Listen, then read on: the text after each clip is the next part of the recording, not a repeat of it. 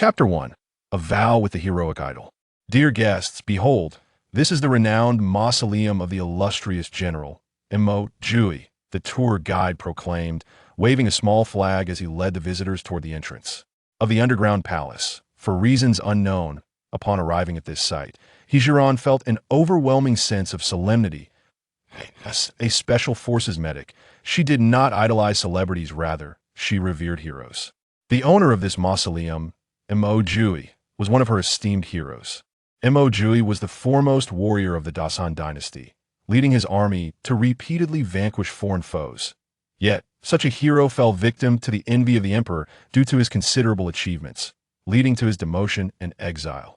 As Zhiran listened to the guide's elaborate account, she couldn't help but reflect on the tragic fate of this hero. One could only lament that Mo Jiupei was born at an inopportune time. Had he lived a few more years to witness the ascension of a new emperor, he surely would have been vindicated. Alas, fate was cruel, and he perished on the road to exile. Just as Zhiran was lost in her thoughts, the ground beneath her trembled violently. A voice cried out, "Run!" An earthquake. With her agility, Zhiran could have easily escaped this natural disaster. However, she chose to remain behind to save others, forever binding her fate to this place. Before her consciousness faded, a faint smile graced her lips. So be it. I shall rest here for eternity, in the company of a hero. In the Dasan dynasty, the duke's residence was adorned with vibrant decorations, and the sound of drums and music filled the air. Bow to heaven and earth. With a long call, Zhiran felt as though she were a marionette, being guided to perform the ceremonial bow. Bow to the ancestral hall. Couple, bow at each other. Enter the bridal chamber. Though her head spun slightly, this did not hinder her from absorbing the memories of this body, ignoring the cacophony of congratulatory voices and the endless auspicious words of the matchmaker. Zhiran's thoughts remained immersed in contemplation. As she pieced together these memories, she was compelled to accept an undeniable truth. She had traversed time. Moreover, she had become the newlywed wife of her idol, the heroic Mo Jiupei. The original owner of this body shared her name, also called Zhiran, and was the legitimate eldest daughter of He Yuanming, the current Minister of Revenue. From a young age, she had been betrothed to Mo Jiupei. The Mo family had a long-standing tradition of loyalty, with all the males sacrificing their lives for the nation, leaving only Mo Jiupei as the last scion. 5 years prior, after the death of his eldest brother on the battlefield, the mere 16-year-old Mo Jiupei took command and single-handedly supported the duke's residence, now filled with widows. Now, having returned victorious, and under the auspices of the elder matriarch of the Mo family, a propitious date for their marriage was chosen. However, the original owner was determined to rescind the marriage, unwilling to live her life as a widow like the other women of the duke's residence. After all, every male in the Mo family had met an untimely end on the battlefield. In her desperate attempts to annul the engagement, the original owner created quite a scene. Yet her father, a man of integrity and honesty, staunchly refused to allow the marriage to be called off in a bid to ensure their daughter's union with the duke's residence.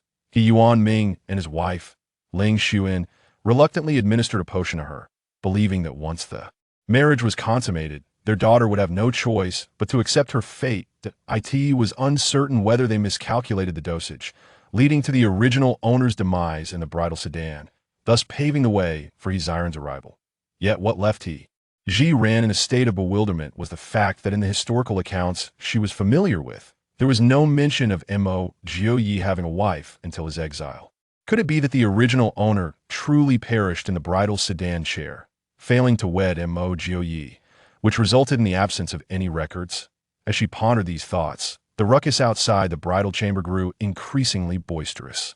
The accompanying maid, Xiao Yu, gently tapped her arm and whispered, "Miss, the groom has arrived." Zhiran softly replied. A throng of people surrounded Mo Jiupei, who was clad in a resplendent red wedding attire as he entered the bridal chamber. "Lord Duke, lift the bridal veil. Do not miss the auspicious moment." The matchmaker beamed, handing Mo Jiupei a scale pole adorned with a red cloth. "Ninth brother, hurry. Everyone is eager to see ninth sister-in-law." Indeed, ninth brother, do not be shy." Mo Jiupei, grasping the scale pole, was ushered by several sisters-in-law, to stand before Zhiran, he halted, and under the gaze of the crowd, gently lifted the red veil that obscured her view. Instinctively, Zhiran looked up at the man before her.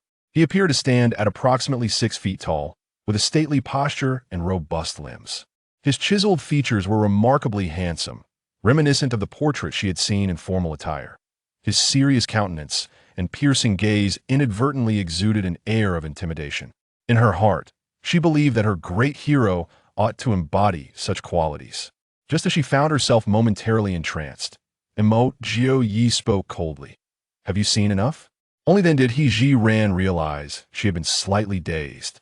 Meeting his profound gaze, she unconsciously replied, "I've seen enough, it is what it is." It was not that she disrespected the great hero, but in front of so many onlookers, this man offered her no courtesy, and thus, she felt no need to flatter him. Seeing the tension between the newlyweds, sixth sister-in-law Deng Shui quickly stepped in to mediate. "Ninth brother, ninth sister-in-law, your newlyweds do not let the auspicious moment pass you by. Drink the ceremonial wine and rest early." Third sister-in-law, Feng Chui Lian added, "Yes, you must make an effort to bless the Mo family with children." Listening to the words of the sisters-in-law, even Zhiran, with her modern soul, could not help but blush. In her previous life, having been single for 24 years, she had only aspired to serve her country and had never imagined she would find herself in such an awkward situation one day. To avoid revealing her embarrassment, she quickly lowered her head. This action, however, was misinterpreted. Fourth sister-in-law, Shaoqing grasped Zhiran's hand, saying, "Ninth sister-in-law, do not be shy, you will become familiar with these sisters-in-law in no time."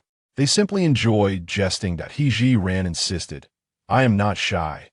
Just as the other sisters-in-law were about to speak further, a voice from outside called out, "Lord Duke, the Emperor has sent a messenger with an edict, summoning you to the palace immediately." Upon hearing this, Zhiran felt a sudden jolt of anxiety.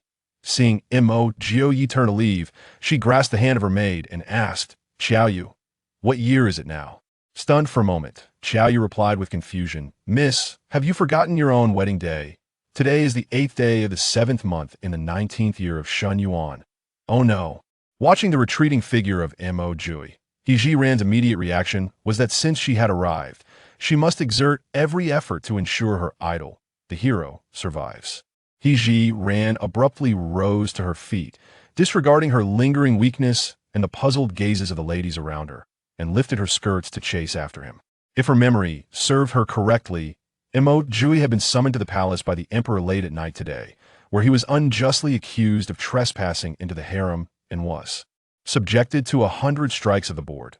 The following day, he was condemned for treason and betrayal of the nation, facing the confiscation of the duke's residence and subsequent exile. Chapter 2. A warning as Zhiran ran. She shouted in haste, fearful of falling behind Mo Jiupei. "Mo Jiupei, wait for me." After pursuing him for quite a distance, she finally caught sight of his red figure. Mo Jiupei turned around, his expression still devoid of emotion as he regarded her. "Is there something you need?" Breathless, Zhiran reached Mo Jiupei and grasped his arm, urging him to return. "What are you doing?" Mo Jiupei inquired, his brow furrowing. Zhiran struggled to articulate her intentions and could only murmur vaguely, "I have a foreboding feeling that you might encounter some scheming during your visit to the palace." As she uttered these words, Zhiran braced herself for Mo Jiupei's skepticism. However, he did not question her. Instead, he countered, "What have you heard?" In truth, during his time returning from the border to the capital, Mo Jiupei had sensed a lingering feeling of being targeted, particularly by the emperor, who projected an air of insincerity while conversing with him. Unable to confess her knowledge of this history, Zhiran, upon being questioned, could only muster the courage to respond, "I have already stated that I possess a troubling premonition." In Mo Jiupei's eyes, her explanation seemed rather far-fetched. Nonetheless, at that moment, he was anxious to enter the palace and had little inclination to probe further. He allowed Zhiran to lead, relinquishing the initiative to her. Zhiran wandered around the courtyard outside the bridal chamber, eventually fixing her gaze upon the flower palanquin she had arrived in. Releasing her grip on Mo Jiupei's arm, she darted inside the palanquin and retrieved a thick cushion. This was an item the original owner frequently carried when leaving her maternal home. Whether riding in a palanquin or a carriage, she despised the jolting motion. Thus, the meticulous madam he had instructed her servants to create a soft cushion for her. Zhiran pinched the cushion to gauge its thickness. It seemed satisfactory, and she turned to present it to Mo Jiupei. If you trust my words, place this behind you. It may offer you some assistance. Pausing briefly, she added also, if someone claims the emperor wishes to summon you in the harem, do not go. There was little more she could do at this point. Whether Mo Jiupei could evade physical suffering would depend on his own fate. Mo Jiupei hesitated for a moment, but ultimately accepted the cushion. As he turned to leave, he remarked, "It is getting late. You need not wait for me. Rest early." Watching his retreating figure, Zhiran couldn't help but remind him, "Do not forget to place the cushion behind you." With no response from Mo Jiupei, she could only retrace her steps. Upon returning to the courtyard, she found 8 sisters-in-law and a younger sister-in-law waiting in unison. The 8 sisters-in-law, all experienced in the ways of the world, approached Zhiran to offer comfort upon her return. "Sister-in-law Jiu, do not fret. The emperor calling for Jiu so late surely indicates an urgent matter. He will not delay for long. Indeed, Jiu will certainly return in time for your wedding night." Though the sisters-in-law were well-meaning, Zhiran recognized their kindness. However, their words were a burden she could not bear to absorb at that moment. As Zhiran gazed upon her 8 youthful sisters-in-law, a fleeting pang of sorrow washed over her. These benevolent women bore a heavy fate, becoming widows at such a tender age, ultimately facing the grim prospect of exile. After much contemplation, Zhiran resolved to offer a word of caution. "Dear sisters-in-law, I have been plagued by a peculiar dream these past few days, foretelling that our esteemed Guogong mansion may face confiscation and exile." The ever-composed eldest sister-in-law, Cui Baiting, stepped forward to grasp her arm, gently admonishing Jiu Mei. "Such words should not be uttered lightly. Our Guogong mansion has long been loyal and righteous. How could we ever suffer such a fate? No, no, let us dismiss this ill-omened talk, Jiu Mei. We shall pretend we did not hear it." Second sister-in-law, Xie Fong, promptly spat on the ground twice. Zhiran anticipated this reaction, but was resolute in her intentions. "Sisters, I too wish for this not to be true. However, the dream felt all too vivid, repeating the same scene day after day. Therefore, I believe it prudent to consider the possibility and prepare ourselves, for it would cost us nothing." The sisters exchanged glances, torn by her words. The youngest sister-in-law, Mo Hanyu, having been coddled by her many brothers and sisters-in-law, was the most timid, terrified by Zhiran's revelation. She whimpered, "Sisters, I am afraid. It cannot possibly be true." The eldest sister-in-law, sensing her distress, enveloped her in a comforting embrace, whispering, "Fear not, dear Hanyu. They say dreams are often the opposite of reality." Mo Hanyu wiped her tears and nestled closer to her eldest sister-in-law. The latter then surveyed the gathering of sisters-in-law, declaring, "It is getting late, and Jiu Mei has had a long day. Let her rest." Uncertain if her words had resonated, Zhiran acknowledged that she had done all she could. The future would unfold as it would. Returning to her chamber, several maidservants attended to her, and once she was finished with her ablutions, she dismissed them all. What she craved now was tranquility. Only in silence could she gather her thoughts for the next steps. By the flickering candlelight, she surveyed the lavish decorations of the bridal chamber, regretting her inability to claim any of these treasures. Thus, she resolved to focus on the most portable asset, silver notes. She was unaware of the exact amount of silver notes held by the Guogong mansion, but she recalled that her parents had gifted her with 2,000 taels as part of her dowry. With this thought in mind, Zhiran swiftly donned a robe and exited her room. Xiaoyu rushed to her side, asking, "Miss, what is your command?" Zhiran waved her off. "Nothing of importance. I cannot sleep. I wish to inspect my dowry. You need not accompany me." Having served Zhiran since childhood, Xiaoyu understood her mistress's resolute nature and obediently remained behind. The dowry had just been brought into the Guogong mansion and had yet to be organized, now laid out in the side chamber. Zhiran directly opened the box containing the silver notes and retrieved a stack, confirming that it contained precisely 2,000 taels. Holding a silver note in her hand, Zhiran's first thought was that during a house search, there would inevitably be someone conducting a body search. Where could she conceal these silver notes so that they would not be discovered? If only she possessed a space like those heroines in novels who traverse time. She could safely store the silver notes within, rendering them utterly secure. Alas, just as she lamented the unfairness of the time-traveling deities, she suddenly felt the scene before her transform. The surroundings were all too familiar. It was her infirmary. Could it be that she had not perished? Soon, however, Zhiran was defeated by the relentless grip of reality. Attempting to push open the infirmary door, she found it unyielding, as though it were merely a decorative element, displaying no sign of response, not even a crack. The windows were similarly impervious. As if they had been welded shut. Chapter 3 Emergence of Space. Zhiran quickly clarified her thoughts. She had indeed traversed through time. And this infirmary was the so-called golden finger of her journey. In her pursuit to master the operations of this space, Zhiran softly uttered the word exit. As expected, her body reappeared in the chamber where the dowries were stored. She first grasped a box, and with a mere thought, both she and the box materialized within the space, confirming that this realm allowed external objects to enter. After setting the box down, Zhiran exited the space once more and attempted to use her will to transport the dowry boxes into the realm. The experiment proved successful. As long as she envisioned placing an item into the space, it would swiftly vanish from its original location and reappear inside. The infirmary space was not particularly vast. After placing all the dowry boxes inside, the available area was already significantly diminished. Observing the somewhat cramped quarters, Zhiran resorted to using her will again to stack the boxes against the wall. This operation reaffirmed another point. The space was rather user-friendly, requiring no physical exertion on her part. Everything could be accomplished through her thoughts alone. Having grasped the method of utilizing the space, Zhiran refrained from lingering in the chamber and returned to the bridal room. Despite the existence of the space, she needed to devise a reasonable plan before the decree of exile was issued, so as to facilitate the transport of more supplies. Seated upon the bridal bed, Zhiran pondered deeply. If historical records were accurate, Mo Jiupei had been summoned to the palace and was carried back in the early morning hours. It was said that he had fallen into a coma, barely clinging to life.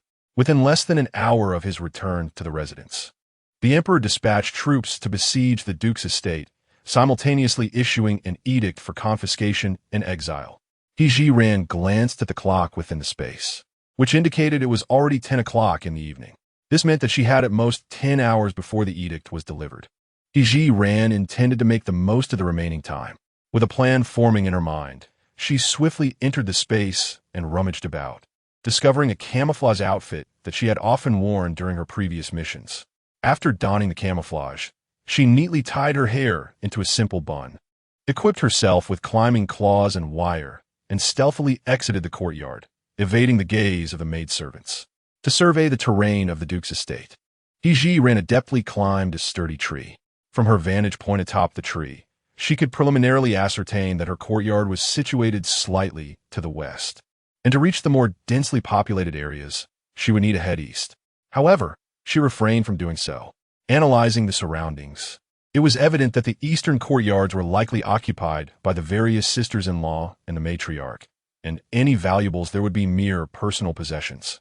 Yet, given the pressing urgency of the situation, it would be far more efficient to locate the storeroom than to rummage through each courtyard like a thief. Resolute in her decision, Zhiran stealthily advanced westward. True to its reputation, the duke's estate was heavily guarded.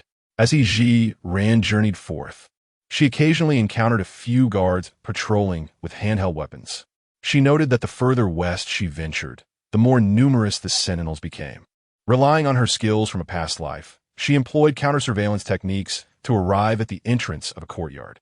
Although it was termed a courtyard, it was essentially a comparatively larger edifice.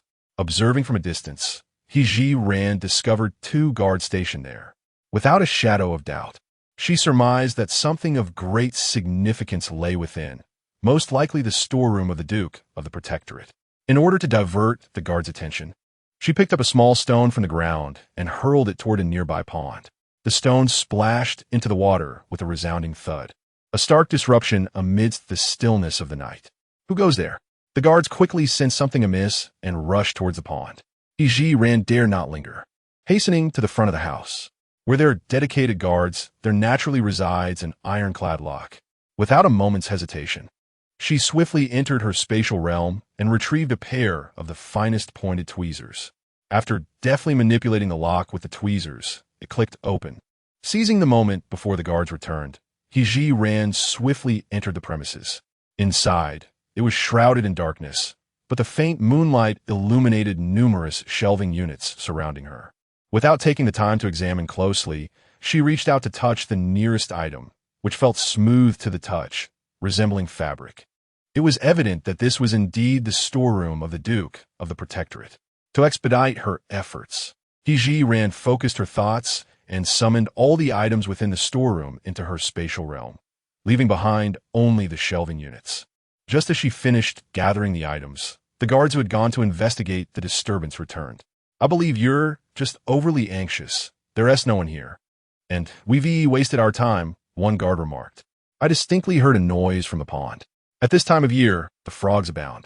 A leap into the pond could easily produce such a sound. All right, consider me overreacting. Let us just focus on our duty." With the guards now back, Zhiran needed to contemplate how to depart unnoticed. After a moment of reflection, she suddenly remembered the miniature drone she had recently acquired. With a plan in mind, Zhiran deftly leaped onto the rafters, gently lifted a tile, and released the drone. Holding the remote control, she skillfully maneuvered the drone to fly a considerable distance away. When she felt it was adequately positioned, she activated the drone's laser light and sonic emitter. The guards, having just settled into their positions, were immediately drawn to the sound, followed by a beam of white light illuminating a nearby courtyard. "What is that? An assassin. Let us go investigate." Hearing the guards' footsteps receding into the distance, Zhiran quickly exited the storeroom, ensuring to relock the door behind her. She dashed to a safe distance and leaped onto a large tree, using the remote control to deactivate the drone's laser light and sound waves. Believing that those individuals would be unable to locate their target and would naturally return. Indeed, the guards searched the area until the light vanished, reluctantly returning to the storeroom entrance. This evening was truly peculiar. Could anything untoward happen? I too found it strange. Should I report this to the Duke? However, today is the Duke's wedding. How daring would one have to be to disturb such a private moment? Indeed, it would be best to wait until tomorrow morning. After all, the storeroom is secure. Noticing that the two guards had completely lowered their vigilance, Zhiran gracefully descended from the tree, maneuvering the drone back into her possession before stowing it away. Chapter 4. Mo Jiupei was carried back. While Zhiran continued to evade the guards' watchful eyes in search of valuable targets, simultaneously entering her space to investigate. She had anticipated that the Duke of the Protectorate's residence, given its substantial heritage, would possess some wealth. To her dismay, aside from a few vividly colored fabrics, there were merely stalks of grain, both coarse and fine, and half a chest of silver ingots. As for antiques, paintings, and jewels, they were exceedingly scarce. The once mighty Duke of the Protectorate was surprisingly impoverished, revealing the integrity of the Mo family. Yet, such a loyal and honorable lineage had incurred the suspicion of those in power, a clear indication of the heavens' indifference. The half-chest of silver appeared to contain approximately 10,000 taels, significantly less than she had envisioned. Nevertheless, Zhiran was resolute that something was better than nothing on the road to exile. Thus, she pondered while she acted, collecting every item she could easily access until the space could no longer accommodate her findings, at which point she reluctantly returned to her courtyard. By now, over an hour had elapsed since her departure. Xiaoyu remained dutifully stationed outside, and Zhiran leapt through the window into her bedroom. Just as she changed out of her camouflage attire, she was startled by the sound of urgent footsteps outside. What could have happened to the Duke? Upon hearing Xiaoyu's anxious inquiry, she hurriedly stepped out to investigate. Before her, Mo Jiupei was being carried by two guards on a door plank, making their way into the house. "Madam, the Duke has been injured. We have brought him back. I will summon the imperial physician immediately." One of the guards reported as they transferred Mo Jiupei from the door plank to the bed. Once the guards departed, Xiaoyu, her eyes red-rimmed, approached Zhiran. "Miss, the Duke was perfectly fine when he left. How could he be unconscious now?" Zhiran observed Mo Jiupei closely, noting that his eyes were tightly shut, indicating a state of unconsciousness. "You go guard the door. Bring the physician to me at the first opportunity," she instructed, prioritizing the need to send Xiaoyu away before assessing Mo Jiupei's injuries. "Yes," Xiaoyu replied, turning to leave. Zhiran adjusted 2 large red wedding candles to their brightest setting and placed them at the head of the bed, preparing to examine Mo Jiupei. Just as she reached out, he opened his eyes. "I am fine," he asserted, his voice strong, suggesting that his injuries were not severe. "What exactly happened?" Zhiran inquired. Mo Jiupei hesitated for a moment, slightly shifting his body, his cold, penetrating gaze fixed intently on Zhiran. "How did you know I would be framed by the Emperor today upon entering the palace?" On the way back from the palace, Mo Jiupei had been pondering how Zhiran had come to possess this knowledge. The most plausible explanation was that his father-in-law, Yuan Ming, had been forewarned. Otherwise, he could not fathom how she would know. If that were true, it would imply that Yuan Ming was undoubtedly connected to the Emperor, and Zhiran could not be ruled out as a potential spy for him. With this thought, Mo Jiupei's gaze on Zhiran deepened further. If the distinguished ladies of this era were to witness such a scenario, they would surely be terrified to tears. Zhiran was aware of Mo Jiupei's suspicions towards her. However, she felt no sense of guilt. "I have dreamt of this calamity for several consecutive nights, and regardless of whether you believe me or not, that is my explanation." Gazing into her clear, expressive eyes, Mo Jiupei clearly doubted her words, yet surprisingly refrained from pressing her further. Unbeknownst to her, he was lost in thought as she spoke again. "Are you injured? I possess some knowledge of medicine and can assist you." No sooner had she spoken than Mo Jiupei, in her presence, yanked the mat she had provided from behind him. The mat bore multiple damages, with faint traces of blood visible upon it. "Have you indeed entered the inner palace, only to receive 100 lashes? Such is the historical record." Now, Mo Jiupei was brought back with bloodstains on the mat, confirming the grim reality. Mo Jiupei gently shook his head. "I did not enter the inner palace. The Emperor accused me of disobeying his decree and punished me with 50 lashes. As he spoke, he glanced at the bloodied mat and sincerely expressed his gratitude. "Thank you for your warning and the mat, which allowed me to escape this misfortune." Reflecting on these events, a lingering sense of trepidation filled Mo Jiupei. He had been led into the palace, precisely as Zhiran had warned, where the Emperor summoned him to the inner palace. Recalling Zhiran's earnest admonitions prior to his departure, Mo Jiupei refused entry on the grounds that a man should not enter the inner palace. The Emperor, furious that events had not unfolded as he had planned, hastily accused Mo Jiupei of disobedience. While disobeying orders could warrant death, the Emperor was aware that this pretext for punishing Mo Jiupei was unfounded. Should the truth come to light, his reputation as a ruler would be irreparably tarnished. Nevertheless, he was unwilling to simply let Mo Jiupei go.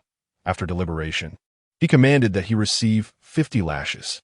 Mo Jiupei's escape from a greater punishment was one aspect, and the soft mat provided by Zhiran had spared him from more severe injuries.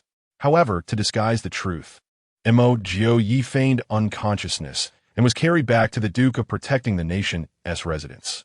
In Mo Jiupei's mind, he suspected that Zhiran might know more than she let on. Were there other events occurring in your dreams? Zhiran had been waiting for Mo Jiupei to inquire, and regardless of whether he believed her source of knowledge, she solemnly replied, "I also dreamt of the Duke of Protecting the Nation's residence being raided and exiled." Raided and exiled? Mo Jiupei's eyes widened in astonishment. Zhiran nodded earnestly. "If my timing is correct, it will be tomorrow morning." "Tomorrow morning?" "Yes, indeed. At the commencement of the morning court, there will be officials who impeach, along with evidence they have prepared regarding your treasonous dealings." For reasons unknown, Mo Jiupei found little room for doubt in Zhiran's words. After all, many occurrences bear faint omens before their manifestation. much like tonight's inexplicable summons to the palace, followed by the 50 lashes. There were other matters as well, and Mo Jiupei was not entirely oblivious to the implications. At this moment, Mo Jiupei found himself lost in contemplation. Regardless of whether Zhiran's words would come to fruition, he deemed it necessary to make preparations in advance. With this thought in mind, Mo Jiupei turned his gaze towards Zhiran. Please send someone to inform my mother and sisters-in-law that I have returned from the palace gravely injured and unconscious. They will undoubtedly come to see me, and at that time, I shall broach the subject with them. For reasons unknown, Mo Jiupei felt an inexplicable trust in this woman, who was still somewhat unfamiliar to him.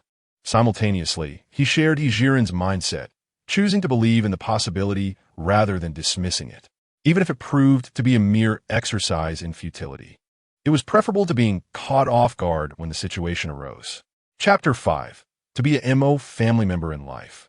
In a ghost of the Mo family in death, Zhiran deemed it essential to inform others of this matter in advance. Furthermore, the fact that Mo Jiupei personally reminded her carried more weight than her own words as a newcomer. Very well, I shall send for them at once. After instructing several servants to summon the others from various courtyards, Zhiran returned to the room. She inquired of Mo Jiupei, "Do you have any plans in mind? You and the sisters may take your divorce papers and depart." At that moment, Mo Jiupei could only think that the fewer people involved, the better. Zhiran did not dispute this. Although her interactions with the 8 sisters-in-law were limited, she could discern that they were all kind-hearted individuals. It was already pitiable for them to be young widows. To be further exiled and suffer alongside him was indeed heart-wrenching. As for her own feelings, she had not pondered them deeply. She sympathized with the Mo family's plight and hoped to alter the fate of Mo Jiupei, who was destined for an early demise. Before long, the matriarch of the Mo family and the sisters-in-law began to arrive one after another. Zhiran could see that their concern for Mo Jiupei was genuine. The old matriarch was the first to approach her son's bedside. Though her eyes were brimming with tears, her demeanor remained resolute. "Jiupei, how are you injured?" "Mother, I am fine. It is merely some superficial wounds." "Why were you hurt, 9th brother?"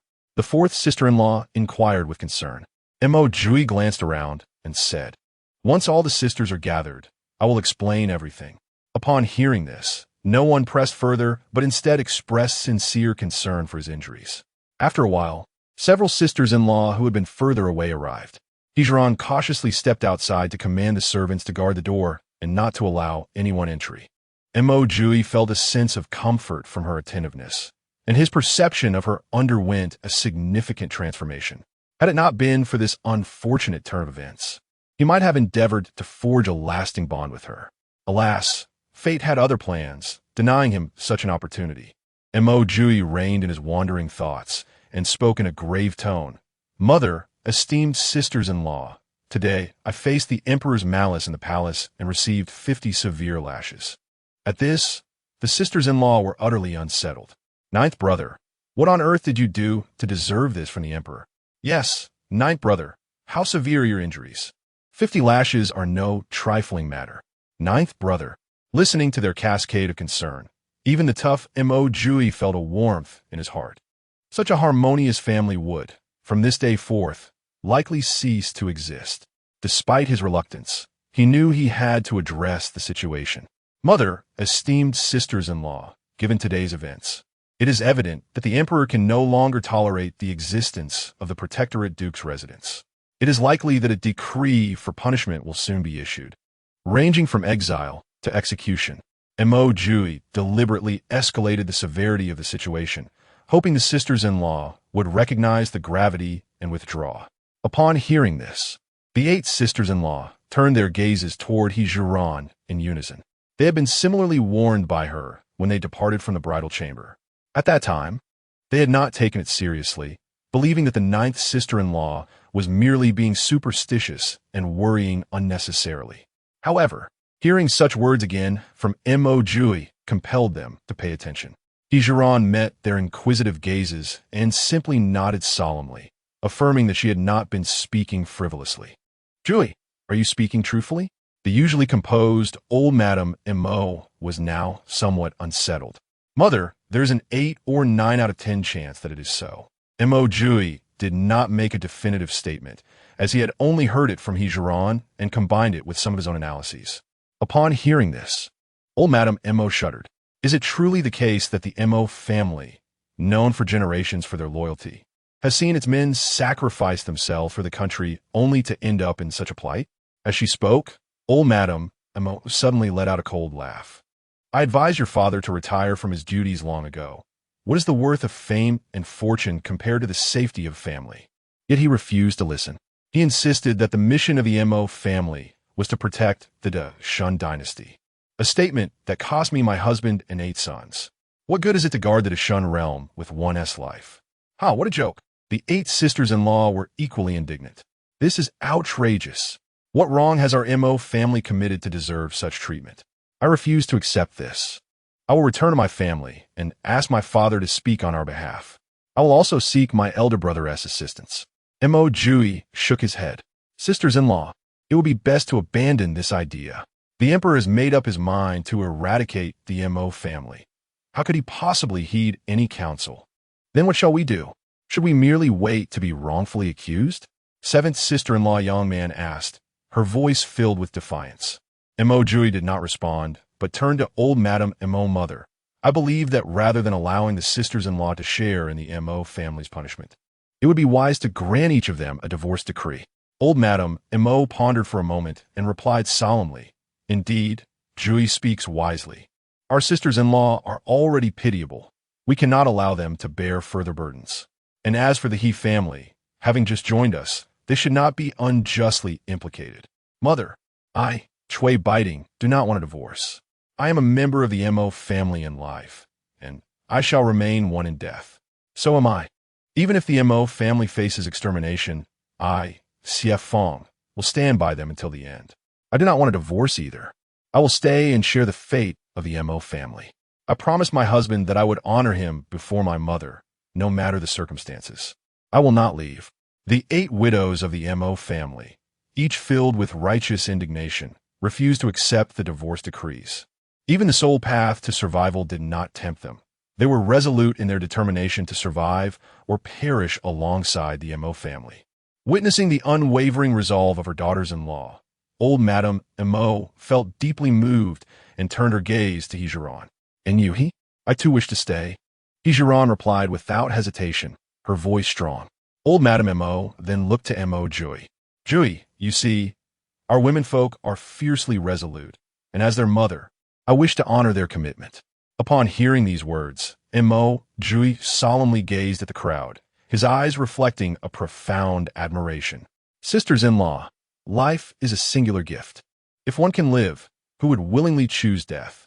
I implore you not to act impulsively in this matter. 9th brother, my mind is firmly made up. There is no need for further discussion, replied the eldest sister-in-law. Under her leadership, the other sisters-in-law also resolutely made the same decision. Old Lady Mo was well acquainted with the dispositions of her daughters-in-law, although minor frictions occasionally arose during their gatherings. When faced with critical moments, none would shy away from their responsibilities. This is the essence of what it means to be a woman of the Mo family. Chapter 6, is this matter related to you? In light of this, Jiupei and I shall refrain from discussing it further. The most pressing concern at present is that we must prepare ourselves in advance. If it truly comes to a complete massacre, we must resign ourselves to fate. However, if it is exile, we must ensure we possess sufficient funds to avoid starvation along the way. Mother, I have 300 taels in my private savings. If we exercise restraint during our journey, it should suffice. The 6th sister-in-law spoke first. When it came to private savings, the 8th sister-in-law seemed somewhat uncertain. Mother, you know me well. I have a fondness for delicacies, and thus I have spent my monthly allowance on snacks. Nevertheless, I do possess a few valuable pieces of jewelry, which I trust can be exchanged for some silver. I also have some valuable items, all of which I intend to convert into silver notes for our journey. Listening to her sisters-in-law, each one eagerly declaring her assets, Mo Jiupei and Zhiran exchanged a knowing glance. They both understood that while the sisters-in-law might have some private savings, these items were not equivalent to silver notes. How could the emperor possibly allow them to carry such valuables openly? If that were the case, would the confiscation be merely a futile endeavor? Sisters-in-law, I recognize that you harbor no selfish intentions, and at this juncture, there is simply no time to convert those items into silver notes.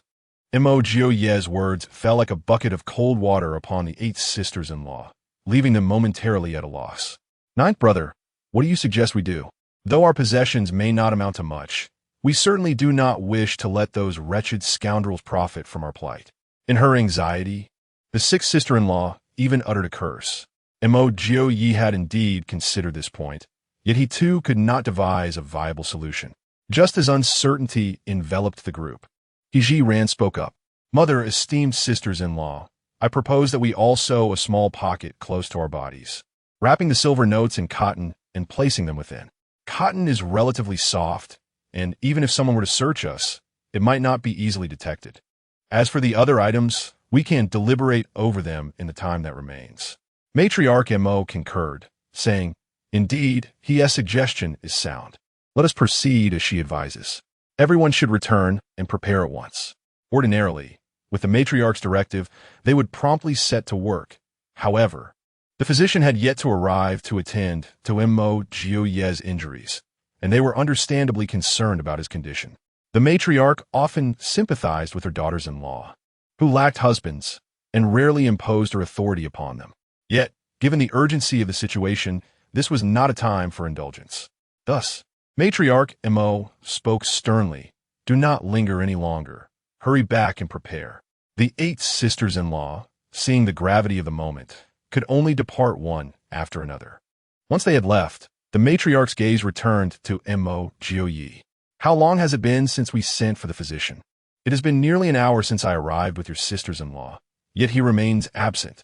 No sooner had she spoken than several young attendants, who had gone to summon the physician, returned with reports.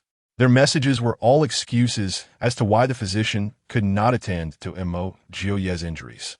Zhiran, adept at discerning the intricacies of their predicament, realized that the emperor was intent on thwarting Mo Jiupei's well-being, perhaps even wishing to prevent him from departing the capital alive. Mo Jiupei appeared to have anticipated this development, revealing no signs of distress. Yet, to assuage his mother's concerns, he gently reassured her, Mother, my injuries are not severe. You need not worry. The elder Mrs. Mo was not one to remain oblivious to the realities at hand. Despite her anxieties regarding her son's condition, she felt powerless in the face of circumstances. Moreover, given Mo Jiupei's current state, he seemed to be faring reasonably well. In that case, I shall return to make preparations, she concluded. Regardless, Mo Jiupei had indeed endured a considerable punishment, and walking unaided would still pose a challenge for him. Zhiran willingly escorted the elder Mrs. Mo out of the courtyard. Upon returning to her chamber, she discreetly retrieved 2 contracts of servitude from her concealed space, one belonging to Qiao Yu and the other to another maid of honor. With the emperor's decree to exile the duke's household, it was impractical to take servants along. Thus, she intended to return the contract to the maid and grant her freedom. Mo Jiupei did not oppose this notion, as he had entertained similar thoughts himself. If you deem it appropriate, then so be it. Just as Mo Jiupei was about to voice further sentiments, a flustered guard rushed in with alarming news. Reporting to you, my lord, the storeroom has been robbed, leaving nothing but empty shelves.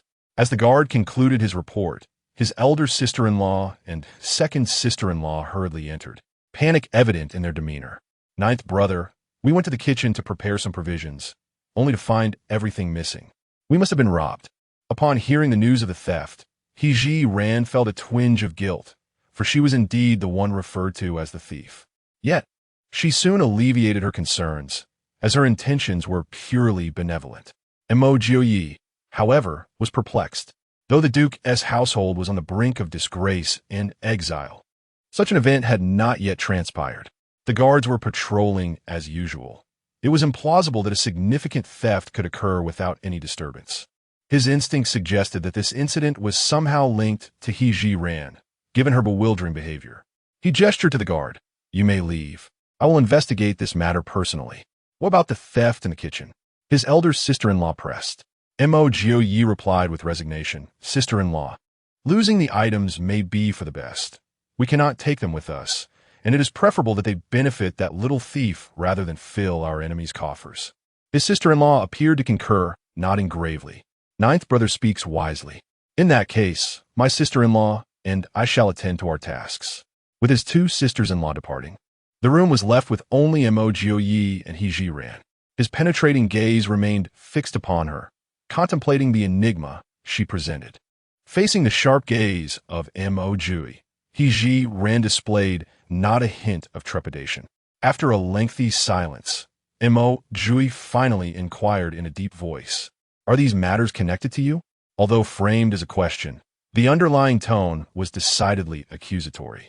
Despite having cultivated a demeanor of indifference to both praise and blame in her previous life, Zhiran found herself momentarily at a loss for words.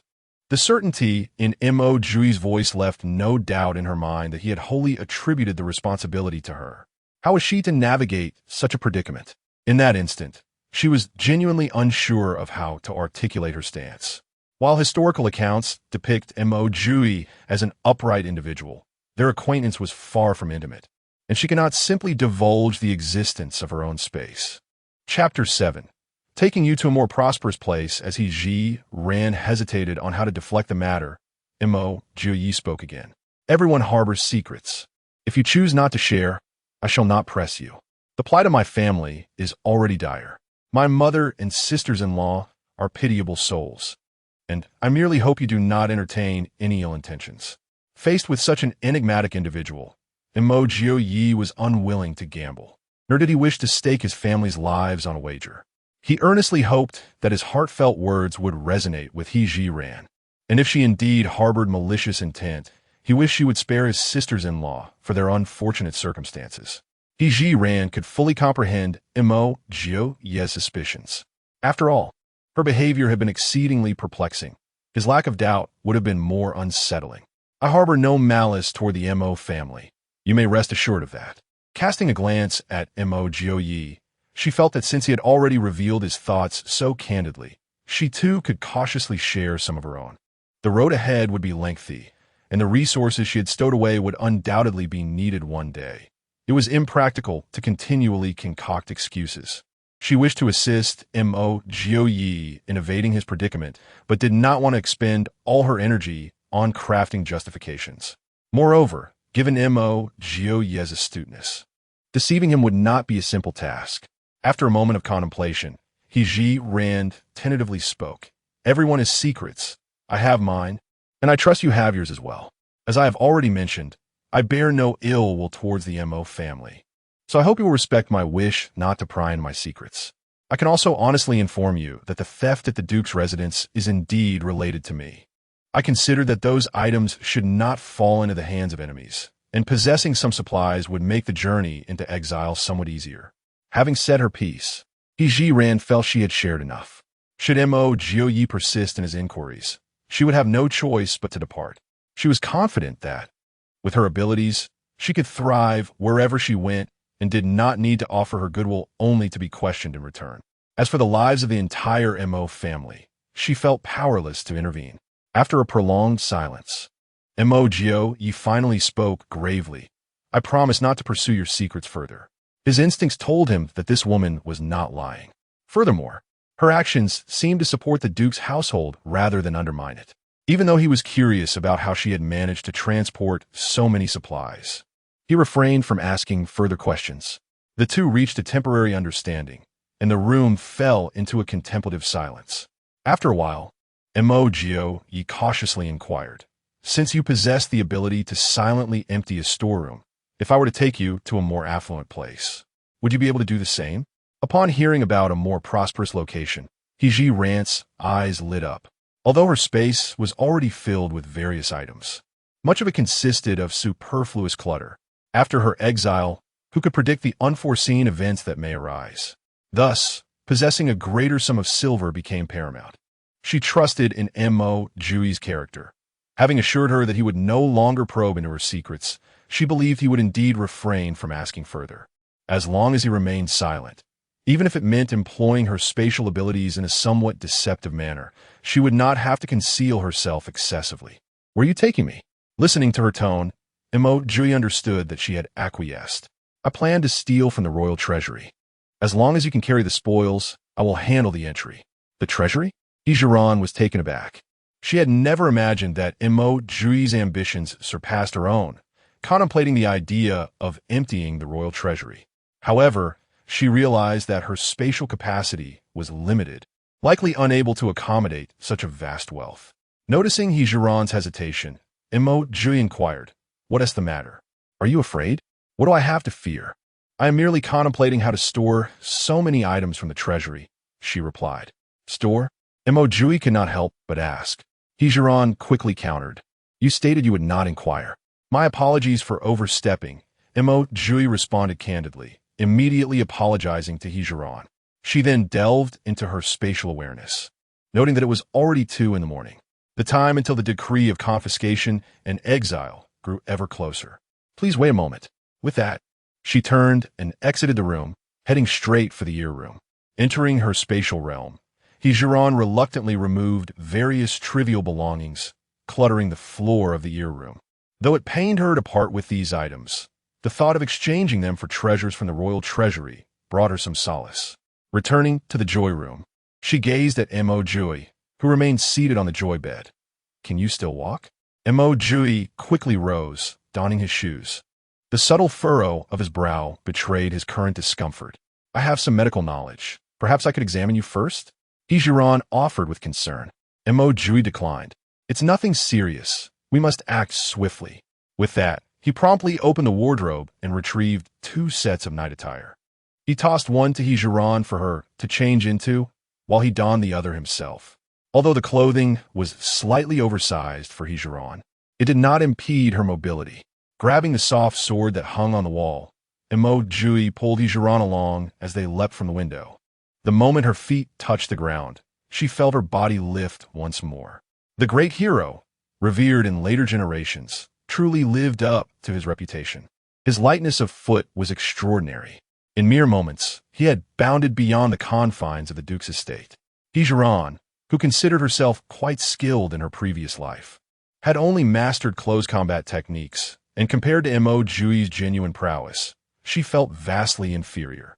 While she admired his skills in silence, Mo Jiupei had already brought her to a somewhat dilapidated courtyard. With wide eyes of disbelief, Zhiran softly asked, "Is this the treasury you mentioned?" Offered no reply. Instead, he gestured for her to enter a room nestled in the corner. With practiced ease, he approached a fire pit that appeared on the verge of collapse, prying apart several bricks to reveal a seemingly bottomless black void before them. In a hushed tone, he elucidated, "This is a secret passage leading to the treasury."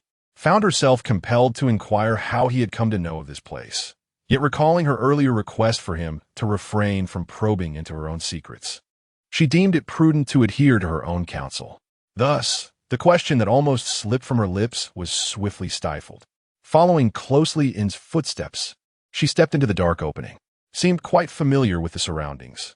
Although shrouded in darkness, he navigated the path with an ease that required no groping. Chapter 8. The burning of the treasury after approximately 10 minutes.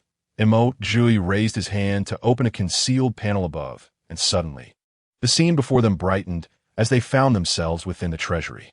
The treasury was indeed grand, not only in its vastness, but also in the dazzling array of treasures it contained, each seemingly more valuable than the last.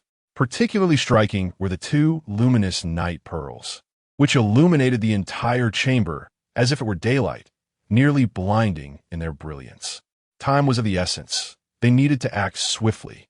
Noticing Zhiran's eyes widening in awe, Mo Jiupei felt compelled to remind her to focus.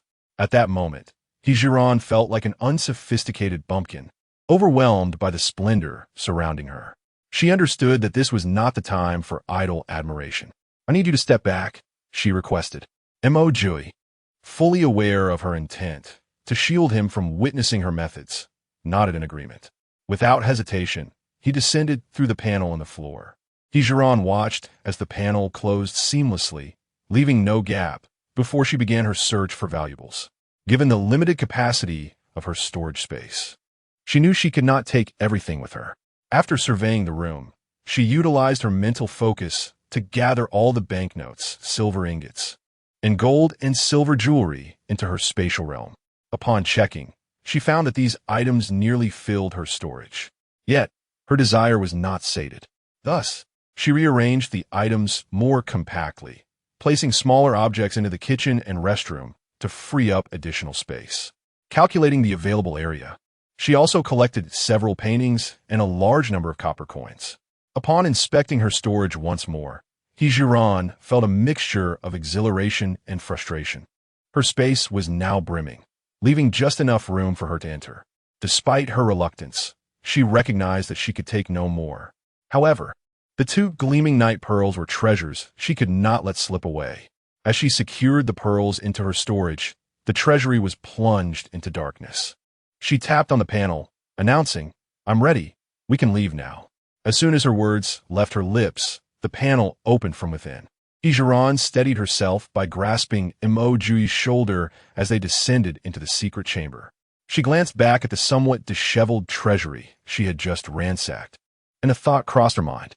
There was far too much to carry away, with plenty of silks and satins still remaining. "What are you implying?"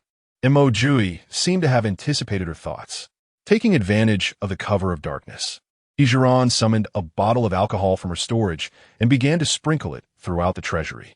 Mo Jiupei promptly joined in, retrieving a fire starter from his pocket, igniting it and casting it into the room. The alcohol ignited upon contact with the flames, engulfing the treasury in a blaze. Together, they swiftly exited the scene. Although neither spoke, both shared an exhilarating sense of satisfaction regarding the burning of the treasury. Particularly for Mo Jiupei, it felt like a long-awaited revenge had finally been realized. He even wished to witness firsthand the emperor's fury upon learning of the treasury's destruction. After successfully returning to the duke's residence, the two changed out of their night attire, and Mo Jiupei resumed his place on the bed. With keen eyes, Zhiran quickly noticed the bloodstains on the floor. "You are bleeding. I must attend to your wound," she insisted. "Do not underestimate superficial injuries. Countless souls have perished in my past life due to untreated infections." She had already exerted herself to save the lives of those in the duke's household. How could she allow Mo Jiupei to be endangered by such a minor injury? "No, my wound is not serious," Mo Jiupei replied, fully aware of his own condition. Although cushioned, he had indeed endured a punishment of 50 lashes. It was impossible for the injury to be trivial. However, the thought of the injury being on his posterior made him uncomfortable, and he was reluctant to allow Zhiran to examine it. In Zhiran's understanding, illness knew no gender. Thus, without any reservations, she prepared to lift Mo Jiupei's garment. Instinctively, he recoiled. No, the location of the injury is not suitable for a woman to see. Only then did Zhiran realize that his reluctance to accept her aid stemmed from this very issue. "I, a mere woman, have said nothing. Why should a grown man like you worry about being at a disadvantage?" Her words were intended to alleviate his embarrassment, enabling her to tend to his wound and plan for the next matter at hand. Upon hearing a woman speak thus, Mo Jiupei's face flushed crimson. He still awkwardly turned away. Zhiran, exasperated, remarked, "Do not forget, we are husband and wife. As spouses, we should be open with each other." She aimed to persuade Mo Jiupei to cooperate with her treatment, completely oblivious to the fact that she was in ancient times. Speaking such words to someone steeped in deeply entrenched feudal beliefs, akin to adding fuel to the fire. Mo Jiupei gaped at her, momentarily at a loss for words. After all, she made a valid point. They were indeed married. Yet, could such words be so casually uttered by a woman? Contemplating this, Mo Jiupei grew even more curious about Zhiran. What kind of mindset allowed her to state such things with unwavering composure? While Mo Jiupei pondered this, Zhiran swiftly lifted his outer garment. On the morrow of their grand wedding, he was adorned in vibrant red attire. Even so, upon lifting his coat, the sight that met her eyes was startling. The crimson undergarments he wore were soaked with blood, the once bright fabric now stained a dark red. Reflecting on how he had just taken her to steal from the treasury, she marveled at the resilience of his character. How could he endure so much for so long? With this thought, her respect for Mo Jiupei deepened further. Realizing he could not resist Zhiran's determination, and Mo Jiupei turned his head away. Facing the wall, with his eyes shut, resigned to his fate. Seeing that he could not see her, Zhiran, feeling unburdened, retrieved a bottle of alcohol from her space. To her astonishment, she made a remarkable discovery. If her memory served her correctly, there were originally 3 bottles of alcohol stored within the space. One bottle had been utilized during the recent fire in the warehouse, leaving her to believe that 2 bottles should remain. However, she had just discovered that the quantity of alcohol had not diminished. There were still 3 bottles.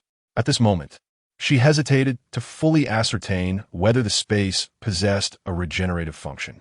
Nevertheless, upon conducting a thorough examination of the alcohol within the space, she confirmed that there were indeed 2 bottles. After assisting Mo Jiupei in tending to his wound, she would revisit the matter, should the count revert to 3 bottles. It would indicate that she had uncovered yet another new capability of the space. Recollecting her thoughts, Zhiran retrieved tweezers and cotton from the space, gently peeling away Mo Jiupei's trousers. The sight of the wound was distressing, even for someone as accustomed to various injuries as Zhiran. Chapter 9.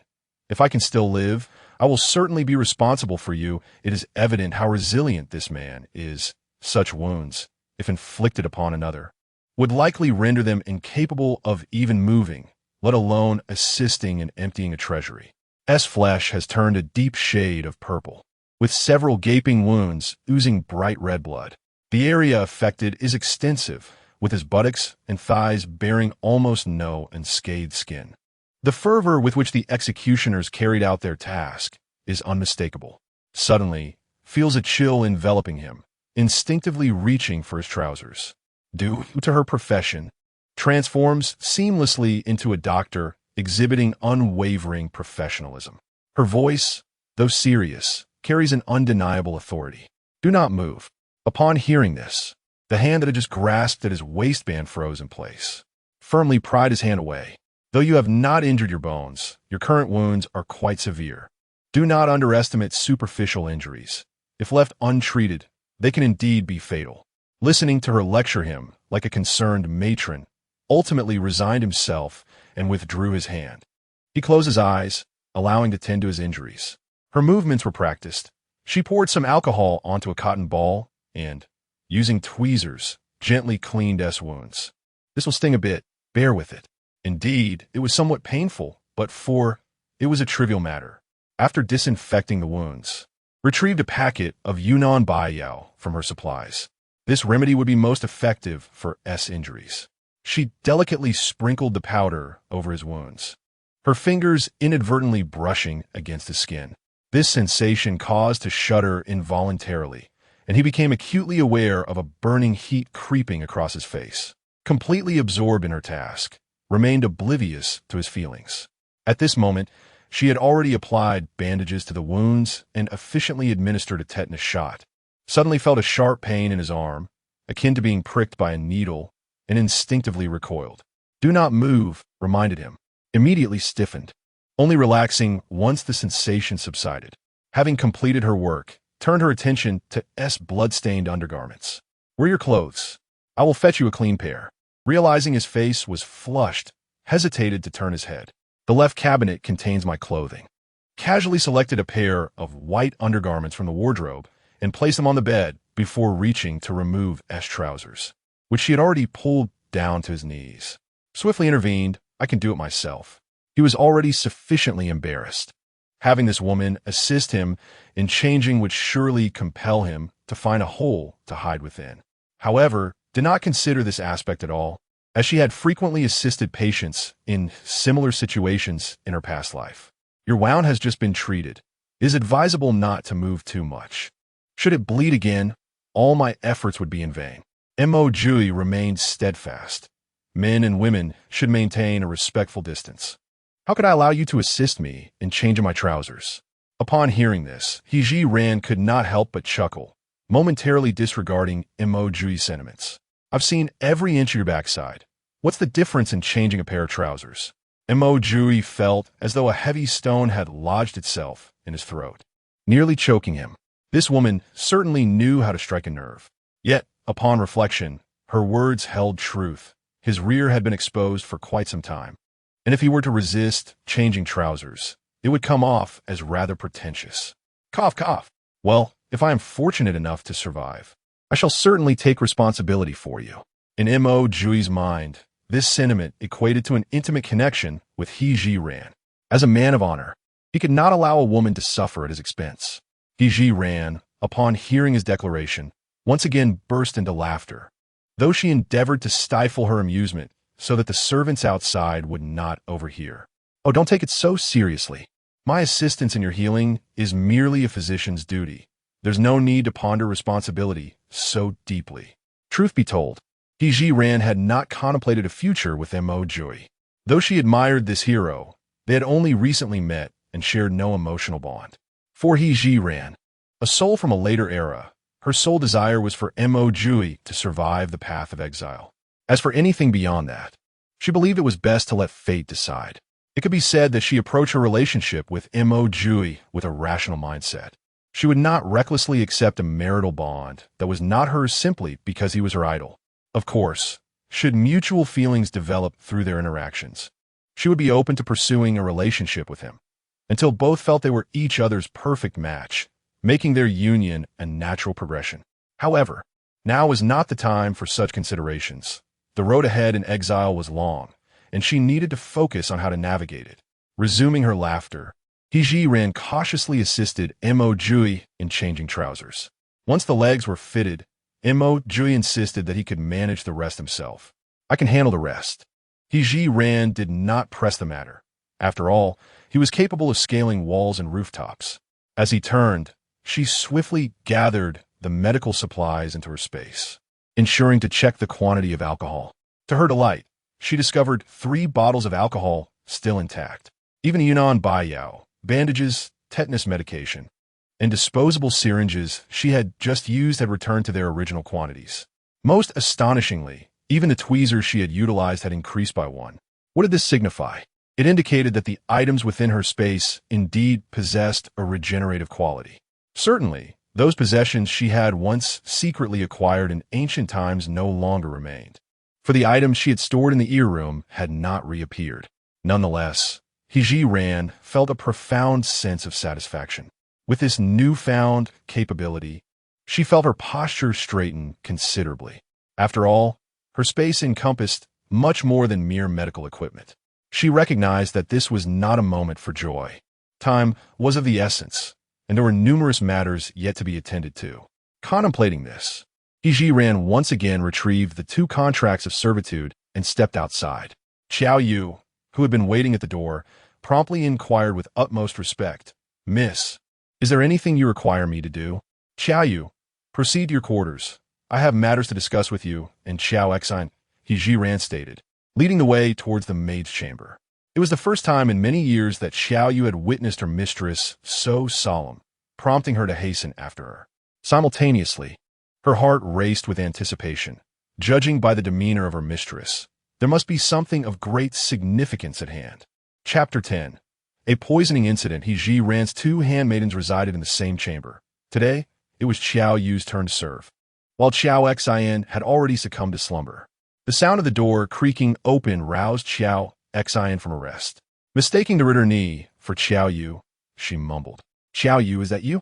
"It is I," Zhiran clarified gently.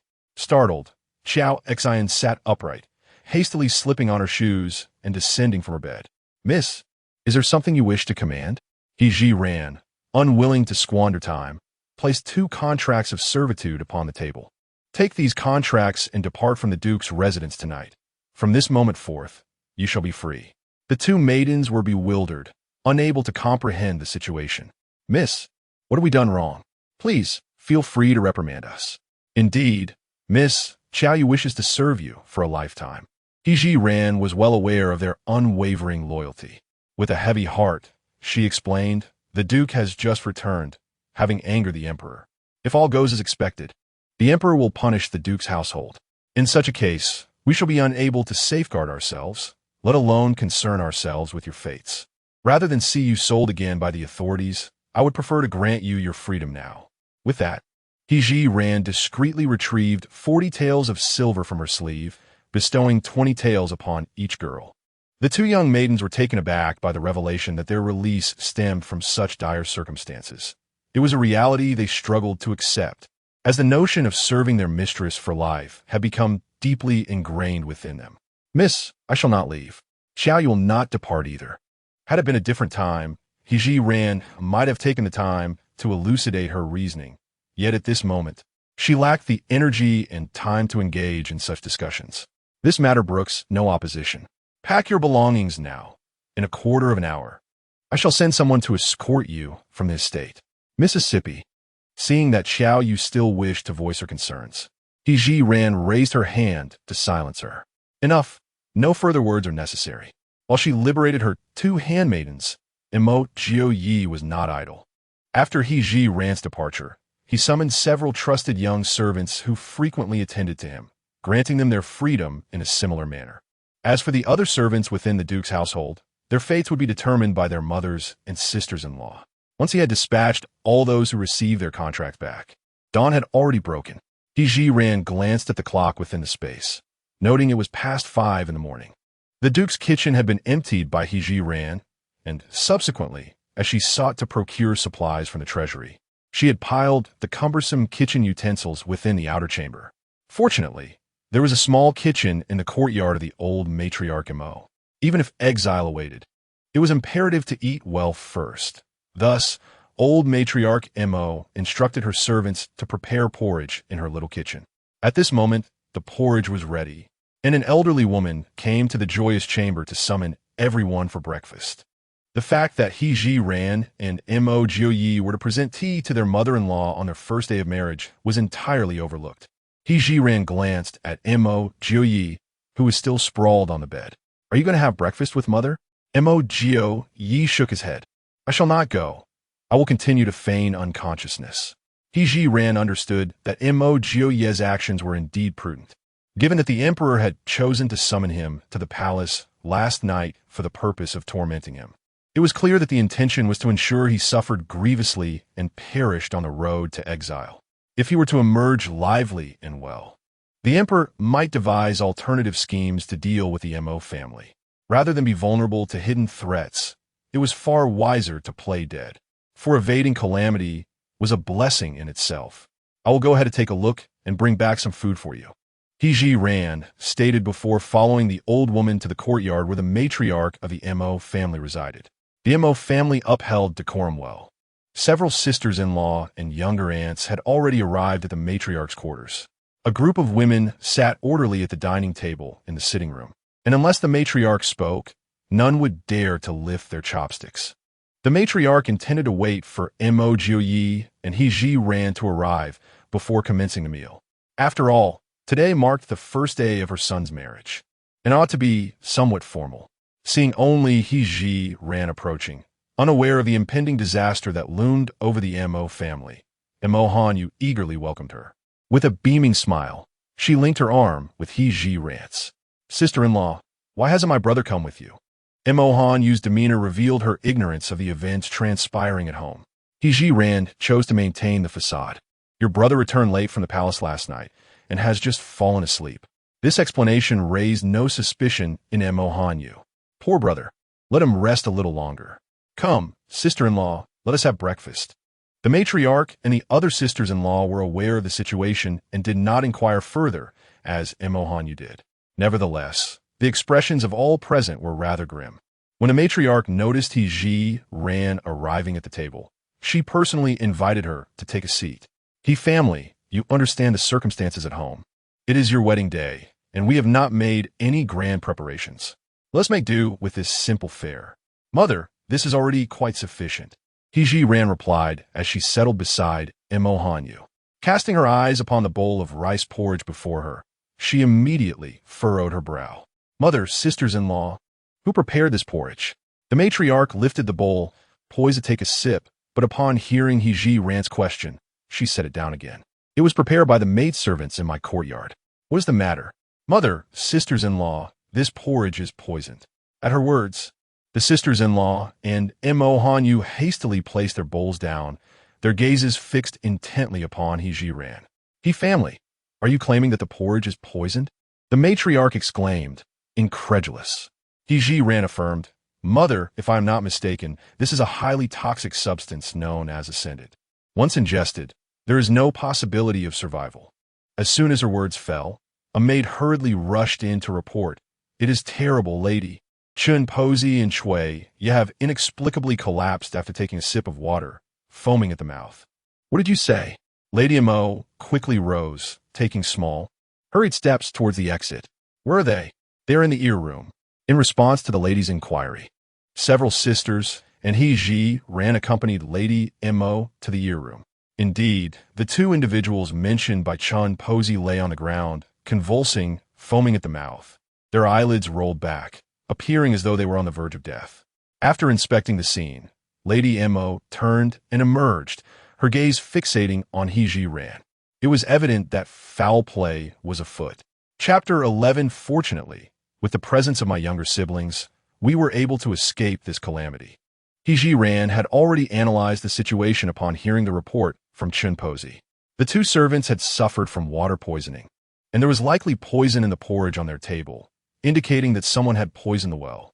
"Mother, from where does the water in the small kitchen originate?" "It comes from the well behind my courtyard." Without further contemplation, Zhiran hurried towards the well. After drawing up a bucket of water, she lightly dipped her fingers into it, then ground the liquid between her fingertips and carefully inhaled its scent. The onlookers held their breath, captivated by Zhiran's seamless movements. Once she set the wooden bucket aside, the old matriarch of the Mo family inquired, "Is this water poisoned?" Zhiran's expression was grave as she replied, "The poison originates from this well." At her words, the old matriarch's demeanor instantly darkened. Although the Duke's residence was about to face an undeserved disaster, her authority as the head of the household remained intact. "Someone, go investigate immediately. I demand to know who is behind this poisoning." The maids and servants in the courtyard sprang into action, and soon a report was delivered. "Old Madam, Lu Posey has hanged herself in her room." The matriarch and her companions swiftly proceeded towards the servant quarters. Upon entering, they beheld Lu Posey's lifeless body dangling from the beam, utterly devoid of life. "Bring down Lu Posey's body," commanded the old matriarch. Zhiran, observing the scene, instinctively thought that Lu Posey had likely taken her own life out of fear of punishment. If this were true, it suggested that the instigator behind her actions was an enemy of the Duke's residence. Historically, there had been no records of anyone harboring animosity towards the Mo family, aside from the Emperor's apprehension. However, with the Emperor already planning to exile the Mo family entirely, it was unlikely he would send someone to poison them. Who then could this hidden mastermind be? As she pondered this, the old matriarch had already assumed her authoritative demeanor, instructing others to search Lu Posey's body and her quarters. Aside from a few coins, nothing was found on Lu Posey. However, a small paper packet was discovered in the corner of her bed. The servants brought the packet before the old matriarch. She cautiously opened it in front of everyone, revealing it to be empty. Yet, a trace of white powder remained on the paper, indicating that it had once contained medicinal powder. In the past, the old matriarch would have summoned a physician to examine it. However, circumstances had changed. Having failed to summon a doctor for the severely beaten Mo Jiupei the previous night, it was likely that seeking one now would prove futile. As she deliberated on how to handle the situation, Zhiran stepped forward. "Mother, I have some knowledge of medicine. Let me take a look."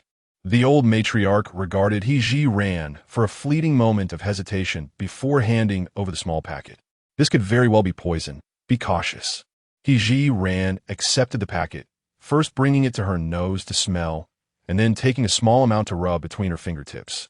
Suddenly, Zhiran lifted her gaze towards the matriarch. "Lady Mo, Mother, this is the poison that was thrown into the well." Upon hearing this, Lady Mo clenched her fists. "Lu, who has served by my side since her youth, has always been treated well by me. Why would she act in such a treacherous manner?" "Mother, Lu must have someone instigating her," Zhiran remarked, unable to contain her thoughts as she noticed Lady Mo's fury. "Who could harbor such hatred for our Mo family?" For a moment, Lady Mo could not fathom the identity of this hidden instigator. Yet, she was acutely aware of a harsh reality. The Duke of protecting the nation's residents was already beset with troubles of its own, leaving little energy to investigate such matters. With a heavy sigh, Lady Mo declared, "Let us set this matter aside for now and deliberate with Jiu Yi before making any decisions." Meanwhile, everyone cast grateful glances towards Zhiran. "Judy May, we owe you our lives for discovering the poison in the porridge just in time.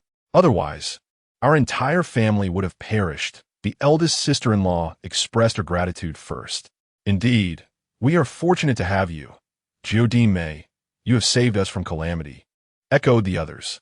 "Thank you, Jiu May, you are truly remarkable."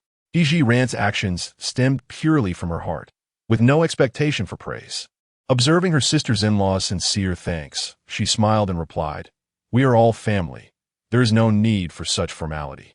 Lady Mo, regarding her daughters-in-law who remained blissfully unaware of the gravity of the situation, spoke sternly. "What Jiu May said is correct. We are family. If you feel gratitude, prove it through your actions in the future." With their matriarch's serious tone, the sisters-in-law quickly fell silent. Lady Mo surveyed the room. "First, dispose of Lu's body. Then fetch water from the wells in the other courtyards to prepare breakfast anew." She contemplated that if they were to be exiled today, it would be difficult to secure a hearty meal in the future. Thus, they must ensure this meal is well prepared. The servants, upon receiving their orders, promptly set to work. Lady Mo and the group of women returned to the reception hall. "How did your preparations fare from last night?" she inquired, taking advantage of the time while the servants readied breakfast once more. "Mother, I have sewn a pocket into my undergarment, as Jiu May suggested, and wrapped the silver notes in cotton for safekeeping. Mother, I have also made my preparations. I am ready as well." The 8 sisters-in-law chimed in, confirming their readiness. Lady Mo nodded. "Very well. Should anything occur, be sharp and astute." Mo Jiupei, unable to comprehend the conversation between her mother and sisters-in-law, asked, "Mother, what are you and my sisters preparing for?" Lady Mo glanced at her innocent daughter, but refrained from divulging the truth. "Hanyu, as a young lady, there is no need for you to inquire about everything." Mo Hanyu felt somewhat unjust, but recognized her mother's foul mood today, to avoid provoking her.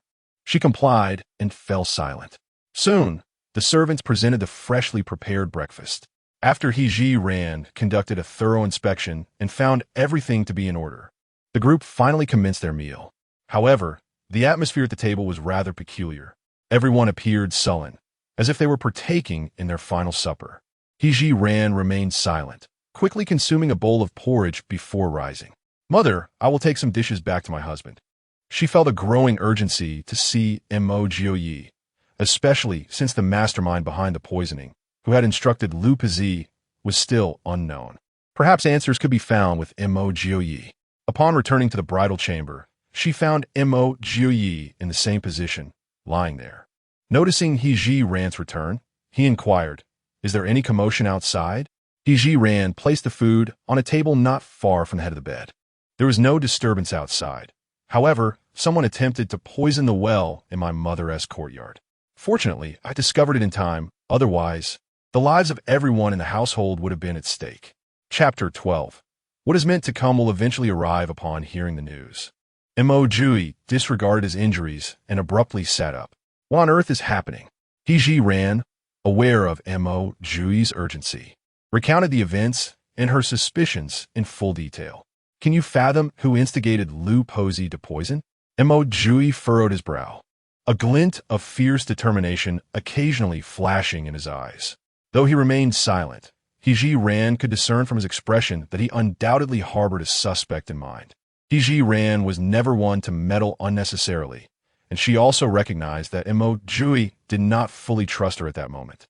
Therefore, she chose not to provoke him further. As long as he was aware of the situation, he would surely take precautions ahead of time. The room fell into a prolonged silence until Zhiran pointed to the breakfast on the table, reminding him, "The food has cooled. You should eat some while the Emperor's men have yet to arrive." Speaking of the Emperor's men, Mo Jiupei glanced toward the window. It was nearly time for the morning hour. Zhiran found it peculiar, if history served correctly. The emperor typically dispatched men to surround the Duke of Guo's residence at this early hour. Could it be that the matter of the treasury theft had delayed them? She voiced her speculation. Mo Jiupei did not refute her. The theft of the treasury, compounded by fire, was no trifling matter. The emperor must be overwhelmed with worry and unable to attend to me at the moment. No sooner had he spoken than a servant arrived to report that someone wished to see the Duchess. Zhiran and Mo Jiupei exchanged glances, both puzzled as to who would seek an audience on the second day of their marriage. Furthermore, the original owner rarely interacted with outsiders, leaving Zhiran momentarily perplexed about the visitor's identity. As for whether to receive the visitor, Mo Jiupei did not offer her any counsel. Instead, he resumed his meal, evidently granting her the authority to make the decision. Zhiran stood up, stating, "I shall go and see." The visitor did not approach through the main entrance of the Duke's residence, but rather through a small door used by the servants in the rear courtyard. Zhiran was led to the backyard, where she encountered a familiar figure dressed as a house servant, though she momentarily struggled to recall their name. Upon seeing Zhiran, the servant promptly bowed respectfully, addressing her as Miss. "The master has sent me to find you." Studying the servant's features, she rummaged through her memories and confirmed that he was a retainer of her stepfather. "What brings you here?" "Miss, I have important news to report." The servant spoke, casting a sidelong glance at the person who had escorted Zhiran. She promptly dismissed that individual. "What is it exactly?" In truth, she had already formed a rough idea of the news, but sought confirmation from him. In a hushed tone, the retainer replied, "Miss, the master has instructed me to inform you that the emperor is about to send men to raid the Duke's residence, urging you to prepare in advance." "Indeed, did my father specify when the emperor's men will arrive?" The servant was unaware of the timing, but he added, "The master also instructed me to remind you. As a daughter of the He family, you must not engage in treachery. Regardless of what befalls the Duke's residence, you must not leave." Disregarding the admonition, Zhiran paid no heed, as she had no intention of departing from the Mo family. Having gleaned no further useful information from him, she waved her hand to dismiss him. Hearing the news directly was far more profound than learning it through the annals of history. Without a moment's delay, Zhiran hastened back to the bridal chamber. Before Mo Jiupei could inquire, she recounted the news brought by the servant in its entirety. Mo Jiupei's expression revealed neither joy nor anger. After a prolonged silence, he coldly remarked, "What is destined to arrive will inevitably come." Although he displayed no overt emotion, Zhiran could discern the despondency in his tone. "Take it easy. As long as we strive to persevere, we shall eventually see the light of day," she encouraged. "Ah, here I am, a man of 8 feet. It is my female relatives who must bear the brunt of my troubles. What hope is there for a brighter future?"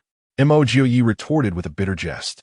Zhiran understood that he was in a low state of mind, and no amount of lofty reasoning on her part would suffice. She could only guide him gradually in the days to come.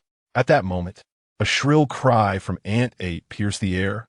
"Ah, why are the water vat and the large pot from the kitchen, along with items from the storeroom, all in Ninth Brother's courtyard?" Zhiran had not anticipated that her oversight would lead to the discovery of the peculiar situation in the ear room. She was acutely aware of just how dire the circumstances were within. Almost all the significant items she had stored away were now in the ear room, including some vases and ornaments from the storeroom. Now, it seemed there was no way to clear her name. Mo Jiupei merely raised his gaze slightly, catching a fleeting glimpse of Zhiran's anxious expression. "If they inquire about the reason, they will surely place the blame on me." Zhiran momentarily lost her composure, but quickly regained her steadiness, especially with Mo Jiupei ready to take the fall for her. Her confidence grew. Upon reaching the door of the ear room, she found several sisters-in-law and the old matriarch standing there, their expressions unified in shock, mouths agape. As Zhiran approached, third sister-in-law promptly grasped her arm. "Ninth sister-in-law, why are the items from our storeroom and kitchen all here?" Feigning surprise, Zhiran widened her eyes and shook her head vigorously. "It was tea like this when I came to tidy up the dowry last night. Why are these items here? This thief is truly unscrupulous. It's one thing to steal from the storeroom, but to abscond with a massive iron pot is simply outrageous. Sixth sister-in-law exclaimed with indignation. Indeed, they probably took what they deemed of little value and stealthily delivered it here. I just want to know, is this thief some sort of deity? How could they move so many items without anyone noticing?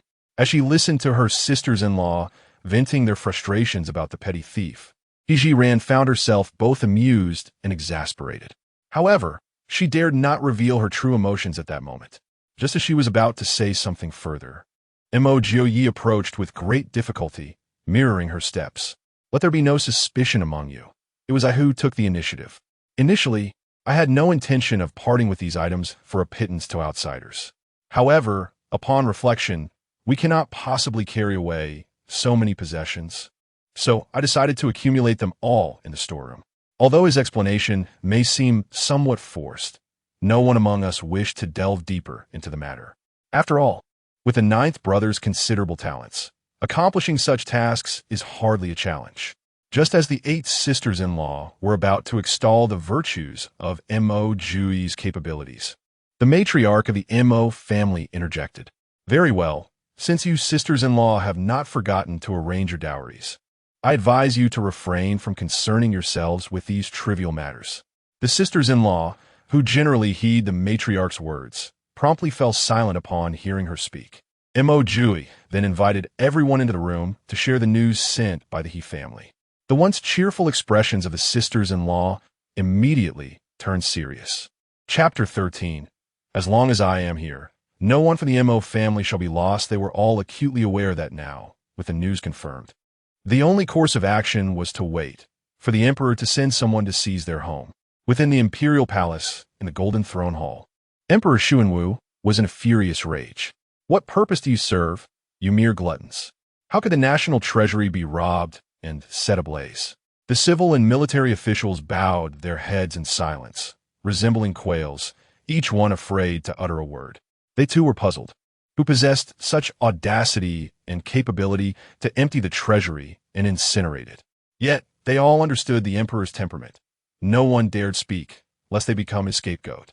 Ultimately, it was the crown prince, Prince Hung, who cautiously interjected. Father, please take care of your health. Moreover, there are more pressing matters at hand. The theft from the treasury can be investigated at a later time.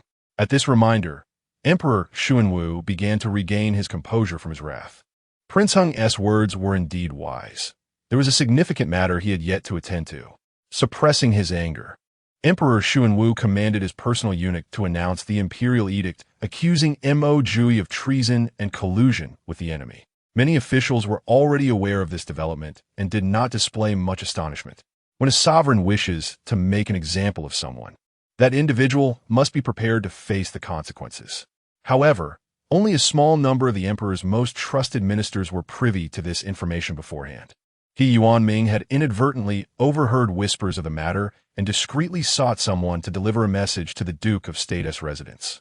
He understood clearly that even if he conveyed the warning in advance, it would not alter the outcome.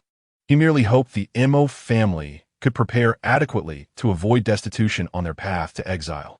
It could be said that Emperor Xuanwu was relentless in his pursuit against the Duke of State's residence, to quell any suspicion among the ministers. He even went so far as to capture a few inconsequential officials and implicate them alongside the Duke of State's residence. He even intertwined their crimes with those of Mo Jiupei. This strategy bore three advantages for Emperor Xuanwu. First, it would exacerbate the Duke of State's predicament. Second, it would render those officials who might plead for Mo Jiupei speechless. Third, it would further torment Mo Jiupei during her exile. Indeed, his plan was flawless. Upon the issuance of the imperial edict, the entire court fell into an eerie silence, with only a few ministers casting sympathetic glances toward Mo Jiupei. To this, Emperor Xuanwu remained indifferent. As long as he could dispose of Mo Jiupei smoothly, everything else was inconsequential. He specifically dispatched a military general, Zhiran, who had once been reprimanded by Mo Jiupei, to execute the edict and seize their property. The intention was to ensure that the Duke of State's residence faced even greater misery. Meanwhile, the matriarch of the Mo family, accompanied by the women of the household, awaited in the joyous chamber. As the hour of Chun had long passed, yet there was no sign of activity. She anxiously glanced at Mo Jiupei, still lying on the bed. Jiupei, could it be that your judgment and information were mistaken? No sooner had she spoken than a servant rushed in, flustered and out of breath, to deliver news. My lord, my lady, it is grave news. The Duke's residence has been besieged. General Chao has stormed in with a contingent of men. Upon hearing this, the matriarch closed her eyes in resignation and murmured, alas. I should not have harbored any false hopes. Unaware of the unfolding crisis, Mo Jiupei swiftly grasped the matriarch's arm. Mother, what has transpired? The 8 sisters-in-law, previously composed, now turned to the matriarch with palpable anxiety. Since they have arrived, we must confront this with composure. Come, let us see what is happening. As the group hurriedly followed the matriarch outside, Zhiran turned her gaze to the still figure of Mo Jiupei. Do not worry. I will assist Mother in managing the situation. After all, Mo Jiupei was feigning unconsciousness and could not join them.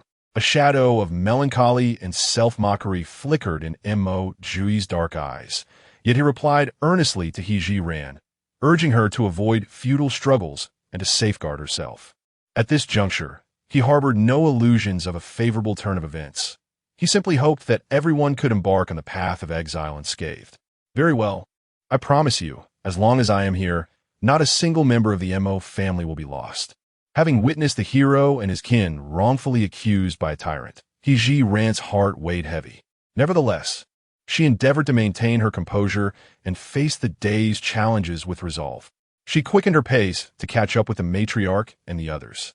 After walking a short distance, a cacophony of hurried footsteps reached their ears, accompanied by the desperate pleas of the servants. A throng of officials clad in uniform approached, surrounding the grinning Zhiran, who advanced towards them. Before they drew near, someone shouted, "Do not move. We are here to execute a search warrant." The matriarch halted first, feigning calm as she regarded the newcomers.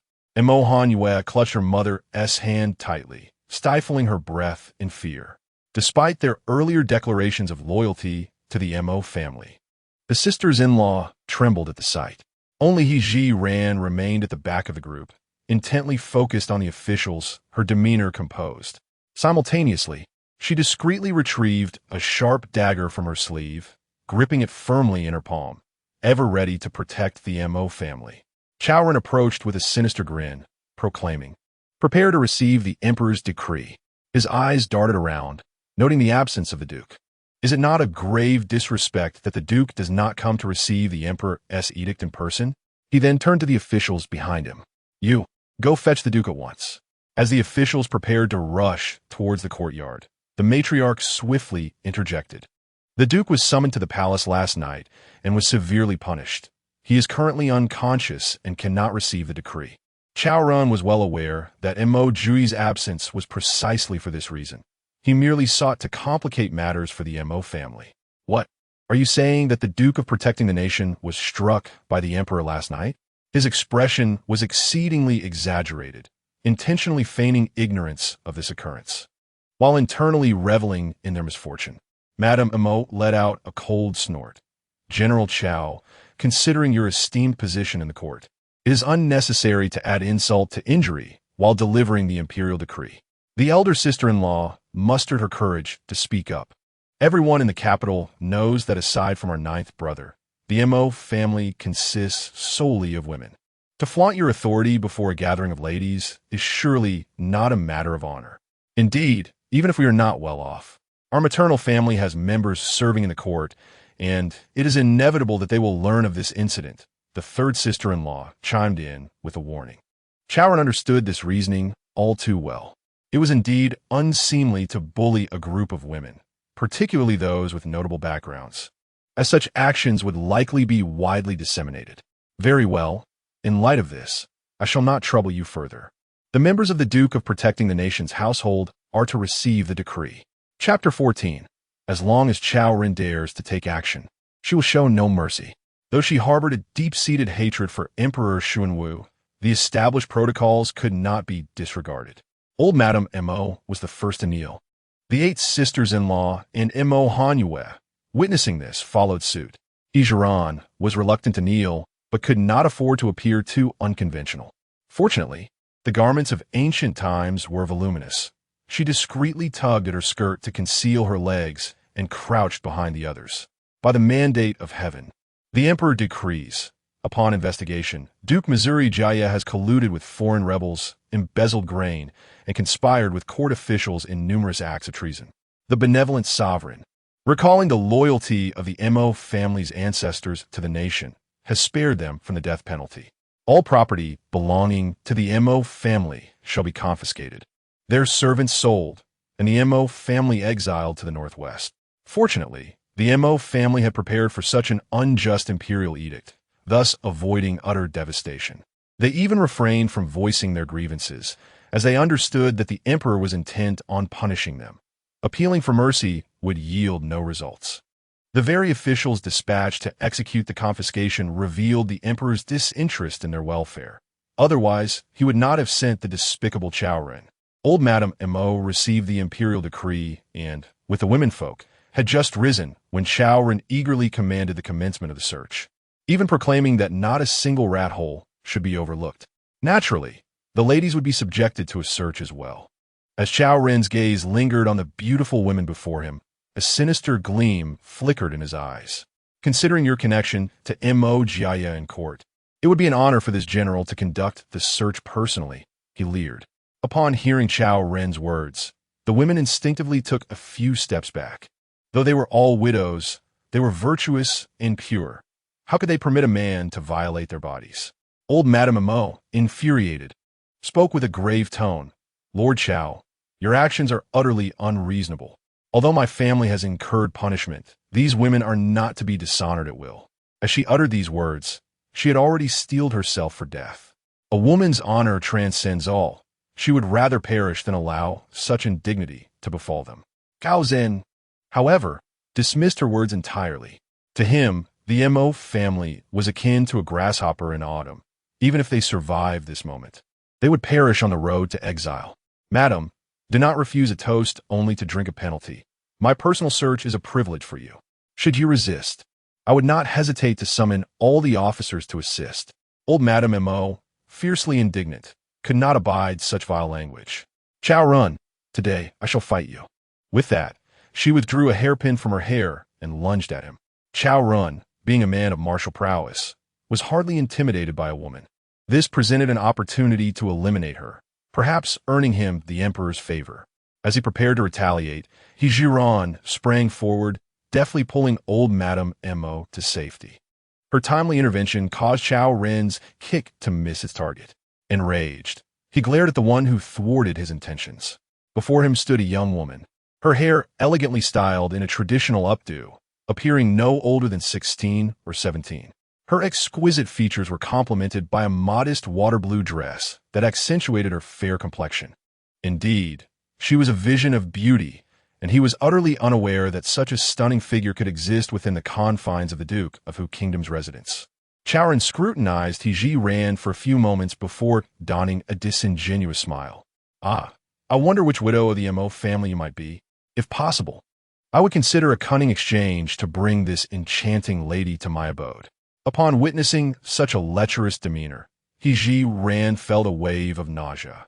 Nevertheless, she maintained her icy gaze upon him. How bold of you, Zhiran, to so brazenly disregard the laws of the court and to harass the family of an accused official. Oh, my dear lady, you are quite feisty. I shall tease you. And what can you do to deter me? Zhiran remained unperturbed.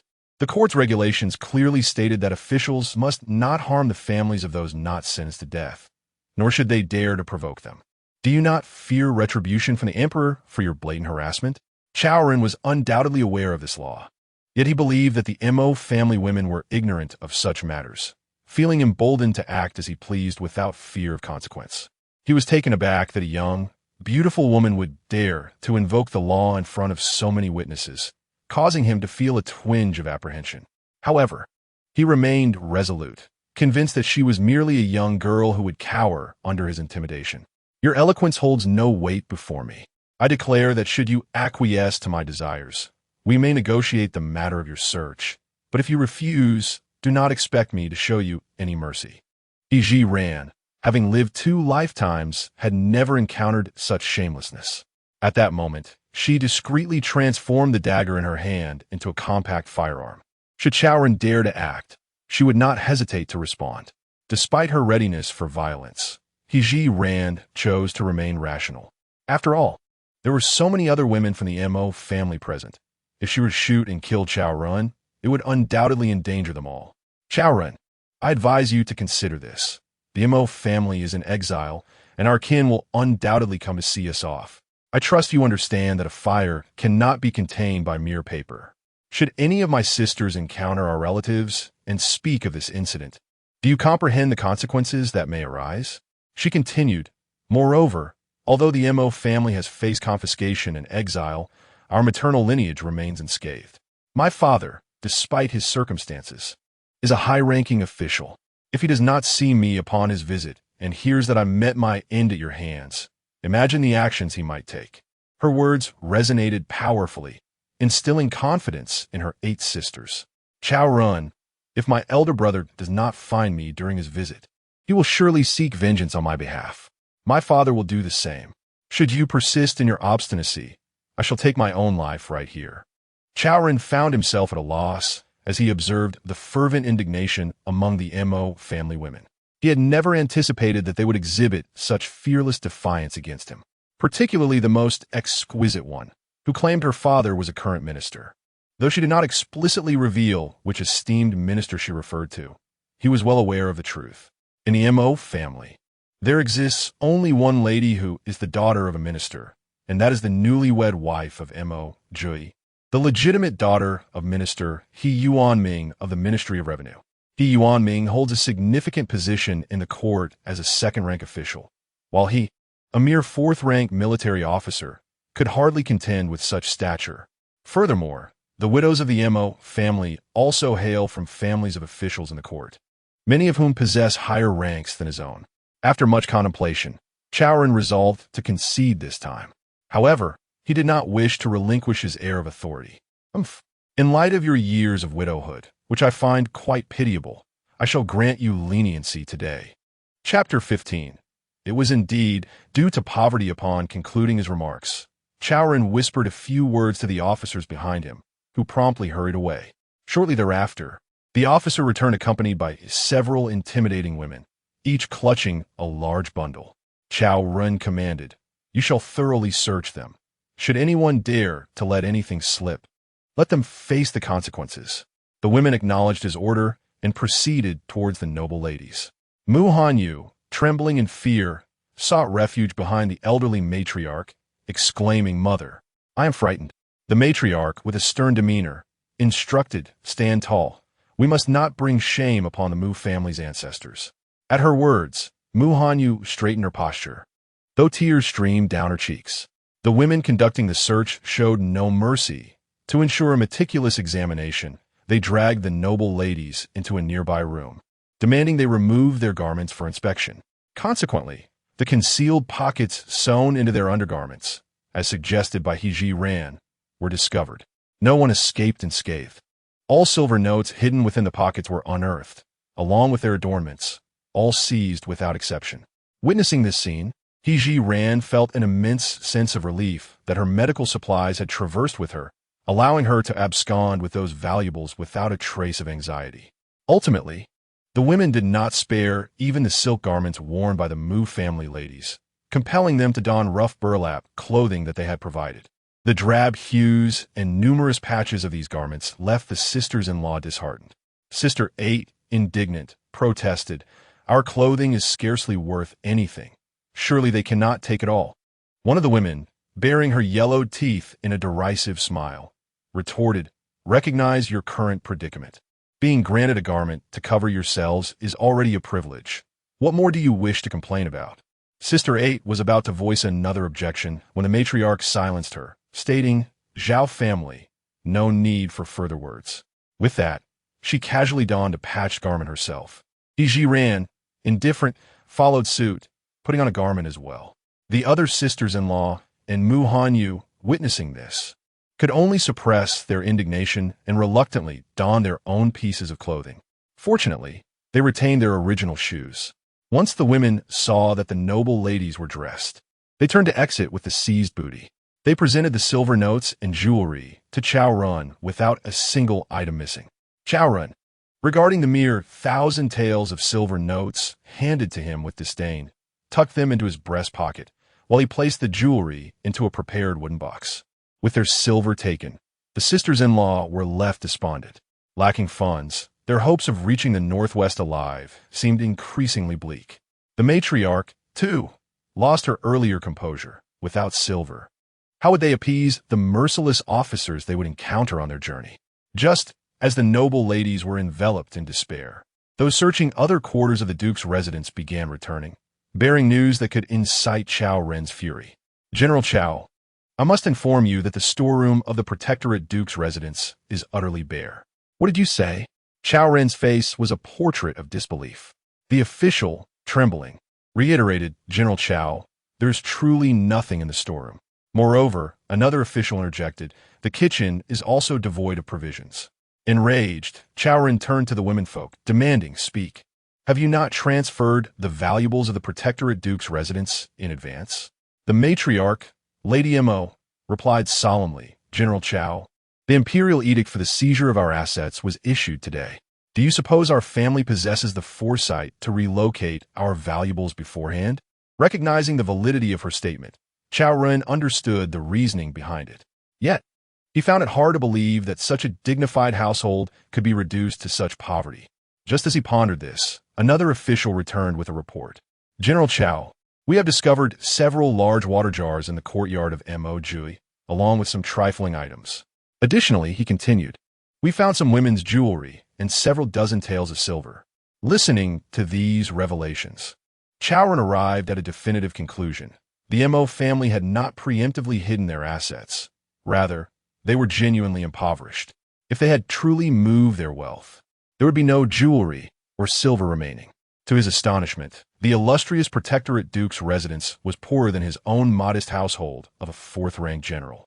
No wonder Mo Jiupei donned his black robe daily, never seen in a change of attire. It was a reflection of his destitution. Little did he know, since Mo Jiupei had come of age, the family had frequently held funerals for his fallen brothers. The black robe he wore was a tribute to those who had sacrificed themselves for the nation. Contrary to the impression of having but a single garment, he possessed multiple robes of the same style. As this realization dawned on him, Chao Ren felt a sudden sense of superiority over the Mo family.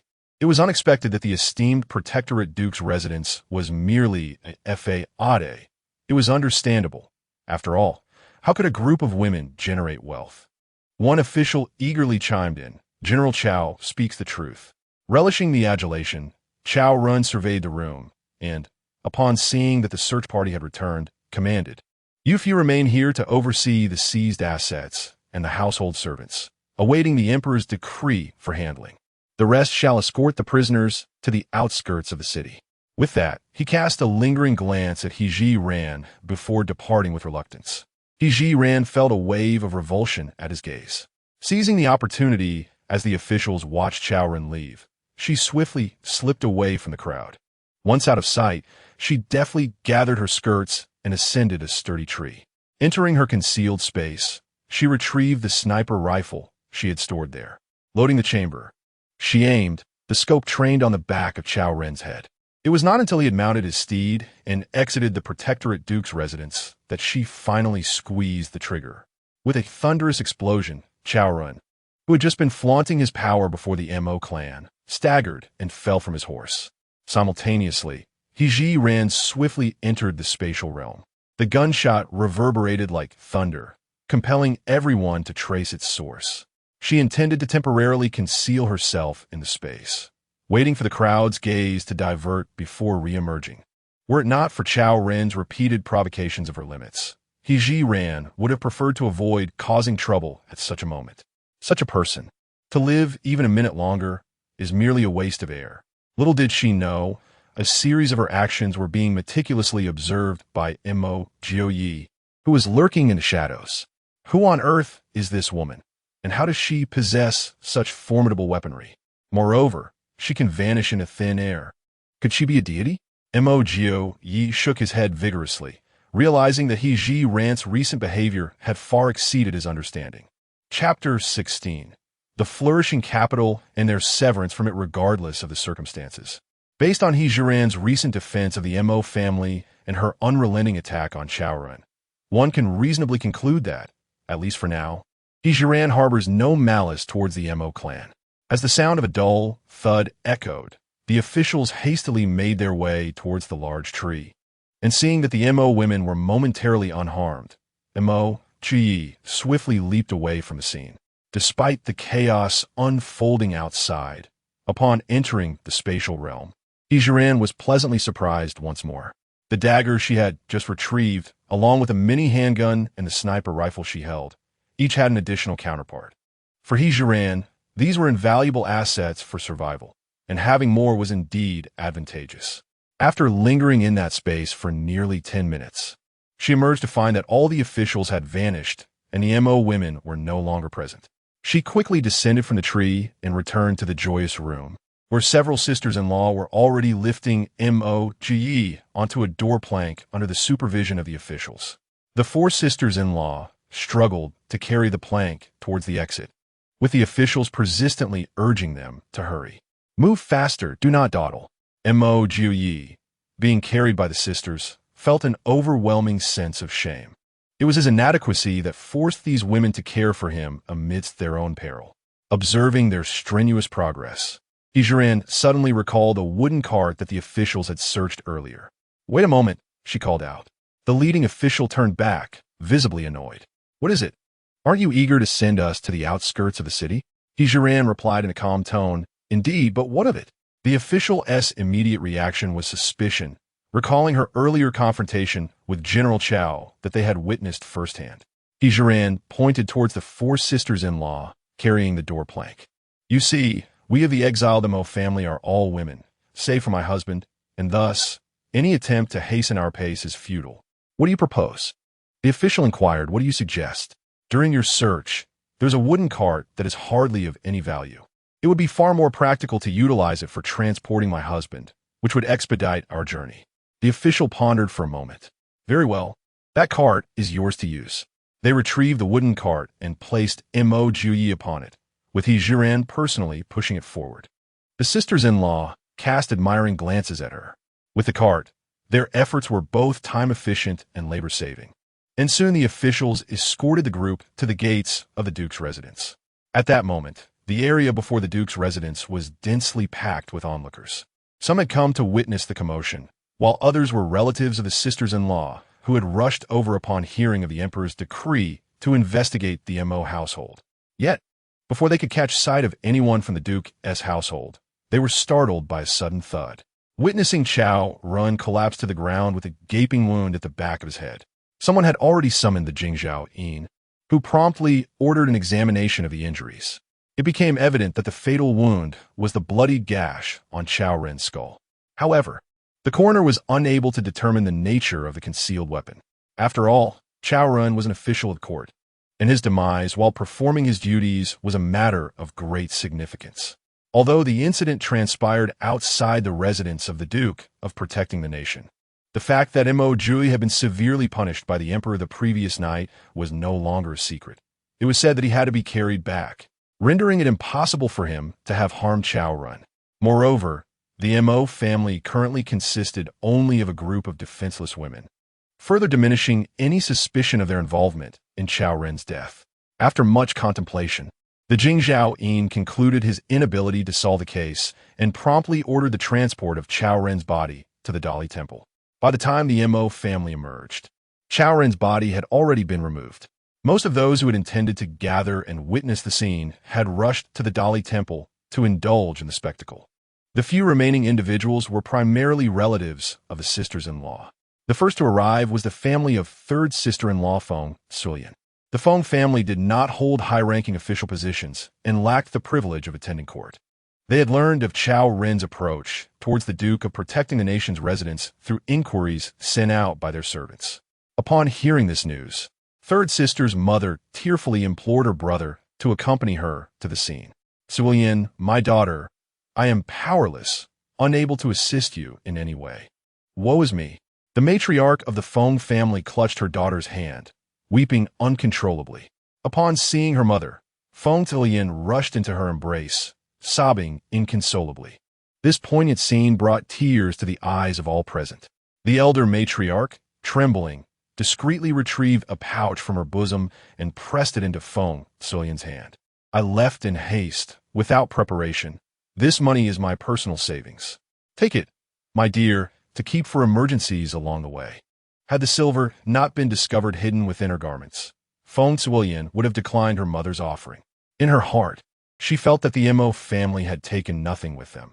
If she were to refuse this money, it would be exceedingly difficult to survive the journey to the northwest.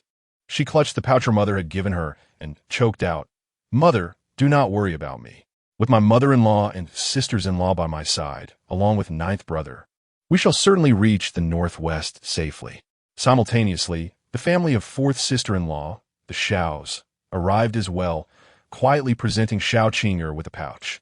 When they attempted to provide assistance by preparing luggage, the officials rebuffed them, stating that the accused had no right to such provisions.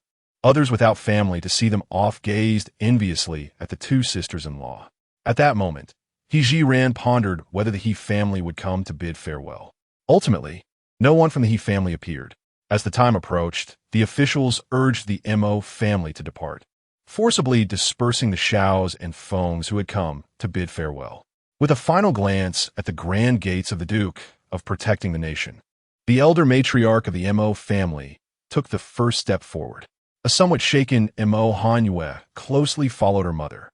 Following them was He Zhiran, pushing Mo Jiupei in a wooden cart, trailed by the 8 sisters-in-law.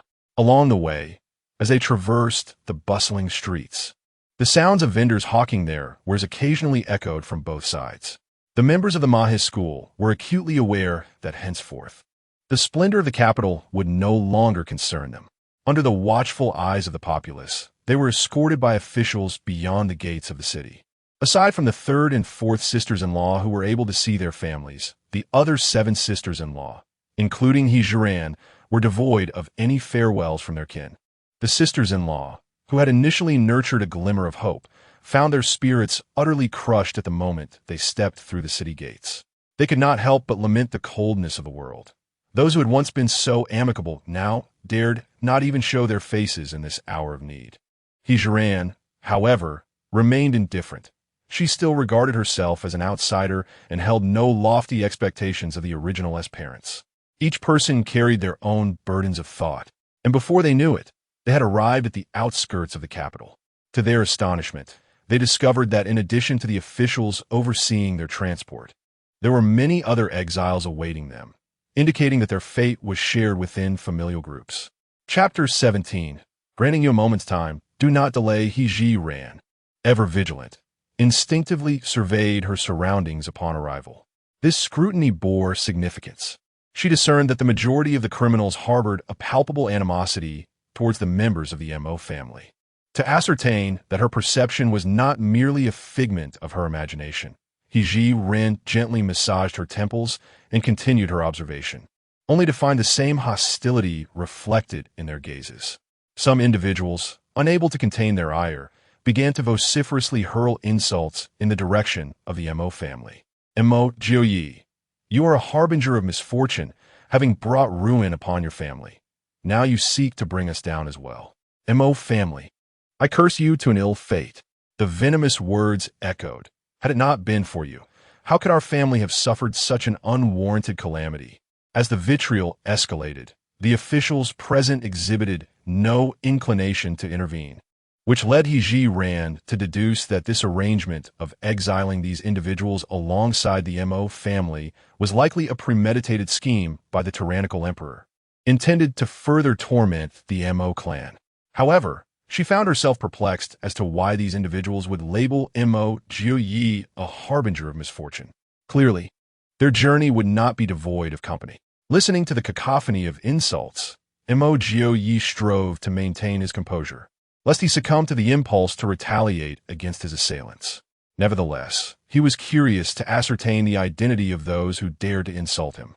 Thus, he discreetly narrowed his eyes, utilizing a stray lock of hair as a shield, and peered towards the source of the derision. Among the crowd, he recognized several individuals as officials of the court. It was evident that the offenders were the families of these officials. What puzzled him was the rationale behind their animosity towards him. As his mind raced, he sought to uncover any past grievances he might have had with these individuals.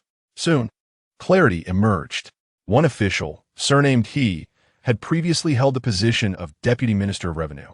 During a campaign at the border, it was Yuan who was responsible for the distribution of supplies, yet out of selfishness, he had embezzled provisions.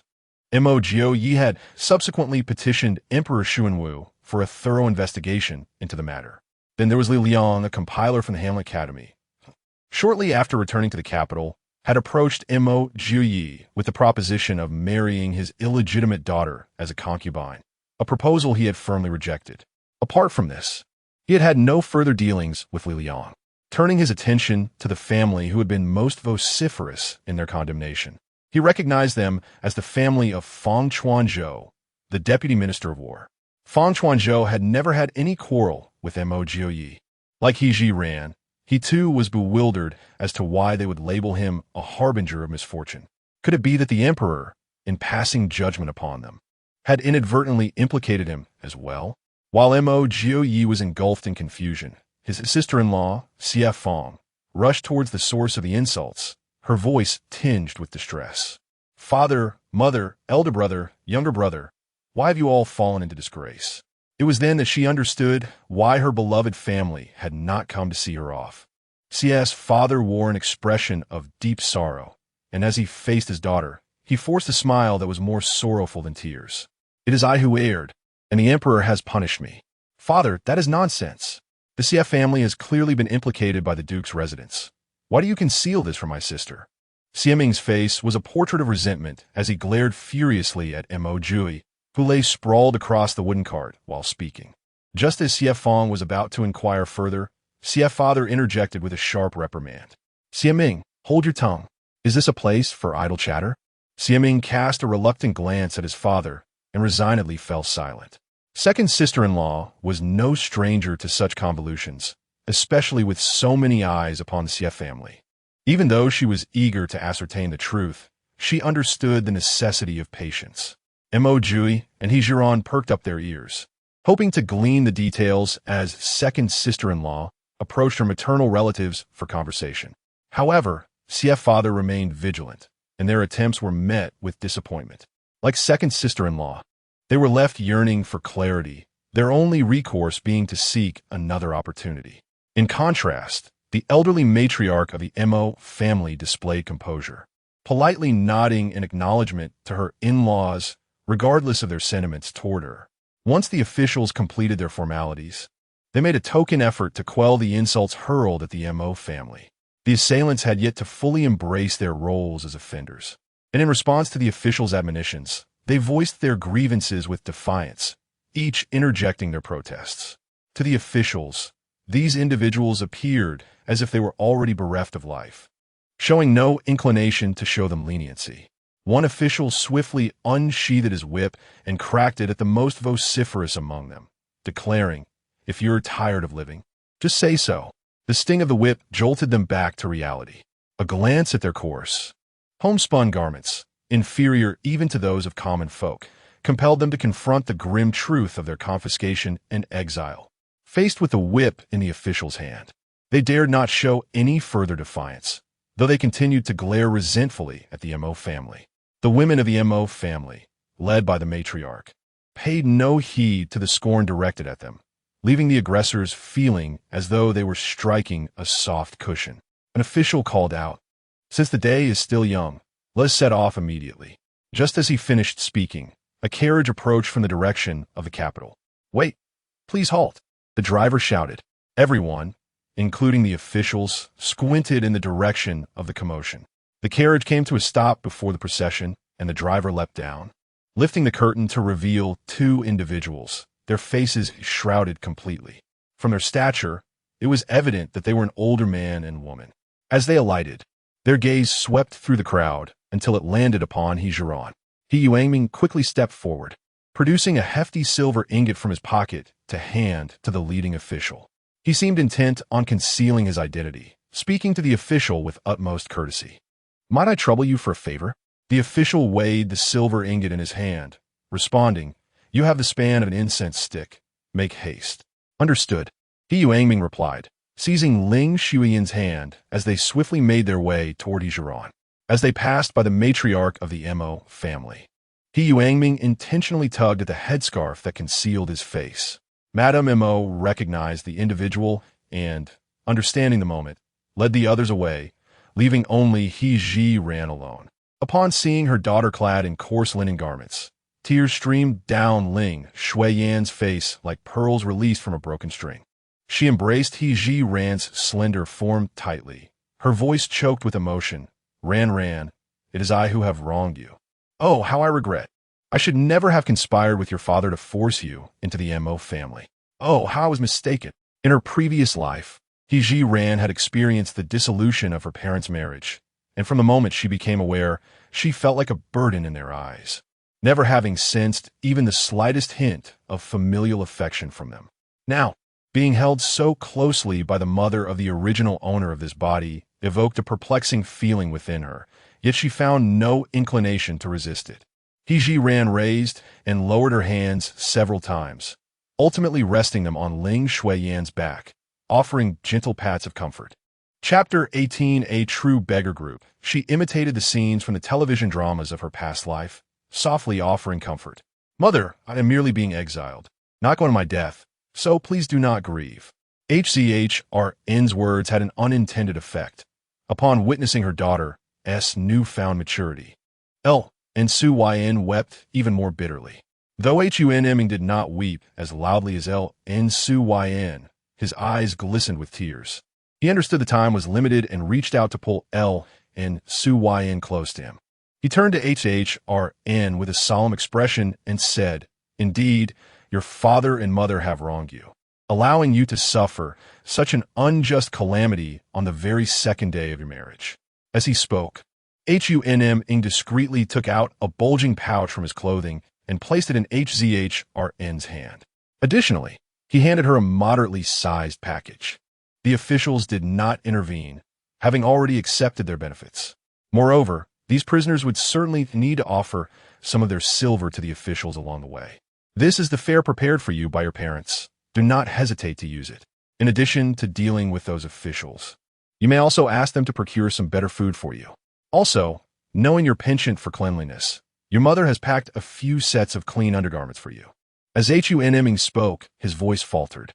He turned his head away, unable to look at HCHRN any longer, and finally uttered, "It was wrong of me to force you into marrying into the M family. Father." HCHRN addressed him without a trace of hesitation. Whether it was the Hunming from the original memories or the tender-hearted father before her, HCHRN was assured of his goodness as a father. For such a man, she willingly called him father. In the past, she had been a naive daughter, often causing her parents distress. Now, having married MGY, she would soon belong to the M family. "Do not worry.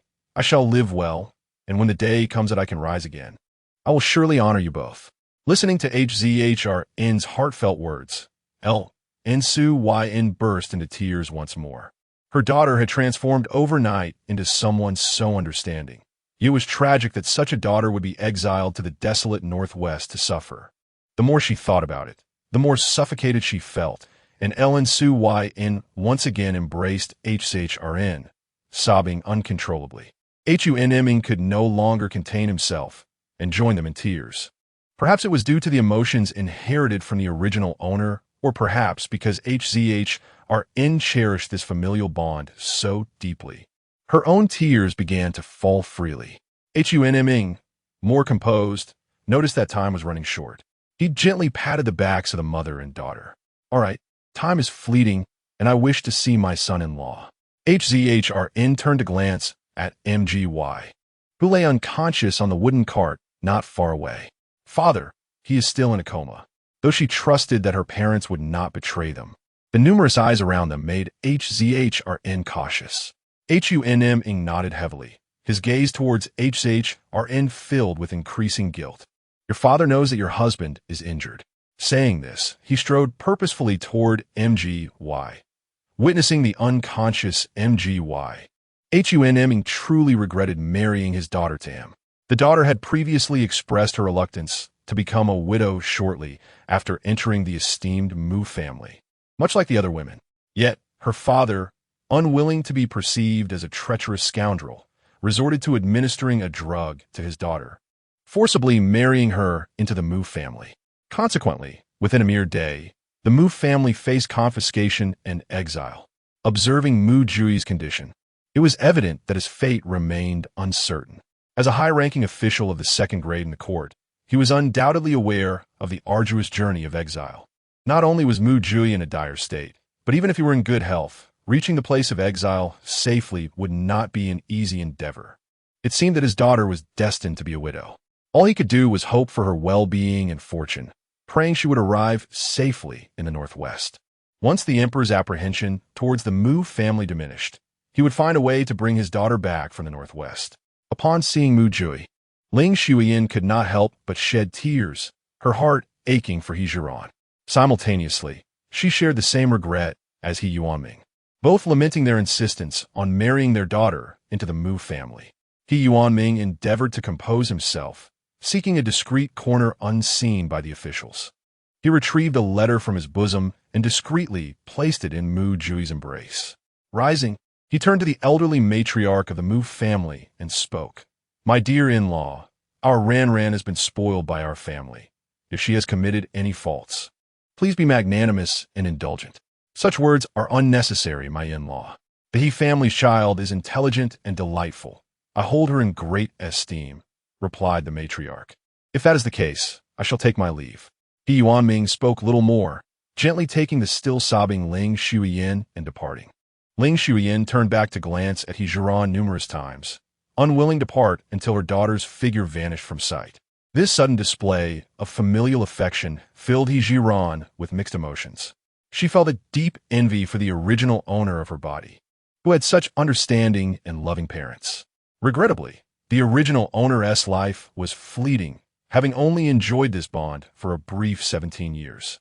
Henceforth, she vowed to honor her parents in place of the original owner. Though this promise felt distant, Zhiran believed that as long as Mo Jiupei persevered, the Mu family would one day return to the capital. Seeing Zhiran lost in sorrow, her sisters-in-law hurried to offer comfort. "Do not be disheartened, dear sister-in-law. Lord is an honest official and will surely be safe. Indeed, dear sister-in-law, look at how fortunate you are. Your parents have come all this way to bid you farewell, unlike me, where no one is present at home." Feeling the kindness of her sisters-in-law, Zhiran smiled in response. "Rest assured, sisters, I believe we shall return one day." Just as her sisters-in-law were about to say more, the officials began to urge them onward. "All right, no more lingering. Let's hasten our journey." Zhiran wiped away the remnants of her tears with her sleeve and climbed onto the wooden cart. The third sister-in-law quickly followed suit. "Dear sister-in-law, allow me to assist you." The matriarch of the Mu family added, "Pushing the cart on the road is no easy task. Let us take turns." The ancient paths were often uneven, riddled with potholes, causing the cart to sway incessantly along the journey. Moreover, it has been over half a month without rain, and the oppressive heat has caused everyone to sweat profusely. Occasionally, a gust of wind raises dust that clings to their exposed skin. By the evening, as they prepared to rest, all, including the constables, appeared disheveled and dusty. The Mo family exchanged glances, and with their patched coarse linen garments and the once colorful embroidered shoes now dulled, they resembled a band of beggars. Although Zhiran had only pushed a wooden cart for less than half an hour, she was utterly fatigued. After all, her body had been accustomed to a life of pampering and possessed little physical strength. After just one afternoon of travel, she found herself slumped on the ground, unwilling to rise. Others fared similarly, exhausted to the point of not being able to stand straight, lamenting their plight. Furthermore, they had risen early to eat, and now, after a whole day, their meager energy reserves had been entirely depleted, leaving them ravenous. On her first day of exile, Zhiran was unaware of what their meals would entail. In truth, she held little hope. As she pondered, the leading constable called out loudly, announcing that it was time for dinner. Coarse flour buns were free, one for each person. White flour buns would cost 2 taels of silver for 2. Those without silver should not harbor expectations. Upon hearing the constable's announcement, Zhiran nearly broke into laughter. These constables were audacious, openly pricing the meals, and the rates were akin to extortion. Hearing this, Mo Jiupei grasped the arm of the elderly matriarch and said plaintively, "Mother, I do not wish to eat coarse flour buns." Though she had never tasted them, she had heard the servants say that coarse buns could scratch one's throat, and the thought frightened her. The elderly matriarch, now penniless and witnessing her daughter's exile, felt a sudden sternness at Han Yu's spoiled demeanor and replied, "Han Yu, if you desire white flour buns, you must exchange them for silver." Chapter 19. This is how a Mo family woman should behave. Mo Jiupei stared wide-eyed at the old matriarch of the Mo family, her face etched with disbelief. "Mother, where would I acquire any silver? Without silver, one must make do with whatever is available." The old matriarch was not devoid of concern for her daughter. Rather, when she left the Mo residence, all the silver notes she had hidden were confiscated, leaving her utterly destitute. Although several daughters-in-law possessed some silver, it would be inappropriate for her, as an elder, to solicit assistance from her juniors. "Mother, I have a little silver. Perhaps I should purchase some white steam buns from the officers?" Observing her usually lively and charming sister-in-law reduced to tears over food, the third sister-in-law felt a pang of sympathy. "Do not fret. Let us observe how others manage," suggested Zhiran, whose true intention was clear. The entire treasury of a nation resided within her space, so she felt no remorse in procuring some white steamed buns for her family. However, since it was merely the first day of their exile, she was still unfamiliar with the officers and other prisoners, and she wished to avoid drawing undue attention. Zhiran's reasoning was sound. It was prudent to first observe the situation. The old matriarch of the Mo family concurred with her proposal. The Mo family members remained obediently silent, adopting a watchful stance. It must be noted that the other 4 families exiled alongside them were indeed unfortunate. They received the decree for confiscation and exile almost simultaneously with the Mo family, entirely unprepared, as it was a whimsical decision by Emperor Shan. Consequently, these 4 families found themselves in a state of utter poverty. Typically, the task of escorting exiled prisoners was quite lucrative. The officers often turned a blind eye to the relatives who came to bid farewell and were genuinely pleased to do so. This leniency ensured that the prisoners had some silver in their possession, which, in turn, benefited the officers. To their astonishment, however, despite announcing that white steamed buns would cost 2 taels of silver each, not a single person stepped forward to make a purchase. Frustrated, the officers reduced the allocation of complimentary black buns from 1 per person to half. Fortunately for the Mo family, with the exception of Mo Jiupei, they were all women, whose appetites were modest. The sisters-in-law consoled themselves, reasoning that even half a bun was sufficient as long as they did not starve. However, when the buns were finally in their hands, they were taken aback. The black buns were as hard as stones. One bite could potentially damage a tooth. "Mother, these buns are too hard. I cannot bite into them," Mo Jiupei cried once more. "Indeed, Mother, if we must rely on such buns for our sustenance during this journey, we may perish not from hunger, but from choking. Mother, the third sister-in-law and I possess some silver. Shall we not buy some white steamed buns?" Hearing her daughters-in-law and daughter speak, the old matriarch instinctively turned her gaze towards Zhiran. Although she did not know much about this newlywed daughter-in-law, she could discern that Zhiran was a woman of conviction. Zhiran shook her head gently, unhurriedly. "Mother, let us remain calm and continue to observe." Just as her words fell, a wailing cry from a child pierced the air from the nearest Xie family group. The second sister-in-law hastily rose to investigate. "Elder brother, what has happened to Liner?" Xie Chao's eyes brimmed with anguish as he extended his palm before Xie Fong. Liner, with her somewhat loose front tooth, had lost it to a hard steam bun. A glance at the 5-year-old Xie Lin revealed bloodstains at the corners of her lips. Xie Lin was the sole grandson of the Xie family, and he was raised with exceptional care, always obedient and sensible from a young age. Merely 3 months after Xie Fong wed Mo Erlang, news of his death on the battlefield reached them. Sadly, she had not been able to conceive a child after marriage. Realizing that she would not bear children in this lifetime, all her affection and hopes were invested in her dutiful nephew. even contemplating that he would care for her in her old age. Consequently, her bond with Xie Lin was far deeper than that of an ordinary aunt and nephew. Witnessing the blood seeping from Xie Lin's lips as she cried, Xie Fong felt an unbearable pang of sorrow. In a fit of rage, she seized the coarse, steamed bun from Xie Lin's hand and hurled it to the ground, turning to confront the officials. Although we have been exiled, we have not been sentenced to death. We still possess the right to live. How can we survive the journey to the northwest on these hard, stale black buns? Zhiran sensed the gravity of the situation and hastened towards her sister-in-law. Her keen eyes had noticed that as soon as her sister-in-law began to voice her grievances, an official had brandished a whip. It was indeed a timely intervention.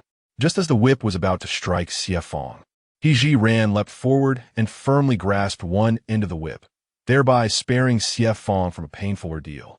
After so many years as an escorting official, this was the first time he had been thwarted by a mere girl. The official's face darkened, and he turned his ire towards Zhiran, cursing under his breath.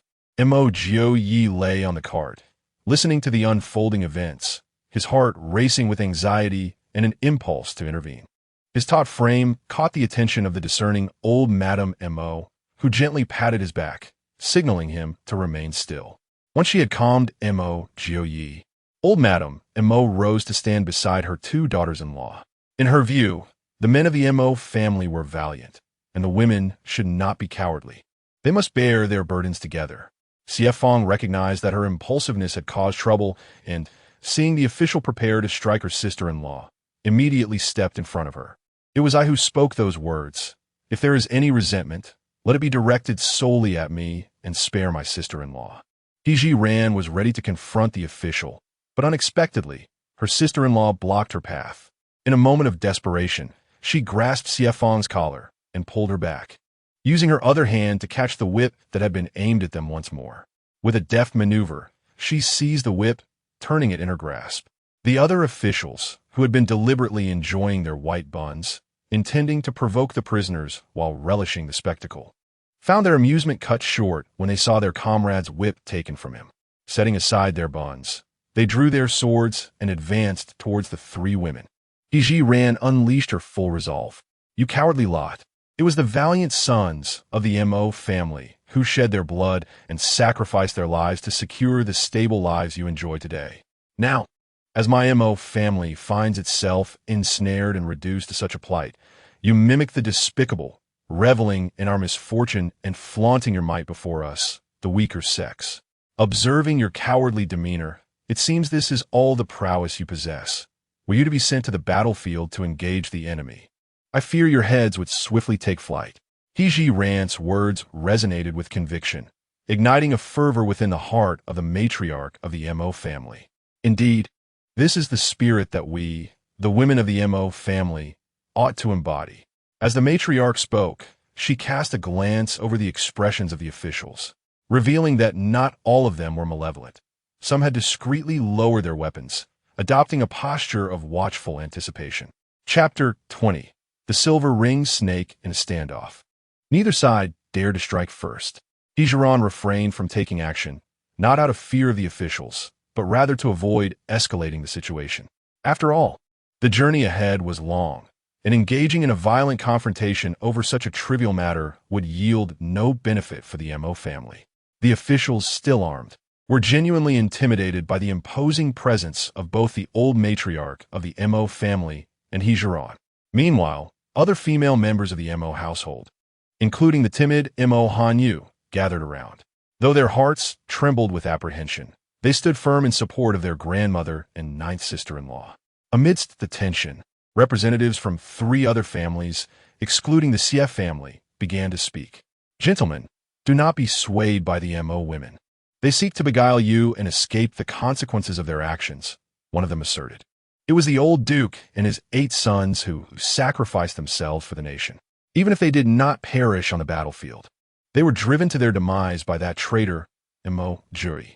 We, too, have suffered due to his machinations. What compassion remains for such a person? Indeed, the women of the Mo family have been enchanted by Mo Jiupei and are united in their loyalties. None can be trusted, another added. Gentlemen, do not hesitate to strike them. The members of the CF family found themselves in a predicament. They harbored a deep resentment towards the Mo family, yet they were acutely aware that this situation was precipitated by CF Fong. The Mo family's assistance to CF Fong indirectly benefited them as well. After much contemplation, CF Fu decided to voice a fair opinion. I do not concern myself with the deeds of Mo Jiupei. I only know that most of these women are widows of heroes.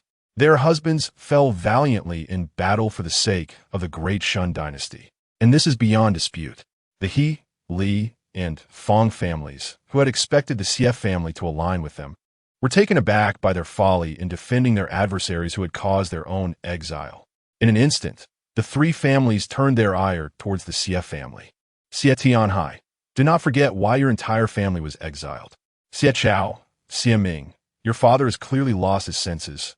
Quickly take them away and refrain from meddling. As the situation devolved into chaos, an official hastily intervened. Silence. Do you wish to be beaten? At these words, the assembly fell into an immediate hush. The officials wielded their whips, which they had witnessed used before, and no one was eager to endure such punishment. Just then, the lead official, Peng Wang, suddenly cried out, crouching down to clutch his right calf. Other SA Snake other officials, upon seeing this, raised their weapons and became wary. Zhiran had initially intended to cultivate a good rapport with these officials, as having their protection would significantly enhance the Mo family's chances of survival. However, the recent turn of events forced her hand. She had to act to save her second sister-in-law. As Peng Wang was bitten by the snake, Zhiran seized the opportunity. While the officials were preoccupied with searching for the serpent, she swung the whip she had snatched, striking precisely at the snake's vital point. The body feels somewhat fragile, and naturally, its strength cannot be compared to that of my past life. Although I struck the serpent, it continues to coil in place, albeit at a significantly reduced speed. Thanks to my actions, the officials were able to locate the snake. Some quick-eyed individuals swiftly drew their blades. Although the serpent was not slain by Zhiran's hand, she played the most crucial role. Had she not promptly identified the serpent's position, it is likely that other officials would have suffered a bite as well. However, years of habit dictate that they cannot show leniency toward the criminal. Moreover, who can ascertain whether her intentions were genuinely altruistic? What if her actions were merely a fortunate accident? Zhiran did not pay attention to the expressions of those officials, but instead focused her gaze on the serpent. She recognized the species, a highly venomous silver-ringed snake. The toxin of the silver-ringed snake is a neurotoxin that affects the functionality of the nervous system. In the initial stages of a bite, localized pain may occur, but it is not particularly pronounced. Typically, several hours post-bite, symptoms such as drowsiness, motor dysfunction, drooping eyelids, dilated pupils, localized weakness, difficulty in breathing, and respiratory failure may manifest. Without timely treatment, death could ensue. As a healer, Zhiran kindly cautioned, this snake possesses potent venom. It would be wise for you to first tighten a rope just below its knee to prevent the toxin from spreading, and then, where do so many venomous snakes come from? If this were truly a poisonous serpent, I wouldn't be standing here, lively and well. I was merely startled. The wound has already ceased to pain me significantly. There's nothing serious. To prove his point, Peng Wang nimbly stood up. Come here, secure that snake for our supper tonight. Observing Peng Wang's nonchalance, Zhiran decided to refrain from further commentary. She had said all that needed to be said. If they chose not to believe her, there was little she could do. She would wait for them to come seeking her assistance. A proactive approach is not a transaction. Zhiran turned mother. Let us return. Very well, let us all return. With a command from the matriarch, the women of the Mo family returned to their respective places. Following the incident, and with Zhiran being the first to locate the serpent, the officials resolved to overlook the matter. As everyone settled into their seats, the second sister-in-law leaned closer to Zhiran, her voice tinged with guilt. Ninth sister-in-law, thank you for your help. You have spared me from bodily harm. Sister-in-law, we are family. Assisting you is only right. Alas, it is all my fault for being impulsive, knowing that the officials would resort to violence. I still could not restrain myself from seeking justice for my nephew. Zhiran noted that this second sister-in-law had a tendency towards impulsiveness. While she bore no resentment towards CF Fong, it was still prudent to offer a reminder. Sister-in-law, our circumstances have changed. It would be best to discuss matters with everyone before making decisions. Rest assured, ninth sister-in-law, in the future, I will always consult with mother and you beforehand regarding any matters. Zhiran felt that such admonitions were sufficient. She rose and brushed off the dust from her attire. We are surrounded by grass. It is possible that another snake may appear. I shall go and investigate. As Mo Jiupei listened to Zhiran's words, his curiosity about her deepened. It was inconceivable that he knew nothing about the woman with whom he had been betrothed for many years. In Montauk Julia's perception, Zhiran was merely a voluptuous yet frivolous young lady, capricious and self-indulgent. However, after just a day's acquaintance, she bore no resemblance to the image he had constructed in his mind. Not only that, but she possessed the extraordinary ability to surreptitiously deplete the national treasury. And the weapon she used to vanquish Zhiran was unprecedented. Even with all his intellect, Mo Jiupei found himself utterly perplexed by the intricacies of her character. Furthermore, her words resonated with a striking clarity and strength, rivaling the eloquence of the most articulate officials in the court. Chapter 21. Foraging for herbs. Mo Jiupei once harbored doubts about whether Zhiran was truly the legitimate daughter of the He family. However, witnessing the scene of her parents-in-law bidding farewell, he was convinced of her authenticity. While Mo Jiupei's thoughts spiraled with complexity, Zhiran had already begun her meticulous search amidst the grass. Though the silver-ringed snake possessed potent venom, it also harbored treasures. If she could find more of them, it would be fortuitous. She envisioned the opportunity to extract the venom and concoct a defensive poison. The members of several other families had also observed Zhiran and the officials engaging with the snakes, speculating that more might be lurking nearby. Some women and children were utterly terrified, wailing in panic. The bolder men, left with no choice, mimicked Zhiran, arming themselves with sturdy branches to scour the nearby underbrush, hoping to avoid snake bites while they slept at night. The officials did not oppose the actions of the prisoners, recognizing that they too would be staying overnight, and sought safety wherever possible. However, the prisoners were permitted to search only within the officials' line of sight. In truth, Zhiran's quest for snakes was merely one of her objectives. Earlier, while reasoning with the officials, she had discovered medicinal herbs hidden within the surrounding foliage. On the path of exile, there was no telling what ailments her family might suffer. She could not continuously retrieve modern medicines from her spatial realm to tend to their needs. If questioned, she would have to devise an explanation. The foraged herbs, however, would serve as a legitimate cover.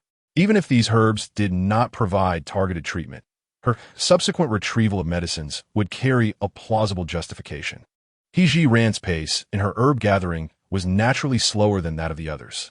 Several sisters-in-law and Mo Jiupei, noticing her solitary endeavor, grew concerned about the potential dangers of encountering snake. The eldest sister-in-law could no longer remain seated. I will go check on Jiupei. I will go too. Others chimed in, rising to their feet.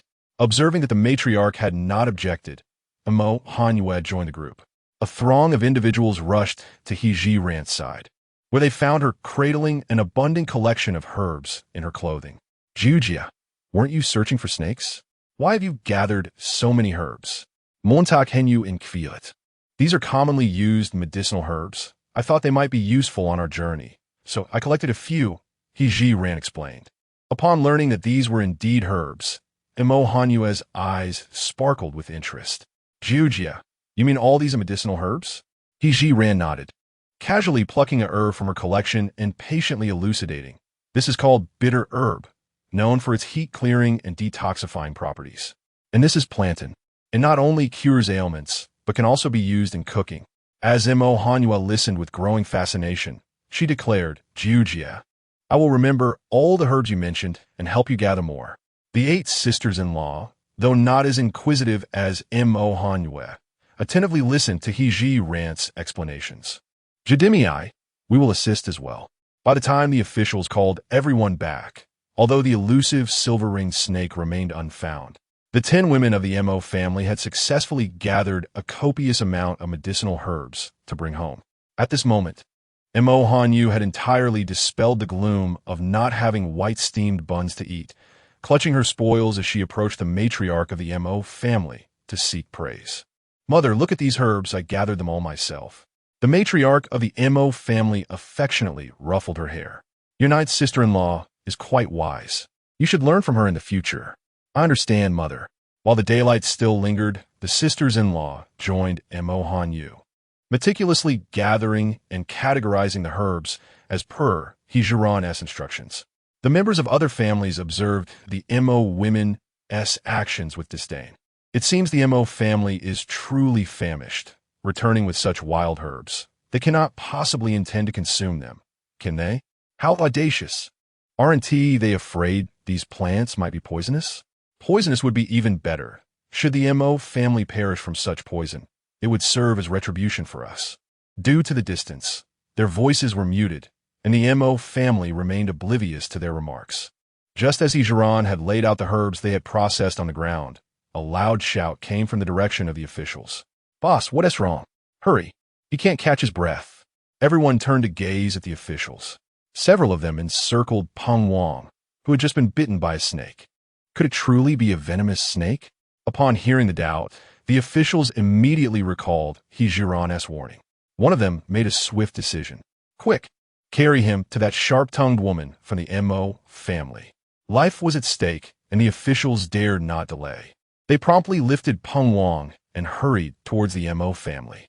The Mo family had overheard the officials' words, and their collective gaze fell squarely upon Zhiran. "You must act within your capabilities," the matriarch cautioned. From the earlier herb-gathering endeavor led by Zhiran, it seemed she possessed some knowledge of pharmacology. However, dealing with a snake bite was not something that could be resolved merely by a rudimentary understanding of medicinal properties. Should Peng Wang indeed perish, it was likely that the officials would shift the blame onto Zhiran in their pursuit of a scapegoat. Zhiran was acutely aware of her mother-in-law's intent behind the warning. "Do not worry, mother. I will not act rashly." As she spoke, the officials had already brought Peng Wang to the Mo family's vicinity. "Please repeat your method for neutralizing the snake venom." Zhiran regarded the newcomers with an inscrutable expression, speaking with deliberate calmness. "My method is only effective immediately after the bite. So what do you propose we do now?" The officials were growing anxious.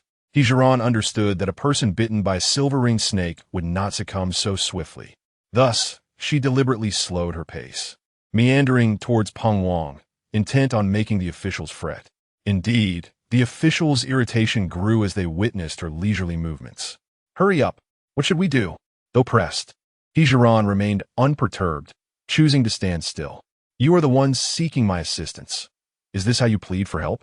Accustomed to demonstrating authority before the accused, the officials were not accustomed to being challenged by her. The road ahead remains long.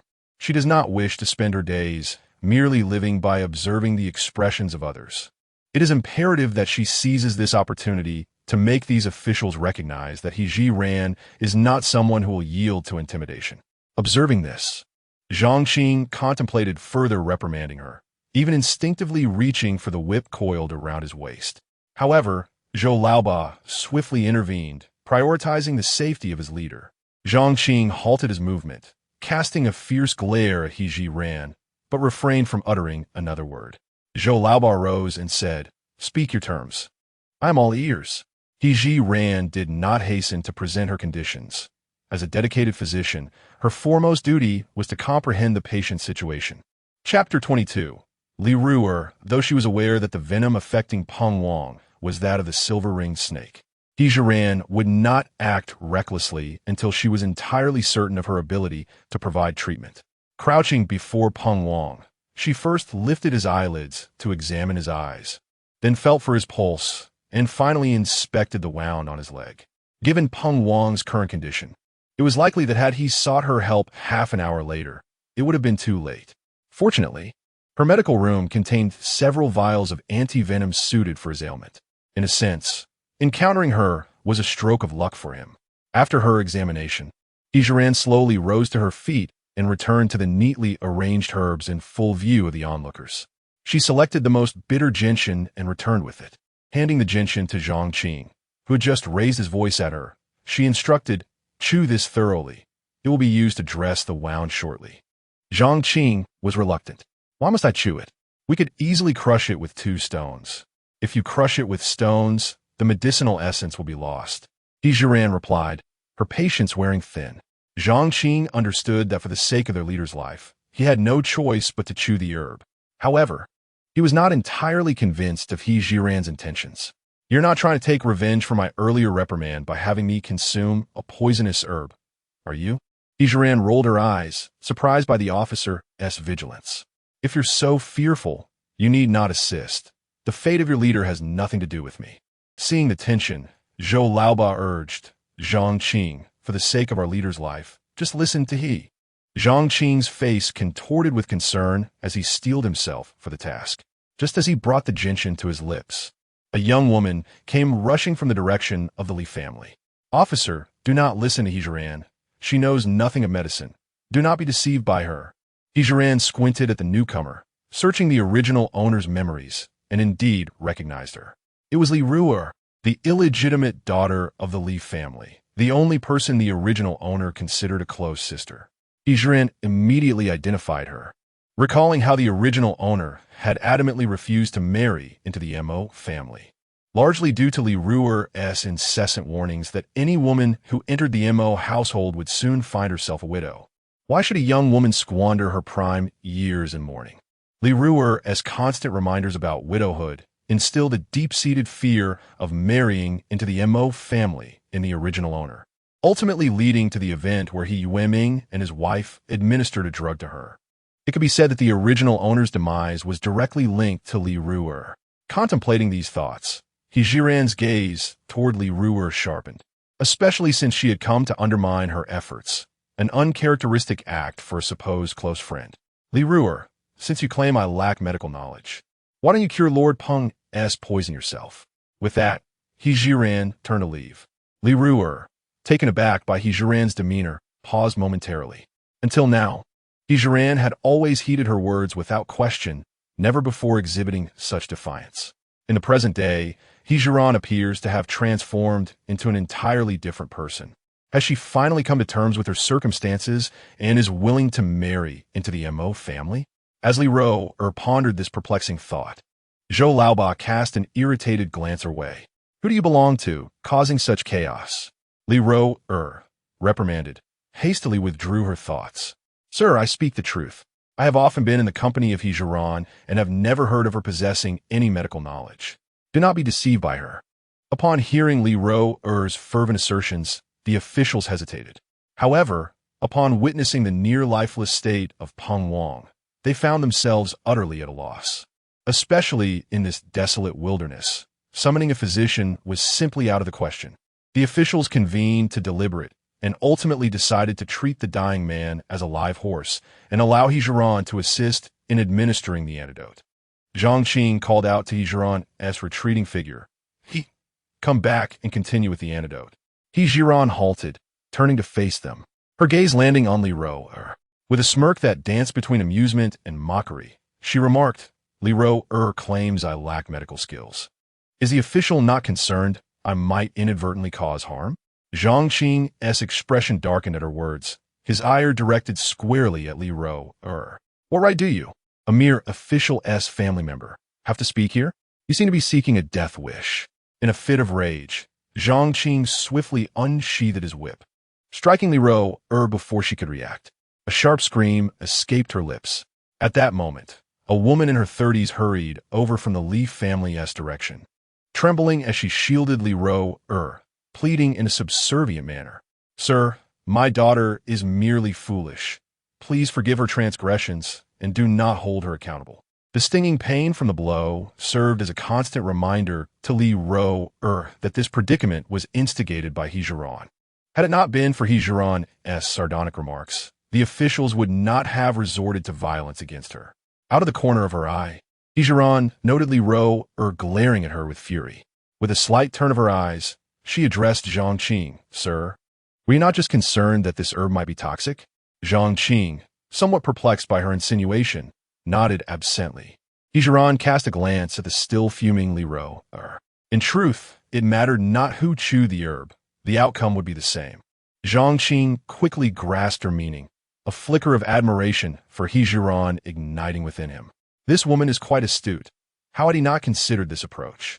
Without hesitation, he handed the gentian to Li Ro-er. If you wish to avoid further suffering, chew this. Li Ro-er felt a deep-seated resistance within her. Yet she dared not voice her objections.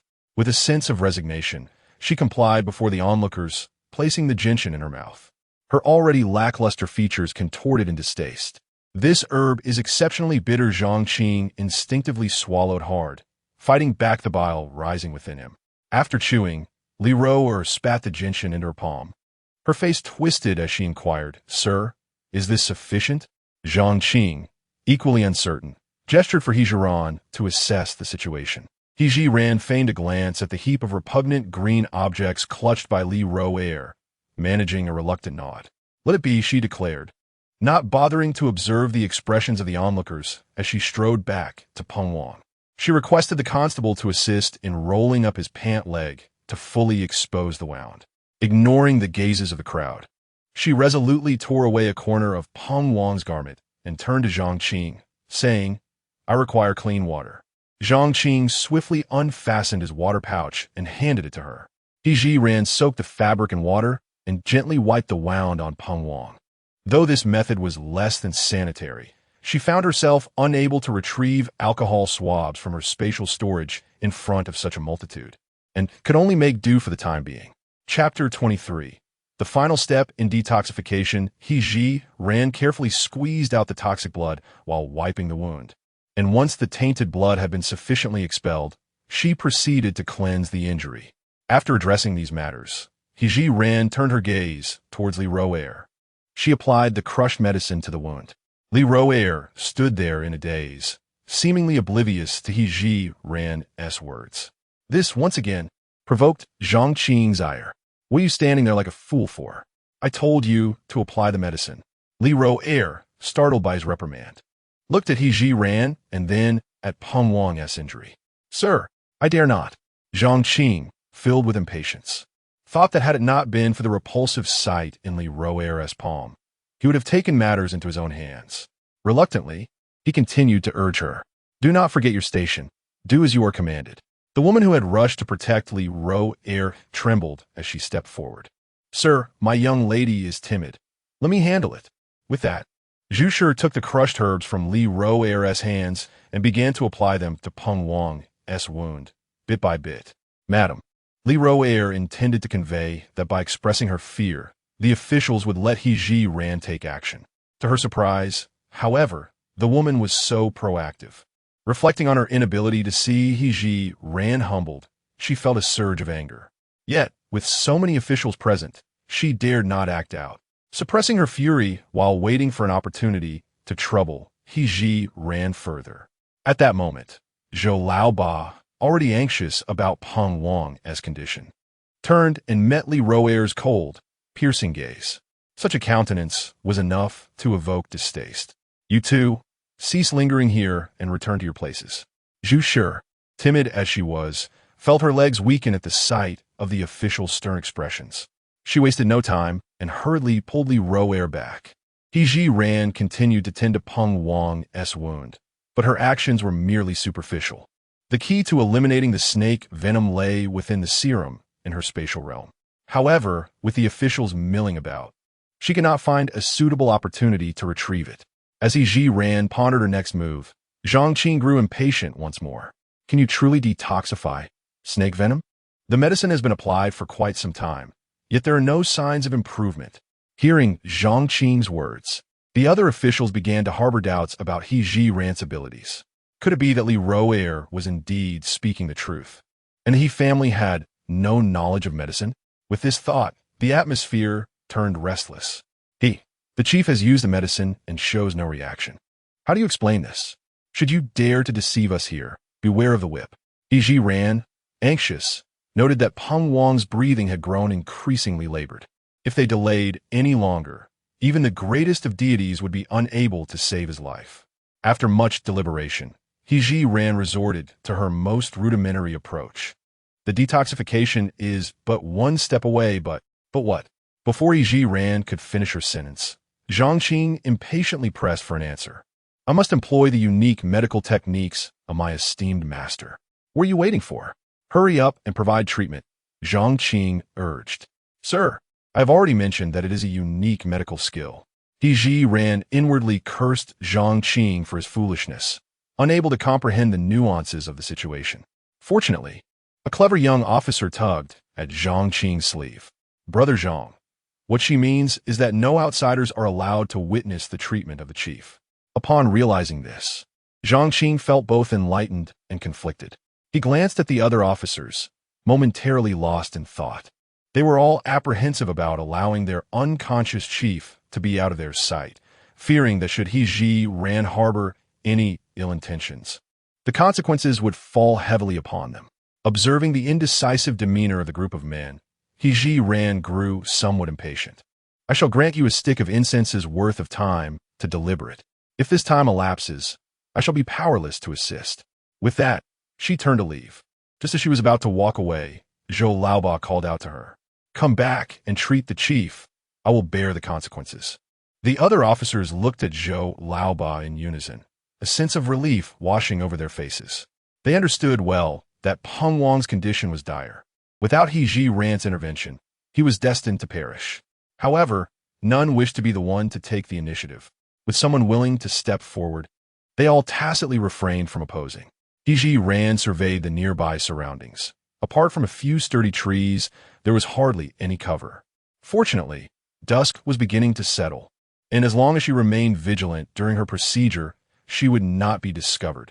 Lifting behind that thickest tree, the eager officers wasted no time, hoisting Peng Wang and transporting him to the designated location. Now, turn around and step away at least 30 paces, Zhiran commanded without glancing back. Listening intently to the retreating footsteps that gradually faded into silence, she began to scan her surroundings. Once assured that no one could see her, she swiftly retrieved the serum and syringe from her spatial storage. Gazing at the serum in her hand, Zhiran felt a pang of reluctance. This was the latest limited edition high-concentration serum, derived from precious and rare extracts, rendering it both valuable and scarce. By fortunate coincidence, she had acquired these vials of high-concentration serum, which she had kept in the clinic's refrigerator, unwilling to part with them. One could say that Peng Wang was fortunate. Had he not crossed paths with her, his life would undoubtedly have been forfeit.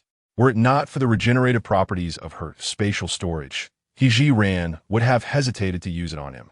The intravenous injection would yield better results. However, the current circumstances did not permit such an approach, and she had to opt for an intramuscular injection instead.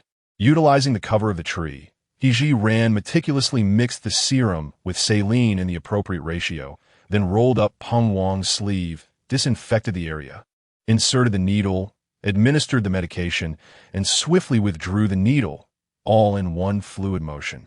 After stowing away the remaining packaging and syringe in her spatial storage, Zhiran carefully monitored Peng Wang's breathing. After approximately 5 minutes, significant improvement in his symptoms became evident. His face, initially tinged with a bluish hue due to respiratory distress, gradually returned to its natural color as his breathing became significantly more effortless. It is likely that within the next hour or two, he would regain consciousness. After administering the serum to Peng Wang, Zhiran chose not to depart hastily, opting instead to observe for a while longer until the situation was entirely stable. While she remained unhurried, the officials waiting nearby exhibited signs of anxiety and impatience. Ultimately, Zhang Qing could no longer contain himself and inquired loudly, "How is our leader's condition?" In her past life, as a physician, Zhiran harbored a particular disdain for two types of patients' families: those who questioned her expertise and those who were excessively impatient. Zhang Qing embodied both of these traits. "What is all this commotion? If you doubt my abilities, seek another doctor," Zhiran retorted, her temperament remaining steadfast even in the presence of officials. Chapter 24.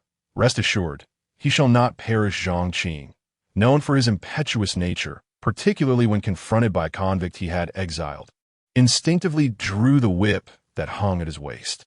Observing this, Zhou Laoba quickly intervened to restrain him. "Patience," he urged. Zhang Qing, unwilling to relent, attempted to circumvent Zhou Laoba to continue punishing Zhiran. And Mo Jiupei, lying on the wooden cart, observed the unfolding scene from a distance. Noticing Zhang Qing's inclination towards violence, he prepared to intervene. Regardless of his feelings for Zhiran, as the sole male of the Mo family, he could not stand by while the women were threatened. The women of the Mo family shared similar sentiments. Ever since Zhiran had ventured to treat Peng Wang's snakebite, their hearts had remained heavy with worry, even neglecting their hunger. Mo Lao Fu Run, perceptive as ever, detected the agitation in Mo Jiupei's chest and back, surmising her son's troubled thoughts. To maintain the greater good, she softly advised him, "Do not rush." How could Mo Jiupei not feel urgency? Regardless of his sentiments towards Zhiran, as the only man of the Mo household, failing to protect the women was akin to a fate worse than death. Yet, for the sake of alleviating his mother's anxiety, he stifled the impulse to act. At that moment, Zhiran emerged from behind the tree, confidently striding towards the officials. Her demeanor exuded calm, seemingly unfazed by Zhang Qing's whip. Zhou Laoba grasped Zhang Qing's arm to restrain him and then inquired of Zhiran, "How fares our chief?" Having observed the officials upon her initial approach, Zhiran discerned Zhang Qing's volatile temperament. He was a man of simple mind and robust physique. In contrast, Zhou Laoba was composed and strategic. Thus, she disregarded Zhang Qing's hostile glare and spoke directly to Zhou Laoba. "Rest assured, he shall not perish." Before Zhou Laoba could respond, Zhang Qing forcefully shook off Zhou Laoba's grip and dashed towards the tree. Zhiran, "If you dare lie, I shall make you regret it," he threatened. Zhiran could not be bothered to acknowledge him, standing with her arms crossed, unyielding.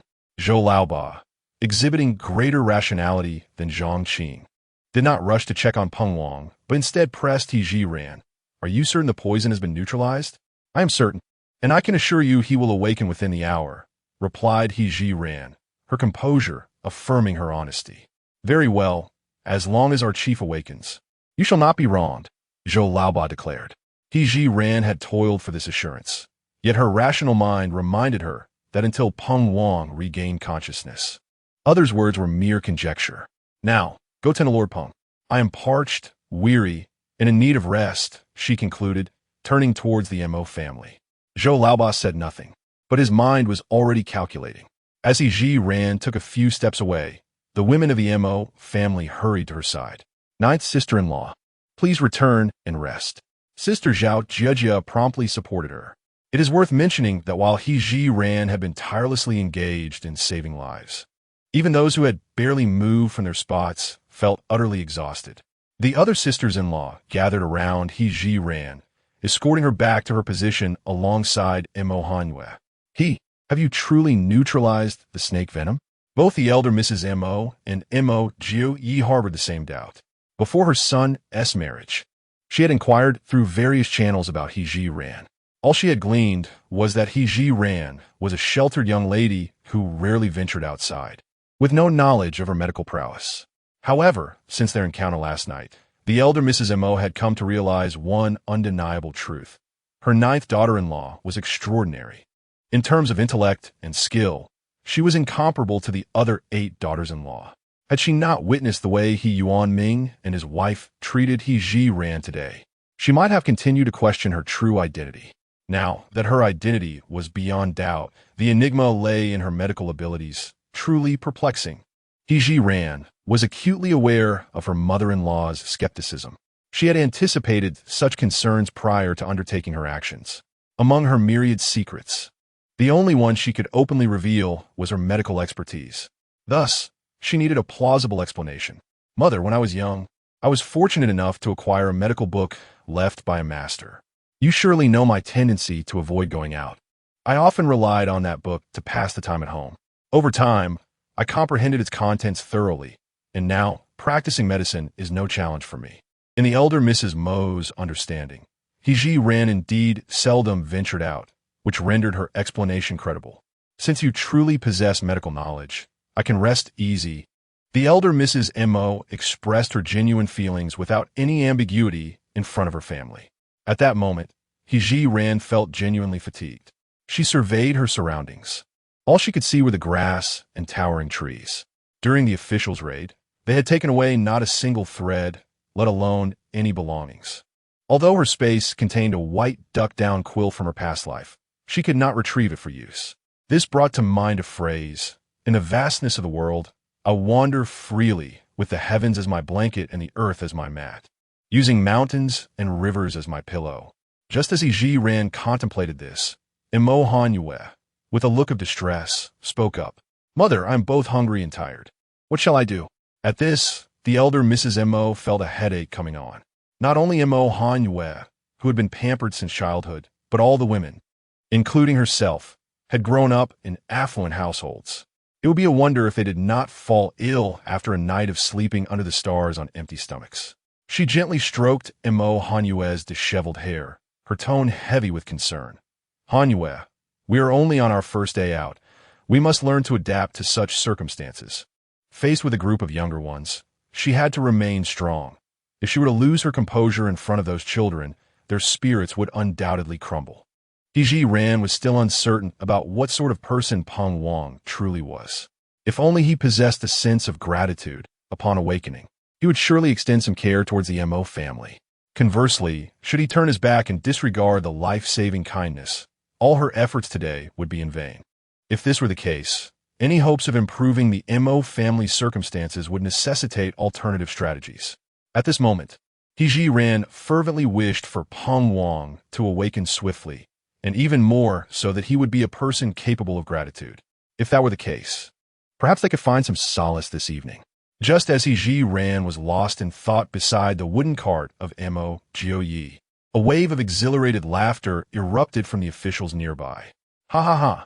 Splendid news! The chief has awakened. Chief, how do you feel? You truly frightened us." Chapter 25. What conditions can be proposed at this moment? The crowd turned their gazes toward the source of the voice, where a group of constables was gathered around Peng Wang, inquiring about his well-being. Although Peng Wang appeared somewhat frail at that moment, it did not hinder his ability to speak. "Old Zhou, what exactly has happened to me?" he asked. "Chief, you have been poisoned by a snake," came the reply.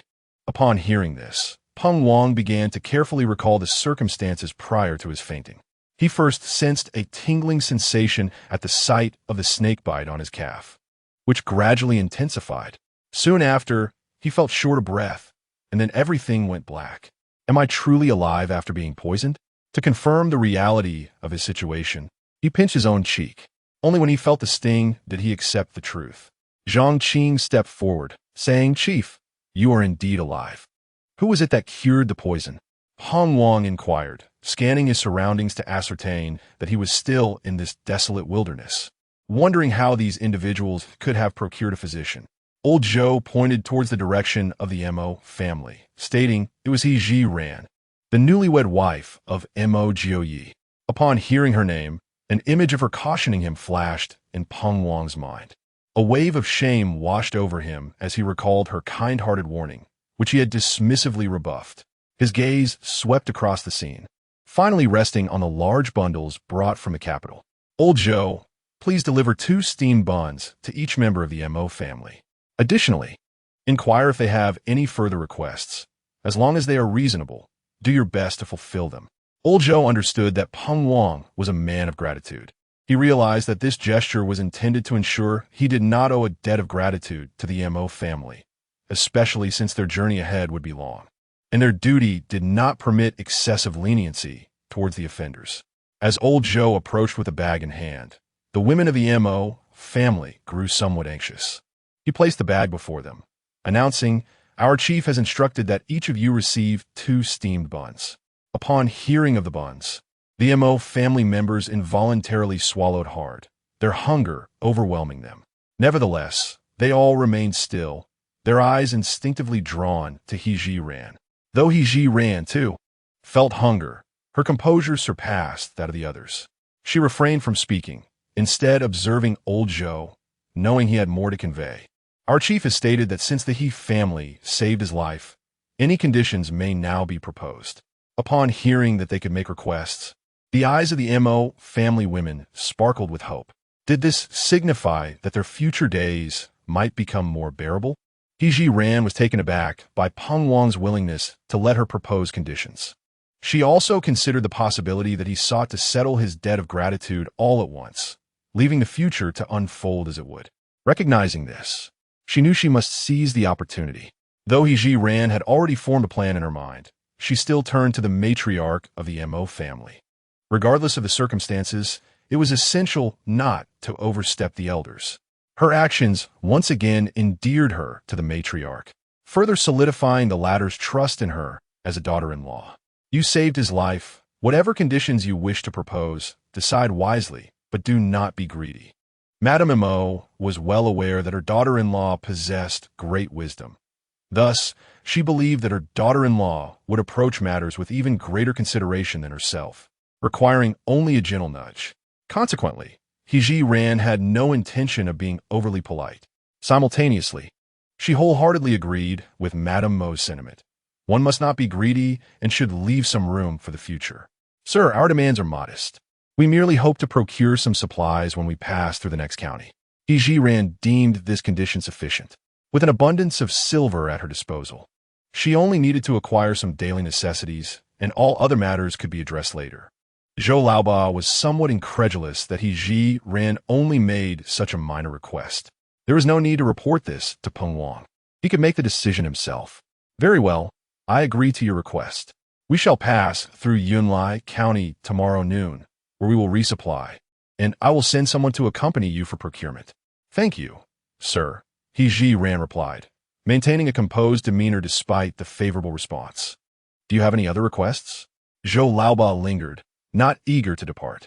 He Zhiran had no intention of being greedy, but Zhou Laoba seemed to find her request insufficient. Since you have invited me to speak, I would also like the snake that was killed today. Zhou Laoba frowned.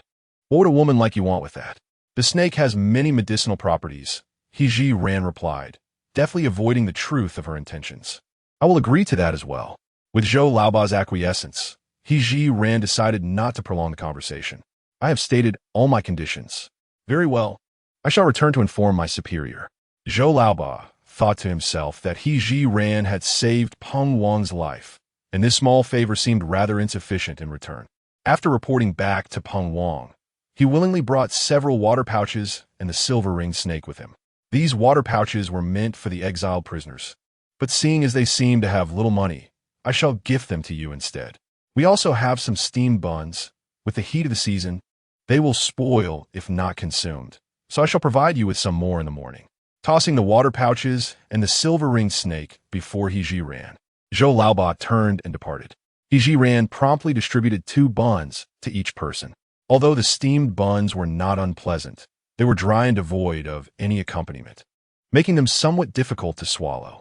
An idea struck He Zhiran as her gaze fell upon the bundle given to her by He Yuanming. She had yet to open it and ascertain its contents, ensuring that no one knew what it contained. With one hand, she reached into the bundle while her consciousness ventured into her hidden space, where her recently purchased braised beef was already sliced and stored in the refrigerator. The beef was wrapped in plastic, which could not be revealed, and she momentarily could not find the common oil paper of this era. Left with no other option, He Zhiran resorted to grabbing a generous handful of the braised beef. In these extraordinary times, excessive concern for decorum may be perceived as pretentiousness. What truly matters is the ability to enjoy a decent meal. Hygiene, after all, pales in significance. Ladies, here is the braised beef brought to me today by my parents. Please indulge alongside your steamed buns. Upon witnessing He Zhiran clutching a generous portion of braised beef, everyone's eyes sparkled with delight. Yet, ingrained habits instilled from a young age dictated that women ought not to consume food in such a crude manner, especially not with their hands. Just as the tension escalated, old Madame Mo spoke up. Given the current circumstances, it is time to set aside our rigid traditions. Old Madame Mo, a woman of clarity and insight, was among the first to acknowledge the reality of their situation. Her words reflected a willingness to embrace the unfolding changes, for they were no longer the esteemed ladies of a grand household. Chapter 26. Resting on the ground, the 8 sisters-in-law, along with Mo Hanyu, were already salivating over the fragrant braised beef. With the encouragement from their matriarch, Their inhibitions vanished. Mother was right. We are no longer the young ladies of a wealthy family. Being able to fill our stomachs is already a blessing. What do manners matter? We, young Munsian, have cast aside all pretenses. One must understand that those who are starving find delight in whatever they see. Moreover, the braised beef presented by Zhiran looked exceptionally appetizing, even more so than any they had previously tasted. As they observed the formerly dignified women devouring their food on the ground, Zhiran interjected, "Do not rush. There's more in the bundle. If we run out, we can always take more. After all, the supplies in my space possess regenerative properties." There is an endless supply of braised beef. Madame Mo took a bite and felt it was the most delicious meat she had ever tasted. However, she disagreed with Zhiran's suggestion. "You should keep some of what your parents gave you. There is no need to share it all." "Mother, I have plenty more," Zhiran replied, pulling out a generous handful of braised beef to share. Upon seeing this, Madame Mo ceased her urging, for she too relished the dish. As the Mo family indulged in their steamed buns and braised beef, envy consumed the members of the other four families. How could the Mo family enjoy such fine white steamed buns, and to receive water pouches as gifts from the officials? They were all equally hungry, their stomachs growling, yet they had to request water from the officials, who would only oblige if they felt generous. Having learned from the lessons of the day's earlier punishment, none dared to express their indignation, their eyes blazing with jealousy fixed on the Mo family as they feasted. Despite being under the scrutiny of so many hostile gazes, the Mo family remained resolute, following Madame Mo's directive to keep their heads down and focus on their meal. Once they had satisfied their hunger, Madame Mo leaned closer to Zhiran and whispered, "We must find a way for Jiuyi to have something to eat." Even without her reminder, Zhiran had already contemplated this. "Mother, a bit later, once everyone is asleep, I will bring food to my husband." Mo Jiupei, lying on the wooden cart, caught the tantalizing scent of the braised beef. A person who seldom indulged in culinary desires, he found himself involuntarily swallowing several times. However, he was perceived as unconscious by others, and he could not jeopardize his plans for the sake of a meal. While Mo Jiupei struggled to endure his hunger, the women of the Mo family finally felt full. Madame Mo instructed everyone to find a place to rest. Speaking of rest, the faces of the women, except for Zhiran, fell in dismay. "Mother, are we really going to sleep like this?" Mo Hanyu, aware of the situation, could not help but voice her frustration. Madame Mo sighed. "Hanyu, our Mo family is no longer what it once was. The fact that we are alive is a luxury. Let us not dwell on our misfortunes." Upon hearing this, tears involuntarily streamed down Mo Hanyue's face. However, being somewhat understanding, she refrained from further discussing the matter. The matriarch of the Mo family had given birth to 10 children, with Mo Hanyue being the sole daughter, raised with utmost care and affection. Witnessing her daughter in such a state caused the matriarch great anguish. Yet, she had no choice but to yield to fate and must prepare Mo Hanyue to accept reality sooner rather than later. If she could not endure such hardship, she was unworthy of being a child of the Mo family. To be a member of the Mo family was the source of immense pride for Mo Hanyue. Her father and brothers were valiant heroes defending the great Shun dynasty. Upon hearing her mother declare her unworthiness, she immediately stifled her sobs and quickly wiped her tears with her sleeve. "Mother, the Mo family does not fear hardship, and neither do I," she declared before curling up beside the matriarch. The matriarch, unable to bear the sight of her daughter, turned her head away in sorrow. Zhiran, on the other hand, leaned against the wooden cart to rest, intending to make it easier to feed Mo Jiupei later that evening. Having often camped in the wilderness during past missions, she found no discomfort in such conditions. Seeing that the matriarch and others had settled down to rest, the sisters-in-law, though sharing the same sentiments as Mo Hanyue, did not express their thoughts and huddled closely together to sleep on the ground. Perhaps due to the exhaustion from their journey, they quickly succumbed to slumber. Zhiran, however, remained awake, merely pretending to doze. Just as she was about to open her eyes to check if everyone was asleep, she noticed her second sister-in-law sitting up. The second sister-in-law stealthily approached Zhiran and whispered, "Sister-in-law Gio, Are you asleep? Zhiran responded in a similarly hushed tone. Not yet. Do you need something, second sister-in-law? By the moonlight, it was evident that the second sister-in-law's expression was somewhat conflicted, clearly indicating she had a request. Sister-in-law Gio, I would like to ask for a steam bun. The second sister-in-law spoke with visible anxiety, stuttering slightly as her hands nervously tugged at her clothing. Zhiran quickly deduced the second sister-in-law's intentions, realizing she wished to send it to her maternal family. However, she was reluctant to play the role of a benevolent fool, especially considering the antagonism that several families held towards the Mo family. Even if the second sister-in-law's maternal family did not openly disparage the Mo family like others, their concealed animosity was palpable. Did you not have enough to eat? Zhiran feigned ignorance. The second sister-in-law shook her head vigorously. No, I want it for my nephew.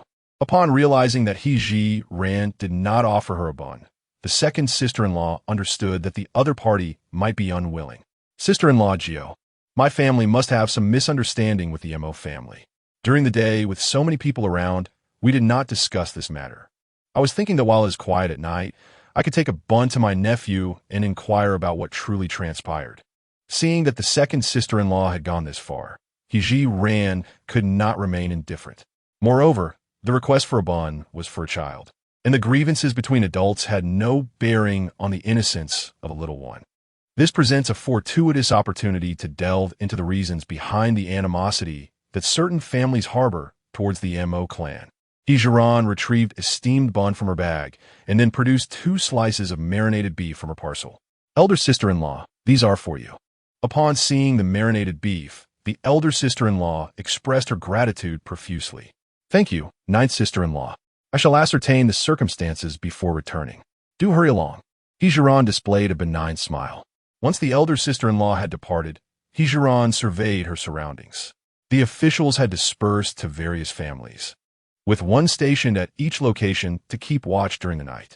The one tasked with guarding the Mo clan was Zhou Laoba, who appeared to be intentionally lenient. Noticing the elder sister-in-law heading towards the Xie family, he chose not to intervene. Chapter 27. A true test of her resolve despite suspecting that Zhou Laoba had deliberately allowed her sister-in-law some leeway, Zhiran could not brazenly offer food to Mo Jiupei. After all, the ruse of Mo Jiupei feigning unconsciousness had to be concealed from all outsiders.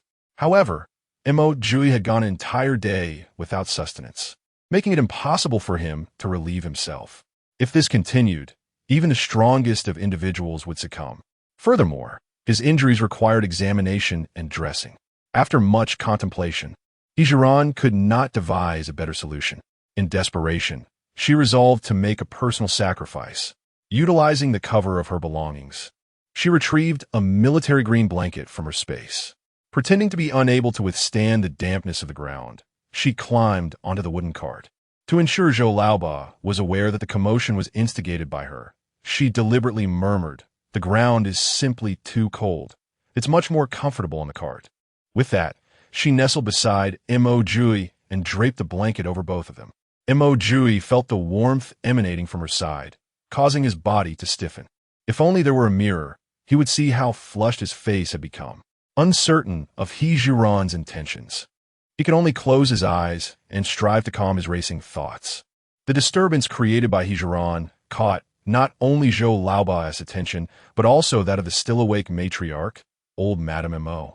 She glanced at the wooden cart, where the two were snugly wrapped in a blanket. At such a moment, old Madame Mo should have harbored no further thoughts. Yet witnessing their intimate posture compelled her to ponder more deeply. This daughter-in-law of hers truly adored her son.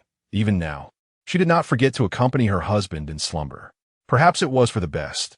If they could safely reach the northwest, she would expedite their union, blessing her with numerous grandchildren to carry on the Mo family legacy. Zhou Laoba, however, held a different perspective. He revised his previously favorable assessment of Zhiran. Aside from her medical skills, she was no different from the other women vying for favor in grand households. Even with her husband in a state of unconsciousness, she still sought to share a bed. Despite this, he was not one to pry into the private affairs of couples. He merely cast a glance to ensure they were not up to mischief before turning away. Zhiran, having surveyed the surroundings and confirmed that no one was watching them. Cautiously extracted 2 steamed buns and a generous handful of braised beef, placing them into Mo Jiupei's hands. Additionally, she provided him with several alcohol swabs and a small vial of Yunnan Baiyao. In a voice only they could hear, she whispered to him, "Be quick. Find a discreet place to eat and tend to your wounds. I will place something else where you were lying to prevent those officials from discovering anything." Mo Jiupei then understood that this woman intended to employ a strategy akin to the golden cicada shedding its shell to obscure their actions. Truly, it was a test of her resourcefulness. Trusting her, Mo Jiupei recognized the rarity of this opportunity. With a swift motion, he rolled off the cart, landing soundlessly, a testament to his remarkable agility. The moment he departed from the wooden cart, Zhiran swiftly retrieved a cotton quilt from her space, positioning it where he had been lying. "Do not speak." Under the cover of the dark night and the shielding of the bedding, it would be impossible for anyone to discern that she was not Mo Jiupei. Seizing the opportunity, while Mo Jiupei had stepped away, she began to examine the pouch that Yuan Ming had given her. Inside, she discovered a stack of silver notes, which after careful counting amounted to 3,000 taels. Additionally, there were some scattered silver coins, which she estimated to be around 20 taels. In this era, such a sum could ensure several generations of security for an ordinary family, demonstrating the genuine affection that the elders harbored for their daughter. Mo Jiupei moved with remarkable agility, employing his lightness skill to swiftly vanish from Zhiran's sight. After approximately 15 minutes, he returned. Upon hearing the commotion, Zhiran promptly tucked away the quilt, releasing a deep sigh only after Mo Jiupei had resumed his previous position. "How is your wound?" Zhiran inquired softly. "It has stopped bleeding," Mo Jiupei replied equally quietly. After a moment's contemplation, he added, "Thank you for everything you have done for me and the Mo family." At that moment, Zhiran felt that this was not the time for pleasantries. Upon hearing Mo Jiupei's gratitude, she remained silent, just as she was deliberating whether to continue lying there. Her sister-in-law returned. Believing everyone to be asleep, her sister-in-law approached the wooden cart with utmost caution, only to find Zhiran's absence. As she was about to search for her, Zhiran sat up from the cart. "Sister-in-law, I am here." Following the sound, her sister-in-law saw the 9th younger sister and her husband nestled together under the same quilt. She felt an urge to slap herself for intruding upon the tender moment of the newlyweds. "9th younger sister, you may continue to rest. We shall converse tomorrow." Observing her sister-in-law's demeanor, Zhiran realized she had misunderstood. Moreover, her eagerness to comprehend the reasons behind the family's antagonism towards the Mo family left no room for patience until the morrow. "Sister-in-law, I merely wanted to prepare something for my husband to eat." Aware that the Mo family knew Mo Jiupei was feigning unconsciousness, Zhiran decided to speak candidly. Upon hearing her explanation, her sister-in-law felt somewhat embarrassed, realizing her misinterpretation. "9th younger sister, I have just clarified the situation." Her sister-in-law deemed it an opportune moment to share this news, ostensibly informing Zhiran while also allowing Mo Jiupei to be apprised of the circumstances. Indeed, Mo Jiupei had perked up his ears, ready to listen intently. "Sister-in-law, please go on," Zhiran urged.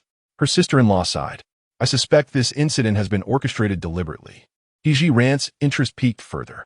"What exactly transpired?" "My elder brother mentioned that before the CF family was exiled, there were no signs whatsoever. Today, an official arrived to announce a decree stating that the Duke of the nation, Mo Jiupei, has openly confessed to colluding with the enemy and betraying the country. Furthermore, it was stated that Jiupei voluntarily implicated the CF family as participants and provided evidence of my father's acceptance of bribes from several years ago. My maternal relatives believe that my father's acceptance of bribes was not substantial and occurred only twice. Thus, it should not warrant a raid or exile. The primary reason for this predicament stems from Jiuye's confession, which implicated the CF family in collusion against the state. Zhiran fell into deep contemplation. It was inconceivable that Mo Jiupei could engage in such treachery. Furthermore, had I not informed him, he would have remained oblivious to the impending raid and exile of the Mo family, let alone betray them. If what my sister-in-law asserts is indeed true, There exists only one possibility. The Xie family must have offended the emperor, who, seizing the opportunity to eliminate rivals, orchestrated their downfall while simultaneously hindering Mo Jiupei on his path to exile. Beyond this, I can conceive of no other rationale. There are also 3 other families. Although I have not directly heard them voice their disdain for the Mo family, I cannot dismiss the likelihood of their involvement. Mo Jiupei was similarly engrossed in pondering the circumstances. His thoughts mirrored those of Zhiran, and given his familiarity with the officials from these families, he possessed some knowledge of their clandestine dealings, particularly concerning Fang Chuanzhou, with whom he had no personal grievances.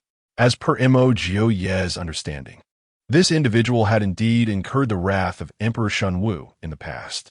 Chapter 28, A Nightly Discourse Between Spouses, Part 1. If memory serve him correctly, it was at last year's imperial banquet. Fang Chuanzhou attended with his wife and eldest daughter, Fang Mingzhu, and the Emperor Shunwu took an immediate liking to the young lady. Fueled by wine, the emperor disregarded all decorum and sought to summon Fang Mingzhu into his harem. However, Fang Mingzhu, unwilling to comply, publicly refused the emperor's advances, citing her pre-existing engagement as her reason. Fang Chuanzhou, not wishing for his daughter to compete for favor among the multitude of women in the palace, knelt down to support her stance. With so many officials in attendance, the emperor could not forcibly retain her and was left with no choice but to release her, albeit begrudgingly. The day after the banquet, Fang Mingzhu hastily married. Given Mo Jiupei's understanding of the emperor, it was inevitable that he harbored resentment, seizing this opportunity to annihilate the Fang family's lineage and simultaneously aggravate himself. As for the Li and He families, they had already been at odds with Mo Jiupei. It was easy to surmise the emperor's intentions in sending them along for exile. He observed Zhiran deep in contemplation and gently beckoned her with a flick of his finger. When she turned to him, he softly remarked, "I shall recount the affairs of these families to you when the opportunity arises." His words indicated that he had unraveled the situation. With someone informed, the Mo family need not feign ignorance, and Zhiran decided against being overly inquisitive. "All right," she replied nonchalantly, indifferent to whether Mo Jiupei chose to disclose further details. Regardless, she had clearly defined her objective, to alter Mo Jiupei's fate of perishing on the path of exile. Having clarified her matters, second sister-in-law felt no desire to intrude upon the couple's rest any longer. "Ninth sister-in-law, I shall take my leave and rest," she announced. Zhiran had boarded the wooden cart solely to assist Mo Jiupei's departure, now that her aim was achieved. It would be prudent for them to return to their respective places to avoid any awkwardness. However, if she were to leave immediately, it might raise suspicions with Zhou Laoba. Reluctantly, she resolved to lie back in her original position. In an effort to ensure her comfort, Mo Jiupei shifted his body slightly away. Despite their exhaustion from travel, Zhiran found herself unable to sleep. Mo Jiupei seemed to sense her wakefulness and gently inquired, "Are you unable to sleep?" Zhiran responded absently. "Is it because of what second sister-in-law mentioned?" Mo Jiupei asked. "Perhaps," she replied, unsure of the reason for her insomnia. Perhaps it was the abrupt transition to an unfamiliar environment that left her somewhat unsettled. Nevertheless, she preferred not to share these thoughts with Mo Jiupei. Montauk Juya, oblivious to her subtlety, focused solely on her voice and failed to perceive her evasiveness. "The He and Li families have some grievances with me," he began. Zhiran, seeing Mo Jiupei's willingness to speak, decided that since she could not sleep, it would be wise to listen attentively. "What grievances?" she inquired. Ziyuan was originally the Minister of War. During my military campaigns, he deliberately embezzled provisions for his own gain, prompting me to report the matter to the emperor. The emperor dispatched individuals to thoroughly investigate the matter. Strangely, despite the gravity of the situation, the emperor merely demoted Ziyuan from the Minister of War to the Vice Minister of War. After listening to Mo Jiupei's account, Zhiran's mind began to churn with speculation once more.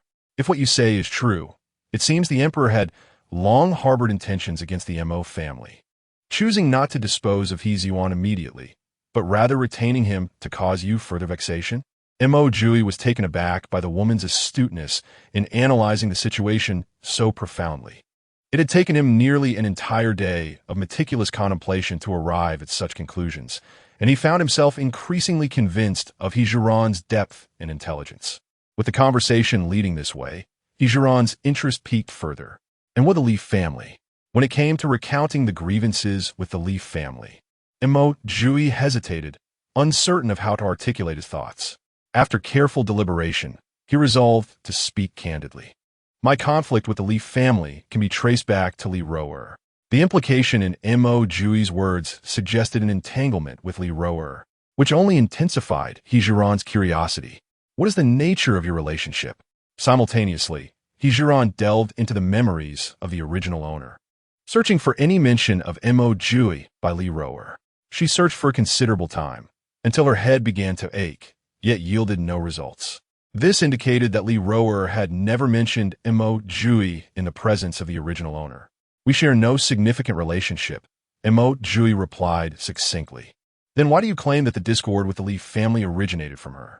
Upon hearing Zhiran's probing question, Mo Jiupei instinctively thought that she might be feeling a tinge of jealousy. Thus, he hurriedly explained. She lost control of her horse-drawn carriage, recklessly charging through the streets, and I happened to intervene out of goodwill to regain control. At the time, I thought little of the incident, believing it had concluded without consequence. However, the next day, Li Liang arrived at my door with gifts, expressing gratitude on behalf of his daughter for saving her life.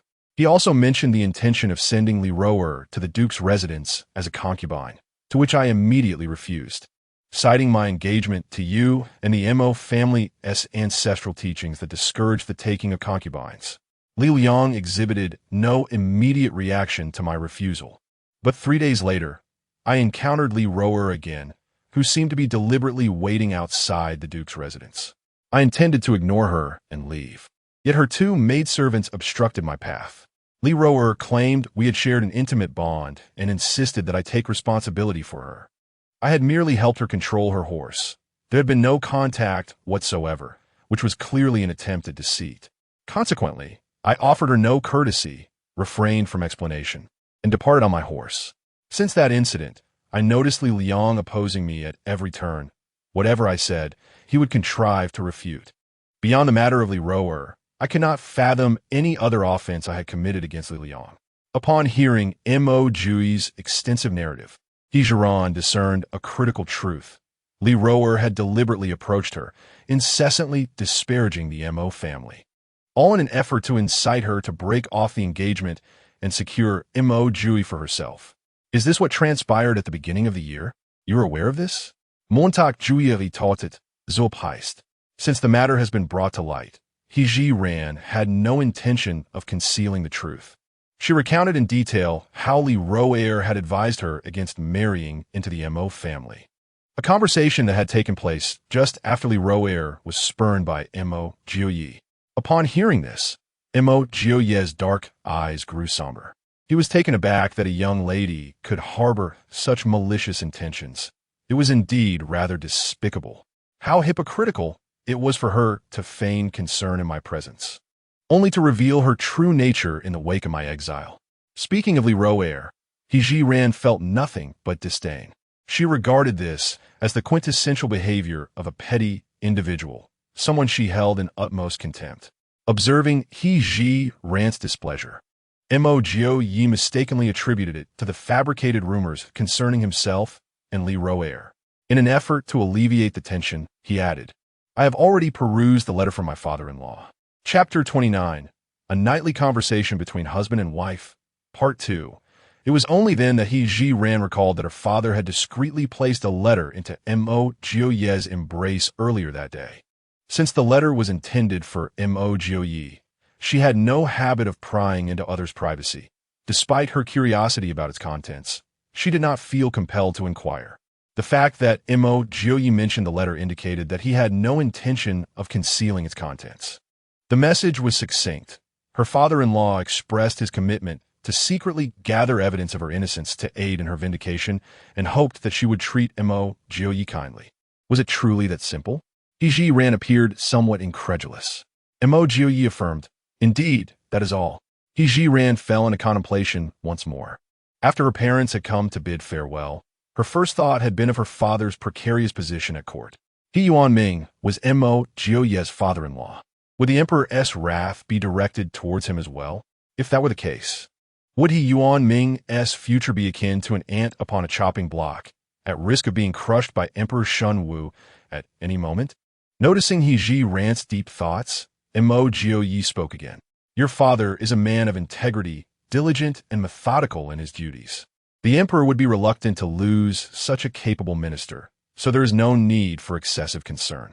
Upon hearing Mo Jiupei's words, Zhiran felt somewhat reassured. It is getting late. We should rest early, for we must journey tomorrow. Mo Jiupei was worried that Zhiran's health might not withstand the strain. After such extensive discussion and pondering, Zhiran felt fatigue setting in. All right, you two should rest early. She had expected to drift into slumber upon closing her eyes. Yet to her dismay, she found herself tossing and turning, unable to find repose despite her weariness. The space within the wooden cart was limited, and she and Mo Jiupei were almost pressed against each other. Sensing their shared warmth, Mo Jiupei too found himself unable to sleep. Noticing her breathing was less than steady, he gently remarked, feigning unconsciousness is not a feasible long-term strategy. I plan to awaken once we are beyond the city limits. You may gauge the timing at your discretion. Zhiran replied vaguely.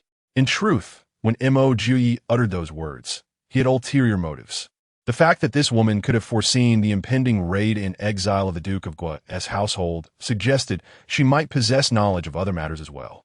His intention was to elicit information from Zhiran. However, she merely urged him to make his own decisions without divulging anything he did not already know. Are you not curious as to why I plan to awaken only after we have left the city? He inquired. I surmise you are concerned about the emperor's spies watching. Zhiran indeed harbored such thoughts, given Emperor Shun Wu's relentless pursuit of Mo Jiupei. Even attempting to take his life on the eve of the raid and exile, it was unlikely he would forfeit an opportunity during the journey.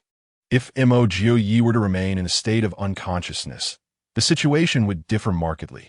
Should Emperor Shun Wu dispatch spies to monitor him and discover he remained unresponsive, it would indicate his injuries were grievous. In such a scenario, the likelihood of surviving the exile would be nearly non-existent. Emperor Shun Wu would likely abandon them to their fate, rendering their journey less fraught with peril. Certainly, if Emperor Shun were to deviate from the norm, it would not be inconceivable for him to dispatch assassins to ambush Mo Jiupei while he lay in a state of unconsciousness.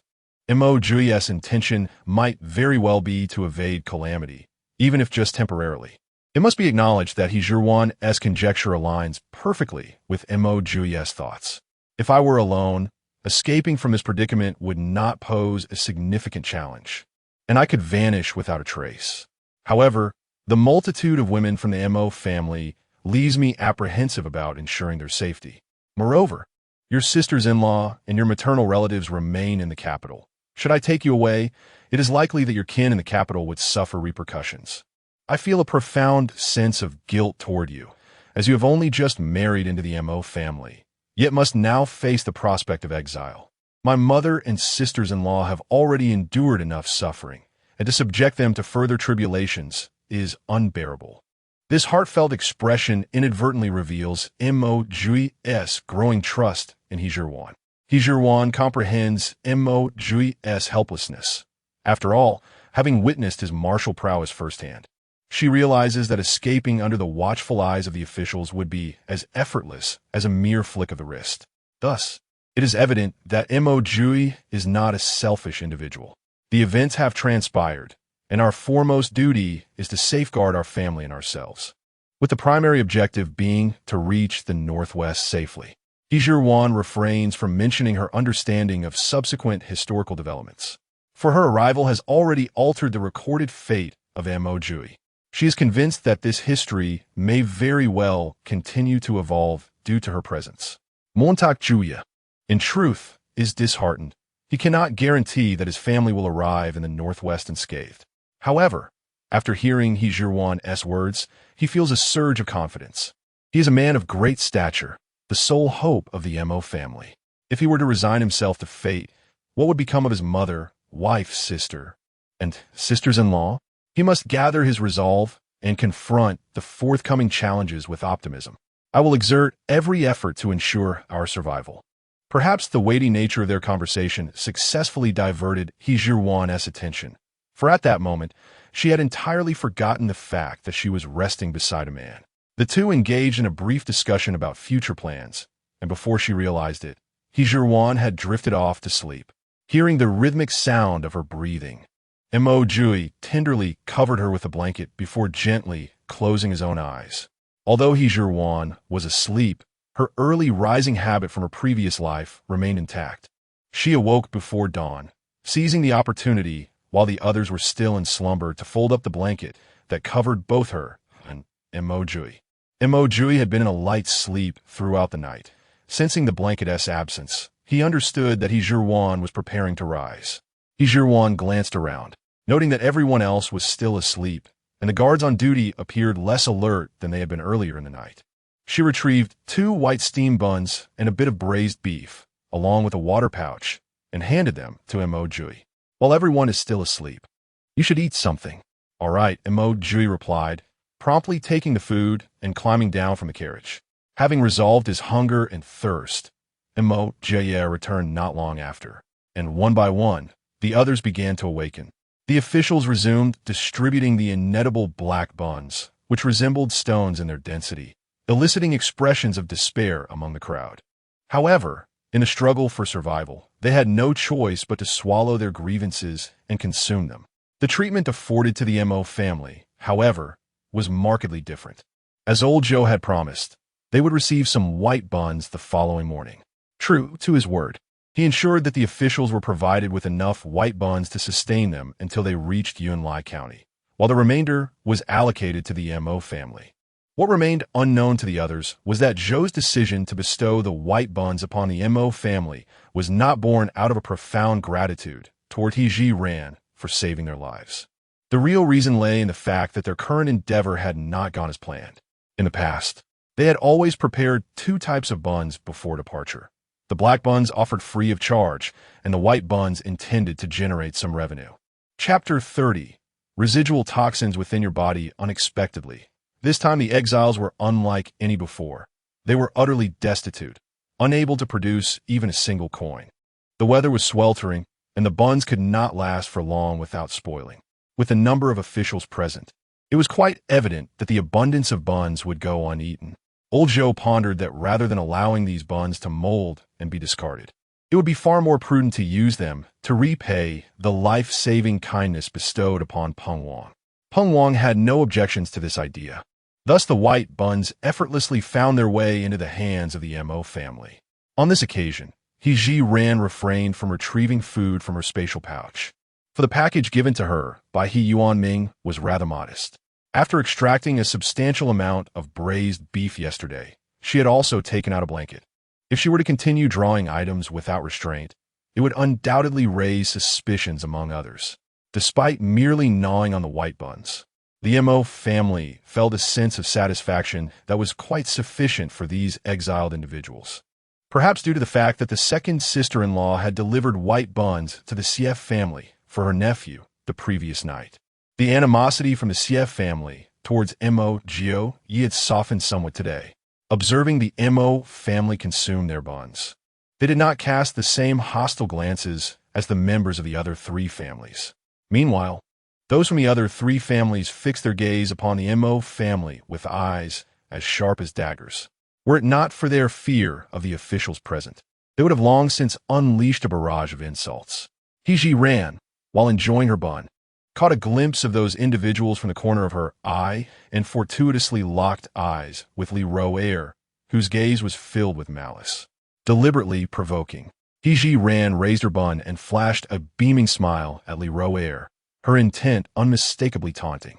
Unwilling to back down, Li Roer clenched her fist, adopting a stance that implied she was ready to strike. Zhiran maintained her smile, albeit one that did not reach her eyes, and continued to devour her bun. Their minor skirmish did not escape the keen observation of the matriarch of the Mo family. It could be said that Zhiran had not intended to conceal her actions from anyone. The matriarch discerned that the enmity between the two had roots in their prior acquaintance, particularly from the moment Li Ro had attempted to sabotage Zhiran. However, she also recognized her daughter-in-law's capabilities and felt little concern. A gentle reminder to others to remain cautious of Li Ro would suffice. For she understood the adage that while the king of hell is approachable, the little devils can be troublesome.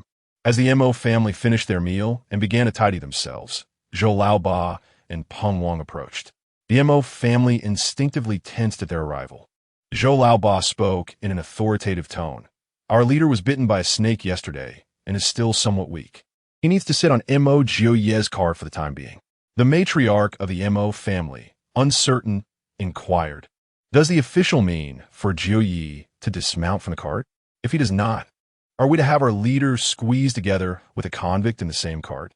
Zhou Laoba's displeasure was palpable. The matriarch found herself in a predicament. "Official, you are aware that our Mo family consists solely of women. If we do not allow Jiupei to remain on the cart, how can we possibly travel with him?" The forthright second sister-in-law chimed in. "Indeed, official, are you not putting us in a difficult position?" At this juncture, before Zhou Laoba could respond, Peng Wang's temper flared. "I see you all have a death wish. How dare you disregard the words of an official?" As the members of the Mo family braced for an impending downfall, the onlookers from several other families reveled in their misfortune, some silently cheering for Peng Wang and Zhou Laoba, hoping they would deliver a severe reprimand to the Mo family. Observing her second daughter-in-law on the verge of causing trouble, the matriarch of the Mo family quickly pulled her aside. Yet, faced with such a predicament, she found herself at a loss, uncertain of how to proceed. Mo Jiupei, reclining on the wooden cart, listened intently to the exchange between the two parties, already formulating a plan. Once he surrendered his cart to Peng Wang, he could not expect the ladies to carry him along. Should that be the case, he would have to choose to awaken from his stupor prematurely. While contemplating how to awaken, he heard Zhiran speak. She approached Peng Wang with a composed demeanor and a tone that conveyed respect. "Lord Peng, do you find yourself experiencing some tightness in your chest and shortness of breath?" Indeed, Peng Wang was plagued by such sensations, and to a significant degree, which explained his eagerness to contest Mo Jiupei for the use of the cart. "It is true. After walking just a few steps, I feel quite breathless." In Peng Wang's view, Zhiran, a lady of the esteemed class, must have gleaned this method of treating snake bites from some book, inadvertently saving his life. He was well aware of his own physical condition, although he felt unwell. It was not as dire as the previous day. He planned to consult a doctor upon reaching Yunlai County for a proper examination and some restorative medicine. To his surprise, Zhiran astutely articulated his current symptoms, suggesting a strong likelihood that she possessed medical knowledge, which is why he responded without hesitation. "Lord Peng, your poisoning yesterday was quite severe. While I managed to preserve your life, residual toxins remain in your system. If left unaddressed, they could still pose a threat to your life." In truth, the snake venom had been thoroughly purged from Peng Wang's body. The symptoms he experienced were a result of the venom's damage to certain neural pathways. Within a week, he would likely heal on his own. However, to extricate himself from the predicament of being carried along by the women of the Mo family, Zhiran felt compelled to intimidate him with her words. Peng Wang, firmly believing in Zhiran's assertions, acknowledged the reality of his condition. "Do you possess a solution?" This was the very question Zhiran had been waiting for. "There's indeed a remedy, but..." As she spoke, she glanced at Mo Jiupei, who lay sprawled on the wooden cart. Peng Wang, a man of sharp intellect, quickly grasped Zhiran's implication, his countenance darkening. After serving as an official for so long, it was the first time he had been presented with demands from a prisoner. He contemplated asserting that he did not require her treatment and would seek a doctor in Yunlai County. Mo Jiupei must yield the cart to him today. However, before he could voice his thoughts, Zhou Laoba pulled him aside, and after a brief exchange, Peng Wang returned, his face still marked by displeasure. "If he can completely rid me of the residual toxins, I shall permit Mo Jiupei to accompany me on the cart. My lord, as you can see, we of the Mo family are all women, and it is already quite taxing for us to push our husbands alone. Zhiran is amenable to anything, yet she detests suffering losses.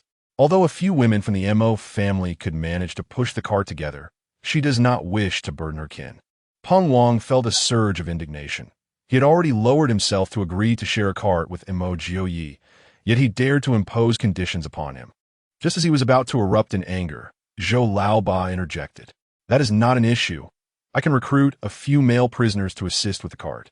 Peng Wang glanced at Zhou Laoba, recognizing that he had his best interests at heart, and thus acquiesced to his suggestion. "I shall concede to all your terms. But should you fail to cleanse the remaining poison from my body, beware the whip of the officials."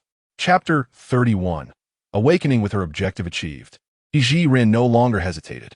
"Very well, I shall assist the official in detoxification at once." Having spoken, she made her way towards the herbs gathered the previous day and selected a few at random to return with. She handed the herbs to Zhou Laoba, saying, "Official, these are the herbs we collected yesterday. Boil them in water for Lord Peng to drink, and within 7 days, the residual toxins in his body will be thoroughly eliminated." Zhou Laoba apo somewhat skeptical. "Are you certain?" "Indeed," Zhiran replied with unwavering confidence. The herbs she had chosen combined to possess the properties of clearing heat, promoting diuresis, cooling the blood, and detoxifying. Although they would not greatly aid Peng Wang's condition, they would certainly provide some relief from his current symptoms. After all, there were no substantial toxins remaining in Peng Wang's body. His recovery merely required time.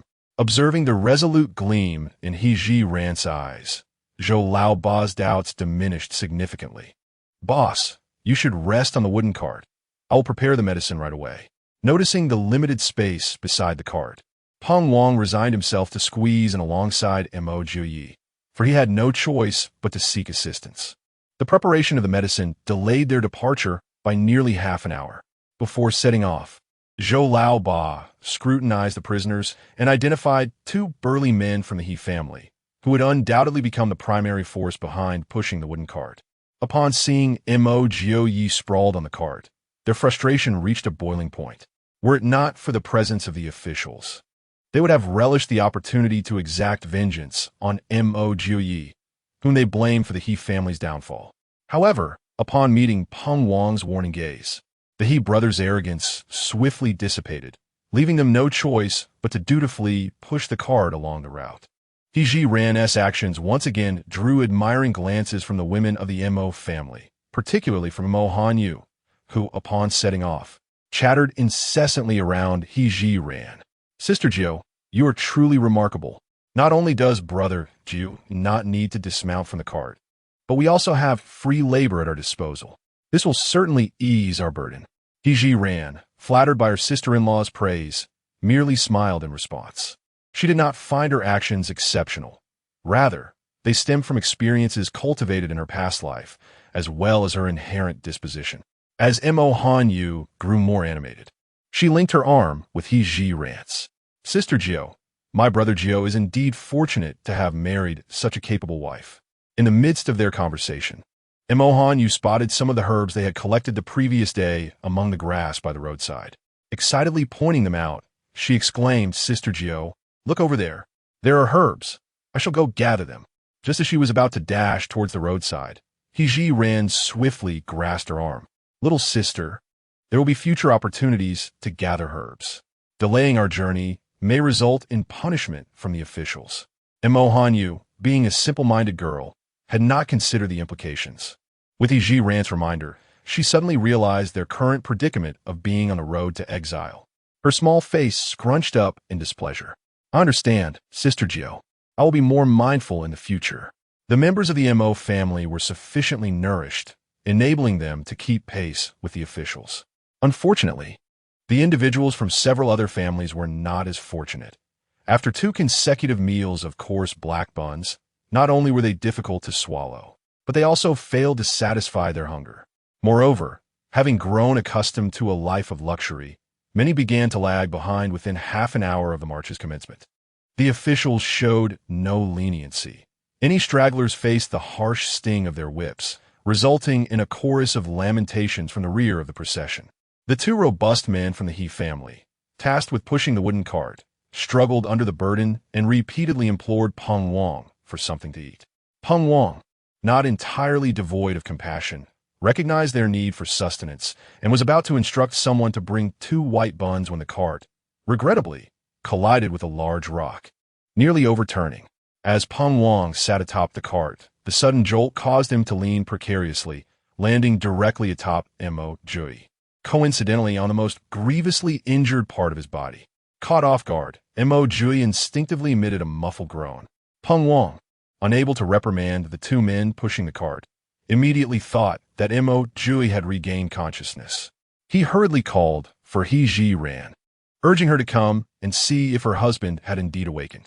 Although accustomed to witnessing the deaths of prisoners on the road, Peng Wang held a certain respect for Mo Jiupei, especially after Zhiran's poignant words during the dispute between the officials and Xie Feng, which resonated with him. Regardless of Mo Jiupei's misdeeds, the fact of his sacrifice for the nation could not be overlooked. Just recently, tales of his triumphant return had spread throughout the capital. For a person of such stature, Peng Wang sincerely hoped for his survival. Yet, this was merely a subconscious inclination. Should the Mo family dare to cause him trouble on the road, he would not hesitate to discipline them harshly. Unaware of Peng Wang's thoughts, Zhiran rushed over at the sound of his call. "Master Peng, did you say my husband has awakened?" She feigned shock while mentally preparing for any eventuality. Peng Wang shifted slightly to the side. "I may have inadvertently touched his wound. I'm unsure if it was pain or something else that made him groan." Zhiran instructed the He brothers to halt and symbolically took Mo Jiupei's arm to feign taking his pulse. Her true intention was to buy him some time, as she was uncertain of his intentions, whether he wished to awaken now or wait a little longer. Meanwhile, Mo Jiupei was also calculating his course of action. Although he appeared to be unconscious, lying on the cart, he remained vigilant. Since early morning, he had been acutely aware of his surroundings, even discreetly observing when others were not paying attention. In his assessment, he detected no immediate danger. After much contemplation, Mo Jiupei resolved to awaken. Just as Zhiran was earnestly pretending to take his pulse, he emitted a faint groan. Peng Wang pointed at him once more, exclaiming, "Look, is he truly awake?" Zhiran withdrew her hand from the pulse-taking and feigned delight as she said, "Indeed, my husband has awakened." Upon hearing this, the matriarch of the Mo family and the other ladies gathered around, their eyes reflecting genuine concern that seemed far from feigned. One could assert that their acting skills were undoubtedly exceptional. Zhiran retrieved a water pouch from her waist. "My husband, how do you feel? Please drink some water to soothe your throat." And Mo Jiupei, in a show of cooperation, exerted effort to slightly lift his head, taking 2 sips of water with Zhiran's assistance. Peng Wang kindly interjected, "Given his current frail condition, it is unwise for him to consume dry buns. It would be best to offer him more water to moisten his throat." Though framed as a suggestion, his tone remained characteristically impatient. Chapter 32. Heatstroke. The Mo family did not take offense at Peng Wang's attitude. They nodded in agreement, deciding not to give Mo Jiupei any food for the time being. Although Mo Jiupei had regained consciousness, he remained in the same position, sprawled across the cart. Once Peng Wang deemed the situation sufficiently managed, he commanded the group to resume their journey. In the heat of August, the relentless sun scorched the earth due to an extended dry spell, leaving travelers with a suffocating sensation. Among the procession, the prisoners lamented in despair. Some could no longer endure the heat and knelt before the officials, pleading for a moment's respite in a cooler spot. The members of the Mo family were equally affected, their faces flushed with heat. Observing the dire state of everyone, Zhiran felt a pang of concern. If this continued, it was inevitable that someone would succumb to heat stroke. While she pondered preventive measures, a sudden cry echoed from the rear of the group. "Sir, please help find a doctor for the child. The child is innocent." Following the source of the voice, Zhiran discovered it was coming from the Xie family's contingent. The second sister-in-law also noticed and sprinted toward the commotion. Considering that the Xie family was her maternal kin, Zhiran felt compelled to assist. Thus, she hurried after her sister-in-law to investigate. At that moment, the Xie family was encircled around Xie Lin, tears streaming down their faces. Xie Lin was cradled in the arms of a young woman, while others frantically called out his name. Eldest brother, what has happened to Linner? The second sister-in-law pushed through the crowd, her face etched with anxiety. Xie Chao's eyes were red. Linner was fine this morning, but after walking for a while, he became unwell. After a brief moment of panic, the second sister-in-law quickly said, "My sister-in-law knows medicine. I will fetch her immediately." "Sister-in-law, I am here. Let me examine the child first." Zhiran interjected, having already reached Xie Lin's side. Although the Xie family had heard Xie Feng's explanation, they remained distrustful of the Mo family. Thus, when they noticed Xie Lin's deteriorating condition, they hesitated to seek Zhiran's assistance. However, as she approached them, their instinctive concern for Xie Lin's life overcame their reservations. Xie Lin was already unconscious, his complexion flushed and his limbs burning, a clear indication of heat stroke. Given his current state, the symptoms were serious, and without prompt medical attention, his life could be at risk. After Zhiran completed her examination, the second sister-in-law grasped her arm anxiously, asking sister-in-law, "What is Linner's condition?" "This child has suffered from heat stroke," Zhiran replied, already moving toward the edge of the crowd. As she departed, the Xie family grew frantic. She was their sole hope for saving Linner. The elderly patriarch, Xie Tianhai, was the first to lower his stance and pursue her. "Madam, please wait. I implore you to save my grandson's life." Zhiran did not slow her pace. "Your grandson's condition is extremely precarious. He requires immediate treatment. Are you wishing to delay my time in procuring medicine?" Upon hearing this, Xie Tianhai realized he had misjudged her intentions. "Very well. I apologize for the misunderstanding. I am grateful for your assistance." Despite understanding Zhiran's intentions, Xie Tianhai continued to follow her, seemingly eager to express something yet at a loss for words. Zhiran was aware of his presence behind her. "We are both exiled prisoners, and by seniority through my second sister-in-law, you are indeed my elder. Henceforth, you may simply refer to me as he or Zhiran. There is no need for titles such as madam. A straightforward address feels more comfortable." "Very well, I shall call you he." As they conversed, Zhiran had already approached the vicinity of the Mo family S group. Among the herbs gathered yesterday, several possessed the ability to treat heat stroke, and were being managed by a few sister-in-laws. Without wasting a moment, Zhiran obtained the necessary herbs from them and turned to Xie Tianhai. "Uncle Xie, to brew the medicine, we must first discuss it with the officials. We lack any vessels, and whether the officials will allow us to pause for brewing is a matter that requires careful negotiation." "All right, I shall speak with the officials." Peng Wang, who was not far off, overheard their conversation. At that moment, he was suffering greatly from the heat, and due to the effects of snake venom, his body was particularly intolerant to high temperatures. Seeing Xie Tianhai turning to consult his subordinates, Peng Wang quickly interjected, "There's a small river ahead, shaded by trees. Let's rest there for a while." Grateful for Peng Wang's suggestion, Xie Tianhai expressed his heartfelt thanks. After a brief time, they indeed spotted a small river ahead. The officials arranged for the exiled prisoners to rest and sought out shaded spots to escape the heat themselves. Zhiran borrowed a pot from Zhou Lao Ba, and her second sister-in-law volunteered to assist her nephew in brewing the medicine. To prevent her family from suffering from heat stroke, Zhiran specifically asked her sister-in-law to prepare a large pot of herbal concoction, not only for Xie Lin, but also for the family to drink for preventive purposes. When Zhiran checked on Xie Lin, she quickly realized that the child was in the acute phase of heat stroke and had already fainted. Relying solely on the herbs would likely prove inadequate. Seizing a moment when her sister-in-law was distracted, she discreetly retrieved some Huaxiang Zhengqi water from her space and added it to the mixture. With the brewing of the medicine finally arranged, Zhiran felt a sense of relief. She gazed at the clear river beside her, where fish swam gracefully. Randomly picking up a sturdy branch from the ground, she approached Zhou Laoba. "Sir Zhou, may I borrow your dagger?" Although her space contained various knives and daggers, she could not openly produce them in front of so many people. Thus, she sought the official's assistance. Zhou Laoba, upon hearing her request, became immediately alert. "What do you need a knife for?" Zhiran shrugged and held the branch forward. "I wish to sharpen this branch. With any luck, we can add a meat dish to our meal at noon." Zhou Lao Ba did not speculate on what she meant by a meat dish, thinking to himself that a young woman like her was unlikely to lie. Reluctantly, he removed his dagger and handed it to He Zhiran. In front of Zhou Lao Ba, He Zhiran began to sharpen the branch.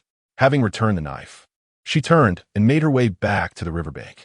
Under the watchful gaze of all present, she removed her embroidered shoes and rolled up her trousers as she ventured into the water. Observing He Zhiran's series of actions, the women of the Mo family gathered around her. What are you intending to do?" inquired the elderly matriarch of the Mo family, her anxiety palpable, nearly urging herself into the river to pull her back. "Indeed, ninth sister-in-law, what are you doing?" He Zhiran turned to them, signaling them to be silent before continuing her advance toward the center of the river.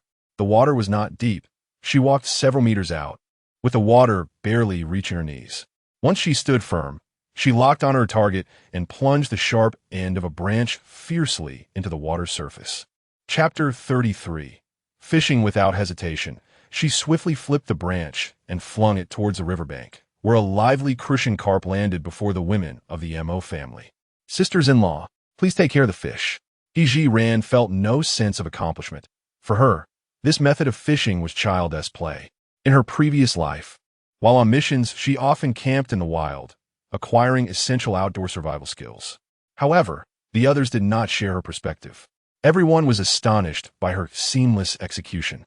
Even the officials lamented their own abilities. Each year, as they escorted prisoners, they passed by this river and knew it teemed with fish. They had attempted to catch them, but had never succeeded, always intending to return with a fishing net, yet ultimately forgetting. As He Zhiran caught a second fish, the officials found themselves silently admiring her prowess. The women of the Mo family, who had initially wished to dissuade He Zhiran from exposing her feet, were now captivated by the sight of two fresh crucian carps, having entirely forgotten their earlier intentions. Particularly, the matriarch of the Mo family comforted herself with the thought that the rules governing women were merely to avoid criticism and disdain from their husbands. After all, He Zhiran was their daughter-in-law. As long as the Mo family accepted her, a little exposure of the feet was inconsequential. Mo Jiupei, having chosen to awaken early, no longer pretended to sleep. He was fortunate enough to have the wooden cart parked in the shadiest spot, where He Zhiran faced no hindrance in her fishing endeavor. Peng Wang, equally astonished by He Zhiran's skills, remarked to Mo Jiupei, "You truly are fortunate, marrying such a remarkable wife just a day before your banishment." Mo Jiupei's heart was a tumult of emotions. He could not fathom how the He family's eldest daughter, who had always adhered to strict decorum, possessed such remarkable abilities, far surpassing those of many men. He shared Peng Wang's sentiments. While the method of catching fish might seem simple to the average person, it required a foundation of skill that was not easily acquired. He pondered what merit he had to deserve such an extraordinary wife before his exile. His curiosity about He Zhiran deepened further. Li Ro'er stood at a distance, her gaze fixed on the scene with palpable disdain. She had never realized that the foolish He Zhiran possessed such capabilities. In her presence, He Zhiran had effectively concealed her talents. The more she contemplated, the more unsettled she felt. Anger surged within her as she unconsciously approached the riverbank. He Zhiran, are you truly so shameless as to wade barefoot into the river to catch fish in front of everyone? Do you not fear being ridiculed? At that moment, He Zhiran had just captured her target and did not immediately retort. However, the women of the Mo family were incensed by Li Ro'er's sarcastic remarks. "Emohan, you stepped forward first. Li Ro'er, do you still consider yourself a distinguished young lady, living off the efforts of others? You ought to recognize your true status. You are merely an exile. At such a time, being able to fill your stomach is a blessing. To cling to such outdated customs is truly unfortunate." She simply lacks the capabilities of Sister Gio. Otherwise, she would have shed her shoes and socks to assist in the river long ago. Particularly since Sister Gio has become her idol, Emohan Yue would never permit anyone to slander her exceptional Sister Gio. The other sisters were equally vocal, launching verbal assaults on Li Ro'er. Just as Li Ro'er was preparing to engage in a rebuttal, she suddenly felt a sticky and cool object slap her face. The assailant was none other than Zhiran, who, upon catching her third fish, flung it directly at Li Roer's face, striking her squarely on the right cheek. The Mo family, witnessing this, hurriedly rushed forward to collect the fish while laughing heartily at Li Roer. Even the nearby officials could not suppress their laughter. Li Roer felt utterly humiliated, her dignity shattered. She turned to the officials, pleading, "Gentlemen, will you not intervene when Zhiran assaults me?" One officer, glancing at Li Roer's filthy face, disdainfully replied, "You deserved it. Who told you to speak so carelessly?" Li Roer lamented that these officials must have been bewitched by Zhiran's beguiling visage. Realizing that she was not going to gain any favor here, she stomped her foot angrily towards the Mo family and turned back to her own kin. However, she was met with ridicule from her two legitimate sisters. "I thought you might return with a few fish like Zhiran. You have truly brought disgrace upon our family, not only failing to catch any fish, but also becoming a subject of laughter." Li Roer had often endured bullying from these two sisters when they were at home, choosing to tolerate it as a concubine's daughter. Yet, the circumstances had changed. With the entire family exiled, she felt no need to endure any longer. Thus, she raised her hand and struck one sister across the face. "Do not forget, I am your elder sister. My shame reflects upon you as well." Li Roer and Li Roer had never endured such indignity, especially at the hands of Li Roer. Almost simultaneously, they sprang up and lunged at Li Roer. Their mother, witnessing her daughters being bullied, joined the fray. In an instant, the Li family's resting area was in chaos. The officials, amused by the spectacle, made no effort to intervene. It was only when Li Liang bellowed that the women of the Li family reluctantly ceased their altercation. As they surveyed one another, their hair was disheveled, and their faces bore several scratches. Meanwhile, the commotion among the Li family did not hinder Zhiran's fishing. Within less than half an hour in the river, she had caught over 20 crucian carp. Satisfied with her catch, she finally emerged from the water. The medicinal concoction on the other side was ready, and her second sister brought a bowl to Exiled. Each member of the Mo family received a bowl as well, and the officials were not overlooked. Noticing the remaining medicinal liquid, Zhiran summoned her second sister to deliver some to the Xie family too. As for the others, she would not concern herself with them until their hostility towards the Mo family had dissipated. Exiled awoke shortly after consuming the medicine, though still somewhat weak. She was no longer in any danger. Tianhai personally visited Zhiran to express his gratitude. "Thank you for saving my grandson's life. This kindness shall be remembered by the Xie family." Zhiran, however, remained indifferent to the notion of gratitude, perceiving it merely as a trifling act. Her primary intention was to facilitate an early resolution of misunderstandings between the Xie and Mo families. After all, the road of exile was still long, and enduring the hostile gazes of others was truly disheartening. Moreover, the Xie family was the maternal family of her sister-in-law, and these two families, which ought to be close, should not continue to interact in such a manner. "Uncle Xie, my husband has awakened today. If you are free this evening, perhaps you could come by our place to have a chat with him." Chapter 34. Self-sufficiency. Zhiran did not express her thoughts too overtly, trusting that Tianhai would comprehend her meaning. "Very well, I shall heed your words and come by this evening," Tianhai replied in a low voice. Zhiran glanced at the crucian carp she was processing and continued, "Uncle Xie, I plan to roast these fish shortly, and I would like to send a fish to Lin Air for her nourishment." Having witnessed Zhiran catching fish, Tianhai had already urged his two sons to emulate her and catch a couple for their grandson's health. Unfortunately, the two sons proved utterly inept, returning empty-handed after much effort. Thus, Zhiran's offer to send a fish to Exiled was like a timely blessing in the midst of a snowstorm for Tianhai. He expressed his profound gratitude towards Zhiran. Simultaneously, Tianhai resolved that irrespective of whether the Xie family's exile was connected to Mo Jiupei, he intended to let the matter lie.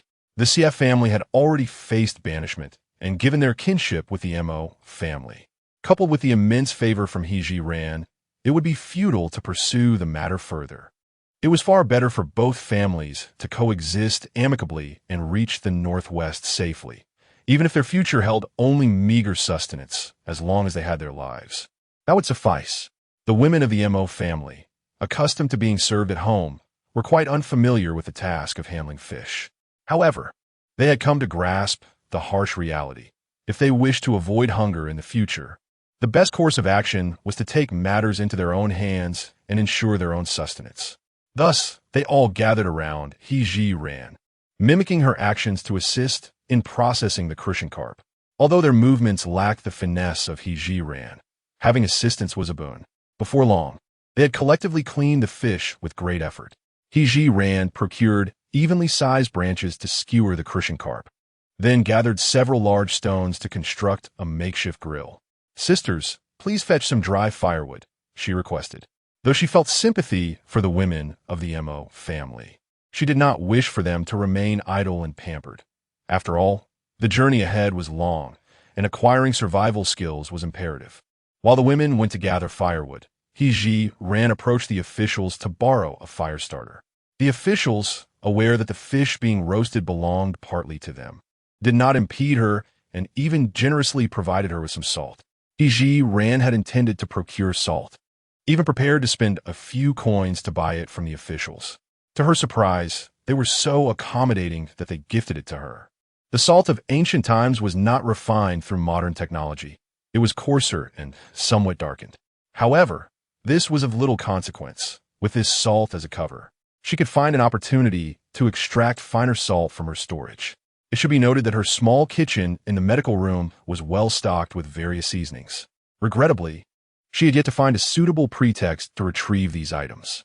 Nevertheless, adding some inconspicuous seasonings was certainly permissible. Upon returning to the assembled grill, Zhiran swiftly kindled a fire and arranged the skewered crucian carp neatly atop it. Soon, the sound of sizzling filled the air, accompanied by an enticing aroma that wafted around them.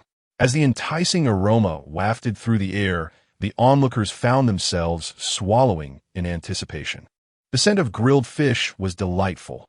However, Zhiran was not entirely satisfied. She murmured softly, "If only some oil could be brushed on it, it would be perfect." Unbeknownst to her, her words fell upon the attentive ears of Zhang Qing, who was already salivating at the smell of the grilled fish. Hearing He's suggestion that a brush of oil would enhance the flavor, he inquired, "Do you really think the grilled fish needs oil?" Zhiran looked up and casually replied, "Indeed, it would surely taste much better that way." Without further ado, Zhang Qing hastily departed. Before long, he returned with a modest jar containing precious rapeseed oil, advising her to use it sparingly. Zhiran was pleasantly surprised by the thoroughness of the official's supplies, which even included rapeseed oil.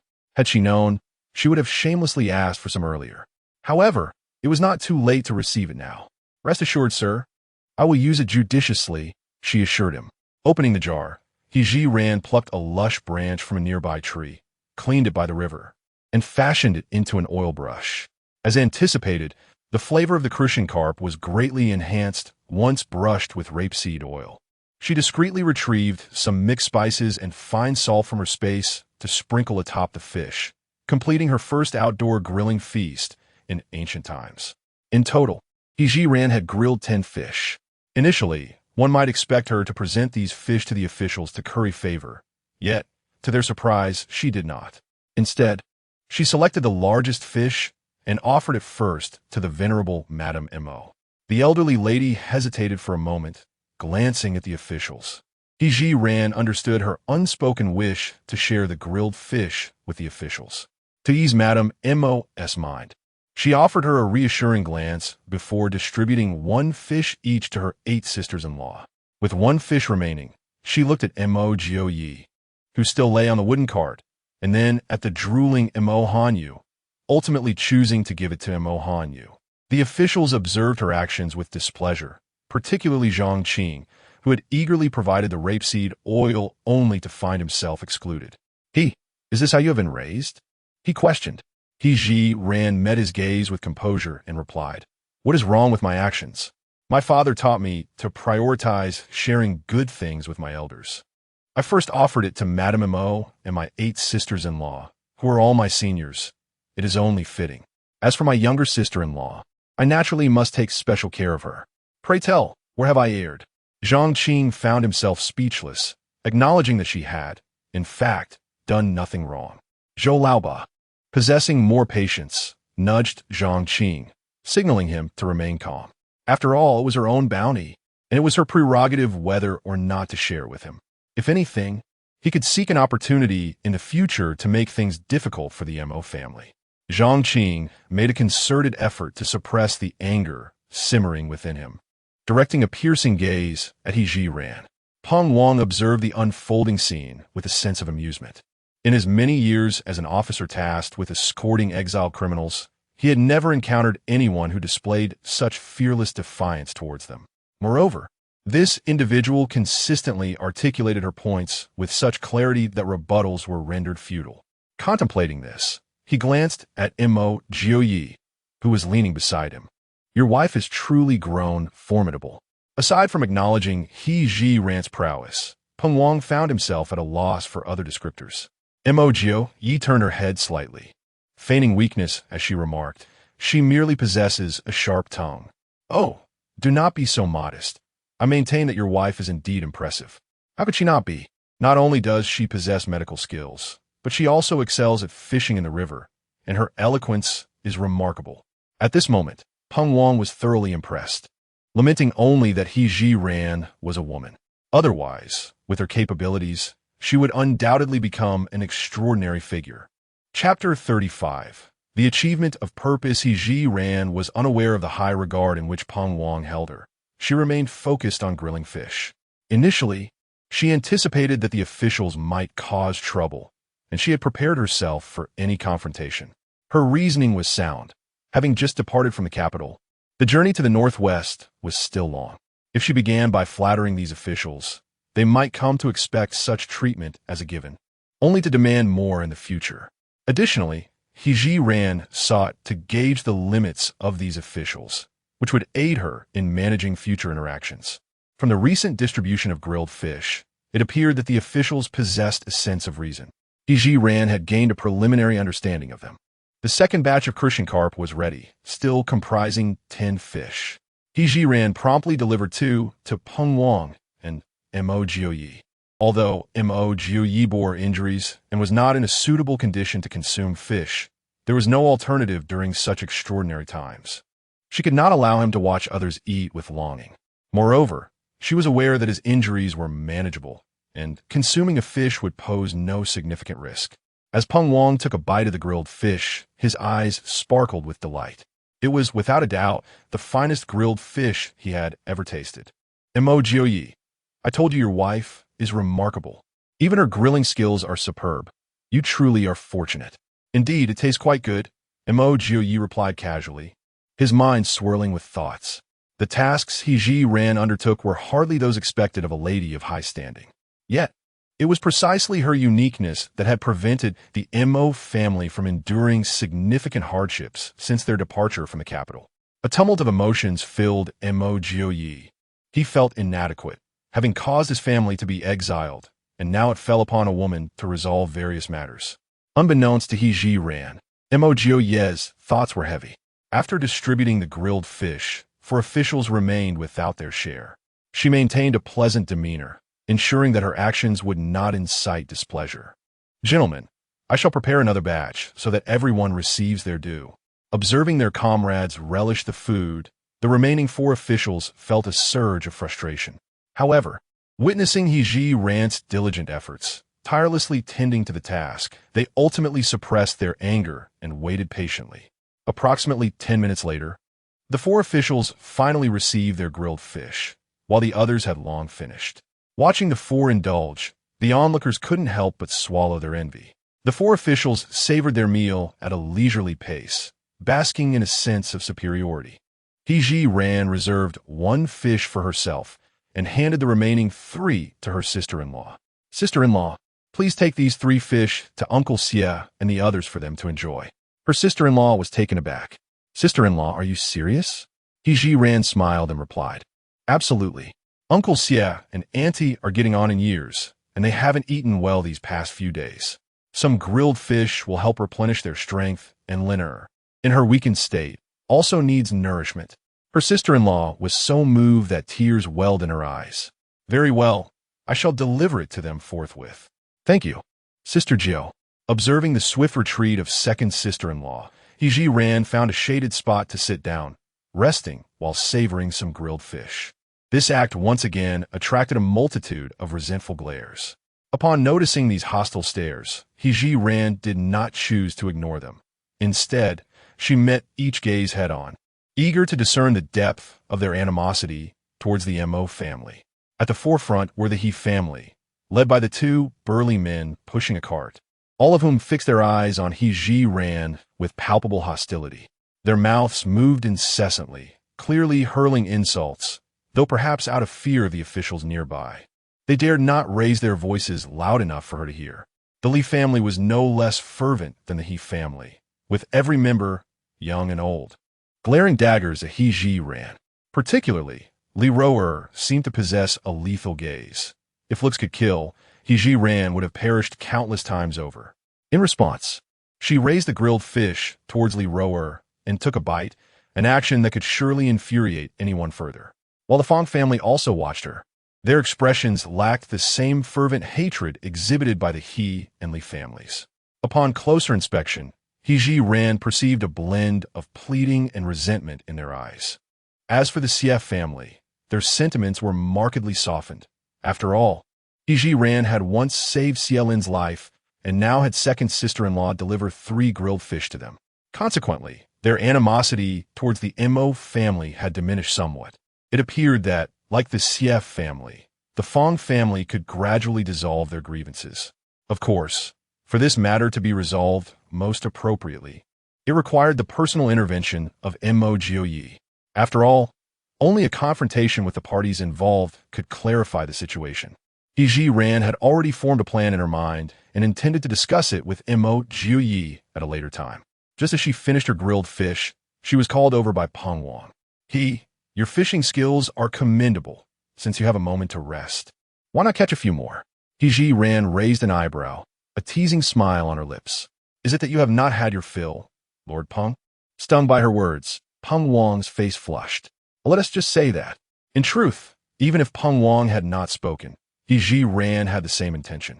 However, she did not wish to miss any opportunity to curry favor. Lord Peng, I am but a mere woman, had it not been for my family's need for sustenance. I would not have waded barefoot into the river before everyone. Now that everyone had enjoyed the fish, she implored him not to press her further.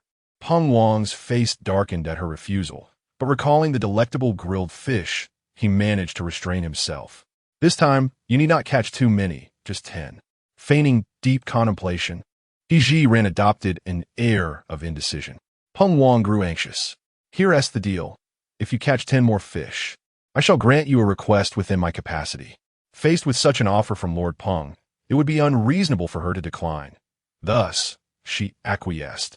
Very well. Wait here. With her objective achieved, Zhiran wasted no time and removed her shoes and socks before stepping into the river. With plenty of fish swimming about, catching 10 was as easy as child's play for her. Before long, she had caught 10 fish and flung them onto the shore. The other women were equally industrious, squatting by the riverbank to cleanse their catch before stringing it together with twigs. Zhiran pondered that since she was already in the water, it would be prudent to catch a few more fish to reserve for a sumptuous evening meal. Thus, after securing her 10 fish, she did not hasten to the shore, but continued her labors. At that moment, Madame Zhao, the wife of Fong Chuanzhou, approached the venerable old lady Mo. She lowered her demeanor, saying, Old Lady Mo, it was our fault to have insulted the Duke yesterday. We implore you not to hold it against us. Old Lady Mo regarded her, unaware of the ulterior motives behind her words. Madame Fong, she replied, now that Jiupei is no longer a duke, it will be better for you to address him by name, lest others seize upon it to create scandal. Chapter 36. There must be a misunderstanding upon hearing those words. The Zhao family felt a pang of realization that their previous remarks had been inappropriate. It is my lack of prudence. Please do not blame me, old Lady Mo. Aware that Zhao's visit was not merely an apology, yet unable to disclose her true intentions, Old Lady Mo contemplated issuing an eviction order. Madame Fong, I understand the sentiments of your family. I appreciate your apology. However, if there are no other matters, you may depart to avoid any reprimand from the officials. As Zhao observed Old Lady Mo's intent to dismiss her, she shed her previous restraint. Carefully extracting a gemstone ring from her intricately styled hair, she addressed Old Lady Mo. Might I trade this ring for a few fish? Zhao then gestured towards her resting family. My youngest son has been yearning for roasted fish after seeing you enjoy it. I am at my wit's end and have come to beseech your kindness. Old Lady Mo glanced at the gemstone ring in Zhao's hand, then followed her gaze to see a small boy, around 8 or 9 years old, wiping away tears nearby. The fish were caught by my daughter-in-law, Jiu. If you wish to barter, you must speak with her. Old Lady Mo felt it inappropriate to decide for her daughter-in-law in such matters. Zhao offered some polite words before making her way towards the riverbank. Coincidentally, Zhiran had caught enough fish and was approaching the shore. Having witnessed Zhao conversing with her mother-in-law, she surmised the purpose of Zhao's visit. Zhiran chose not to engage directly, but slowly put on her shoes by the water's edge. Zhao approached, striving to maintain a dignified smile. Auntie, may I discuss a matter with you regarding this ring in exchange for a few fish? Zhiran assessed the ring, its red gemstone radiant and clearly of high quality. It was evident that Zhao was sincere in her endeavor to obtain a few fish. Simultaneously, Zhiran speculated that the Fong family genuinely lacked funds, for they would not trade such a fine ring for a mere handful of inconsequential fish. Without formality, Zhiran took the ring from Zhao and pointed to the fish she had just caught. The fish are here. You may take your pick. Grateful for the agreement, Zhao expressed her heartfelt thanks and bent down to select the fish. Zhiran watched intently, curious to see how many Zhao would choose. After a moment's hesitation, Zhao picked up 5 fish. Is this sufficient? Given the value of Zhao's ring, 5 fish was hardly an extravagant request. Even 500 would not have been excessive. Yet, she displayed no greed, content with her modest selection, which left a favorable impression on Zhiran. That is perfectly fine, should you find it insufficient. You are welcome to take more. Zhao shook her head. No, I'm already quite satisfied with this. With that, she cast a reluctant glance at the precious ring in Zhiran's hand before turning to leave. Just from that fleeting look, Zhiran discerned the significance of the ring to Zhao. Thus, she hurried after her, softly calling out to Zhao. There must be a misunderstanding between us. If you wish to resolve it, I invite Uncle Fong to come find my husband after nightfall, and then all truth shall be revealed. Zhao nodded solemnly. Very well. I shall convey this to my lord. Zhiran turned away, discreetly placing the ring into her space for safekeeping.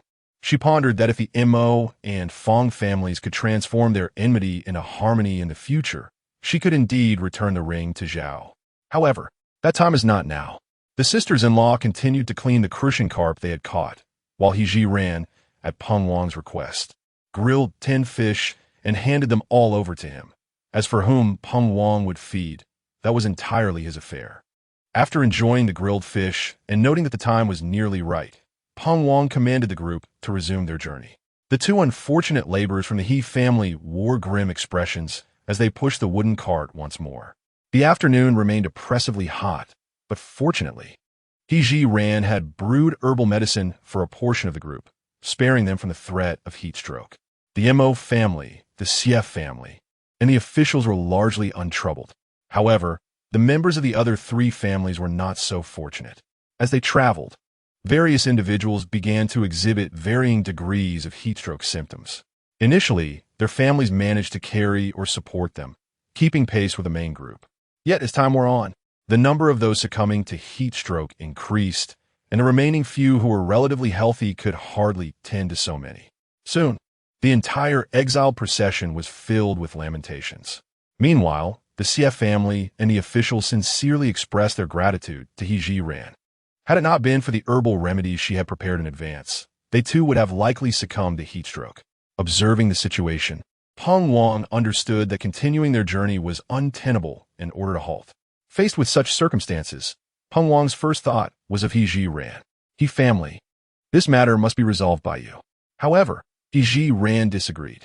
Lord Peng, You have seen how they have insulted my Mo family these past 2 days. Why should I extend aid to them? Zhiran did not consider herself a savior, believing that medical knowledge did not obligate her to rescue every individual, especially those from the envied families who harbored deep-seated animosity towards Mo Jiupei. If Mo Jiupei were to extend a hand, they would undoubtedly seize the opportunity to strike. She would never offer assistance to those with ill intentions. Of course, the Fong family was different. She would consider aiding them. Peng Wang understood this reasoning as well. As the head of the escort, he recognized that some casualties were inevitable during the journey. However, should the number of casualties become excessive, he would be unable to justify it upon his return. Thus, he continued to persuade Zhiran. Despite their considerable faults, there are still lives. You cannot simply stand by and watch them perish, can you? Zhiran remained resolute, crossing her arms defiantly, showing no regard for Peng Wang's feelings. Lord Peng, there is no need for further discussion. My refusal to help stands firm. Peng Wang, incensed, pointed a finger at Zhiran, wishing to rebuke her, but ultimately restrained himself. Family, I advise you to be wise. The road to the northwest is long, and offending me brings you no advantage. Zhiran's temper flared, and she was equally unyielding. The words spoken by Master Peng were indeed misguided. If it were you, would you be willing to extend a hand to save the life of your adversary? At this, Peng Wang found himself utterly speechless. He discerned that this woman from the He family possessed a stubborn temperament. A forceful approach would yield no results. Thus, he made a concerted effort to rein in his emotions and spoke once more in a conciliatory tone. How about you select a few whom you find agreeable to treat? Though Zhiran was reluctant to relinquish her pride, she also understood the wisdom in not offending Peng Wang too severely. When offered a means of retreat, one must seize the opportunity to descend gracefully. She surveyed the individuals suffering from heat stroke. The Fong family appeared to be in relatively good condition, perhaps due to having consumed fish at noon, resulting in a degree of immunity, with only 3 incapacitated. In contrast, the He families fared poorly, with a total of over 30 individuals and fewer than 10 still on their feet. Since Master Peng had expressed himself in such a manner, I shall, albeit begrudgingly, agree to treat a few. Chapter 37. Arrival at Yunlai County. Upon finishing her words, Zhiran swiftly retrieved the medicinal herbs she had collected the previous day, igniting a fire to brew the concoction. In less than half an hour, the herbal remedy was ready. The officials approached to collect the medicine, but Zhiran halted them. Master Peng instructed that I should select those who appear most in need for treatment. Wei Lao Ba, having overheard their exchange, recognized that this was indeed the leader's directive. Very well, we shall assist you in carrying it. You may give it to whom you see fit. Zhiran led the way, first arriving at the location of the Fong family. Upon seeing her approach, Zhao Shi regarded her as a beacon of hope. I express my heartfelt gratitude on behalf of my entire family. Zhiran merely nodded in acknowledgement and proceeded to instruct the officials in distributing the medicine. Fang Chuanzhou was not spared from the affliction, though his symptoms were not severe, merely a sense of dizziness and nausea. Zhiran instructed an official to provide him with a bowl of medicine, gently advising, Uncle Fang, do remember to visit my husband this evening. Fang Chuanzhou, holding the bowl, replied, certainly I will. Zhiran continued to ensure that the other heat stroke victims from the Fong family received their doses before making her way towards the Li and He families.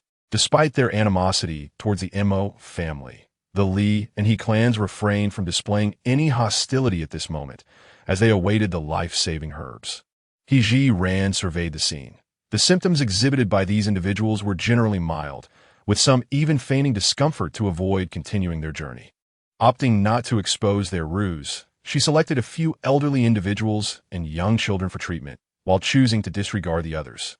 Just as she prepared to depart with the remaining potion, she heard Li Ro-air unleashing a torrent of invective from behind. Zhiran, you heartless wretch!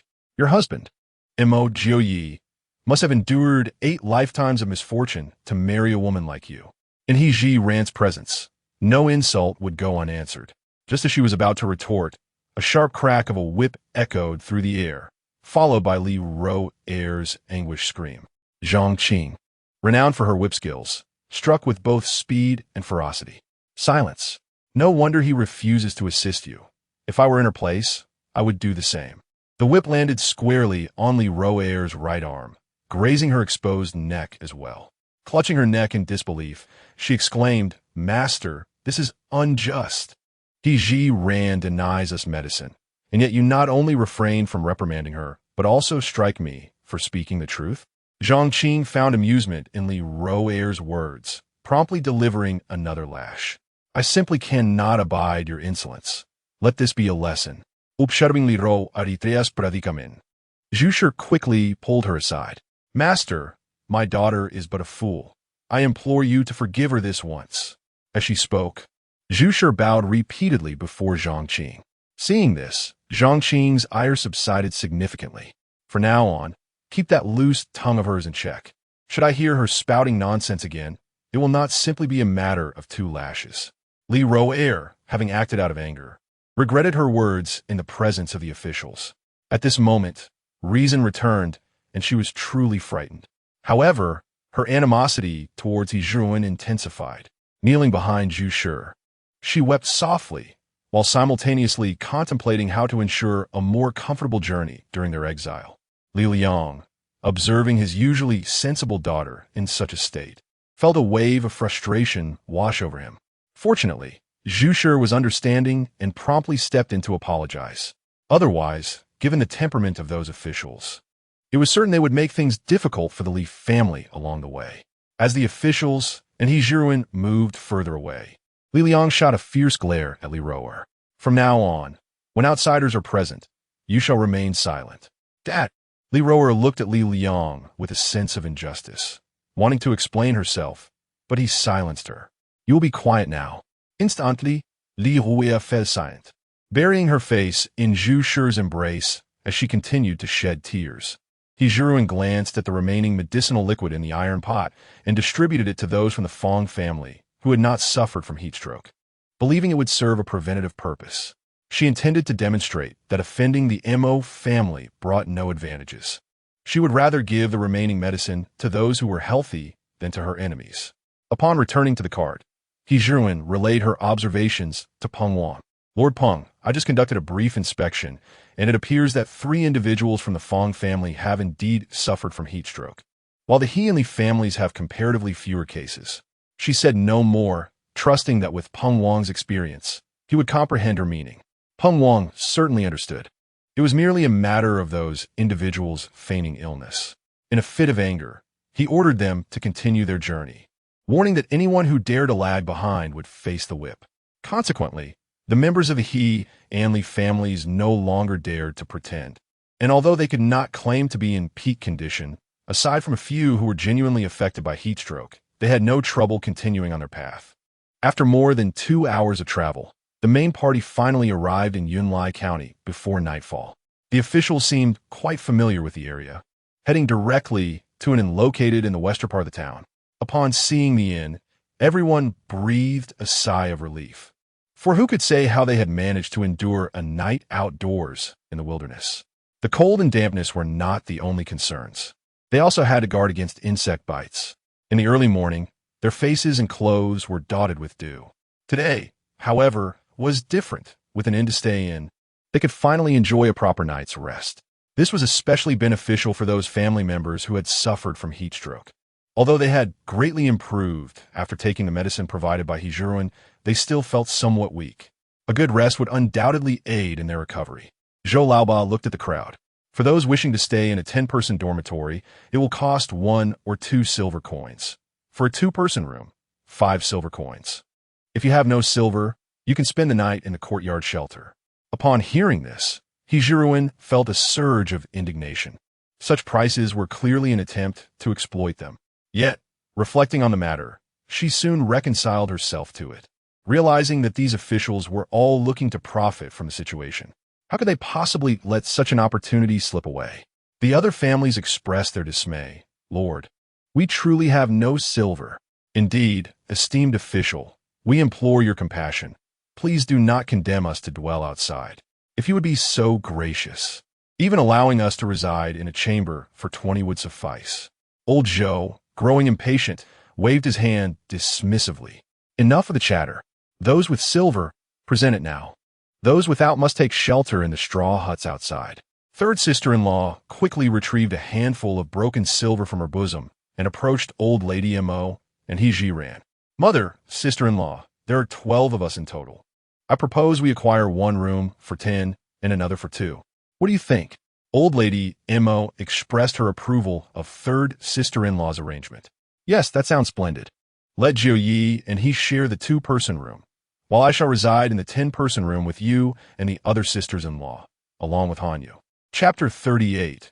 Renting Mian's kitchen after arriving at a consensus, the third sister-in-law handed the silver to old Zhou. According to Zhiran's intention, she planned for everyone to share a room for 10, allowing them to look out for one another. In case of any danger, she and Mo Jiupei would be able to protect the others in a timely manner. However, the third sister-in-law seized the initiative. With the arrangements made by both her mother-in-law and the third sister-in-law, Mo Jiupei did not object, and she had no intention of complicating matters. Sharing a room with Mo Jiupei was of little consequence. If necessary, she could simply sleep on the floor. Peng Wang accepted the silver from the third sister-in-law and turned to the other families. Was there anyone else wishing to secure a room? Naturally, they all desired accommodations. Who would prefer to stay in the outdoor sheds, which were no different from camping under the stars? Unfortunately, their pockets were emptier than their faces, rendering them incapable of paying for a room. Seizing the opportunity, Zhiran approached the second sister-in-law and discreetly slipped her 1 or 2 pieces of silver. Second sister-in-law, please help the Xie family book a room. The second sister-in-law, holding the seemingly insignificant silver, felt its weight like 1,000 pounds. I thank you on behalf of my parents, ninth sister-in-law. At that moment, she refrained from being modest, for the Xie family was in urgent need of assistance. Although the Xie family consisted of over 10 members, it was preferable to squeeze into a room than to stay outside. This was not an act of stinginess on Zhiran's part. After all, the ties between the Xie family and the Mo family had not yet fully unraveled, and she believed there was no obligation to support others. Should the Xie family genuinely seek to cultivate a relationship with the Mo family in the future, she would impart some skills for earning silver, ensuring their lives would improve. With the Xie family now secured a room for 10, the Fong family was left envious. They were well aware that the Xie family had a daughter married into the Mo family, and thus, they were utilizing the Mo family's silver to secure their accommodations. Regrettably, the Fong family's current discord with the Mo family prevented them from openly requesting a loan. Zhiran possessed keen observational skills and quickly discerned the conflicted expressions on the faces of the Fong family. Recalling the ring Zhao had traded for fish that could easily be worth several hundred taels, she did not wish to take advantage of their misfortune. After some contemplation, she quietly slipped Zhao 1 or 2 pieces of silver. Thus, the Mo, Xie, and Fong families all found shelter, leaving only the He and Li families without a room. Both families now harbored not only resentment towards the Mo family, but also towards the Xie and Fong families. Old Zhou worked efficiently, gathering the silver from the families to secure the rooms. The sisters-in-law swiftly carried Mo Jiupei inside. It must be said that these officials certainly knew how to exploit opportunities. The guest room, priced at 5 taels of silver, appeared gloomy and damp.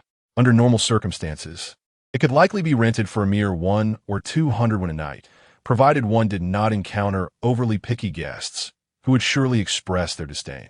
Nevertheless, Zhiran understood that circumstances had changed. Despite the less-than-ideal conditions, having a room was better than none. She helped Mo Jiupei tidy the bed, encouraging him to lie down and rest before she turned to leave. Although everyone had enjoyed roasted fish for lunch, after a long afternoon's journey, they were now quite hungry. After a long-awaited respite at the inn, she was determined to make the most of the conveniences it offered. The shared room for the 10 women, including the venerable matriarch of the Mo family, was utterly dismal. The air was thick with a musty odor, and there was but a single long communal bed, adorned with grimy, gleaming pillows and blankets whose original colors were unrecognizable. However, the matriarch was adaptable and, noticing the furrowed brows of her daughter-in-law and daughter, she felt compelled to remind them that, Considering their previous night spent in the wilderness, they ought to feel grateful for their current shelter. Mother, we are well aware and do not harbor any grievances, they reassured her. When Zhiran entered the shared quarters, she was greeted by the sight of the matriarch delivering a lecture. Though she intended to organize dinner for everyone, she deemed it necessary to communicate with the elders, also seeking the assistance of her sisters-in-law. Mother, I plan to discuss with the innkeeper the possibility of borrowing their kitchen to prepare dinner for everyone. Upon hearing about the prospect of dinner, the eyes of her sisters-in-law sparkled with excitement. The eldest sister-in-law, renowned for her culinary prowess, promptly volunteered, Sister Gio, I can assist in the kitchen. The fifth sister-in-law also stepped forward, I can help as well. Even those sisters-in-law whose cooking skills were lacking eagerly offered to lend a hand. Observing the harmonious dynamic of this family, Zhiran began to feel fortunate. Although she had inexplicably traversed to another realm, facing countless nights of hardship, the presence of such loving family members was a significant blessing. Sisters-in-law, this is merely an idea of mine, and I still need to communicate with the innkeeper to see if it can be realized. Moreover, given our unique circumstances, we cannot indulge excessively. Just 2 people assisting would suffice. After hearing her words, everyone's gaze shifted to the eldest and fifth sisters-in-law, as they were more adept in the kitchen and would not complicate matters.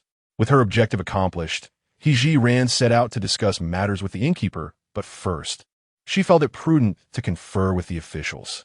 She approached Peng Wang directly. Having tasted the fish Zhiran had grilled, he surmised her culinary skills were commendable.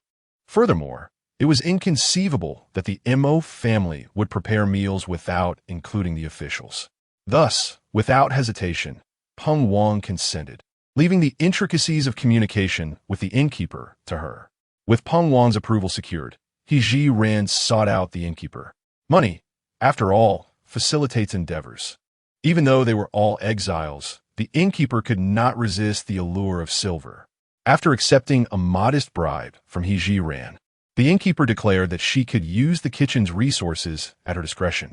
Once arrangements were finalized, Zhiran did not immediately summon her sisters-in-law for assistance, but instead ventured into the kitchen alone. After surveying the surroundings, she confirmed the presence of some white rice and flour, along with common vegetables such as scallions, cabbage, and radishes. Noticing that the available condiments were limited to lard and salt, she quickly retrieved a selection of spices like 13 spices, star anise, and cinnamon from her storage. Drawing upon the memories of the original owner, she also gathered some vegetables that were prevalent in this era: cucumbers, eggs, green beans, and a piece of pork belly. The dining area was bustling with numerous patrons, yet the quantity of ingredients stored within the confines of her space was rather limited. She patiently awaited the replenishment of her supplies, taking several portions in succession. Additionally, she poured a measure of cooking oil into a bowl in the kitchen, accompanied by an appropriate amount of white sugar. As for the broccoli, snow peas, and tomatoes residing in the refrigerator, Zhiran refrained from retrieving them, for she had yet to devise an explanation for their origin. Once she had prepared everything, she called her sisters-in-law over to assist. The 2 sisters-in-law arrived, and upon glancing at the ingredients, their faces lit up with delight. Sister-in-law, this is truly remarkable, having prepared such a variety of vegetables. Indeed, there is even meat, they exclaimed, already busily plucking and chopping the vegetables. Chapter 39. A severe beating of the He brothers taking advantage of her sisters-in-law's busyness in preparing ingredients. Zhiran followed the guidance of a young assistant to the backyard to fetch firewood. As she passed by the thatched shelter shared by the He and Li families, she observed that, despite being referred to as a thatched house, it appeared more akin to a stable for livestock. Presumably, on this day, there were no guests with horses, leaving the shelter vacant. It was truly remarkable that the officials had thought to make these men endure a night in such conditions. The shelter was quite spacious, supported by several stout pillars and topped with a thick layer of straw. At first glance, it seemed far superior to sleeping outdoors, yet from a distance, she could detect a foul stench emanating from the structure, suggesting that anyone within would find it impossible to sleep without pinching their noses. At that moment, the residents of the Li and He families were embroiled in a heated argument over territory, each vying for the more desirable positions within the shelter. Their voices raised in anger. Zhiran chose to ignore the commotion and proceeded toward the backyard. However, fate had other plans as trouble found her. The He brothers, having pushed a wooden cart all day, had learned from Li Roer that the idea was originally hers. They had long harbored resentment towards her. Spotting her alone, they suddenly felt compelled to vent their frustrations. As Zhiran walked further away, they abandoned their quarrel with the Li family and strode toward her with a mocking demeanor. "You little vixen, it's your fault that we toiled all day with that cart. If we can't find some satisfaction from you today, we won rest easy." Zhiran, ever vigilant, had sensed something amiss with the brothers as she passed the shelter and was already on guard. Hearing their lewd taunts from behind, she halted and turned to face them with calm determination. He Ming and He Liang were seasoned bullies in the capital, well-versed in intimidation. Seeing her stand her ground, He Ming approached with a sly grin, extending his loathsome hand toward her. "Let me have a little feel first." Zhiran deftly evaded He Ming's unwelcome advance, quickly crouching down and delivering a powerful punch to his abdomen. Seizing the moment of his pain, she sprang up and executed a sweeping kick. He Ming lost his balance and fell forward. Seizing the opportunity, Zhiran struck him again, her movements fluid and unyielding, leaving no room for retaliation. As He Liang rushed in to assist his brother, it was already too late. He Ming was incapacitated. Without hesitation, Zhiran met He Liang's attack with a series of straightforward yet effective combat techniques, swiftly subduing him as well. Though she had rendered the brothers unable to rise, she was careful not to inflict serious injury, knowing they needed to push the cart again the following day. "This serves as a warning to you. Should you dare to provoke me again, the consequences will not be so easily endured." After speaking, Zhiran chose to disregard the animosity of the two brothers, casually dusting off her clothes before departing. As for whether they intended to report her to the authorities, she was hardly concerned. After all, no one had witnessed her actions. Who would believe that a frail woman could fell two robust men? Gathering a bundle of firewood, Zhiran returned to the kitchen, where her sisters-in-law had already prepared the ingredients, awaiting her return to take charge of the cooking. Zhiran skillfully prepared a meal consisting of 4 dishes and a soup, accompanied by a large pot of white rice. The menu included braised pork with green beans, cucumber salad, sweet and sour cabbage, scallion scrambled eggs, and a pot of creamy crucian carp soup. Her culinary skills were rather average, yet her repertoire was extensive, bolstered by an array of spices. The dishes she conjured filled the air with tantalizing aromas, captivating everyone's palates. Occasionally, a few officers would sneak a glance at the kitchen door, and upon seeing the dishes ready and plated, they hurried to inform Peng Wang. This time, Zhiran did not distribute the roasted fish as she had previously. Instead, she enlisted her sisters-in-law to deliver the dishes directly to the officers. The remaining food was taken to the room of the matriarch, where everyone gathered to enjoy the meal together. As for the Xie and Fong families, the generosity extended towards them was intentionally modest, as excessive kindness might foster ingratitude and complacency. Even in offering assistance, it was crucial to proceed gradually.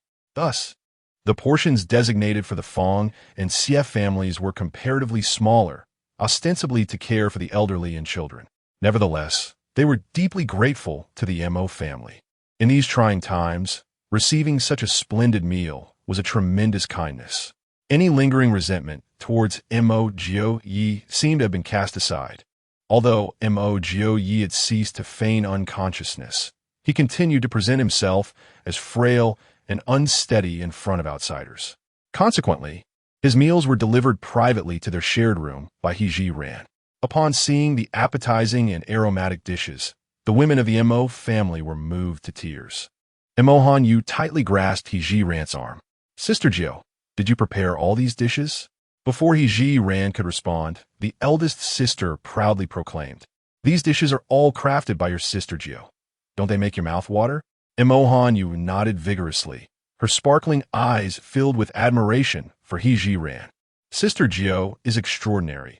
She not only understands medicine, but also faces the officers without fear and possesses such remarkable culinary skills. As she spoke, and Mo Hanyu leaned her head on He Zhiran's shoulder. Sister Jiu, from now on, I want to follow you and learn all your skills. He Zhiran looked at her innocent and untainted sister-in-law and gently ruffled her messy hair. All right, as long as Hanyu wishes to learn, Sister Jiu will teach you. Meanwhile, Mo Jiupei sat alone in his room, taking a bite of his meal. His first thought was that these dishes could only have been prepared by He Zhiran, as none of the sisters-in-law possessed such culinary prowess. Perhaps feeling fortunate, a subtle smile curved the corners of his lips, unbeknownst to him. With a command from the matriarch, the women began to eat. Uncertain if it was due to a lack of delectable food in recent days, the women found today's dishes particularly delightful. The sumptuous spread of 4 dishes and a soup was nearly devoured to the last morsel. The officials, too, shared the sentiment, believing that He Zhiran's cooking surpassed even that of the finest establishments in the capital. Especially the braised pork, rich yet not greasy, left one with an insatiable yearning for more. Just as the officials eagerly reached for more food, He Ming and He Liang were assisted into the room. One of them knelt before the officials, exclaiming, "Esteemed officers, please advocate for us brothers." Upon recognizing the newcomer, Peng Wang's expression darkened. What has transpired?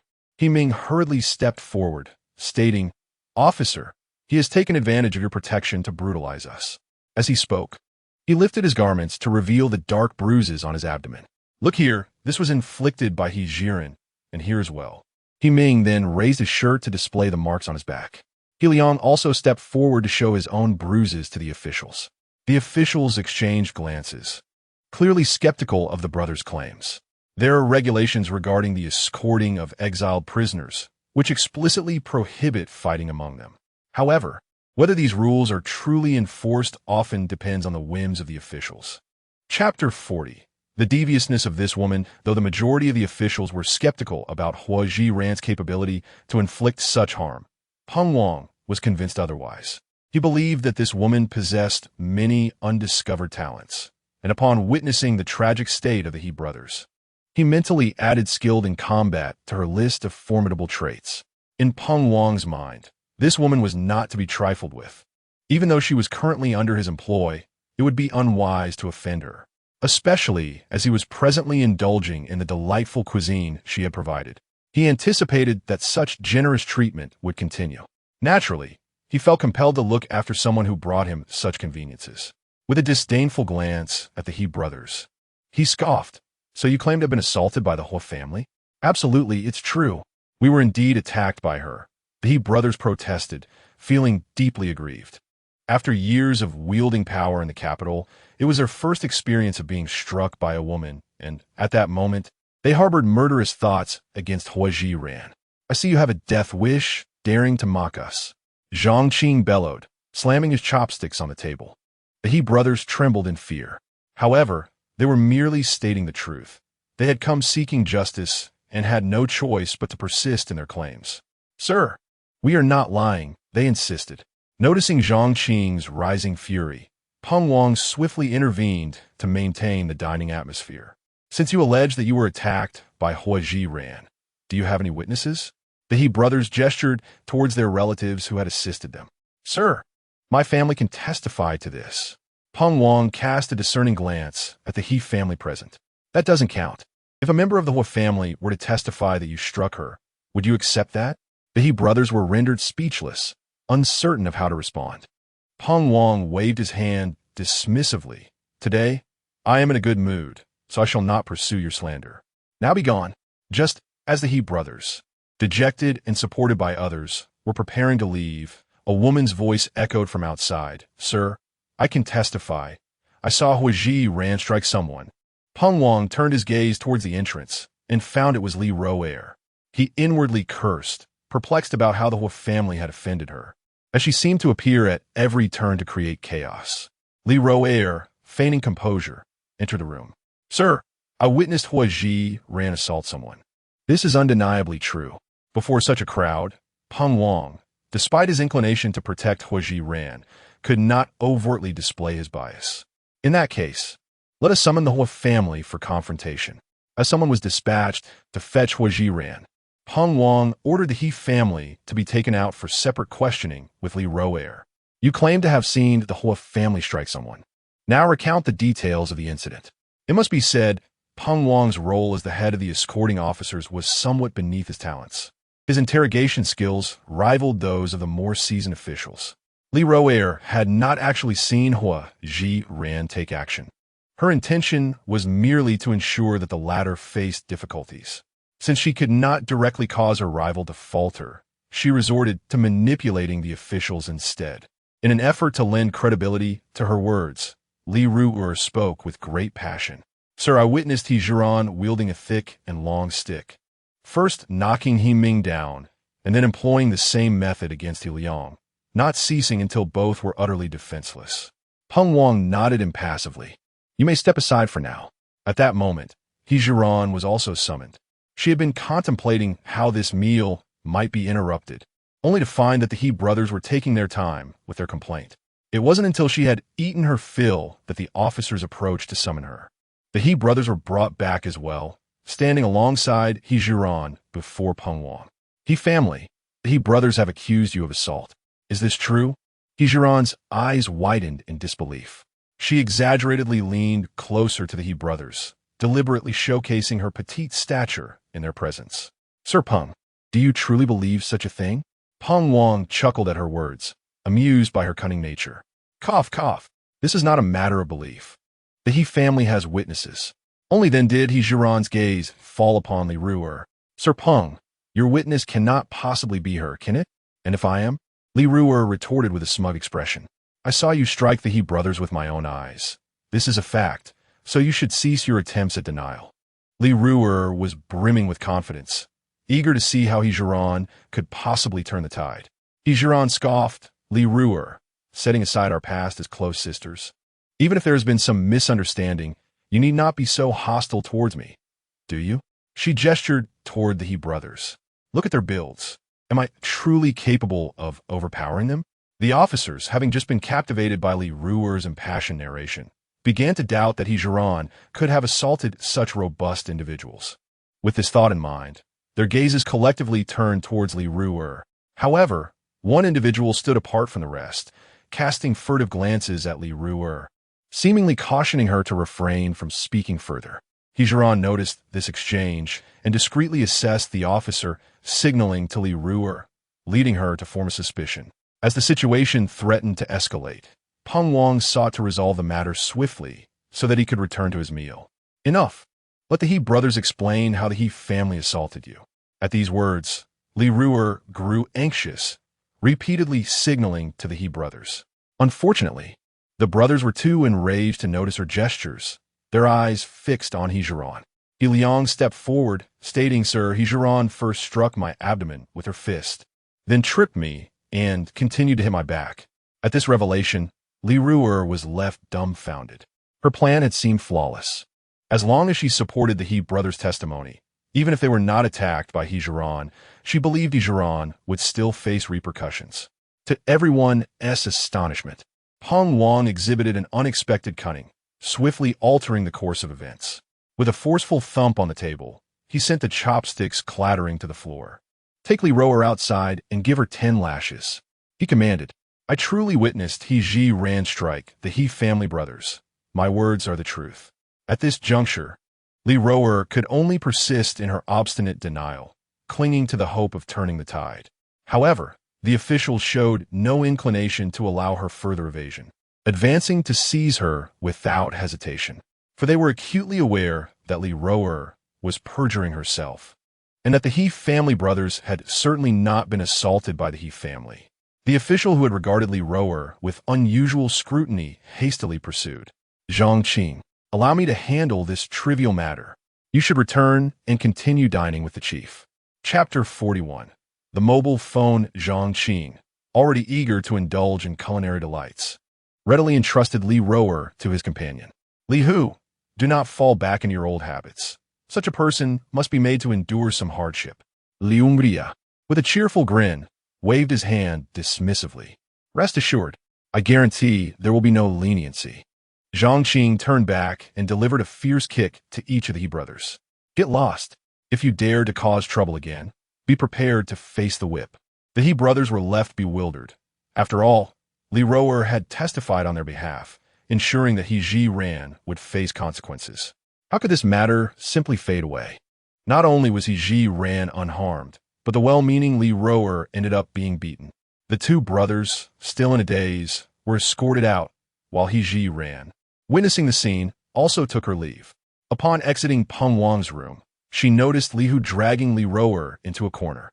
What they intended to do was none of her concern. Just a few steps away, she was startled by Li Roer's exaggerated cries of pain.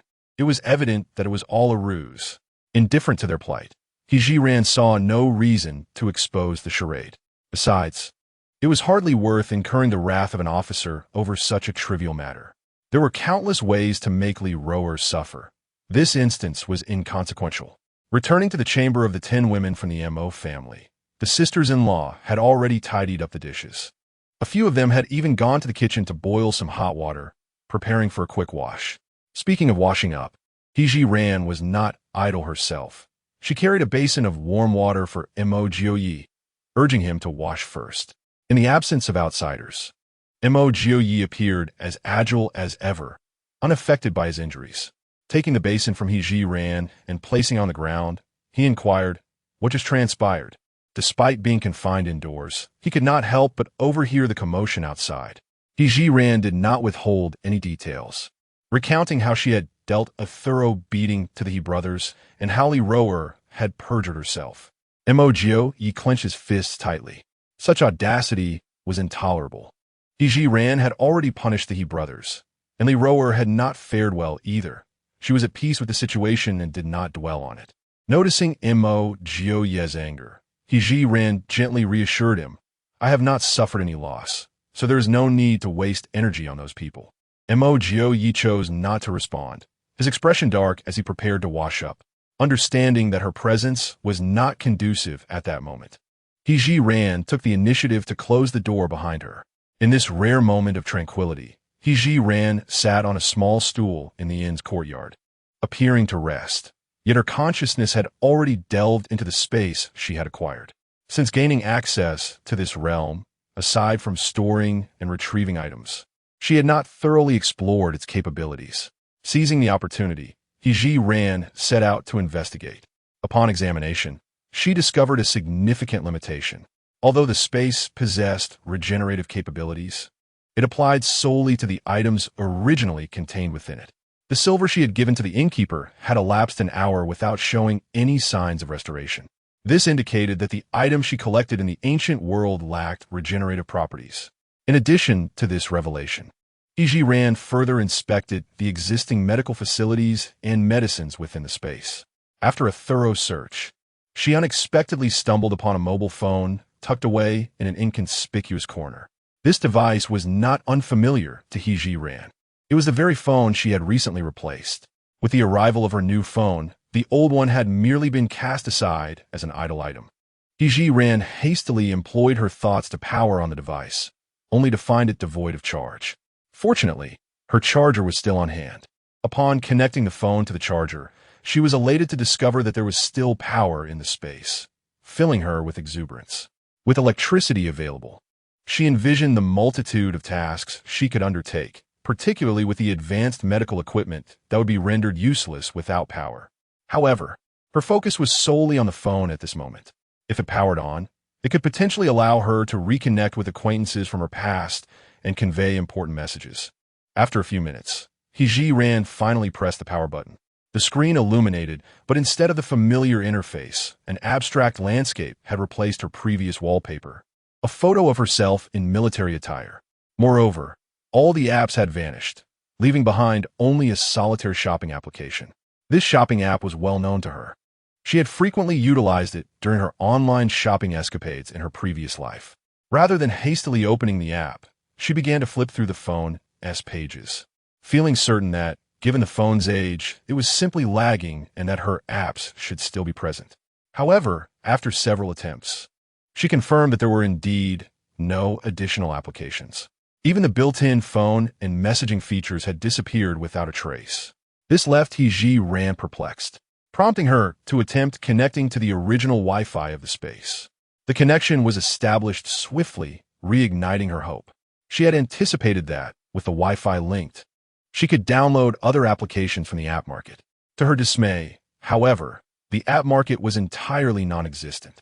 Resigned to her fate, Zhiran reluctantly opened the shopping app. The interface was as familiar as ever, devoid of any peculiarities. She casually selected a low-cost item to purchase, and the payment interface immediately appeared on the screen. Simultaneously, she noticed that the shipping address was registered as the Shunchao. This revelation suggested that her transmigration might have been orchestrated with intent. She pondered who could be so whimsical as to transport her here to endure such trials. Perhaps the heavens, in gratitude for Mo Jiupei's contributions, could not bear to see him perish on the path of exile and sought to grant him a chance at survival. Beyond this notion, Zhiran could conceive no other fitting explanation. Regardless of the reasoning, she tentatively clicked to proceed with the payment. A prompt appeared, indicating payment options. Upon noticing a balance of 1,300 yuan in her Alipay account, she opted for this method. Just as the payment was successfully processed, the item she had chosen materialized before her in an instant. Zhiran was utterly overwhelmed with joy. Although her phone could not establish contact with the outside world, possessing such a convenient shopping feature was undoubtedly her greatest boon. Upon witnessing the successful purchase of her hair tie, she cautiously selected a packet of snacks, intending to test whether she could pay with her bank card. However, this attempt left Zhiran feeling somewhat disappointed. The interface indicated that she had not linked a bank card. This seemed utterly implausible. In her previous life, despite having limited savings, how could a frequent shopper not have a bank card linked to her Taobao account? Moreover, recharging her Alipay account also necessitated a bank card. This could only imply that, following her untimely demise in her previous life, her bank card had either been frozen or canceled. Realizing that she could not make payments with her bank card, Zhiran immediately recognized the preciousness of the 1,300 yuan in her Alipay account. Chapter 42, I have just gone to vent my frustrations for you. As she aimlessly browsed through the Taobao app, feeling somewhat despondent, she suddenly stumbled upon a particular feature, the opportunity to become a merchant. However, the question arose, what would she sell? In her moment of contemplation, Zhiran's gaze inadvertently drifted towards the items that had been acquired from the Duke of Protection's residence and the National Treasury. Instantly, her eyes sparkled with inspiration. She could indeed open an antique specialty store, exclusively offering these exquisite relics from antiquity. This seemed like the perfect solution to her concerns regarding the future visibility of the Treasury's treasures. With this thought in mind, Zhiran resolved to systematically learn the process of opening a store. Just as she opened the guidelines for setting up a shop, she heard someone calling her name. Has Jiupei gone to sleep? I wish to speak with him. Upon realizing that it was Tianhai who had arrived, Zhiran promptly stood and ushered him into the room she shared with Mo Jiupei. Mo Jiupei had already finished his evening routine and discreetly disposed of the water while no one was watching. Upon hearing the voices outside, he quickly lay back down on the bed. As Tianhai settled himself at the edge of the bed, Fang Chuanzhou also arrived. This was fortuitous, as Mo Jiupei only needed to host them once to clarify everything. Zhiran brought over a chair and placed it beside Tianhai, inviting Fang Chuanzhou to sit as well before stepping outside to close the door. There were two reasons for her decision to step away. Firstly, she considered the customs of ancient times, where men preferred not to have women eavesdropping during their conversations. Secondly, and more importantly, she wished to seize the opportunity to further delve into the intricacies of opening a store on Taobao. Returning to her previous seat, Zhiran re-entered the space of her thoughts. She meticulously read through the guidelines for opening a store. It turned out that a deposit of 1,000 yuan was required to establish a shop on Taobao. Fortunately, she still had some funds in her Alipay account. Without hesitation, she paid the deposit, now awaiting successful verification. The next step for Zhiran was to find a team within Taobao to design a suitable storefront interface. After much deliberation, she ultimately chose an antiquated design that perfectly aligned with her shop's aesthetic. The only drawback was the price, which was a painful 288 yuan. Gritting her teeth, she completed the payment, feeling as if she had suddenly become impoverished. Nevertheless, she remained confident in her potential to earn more in the future. The verification process would be completed within 24 hours, and Zhiran felt no need to wait idly. She could simply check back periodically. After gauging the passage of time, she realized that half an hour had elapsed. It was likely that Mo Jiupei's conversation with the two men had also concluded. Zhiran returned to the room, her body weary from the day's events. Indeed, Xie Tianhai and Feng Chuanzhou had already departed.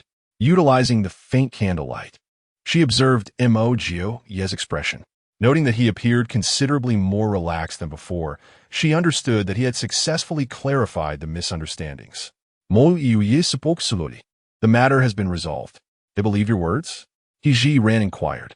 Yes, the glaring inconsistencies left them no choice but to believe. As for how Mo Jiupei communicated with the two individuals, Zhiran did not inquire in detail. She merely sought confirmation of the outcome. In the future, when we dine or engage in other activities, should we include the Xie and Feng families? Zhiran contemplated, knowing that the treasury was emptied with Mo Jiupei's assistance, and thus its contents rightfully belonged to both of them. As long as Mo Jiupei had no objections, she was indifferent to using his share to support the Xie and Feng families. Mo Jiupei pondered for a moment. It would depend on the circumstances. After all, the misunderstanding had been resolved, but it was crucial that they remain unaware of any clues. Zhiran understood. Very well, we shall proceed as you wish. After exchanging a few words, Zhiran stepped out to prepare for her ablutions. Just as she reached the kitchen door, she heard a series of familiar sounds emanating from the corner. It was none other than Li Roer. She couldn't help but smile. Just moments ago, during her interrogation by Peng Wang, she had noticed the constable's unusual gaze directed at Li Roer. Upon exiting, she had seen Li Roer feigning cries of pain. Little did she expect that these two would get together so swiftly. Zhiran had no inclination to disrupt their good fortune, so she hurried to the kitchen to fetch water, returned to her room to wash her hands, feet, and face briefly, and then prepare to rest. Mo Jiupei was still on the bed, and she opted for the floor. Seeing this, Mo Jiupei promptly got out of bed. You take the bed, and I'll sleep on the floor. The floor is cold, and your body is still injured. It is no trouble for me to sleep on the ground. No, you should sleep on the bed. Zhiran, noticing Mo Jiupei's insistence, could not bear to let an injured person sleep on the floor, and finally proposed. Why don't we both sleep on the bed, keeping some distance in between? Very well, you sleep on the inside, and I'll be on the outside, ensuring we do not touch. Although Mo Jiupei felt a tinge of embarrassment, he could not remain shy in front of his wife forever. Zhiran swiftly climbed to the innermost part of the bed and pulled a corner of the blanket over herself. Mo Jiupei lay down right at the edge, leaving a considerable gap between them. Zhiran had indeed endured a taxing day, and soon succumbed to slumber. However, she was a light sleeper. In a hazy state, she felt the bed creak slightly. She squinted to see Mo Jiupei getting up, adjusting his attire, before quietly slipping out. Had he not rearranged his clothes, Zhiran might have assumed he was merely heading to the restroom. But who tidies their clothes for such a purpose? Thus, she deduced that Mo Jiupei must be off to attend to something. Driven by curiosity, she rose and followed him outside.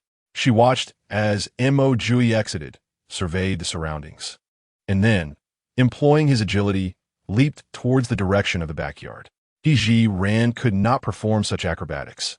Watching Mo Jiupei's figure vanish from her sight, she reluctantly retreated to her room. At that moment, sleep eluded her, her mind occupied with thoughts of what Mo Jiupei might be doing. After about the duration of an incense stick, Mo Jiupei returned, gently lying down at the edge of the bed. Zhiran was alert, and Mo Jiupei was even more so. He could discern from her breathing that she was not yet asleep. I have just gone to confront them on your behalf. Do not tell me you went after the He brothers? Zhiran was taken aback. This man truly is rather protective. She had already dealt with the He brothers, yet he sought revenge. Anyone who dares to bully you shall not go unpunished. Zhiran felt a spark of curiosity about how Mo Jiupei would exact his vengeance. What did you do to them? Mo Jiupei teased. You will find out tomorrow morning. Alas, I did not encounter Li Roer among the Li family, so she has escaped unscathed today. Do you still strike women? Upon hearing Li Roer's name, Zhiran's interest was piqued. This is indeed my first inclination to raise a hand against a woman. Chapter 43. Observing the commotion as Zhiran listened to Mo Jiupei's earnest tone, she recognized his own helplessness and decided against further teasing him. Upon my recent visit to the kitchen, I had witnessed Li Rower in a clandestine meeting with an official. Engaging in such gossip was not Mo Jiupei's forte, and he offered no response. Noticing his silence, Zhiran closed her eyes, surrendering to the allure of sleep. Perhaps due to Mo Jiupei's presence, her vigilance had noticeably diminished. That night, she enjoyed an exceptionally deep slumber, awakening early the next day. Upon exiting her room, she encountered Zhao Shi waiting for her. After a cautious glance around, Zhao Shi pulled Zhiran into a secluded corner. And what transpired? Zhiran understood that Zhao Shi's words required discretion, and she spoke in hushed tones. After ensuring no one was around, Zhao Shi whispered, "Last night, I awoke and saw the illegitimate daughter of a Li family consorting with an official." Zhiran, having witnessed the same, was not particularly surprised. "Aunt, that is their affair. It is best if we remain oblivious." "I wish to remain oblivious," Zhao Shi replied. "But I overheard their conversation and felt it necessary to alert you." It was evident from Zhao Shi's demeanor that during their rendezvous, Li Rower and the official had mentioned Zhiran, prompting Zhao Shi's early morning visit. "Did they speak of me?" Zhiran inquired.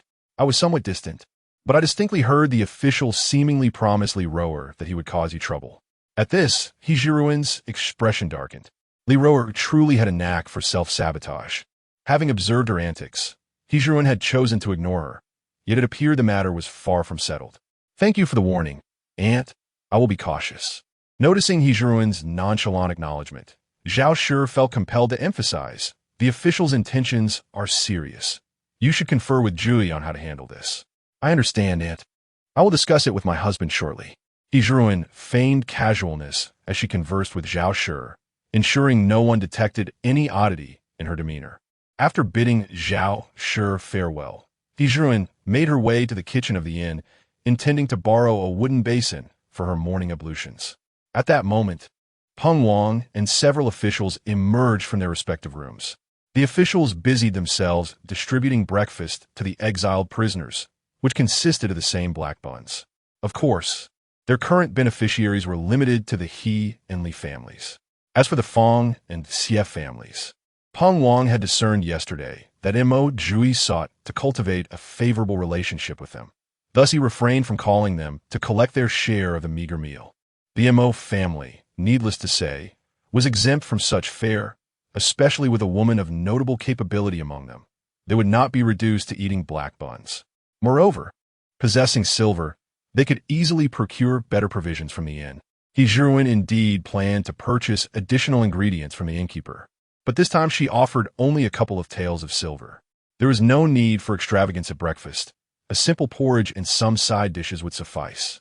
As Zhiran entered the kitchen, the elder sister-in-law and the fifth sister-in-law immediately recognized her intention to prepare breakfast, and they hurriedly followed her.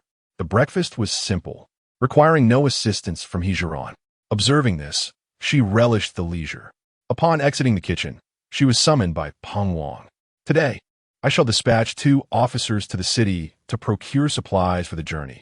You may accompany them." The prospect of venturing out to procure goods brought an uncontainable smile to Zhiran's face.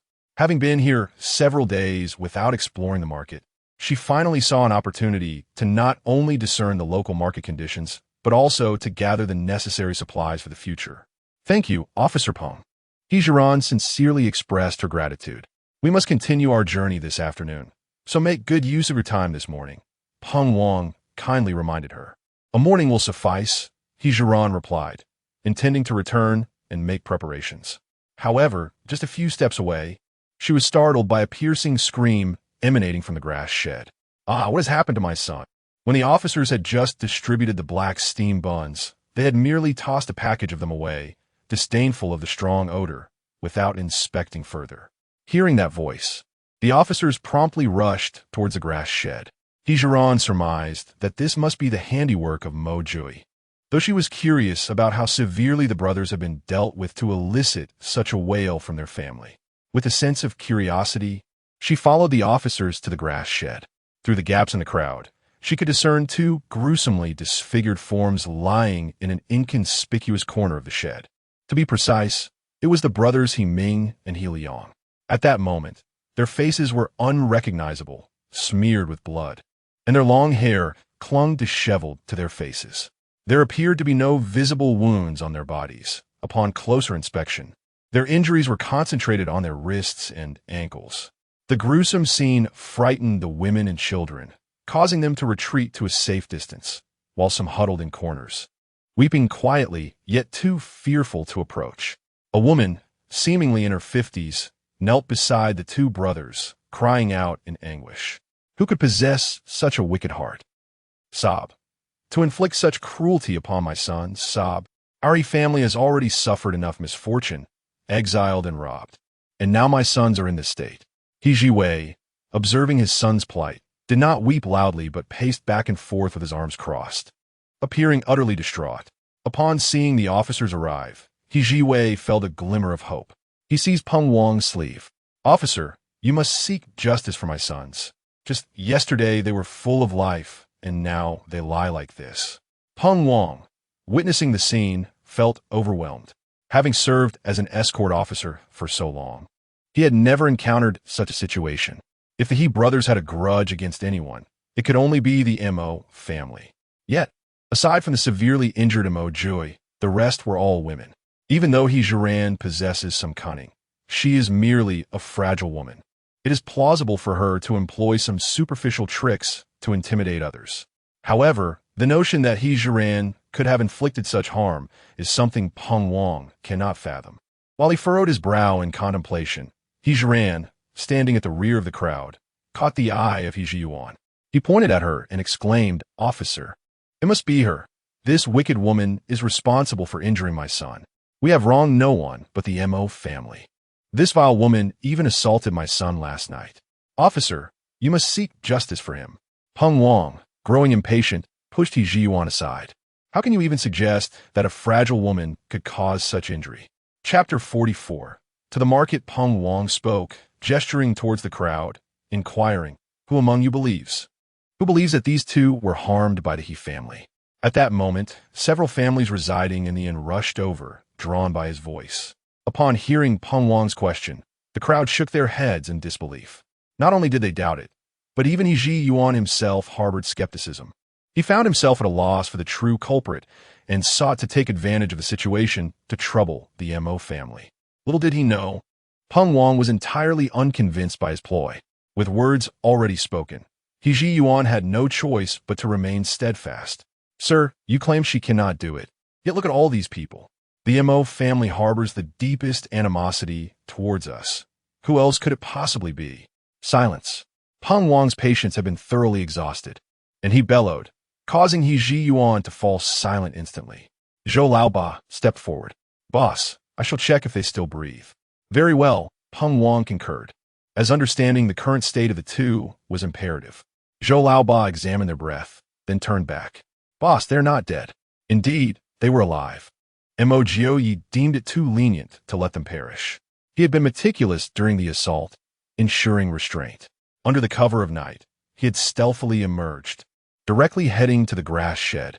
After locating the He brothers, he had sealed their acupoints and dragged them to a corner, severing their tendons in both hands and feet.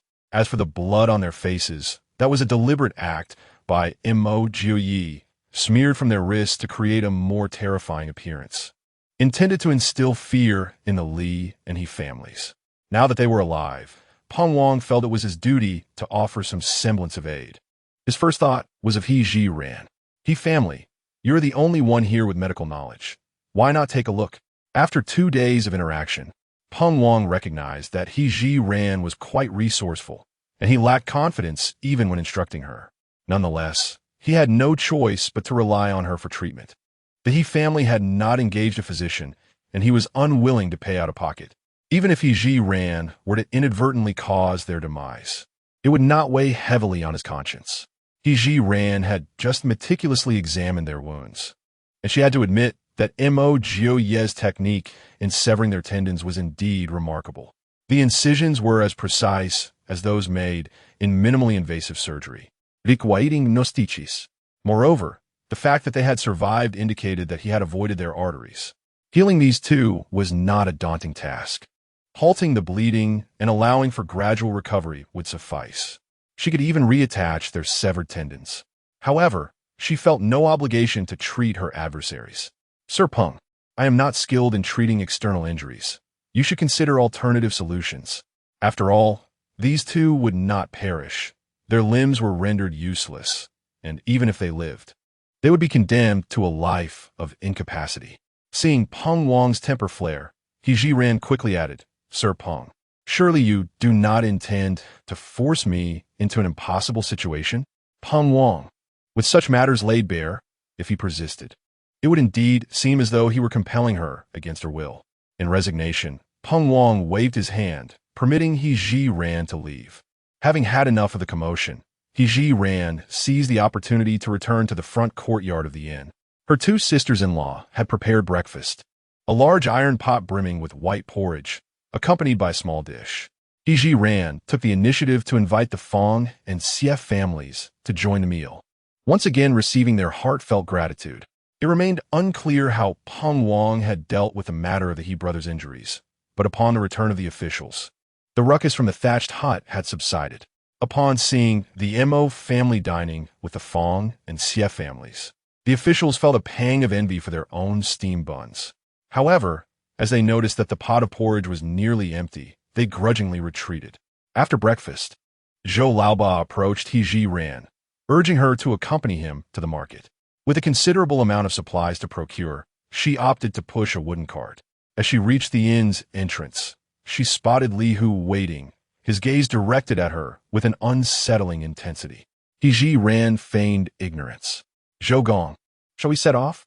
Zhou Laoba remained silent, walking side by side with Li Hu. As they turned a corner, the crowd thickened, and Zhiran recognized that the market was near. Zhou Laoba halted, pointing ahead. This is the market. We need to buy some provisions. You can follow behind and procure your own items. Zhiran was reluctant to shop alongside the two officials, as she still had a substantial amount of food brought over from the Mo family before the confiscation, and she would not have the opportunity to retrieve it if she accompanied them. Thus, Zhiran devised a plan. Zhou Gong, considering the quantity of items I intend to purchase, it would likely take considerable time to shop together. Why not allow me to go alone, and we can agree on a time and place to meet? Zhou Laoba hesitated. Zhiran, being a convict, posed a risk of fleeing if she left his sight. An escape would be a serious concern for the officials, leading to potential repercussions upon their return to the capital. Sensing Zhou Laoba's uncertainty, Zhiran resolved to articulate her reasoning more thoroughly. If I truly wish to avoid exile with my husband, my father would undoubtedly devise a means to keep me in the capital. I wouldn't be foolish enough to attempt a covert escape during my exile. Moreover, the Mo family remains at the inn. I could never abandon them to flee alone. Zhou Laoba found her argument quite reasonable, yet his timorous nature still left him apprehensive. At that moment, Li Hu interjected. Bagu, I believe his words hold merit. Should she dare to escape, I would break Mo Jiupei's legs upon my return. Ostensibly, Li Hu appeared to support Zhiran, yet she discerned an underlying motive. It seemed that he intended to ensure her inability to return, aiding Li Ro in eliminating a rival, while simultaneously inflicting torment on Mo Jiupei. This revelation compelled Zhiran to question Li Hu's true identity. He was likely acting under someone else's orders, masquerading as an official while covertly serving as a spy to monitor Mo Jiupei. If this were indeed the case, Li Hu could not be allowed to remain. Though her mind was consumed with thoughts, Zhiran exhibited no outward signs. Zhou Guanir, I truly cannot run, she insisted. Beige, do not hesitate. It is imperative that we attend to our duties, Li Hu urged once more. Zhou Laoba nodded with difficulty. Very well, I shall trust you this time. Let us meet here before noon. With her objective accomplished, Zhiran breathed a sigh of relief. Rest assured, I promise I will not be late. Parting ways with the two officials, Zhiran pushed her wooden cart towards the bustling marketplace. The market was vibrant, filled with a throng of people and the incessant sounds of vendors hawking their wares. With limited time at her disposal, Zhiran merely glanced at the lively atmosphere surrounding her. Various shops along the street were open for business. Chapter 45. Procurement. Fortunately, Zhiran had fully inherited the memories of the original owner, enabling her to recognize the intricate characters on the signboards. Upon arriving at a butcher's shop, she inquired about the prices and was pleasantly surprised to discover that the ribs were remarkably cheaper than the pork. The pork was priced at 18 per gene, whereas the ribs only cost 8. Zhiran did not hesitate to purchase a portion of the ribs, not only because of their affordability, but also due to her fondness for them. Observers might conclude that she was being thrifty, unwilling to spend extravagantly on pork, thus opting for the more economical ribs. After securing the pork, she requested the shopkeeper to chop it into small pieces and place them on a wooden cart. Zhiran then entered a grocery store. The shopkeeper appeared despondent, sitting with his head bowed at the counter, hardly acknowledging the arrival of customers. In her past life, she would have simply walked away from such a merchant. However, the circumstances were different here. She did not wish to squander time searching for another grocery store and instead wandered about the shop. The arrangement of goods was somewhat chaotic, and after a thorough look around, she failed to find what she sought. "Do you have oiled paper?" she inquired. Only then did the shopkeeper lift his head, seemingly roused by her question. "We do have oiled paper. How much would you like, young lady?" Zhiran considered her future needs, realizing she would frequently retrieve items from her space. It was impractical to handle things barehanded like with the braised beef, thus oiled paper was essential to her. "I want all the oiled paper you have," she declared. The shopkeeper appeared incredulous. "Young lady, you must be jesting. I have a substantial amount of oiled paper." "I am not joking. As long as the price is reasonable, I assure you I will take it all." The shopkeeper quickly rose and went behind the curtain, soon returning with a large stack of oiled paper. Zhiran estimated that there were at least over 1,000 sheets, indeed a considerable quantity. "Young lady, there are 1,100 sheets of oiled paper, priced at 1 for 10 sheets. I guarantee you will not find a better price elsewhere." Although Zhiran was not particularly familiar with the prices of this era, her intuition suggested that the shopkeeper was being honest. "All right, I will take all of this oiled paper." Concealing her actions beneath her sleeve, she retrieved 2 strings of copper coins from her space. These coins had been acquired from the treasury, and with several boxes at her disposal, she felt no remorse in spending them. After counting out 110 for the shopkeeper, just as she was about to carry the oiled paper out the door, a young man rushed in, flustered. "Father, I just inquired at the inn again, and the merchant who ordered the oilcloth from us has truly fled." The shopkeeper slumped into his chair, hands covering his face. Whether in tears or despair was unclear. The young man brushed past Zhiran and entered the counter area.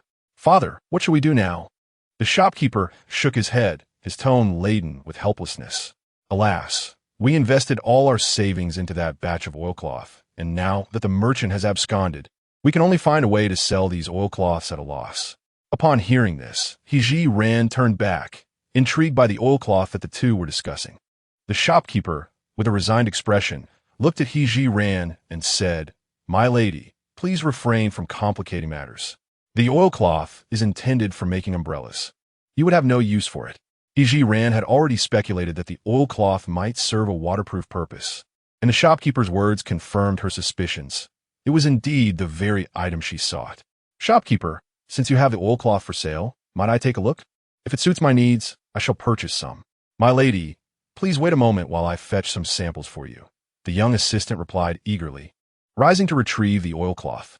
Soon, he returned, cradling a roll of blue and a roll of black oilcloth. "My lady, observe our oilcloth. It is thin, making it lightweight and durable for umbrella making." Zhiran reached out to touch the fabric, finding it as thin as the young man had described, yet tightly woven and evidently of high quality. "Pray tell, what is the price of this oilcloth?" she inquired. The young man, realizing he could not decide the price alone, turned to consult the shopkeeper. "Father, I believe we should sell the oilcloth at cost, just to recover our expenses." The shopkeeper nodded with difficulty. "If the lady intends to purchase an entire roll, it will be at our cost price of 500 coins per roll." Though unfamiliar with market prices, any mention of coins made Zhiran perceive it as inexpensive.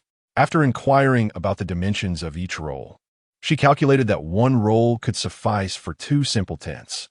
"Shopkeeper, how many rolls of oilcloth do you possess?" The shopkeeper's eyes widened in surprise. "How many do you require?" Zhiran considered the number. She envisioned tents that could accommodate 2 people, while her family comprised 12 members. And the Xie and Fong families added another 20. Additionally, the local officials who sought to exploit the situation could not be overlooked. With such a crowd, a minimum of 25 tents was necessary. "Shopkeeper, I shall take 13 rolls of oilcloth." Upon hearing this figure, the shopkeeper felt as though his ears had betrayed him, and he reflexively rubbed them in disbelief. It was the young man who reacted swiftly. "My lady, please wait. I will fetch the oilcloth for you." Zhiran raised her hand to halt him. "There is no need to rush. Having purchased so many items, might I inquire if your establishment offers delivery?" "Indeed, as long as it is within the confines of Yunlai County, we can deliver," the young man assured her promptly. Once assured of delivery, Zhiran proceeded to purchase an ample quantity of bamboo poles and hemp ropes. As she paid, she reminded him, "Young man, I require 8 rolls of black oilcloth and 5 rolls of blue to be sent along with the bamboo poles to the inn on the west side of the city." "Very well, it shall be done," the young man replied enthusiastically, rushing to the back to prepare the order. Finding nothing further of interest in the general store, Zhiran then departed, seeking out several secluded alleys along the way to gradually unload the grain from her cart onto the wooden platform. She also procured various vegetables sold by farmers, utilizing them to conceal supplies from her space. As Zhiran shopped along the way, she discreetly retrieved some spices and other items from her space. Upon passing a grain shop, she purchased a jar of rapeseed oil and, on a whim, acquired 2 identical empty jars from the owner, gradually filling them with peanut oil from her space. Finally, she acquired 3 large iron woks, 3 iron shovels, and several commonly used kettles from the blacksmith shop. The wooden cart grew increasingly burdensome, and Zhiran found herself struggling to push it. Regrettably, these items needed to be exposed to light. She dared not return them to her space for transport, forcing her to laboriously push the cart onward. Aware of her body's limitations, she realized she could not venture much farther, thus reluctantly opting to retrace her steps. Chapter 46. A Vicious Assault on Li Hu. Fortunately, there was a fabric shop at the entrance of the market. Zhiran purchased over 30 cotton quilts along with a substantial amount of thread and requested the shopkeeper to deliver them to the inn. Glancing at the clock in her space, she noted that there was still half an hour before her rendezvous with Zhou Laoba. With great effort, Zhiran pushed the wooden cart towards her destination, intending to find a shaded spot to rest for a while. The cart came to a halt outside a tall wall, and Zhiran casually settled onto a large stone. Seizing the opportunity, she focused her consciousness to check if her store had passed the review. To her dismay, her phone screen displayed a message asking for patience. Bored, she withdrew her awareness and looked around. For some reason, a sense of foreboding crept into her heart, as if something was amiss. She had a nagging suspicion that Li Hu might be up to no good. Although she sensed this, she could not fathom how he intended to trouble her. As time trickled by, her unease grew. Noon had passed, and it struck her as odd. Given Zhou Laoba's character, he was not one to break promises. Moreover, their task was merely to procure some provisions, which should not have taken this long. Zhiran quickly resolved to return to the inn alone, deciding that regardless of Li Hu's schemes, it was prudent to return on time. Without hesitation, she pushed the wooden cart toward the inn located in the west of the city. Yunlai County was relatively small, and after a quarter of an hour's walk, she reached the inn's entrance. Just as she was about to push the cart through the doors, a whip lashed towards her. Fortunately, her reflexes were sharp, and she managed to evade it just in time. However, her assailant wasted no time, as a second lash came swinging toward her face. He, how dare you attempt to escape? I'll make sure you regret it. Li Hu roared, brandishing the whip menacingly. His expression twisted with rage, as if he had a personal vendetta against her. Caught off guard by the sudden attack, Zhiran felt a surge of anger boil within her. Upon seeing Li Hu's grotesque visage, her fury intensified. With a swift motion, she seized the whip aimed at her and, utilizing her strength, yanked Li Hu along with it out of the doorway. Seizing the moment while Li Hu struggled to regain his balance, she delivered a powerful kick to his waist. Li Hu winced in pain, the whip slipping from his grasp. Clutching his injured side, he pointed at Zhiran, cursing her vehemently. "You wretched woman! How dare you lay a hand on an officer? You must be wishing for death before reaching the northwest." The commotion at the entrance attracted the attention of other officers and prisoners, who rushed to investigate. There stood Zhiran, hands on her hips, glaring fiercely at Li Hu, who resembled a shrew, unable to retaliate and resorting only to insults. Upon seeing his comrades arrive, Li Hu regained his confidence. "Heads up! You arrived just in time. Seize this wretched woman," she asked lawless, attempting to escape and even dare to strike me. Zhiran was thoroughly enraged by Li Hu at this moment, observing him playing the victim without hesitation. She swiftly delivered a kick directly to his unkempt mouth. Li Hu let out a muffled grunt, instinctively covering his mouth. When he lowered his hand, 2 bloodied teeth were revealed in his palm, a testament to the force Zhiran had exerted. Yet, this was not sufficient to quell her fury. Just as she prepared to advance and continue her assault on Li Hu, Peng Wang finally intervened. "Zhiran, cease your actions," he commanded. Despite her anger, she retained her composure, fully aware that offending any officer was ill-advised, especially Peng Wang, who was the leader of this group. To antagonize him would undoubtedly result in dire consequences for the Mo family. "Lord Peng, I shall spare him for now due to your presence. But I demand an explanation for today's events. In the past, had one of his subordinates been struck, Peng Wang would have instinctively defended them without seeking clarification. However, the circumstances were different this time. Li Hu had been inexplicably assigned to his team 6 months prior. Initially, Peng Wang thought little of the newcomer, but he soon discovered Li Hu's greedy and lecherous nature, as well as his penchant for scheming against his fellow brothers. Over time, Peng Wang grew increasingly displeased with him. Suspecting that Li Hu had backing, he refrained from expelling him from the team, opting instead to reprimand him from time to time. As for Zhiran, to Peng Wang, she was not only cunning but also intelligent, unlikely to engage in conflict without just cause. Furthermore, given her furious demeanor, it was evident that Li Hu had committed an unforgivable offense. In truth, Peng Wang had misjudged the situation. He mistakenly believed Li Hu was coveting Zhiran's beauty, a recurring folly of his. Under different circumstances, Zhiran's composure would not have been so easily shattered. Regardless, Li Hu remained one of his subordinates, and Peng Wang could not allow Zhiran to expose Li Hu's true nature publicly, as it would tarnish his own reputation as a leader. Enough of the quarrel. "Follow me," he instructed. As the officers obediently trailed behind him toward the guest room, Zhiran cast a quick glance around, failing to spot the figure of Zhou Laoba. A sudden realization dawned upon her. It was likely that Li Hu's aggression was merely an act of retribution for Li Roer. The real threat lay in Zhou Laoba's disappearance. With this thought in mind, Zhiran disregarded the wooden cart before her and hurried after them. "Lord Peng, Zhou Guanyi is in danger," she exclaimed. Li Hongria, trailing at the back of the group, turned sharply, glaring at her with a slurred retort. "Isn't this your fault?" Zhiran dismissed his incoherent ramblings.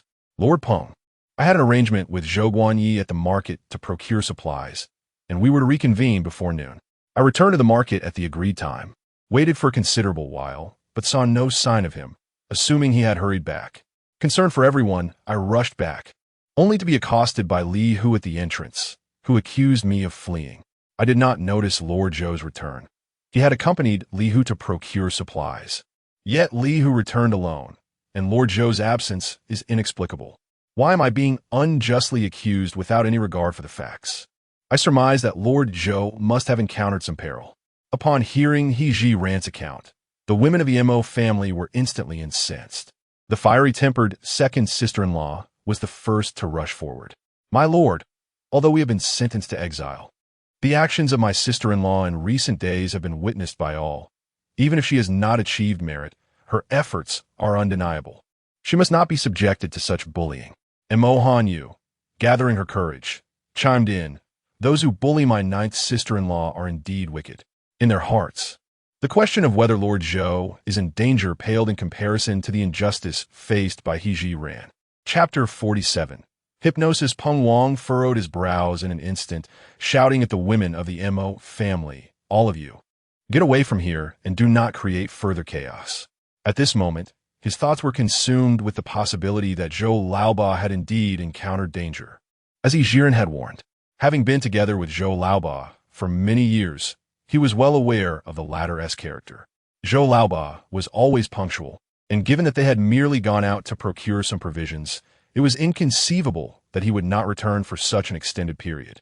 Looking at Li Hu, he noticed a flicker of evasiveness in his gaze. A plan began to form in Peng Wang's mind as he coldly regarded Li Hu. "Where is Zhou Laoba?" he inquired. "Boss, his family fled, and Ba Gu has gone to find someone. I returned just to deliver the news," Li Hu stammered, reciting the excuse he had prepared. He understood that in their line of work, the most taboo issue was the escape of a prisoner. Li Hu was convinced that if he claimed Zhiran had run away, Peng Wang would undoubtedly pursue the matter. Indeed, Peng Wang was deeply wary of the escape of a prisoner.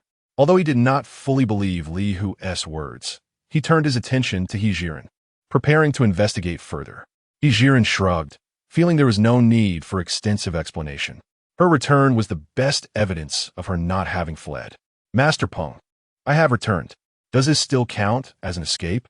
If you believe me, you should expedite the search for Zhou Guanyi. Once we locate the living Zhou Guanyi, the truth will be unveiled," she asserted. After hearing Zhiran's words, Peng Wang felt that finding Zhou Laoba was indeed urgent. He turned to Li Hu, asking in a solemn tone, "Li Hu, where is Zhou Laoba?" Li Hu's gaze briefly flickered with trepidation, a fleeting moment that would have gone unnoticed had one not been observant. However, this display of anxiety did not escape Zhiran's keen eyes. Li Hu quickly composed himself, determined that as long as he firmly stated that Zhou Laoba had gone to search for Zhiran, he would not reveal any telltale signs. After all, Zhou Laoba was likely dead by now. "Boss, Ba Gu truly went to find his family. I am not lying," he insisted. Peng Wang harbored doubts regarding his words, but remained patient in his inquiry. "What did you part ways?" As time slipped away, Zhiran grew increasingly anxious about Zhou Laoba's safety. Continuing to question, Li Hu would yield no useful information and would squander the precious time needed for rescue. Before Li Hu could gather his thoughts, Peng Wang was led away by Zhiran to a place distant from the crowd. Sensing the shift in dynamics, Li Hu felt a surge of unease. It was evident that Peng Wang did not trust his account. Otherwise, he would not have followed Zhiran.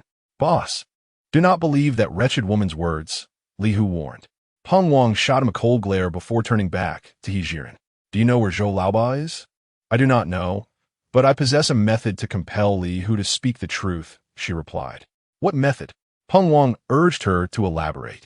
"I have studied a secret technique that can hypnotize a person's will, allowing me to easily extract the information I seek. However, my skills are still lacking, and I require the cooperation of Lord Peng." Zhiran had a close friend in her previous life who possessed exceptional mastery in hypnosis. She had only learned a few superficial techniques from him, enabling her to inquire about matters with a 70% success rate. To enhance this probability, the collaboration of Peng Wang is imperative. "Please, tell me what you need me to do." Peng Wang harbored no doubts regarding Zhiran's capabilities. He had witnessed enough in the past few days to believe that this woman undoubtedly possessed many more skills yet to be revealed. "Lord Peng, as I have mentioned, my skills are still rudimentary. For a more assured outcome, I hope you can arrange for someone to intoxicate Li Hu. However, not to the extent of complete unconsciousness. A state of half-awareness and half-drunkenness would be ideal."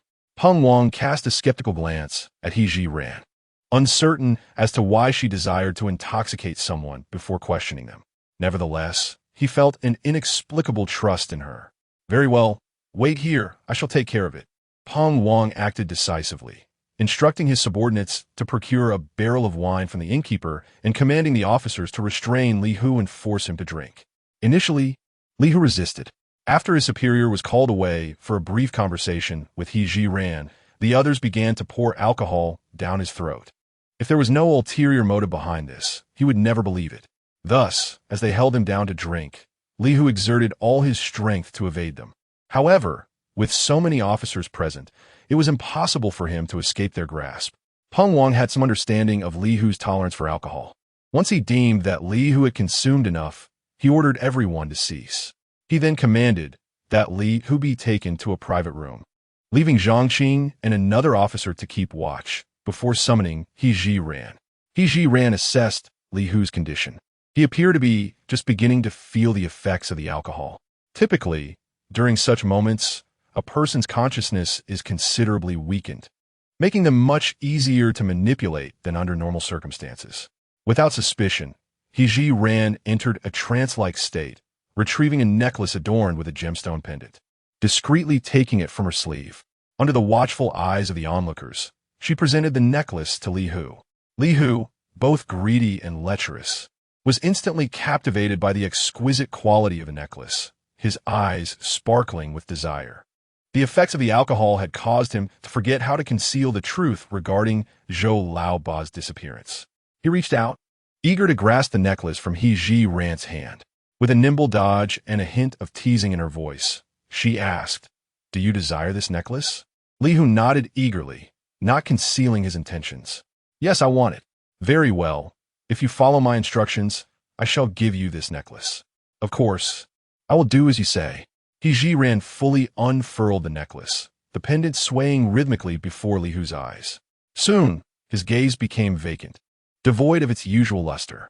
Sensing the moment was ripe, He Zhiran began her inquiry. "Where is Zhou Laoba?" At the mention of Zhou Laoba's whereabouts, a hint of a smile appeared on Li Hu's previously rigid expression. "He was taken away by my people, and is likely already a meal for the fish." Upon hearing Li Hu's words, the officials present grew tense. "Chief, I shall promptly lead a team to the riverside in search of old Zhou." Zhang Qing's voice boomed, causing He Zhiran to feel a pang of anxiety. She quickly gestured for silence while cautioning him, "Master Zhang, please refrain from raising your voice, lest we awaken anyone." There remain numerous inquiries yet to be resolved. Concerned that Zhang Qing might disregard He Zhiran's advice, Peng Wang shot him a fierce glare. Zhang Qing promptly sealed his lips, his gaze fixed intently on Li Hu. Observing that Li Hu had not been roused by Zhang Qing's loud declaration, He Zhiran let out a sigh of relief. She continued to shake the pendant, pressing further. "Where shall we go now to locate old Zhou?" Chapter 48. A woman of skill and wisdom. Li Hu replied with a vacant expression, "If you walk west from the dock for about a mile, there is a rock where they often dispose of people in the river." Armed with this precise information, Peng Wang promptly instructed Zhang Qing to gather all the officers to search for the individual. Meanwhile, he understood that He Zhiran certainly had more questions to ask, so he refrained from hastily departing. In front of Peng Wang, He Zhiran continued her inquiry. "Why did you wish to harm Zhou Laoba? Only if he does not return can the blame for the He family's escape be firmly established. What prompted you to act in such a manner?" "Because Li Roer disapproves of the He family. I sought to use this opportunity to rectify the Mo family." Upon hearing this, He Zhiran confirmed her suspicions. Li Hu is undoubtedly an informant placed here by someone of significance in the capital. It was no wonder that Mo Jiupei had not detected any surveillance. Peng Wang anticipated that He Zhiran would soon inquire about the individual who had instigated Li Hu's actions. Such matters were the sordid affairs of those in power, and as a mere officer, he had no desire to become embroiled in them. The more one knew, the swifter one estimates. Therefore, before He Zhiran could pose her next question to Li Hu, Peng Wang turned and exited the room. He Zhiran secretly admired Peng Wang's perceptiveness and eagerly formulated her next question. "Who instructed you to target the Mo family?" "I do not know." "You do not know?" He Zhiran understood that Li Hu was not lying at this moment. His claim of ignorance was genuine. However, having finally grasped a fragment of a clue, she was reluctant to relinquish it so easily. "Do you not even know the person who made contact with you?" "The one who assigned me these tasks. I have only seen once. It was dark, and I could not discern his features, but his voice was somewhat high-pitched. He must be a eunuch." "A eunuch?" "Only members of the royal family could command a eunuch. Besides the emperor, princes, princesses, and those in the harem could all be potential suspects." With this thought, the scope of her inquiry expanded significantly.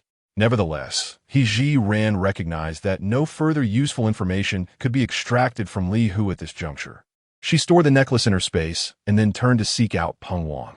Master Peng, I have completed my questioning. Li Hu will soon regain consciousness. At this moment, Peng Wang appeared somewhat overwhelmed. Even without hearing He Zhiran's subsequent inquiries, he could surmise that Li Hu was affiliated with a significant figure from above. The facts surrounding Li Hu's plot against Zhou Laoba were clear. How he would handle the ensuing matters was another story. Logically, Li Hu had committed heinous acts, and any form of punishment would seem justified. But what if he offended a powerful individual? Could he safeguard his own head? After taking a few steps, He Zhiran noticed that she did not hear Peng Wang enter the room. She turned around and found him still standing in place, lost in thought. Master Peng, it is a fact that Li Hu has harmed others. Such matters are best left to the authorities for resolution. He Zhiran's words illuminated a clear path for Peng Wang. He nodded gratefully at her. Very well, I understand. This method is truly remarkable. It not only serves to punish Li Hu and avenge Zhou Laoba, but also spares one from personally dealing with Li Hu and inciting the ire of powerful figures above. It is indeed a case of killing two birds with one stone. At this moment, Peng Wang's admiration for He Zhiran deepened. She is undoubtedly a woman of both skill and wisdom. He Zhiran knew that her stay at the inn would be brief. According to Li Hu, Zhou Laoba was to be thrown into the river. Zhou Laoba, being a decent person, prompted her to contemplate saving him should the opportunity arise. However, before departing, she needed to reassure the Mo family that they were in no danger. Additionally, she had to ensure that someone would receive the goods arriving from the general store and the cloth shop. The women of the Mo family anxiously awaited news from He Zhiran. Upon her return, they surrounded her, inquiring after her well-being, fearing that she might have encountered trouble. For these somewhat simple-minded sisters-in-law, He Zhiran merely reassured them that she was unharmed. However, when it came to Mo Jiupei, it was not so easy to gloss over a few words. Since he had heard the commotion between He Zhiran and Li Hu at the door, Mo Jiupei had been standing close by, prepared to rush out and rescue her should she find herself in peril. Only when he learned that Peng Wang had intervened and had not caused trouble for He Zhiran did the tension in his heart begin to ease. Now, seeing her return unscathed, he felt compelled to clarify the situation before allowing her to leave. Did you manage to uncover anything useful from Li Hu? I did. He has someone tied up, intending to submerge Zhou Laoba in the river. There are influential figures behind Li Hu, but this matter is intricate. I must go rescue him now, and will explain further upon my return. Upon hearing her intention to save someone, Mo Jiupei, despite his lingering doubts, could only suppress his inquiries for the time being. He inwardly resented himself for appearing to be a severely injured person, incapable of action. Otherwise, he would never have permitted He Zhiran to face such dangers alone. In that case, please take care of yourself. Mo Jiupei turned away in guilt, avoiding He Zhiran's gaze. He Zhiran dared not waste time and hurried alongside Peng Wang towards the location Li Hu had mentioned. Peng Wang, equally eager to save the person, pushed through the discomfort in his body and did not allow a moment's delay. They ran swiftly and arrived at the designated spot in approximately 15 minutes. There, aside from the officials, a crowd of onlookers had gathered. Peng Wang pushed through the throng, with He Zhiran closely behind. Zhou Laoba lay in the center of the crowd, his eyes shut, appearing to have lost all breath. The officials wore solemn expressions, and upon seeing Peng Wang approach, Zhangqing wiped his eyes and stepped forward. Boss, Zhou Laoba, he has no breath. Having just seen Zhou Laoba's state, Peng Wang had already surmised the grim reality. It seemed they had arrived too late. However, He Zhiran did not dwell on the official's sorrow. She swiftly approached Zhou Laoba, placing her fingers on the carotid artery of his neck. Hoping to sense any sign of life, an official with reddened eyes approached her. Missy, we have already checked. He is dead. He Zhiran did not respond to the officials, but, before the assembled crowd, commenced performing cardiopulmonary resuscitation on Zhou Laoba. Her peculiar behavior elicited a wave of murmurs from those around her. What was this woman attempting to do? Indeed, the man appeared to be beyond salvation. What was the point of her efforts? Observe her, how frivolous her movements are. She truly lacks shame. Yet, He Zhiran paid no heed to their remarks. In her heart, She believed that even the faintest glimmer of hope warranted her unwavering commitment to save him. As 2 minutes elapsed with Zhou Laoba showing no signs of life, Peng Wang, though unfamiliar with the principles of CPR, understood that Zhiran was fighting for a life. However, witnessing Zhou Laoba's continued stillness, he could not restrain himself from stepping forward to urge her. Since Laoba has already passed, let him find peace. Nevertheless, Zhiran's actions did not falter in response to Peng Wang's words. Her next move astonished all those present once again. Chapter 49.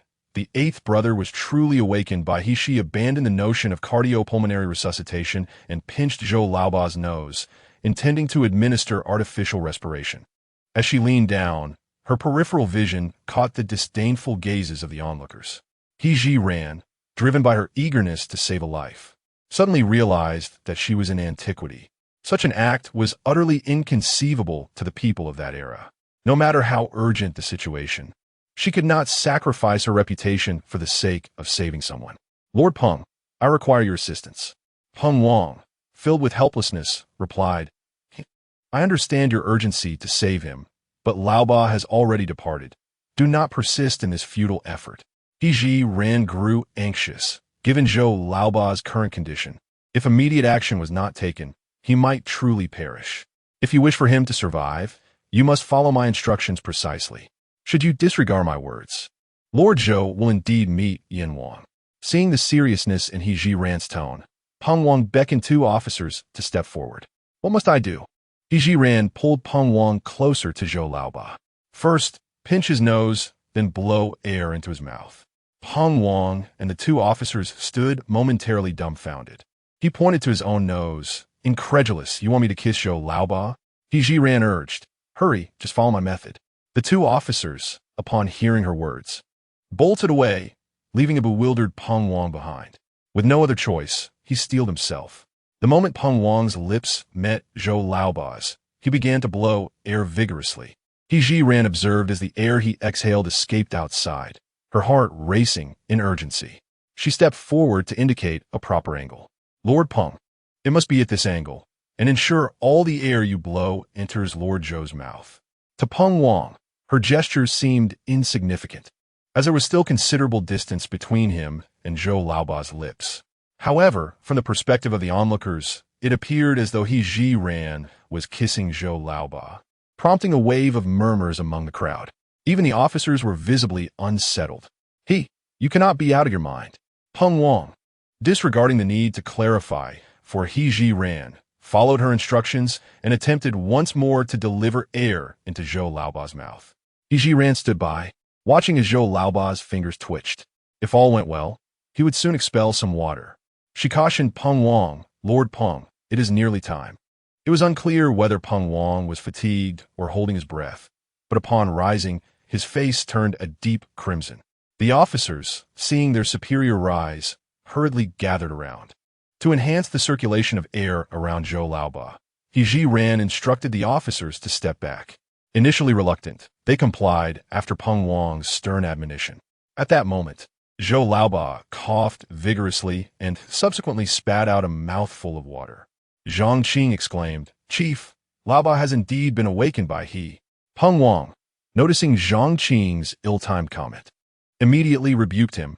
Do not speak so recklessly. You will tarnish his reputation.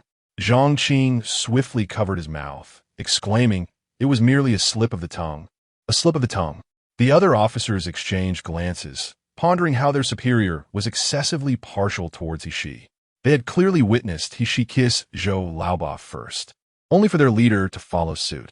However, in the presence of Peng Wang, they dared not voice such thoughts.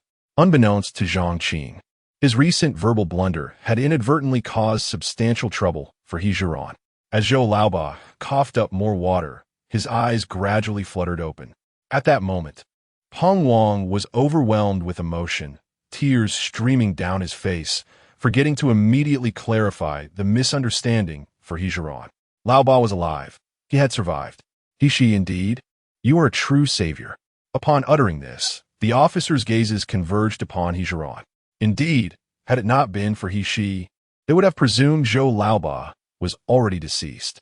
Subsequently, led by Peng Wang, the officers surrounded Zhou Laoba, all clamoring his name, some even reaching out to touch him. Zhang Qing seized Peng Wang's arm, unable to contain his excitement. "Laoba, can you see me? Do you know who I am?" Although Zhou Laoba was still somewhat weak, he managed to utter, "Zhang Qing."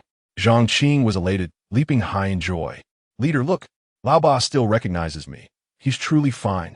Peng Wang, equally exhilarated yet more composed than the others, hurriedly inquired of Zhiran, "She, will it be problematic to carry Laoba back to the inn now?" "Not at all," she affirmed. "Zhou Guanzhong is merely a bit weak, but has already escaped the clutches of death." With Zhiran's assurance, Peng Wang ordered his men to carry Zhou Laoba back to the inn. Peng Wang personally paid for a fine room for Zhou Laoba and instructed them to assist him in changing out his wet clothes. Zhiran, having fulfilled her purpose, returned directly to the Mo family. At that moment, the item she had purchased from the general store and cloth shop arrived. There were so many goods, particularly over 30 quilts, stacked together like a small mountain. Upon her return, the Mo family members regarded her with mixed expressions. Just moments ago, a servant from the inn had gone to the river to witness the commotion and returned to recount how a female prisoner had taught the officers to kiss in order to save someone.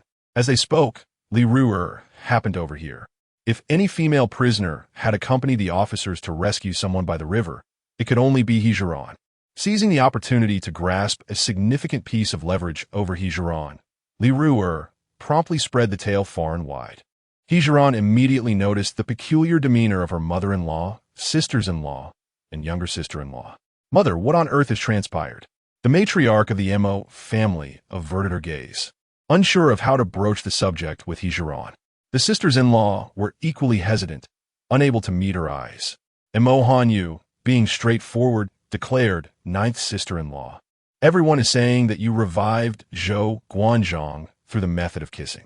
Upon hearing the inquiry posed by Mo Hanyu, Zhiran found herself in awe of the ancient populace's remarkable ability to distort the truth.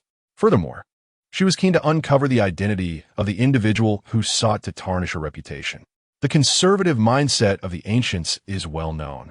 A married woman daring to engage in such actions with another man could very well face dire consequences. Who, then, was so intent on ensuring her misery? At this moment, Zhiran believed her foremost duty was to clarify the matter with her family, while the quest to identify her secret detractor could wait. "I have not personally approached Lord Zhou. I merely indicated the direction, instructing Lord Peng on the proper course of action." Upon observing the expressions of the Mo family women, it became evident that they were not entirely convinced. In response, Zhiran stiffened her demeanor. "Since my words are met with skepticism, once we reach the northwest, I shall request a separation from my husband to avoid further tarnishing the Mo family's name. However, prior to that, I hope we can continue to interact as before to prevent becoming the subject of ridicule for outsiders." Zhiran did not possess particularly high emotional intelligence. While she was adept at strategizing, having never had a boyfriend in her past life left her inexperienced in fostering relationships with her in-laws. She had articulated her position clearly. If they chose not to believe her, there was no need for her to continue appeasing them. Having said her piece, she could only disregard whether they would persist in their unfounded accusations against her. Safeguarding Mo Jiupei's journey to the northwest, she felt she had honored her inner hero. As for the rest, she would take it one step at a time, allowing events to unfold naturally. Observing the change in Zhiran's demeanor, the Mo family women experienced an inexplicable pang of regret. They cherished the amiable Zhiran, who consistently considered their well-being. Yet, it seemed that this version of her had been lost to them. Zhiran turned to exit the room. Despite facing their disdain, life must go on. Following the incident with Zhou Laoba, it was likely that they could not continue their journey today. She intended to seize this opportunity to prepare tents and provisions. On the road to exile, it was impractical to expect daily accommodations and inns. Should they encounter nights spent under the stars, these tents would prove invaluable. Seeing her sister-in-law depart, Mo Hanyu felt a tightening in her chest and hurriedly pursued her. "Sister-in-law, I do not care what they think of me. I trust you."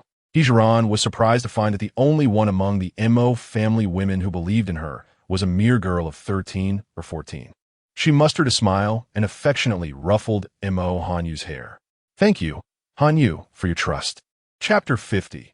Your faith in me is sufficient. Observing the oilcloth that Zhiran was manipulating, Mo Hanyu inquired with curiosity, "Sister Jiu, are these oilcloth you purchased?" "Indeed, I intend to craft some tents from this oilcloth," Zhiran replied. "Tents?" Mo Hanyu's eyes sparkled with intrigue. Zhiran patiently elucidated the various uses of tents, and with each word, Mo Hanyu's delight grew.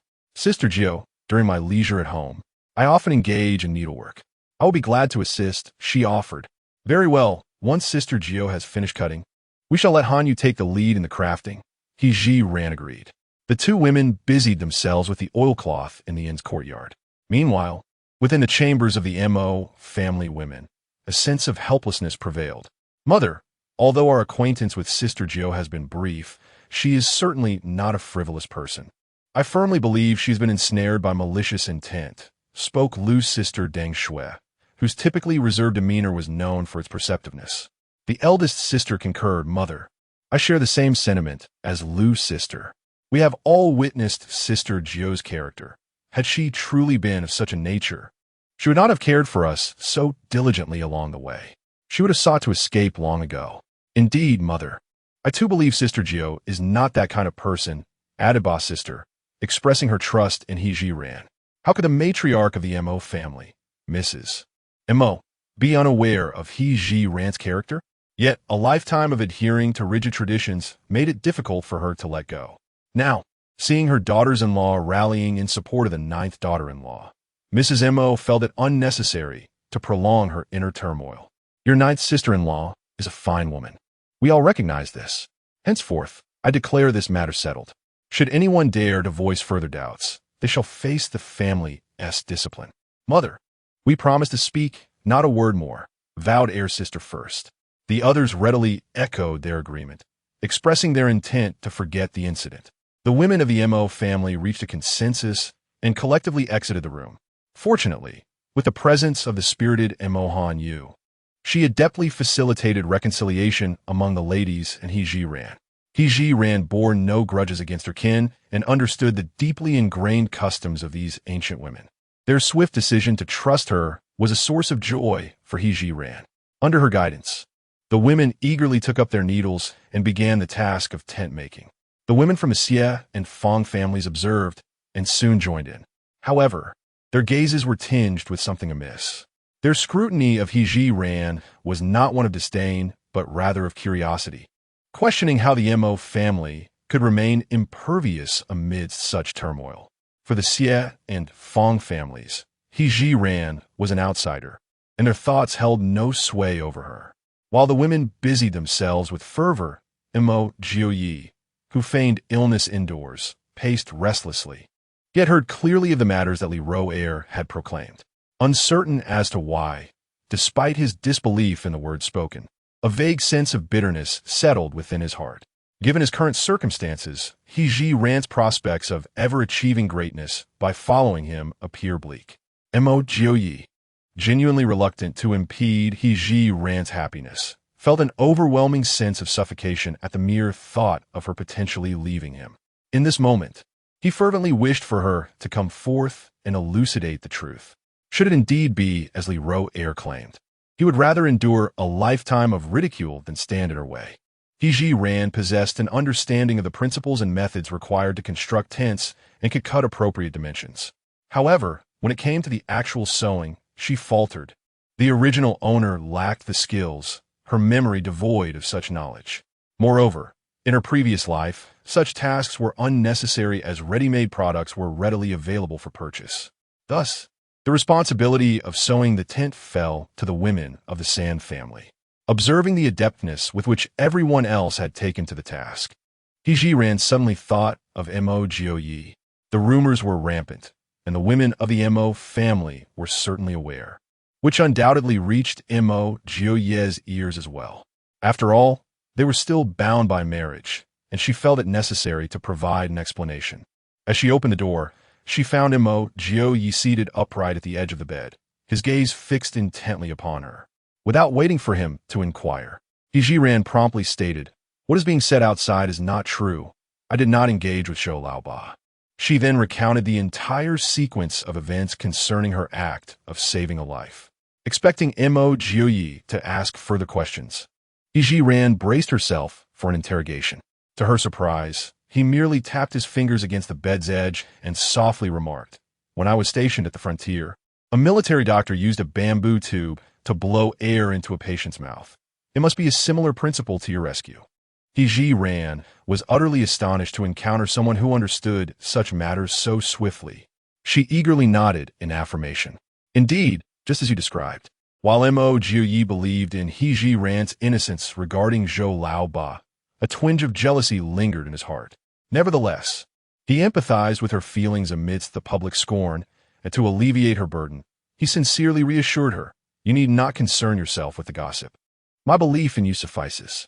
Zhiran was taken aback by Mo Jiupei's words.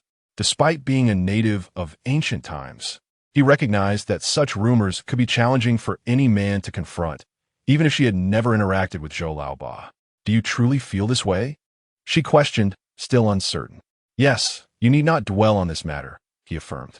Witnessing Mo Jiupei's unwavering support stirred a profound sense of emotion within Zhiran. She admired heroes who were magnanimous, embodying the qualities befitting those destined for greatness.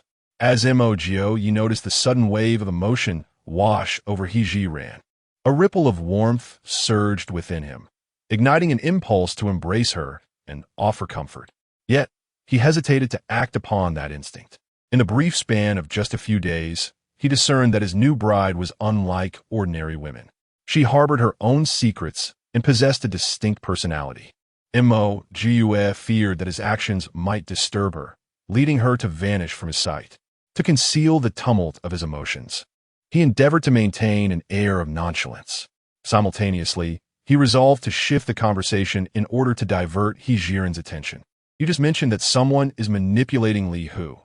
Have you uncovered their identity?" It was then that Zhiran recalled that she had yet to discuss the matter in detail with Mo Jiupei. Li Hu mentioned that the person he met had a high-pitched voice. "I suspect they might be a eunuch." Mo Jiupei furrowed his brow in contemplation, softly murmuring, "If it is indeed a eunuch, the scope of suspicion widens considerably." Chapter 51. The Tent, Indeed, from the Perspective of the Eunuchs. Uncovering the true mastermind behind the scenes proves to be quite a formidable task. This aligns with Zhiran's thoughts, as she believes that identifying the genuine orchestrator is no simple feat. Both of them are acutely aware that the scant clue provided by Li Hu is insufficient to reveal his true superior. Nevertheless, the ability to locate an informant so shortly after departing the capital is indeed perplexing, leaving them to ponder whether it is a fortuitous or ominous sign. With this in mind, Zhiran and Mo Jiupei fell into deep contemplation. After a prolonged silence, Zhiran finally articulated her analysis. The incident involving Li Hu and the near drowning of Zhou Laoba was likely orchestrated with the assistance of several accomplices. Moreover, when the officials arrived to retrieve Zhou Laoba from the river, they were unaccompanied by anyone else, and numerous onlookers were present. I firmly believe that Li Hu's associates must have witnessed this event. By publicly reviving Zhou Laoba, Li Hu's failure was laid bare for all to see. Surely, among them, someone will report this to their superiors, seeking guidance on how to handle the aftermath. I suspect that once Li Hu's superiors become aware of his predicament, they may very well dispatch someone to silence him. Upon hearing this, Mo Jiupei took a deep breath. "Are you suggesting that we follow the trail of Li Hu to uncover his backers?" Zhiran nodded, affirming her intent, yet expressed concern that their current identities might hinder their actions. "The issue of taking action is manageable. I have my methods. However, having already incurred guilt, even if we identify the individual intent on harming the Mo family, what then?" Zhiran could discern the undercurrent of despair in Mo Jiupei's words. "With your skills, avenging yourself should not be a challenge, right? Furthermore, I suspect that the individual behind Li Hu may very well be the same person who sought to poison the Mo family." This reminder sparked clarity in Mo Jiupei's mind, simultaneously igniting a wellspring of resentment and injustice within him. "You make a valid point. Tonight, I shall devise a way to shadow Li Hu.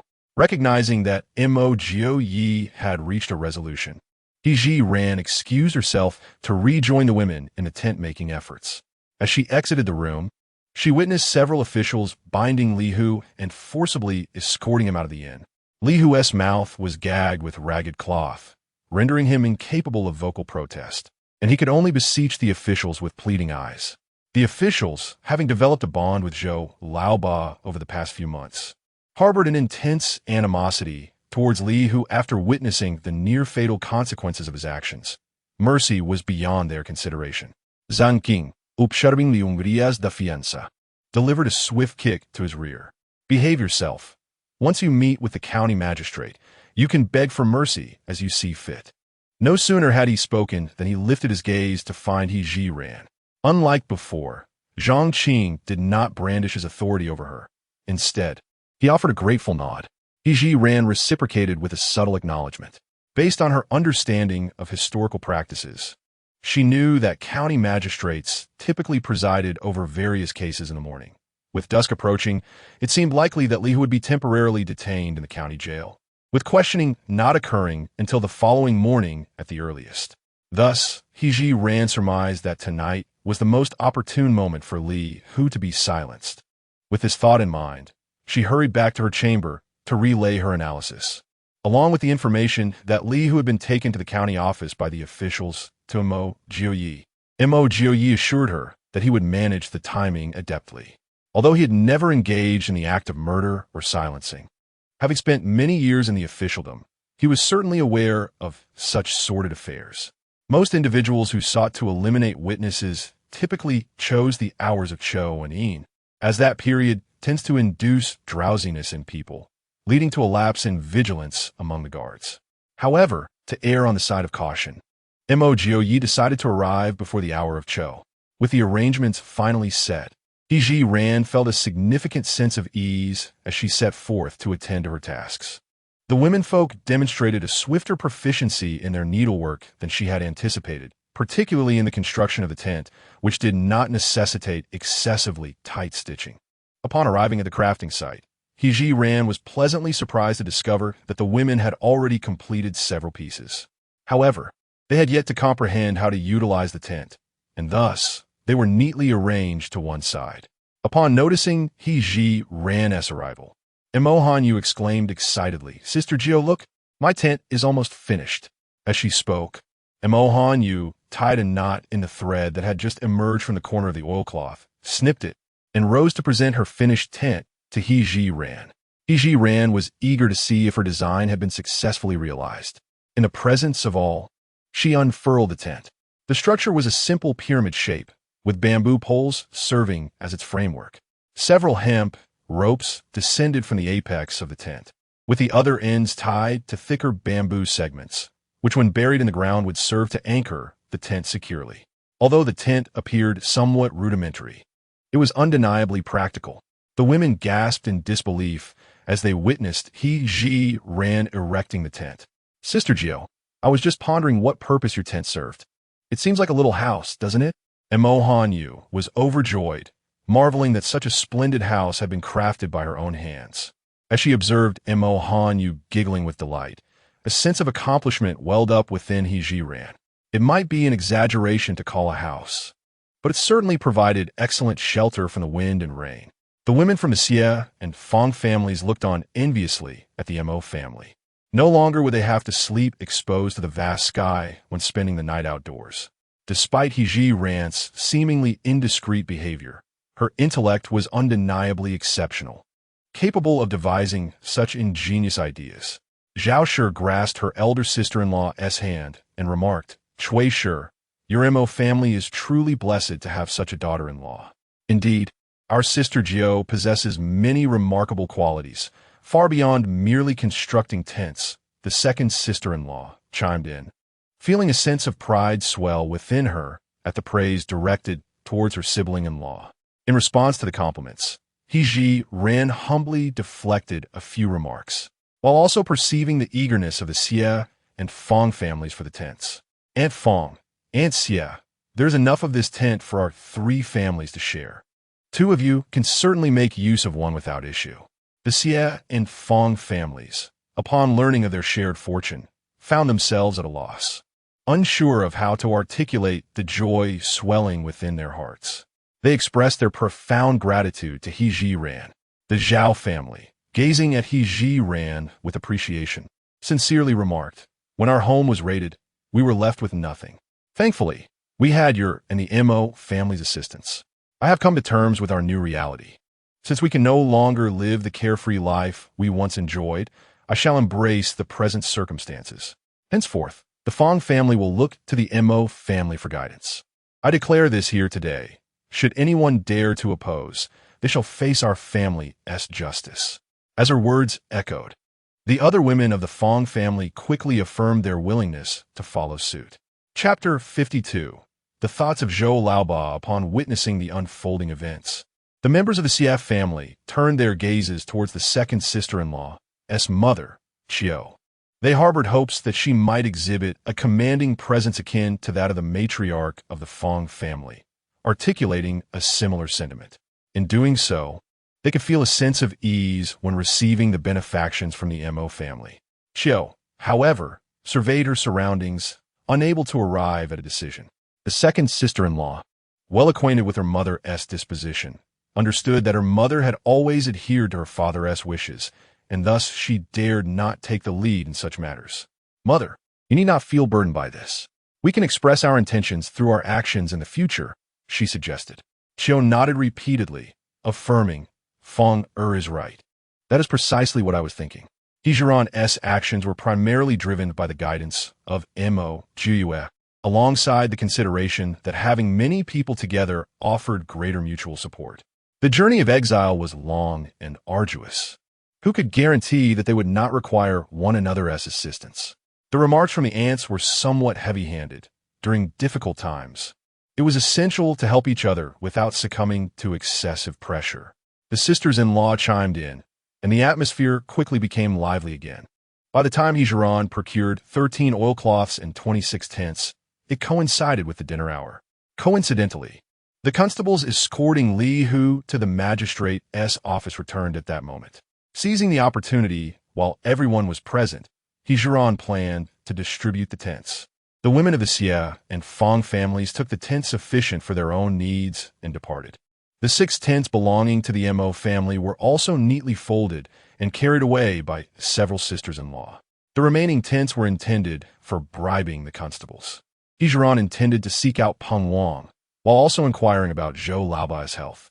After questioning the constable on duty, she learned that Peng Wang had been in Zhou Laoba's room all this time, and she proceeded directly there. After knocking on the door, Peng Wang invited her in. Indeed, Peng Wang was a man of distinct preferences. Although his demeanor towards He Zhiran had been amiable in recent days, it paled in comparison to his current disposition. Upon her entrance, he actually stood and performed a deep bow. "Sure, I thank you on behalf of Laoba for your life-saving grace." This was unlike the time he had been poisoned, where he had been largely unconscious and had not witnessed the perilous scene firsthand. Thus, his feelings about He Zhiran saving his life did not resonate as profoundly as Zhou Laoba's experience. He had witnessed someone whom many had declared beyond saving being revived by He Zhiran, albeit through methods that were somewhat difficult to articulate. Naturally, this weighed heavily on him personally, as he felt an immense sense of guilt toward his own wife. In response to Peng Wang's bow, He Zhiran did not shy away. No one understood better than her that had Zhou Laoba not encountered her, he would have long since become a water ghost. After Peng Wang straightened up, he resumed his former lofty demeanor. "Sure, do you require my assistance with something?" The stark contrast in his demeanor within the span of a minute did not take He Zhiran by surprise. On the contrary, she admired Peng Wang's character. "Master Peng, I have just prepared several tents with the ladies. The constables are included as well. You may send someone to retrieve them shortly. Additionally, I came to check on the condition of Lord Zhou." As the words fell, He Zhiran turned her gaze towards Zhou Laoba, who lay on the bed with his eyes tightly shut. To her surprise, Zhou Laoba's face was particularly flushed. Was the official feeling feverish? Peng Wang, who had been attending to Zhou Laoba in the room, was well aware that he was not running a fever. However, When Peng Wang's eyes shifted to Zhou Laoba's face at He Jiran's words, he was equally taken aback. Laoba, are you feeling unwell? You were fine just a moment ago, yet now your face is so red. Under their scrutiny, Zhou Laoba felt his face grow even warmer. At that moment, he wished he could find a hole to hide in. As he saw Peng Wang's hand reaching towards his forehead, Zhou Laoba instinctively recoiled, struggling to speak. I am not unwell, nor do I have a fever. Peng Wang was even more perplexed. If you aren't feverish, then why is your face so flushed? Since he is here, if you have any discomfort, just tell her and let her take a look. Upon hearing the name Zhou Laoba's face reddened further, and he could distinctly feel the burning sensation. Drawing from her experience as a healer, He Jiran surmised that Zhou Laoba was indeed facing some health issue. Without hesitation, she approached the bedside and took his pulse. Aside from a slightly elevated heart rate, everything else seemed normal. He Jiran contemplated various potential causes for Zhou Laoba's symptoms. Peng Wang watched her intently, awaiting her assessment of the situation. Just then, Zhou Laoba suddenly sat up in bed. I'm not ill. Laoba, what is wrong with you? No need to startle like that. You could scare someone to death, Peng Wang said, gently patting his chest. Zhou Laoba chose not to explain anything to Peng Wang, instead struggling to meet He Jiran's gaze. His words came out somewhat disjointed. I have heard that it was you who kissed me and saved my life. I understand that a woman's virtue is of utmost importance, but you are already a married woman. I cannot say that I will take responsibility. Of course, if a Mo Jiupei were to find you wanting and decide to divorce you, I could also marry you. With that, Zhou Laoba averted his gaze, unable to look at He Jiran any longer. He Jiran. What kind of calamity had she brought upon herself? She had merely saved a life. How had it spiraled so far? Moreover, she had not actually kissed Zhou Laoba at all. Peng Wang was equally exasperated by Zhou Laoba's words. He had never anticipated that, after all his explanations, Zhou Laoba would still fail to grasp the situation. Laoba, did I not make it abundantly clear just now? The one who awakened you with a kiss was not he, but me. Why can't you believe that? Given that this matter could tarnish He Jiran's reputation, Peng Wang felt it was imperative to clarify. At that moment, He Jiran was overwhelmed with emotion. After mentally berating the situation, she composed herself and spoke calmly. Official Zhou, my act of saving you was purely out of a healer's duty. The person who truly awakened you with a kiss was indeed Peng Wang. I merely instructed him on the correct methods. Seeing this, Peng Wang steeled himself and continued to explain, Old Ba, you can't possibly doubt me too, can you? I risked everything to save you, even going so far as to kiss you, a grown man. He Zhiran chimed in. Both Peng Wanya and I have stated it clearly. What more do you need to believe? He Zhiran had intended to advise Zhou Laoba to dismiss any inappropriate thoughts, but she hesitated, realizing that such words might be hurtful, especially when addressing an official who held authority over her. Zhou Laoba turned away non-committally, glancing at He Zhiran before shifting his gaze to Peng Wang. Boss, the brothers all claim to have witnessed he sure kissing me. Who should I trust? He Zhiran and Peng Wang spoke almost in unison. Trust me, they urged. Peng Wang sighed. I was right beside you at that moment. No one understands the situation better than I do. Despite having begun to believe their words, Zhou Laoba remained obstinate. While I trust what you say, so many people saw he sure kiss me, and that tarnishes her reputation. Frustrated by Zhou Laoba's stubbornness, He Zhiran's temper flared, causing her to become somewhat reckless. Zhou Laoba, I've been exceedingly clear, so please refrain from overthinking. Also, my reputation is not something you need to worry about. Chapter 53. The authority is confused while the bystander sees, clearly upon witnessing He Jiran's outburst. Zhou Laoba felt an overwhelming sense of guilt. At that moment, he lost the authoritative demeanor befitting an officer confronting a criminal. No, that is not what I meant. Then what do you mean? I have articulated my point so clearly. What more do you desire? He Jiran was truly infuriated. The archaic mindset of these ancient fossils was obstinately unyielding. If she did not assert herself, she feared she might be driven to despair. He Jiran's vehement shout immediately silenced Zhou Laoba. He cast a desperate glance towards Peng Wang. hoping his superior would come to his aid in this moment of crisis. To his dismay, Peng Wang remained unhelpful. The adage that those in power are often blinded while onlookers maintain clarity proved true in this instance. Zhiran's explanations were, indeed, illuminating Zhou Lao Ba's stubbornness.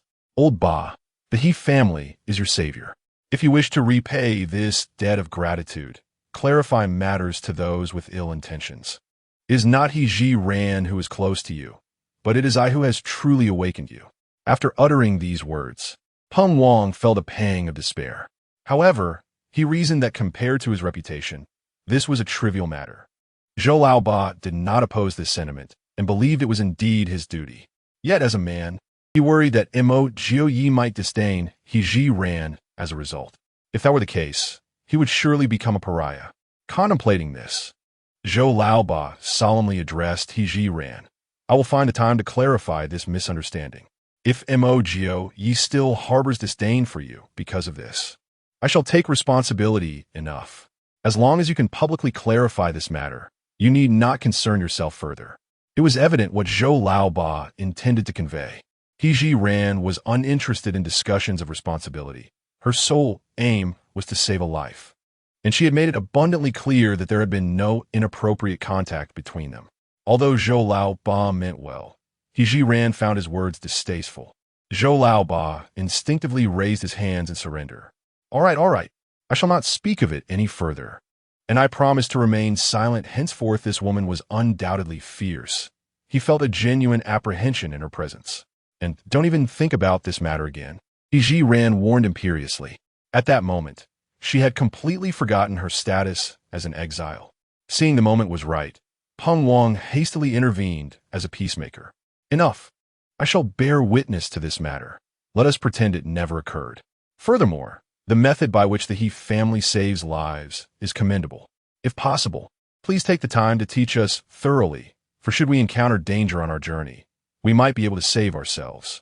That is no problem. Whenever you wish to learn this technique, Lord Peng, you may come to me at your convenience. With the matter resolved, He Zhiran felt no desire to linger any longer. She bid Peng Wang farewell and turned to leave. However, just as she opened the door, several officers stumbled into the room. Had she not been in a fit of anger, she certainly would have noticed the eavesdroppers at the entrance. Upon encountering several furtive officials, He Zhiran, filled with rage, stepped over their bodies as she exited the room. Peng Wang, witnessing the grim state of his subordinates, could only shake his head in resignation. You lot, hurry and fetch some steam buns for the Mo family, he ordered. The officials exchanged glances, clearly understanding that their leader was attempting to curry favor with the He family. Was it truly in hopes of learning that so-called method of saving people? This was unprecedented. Officials actively seeking to appease an exiled convict.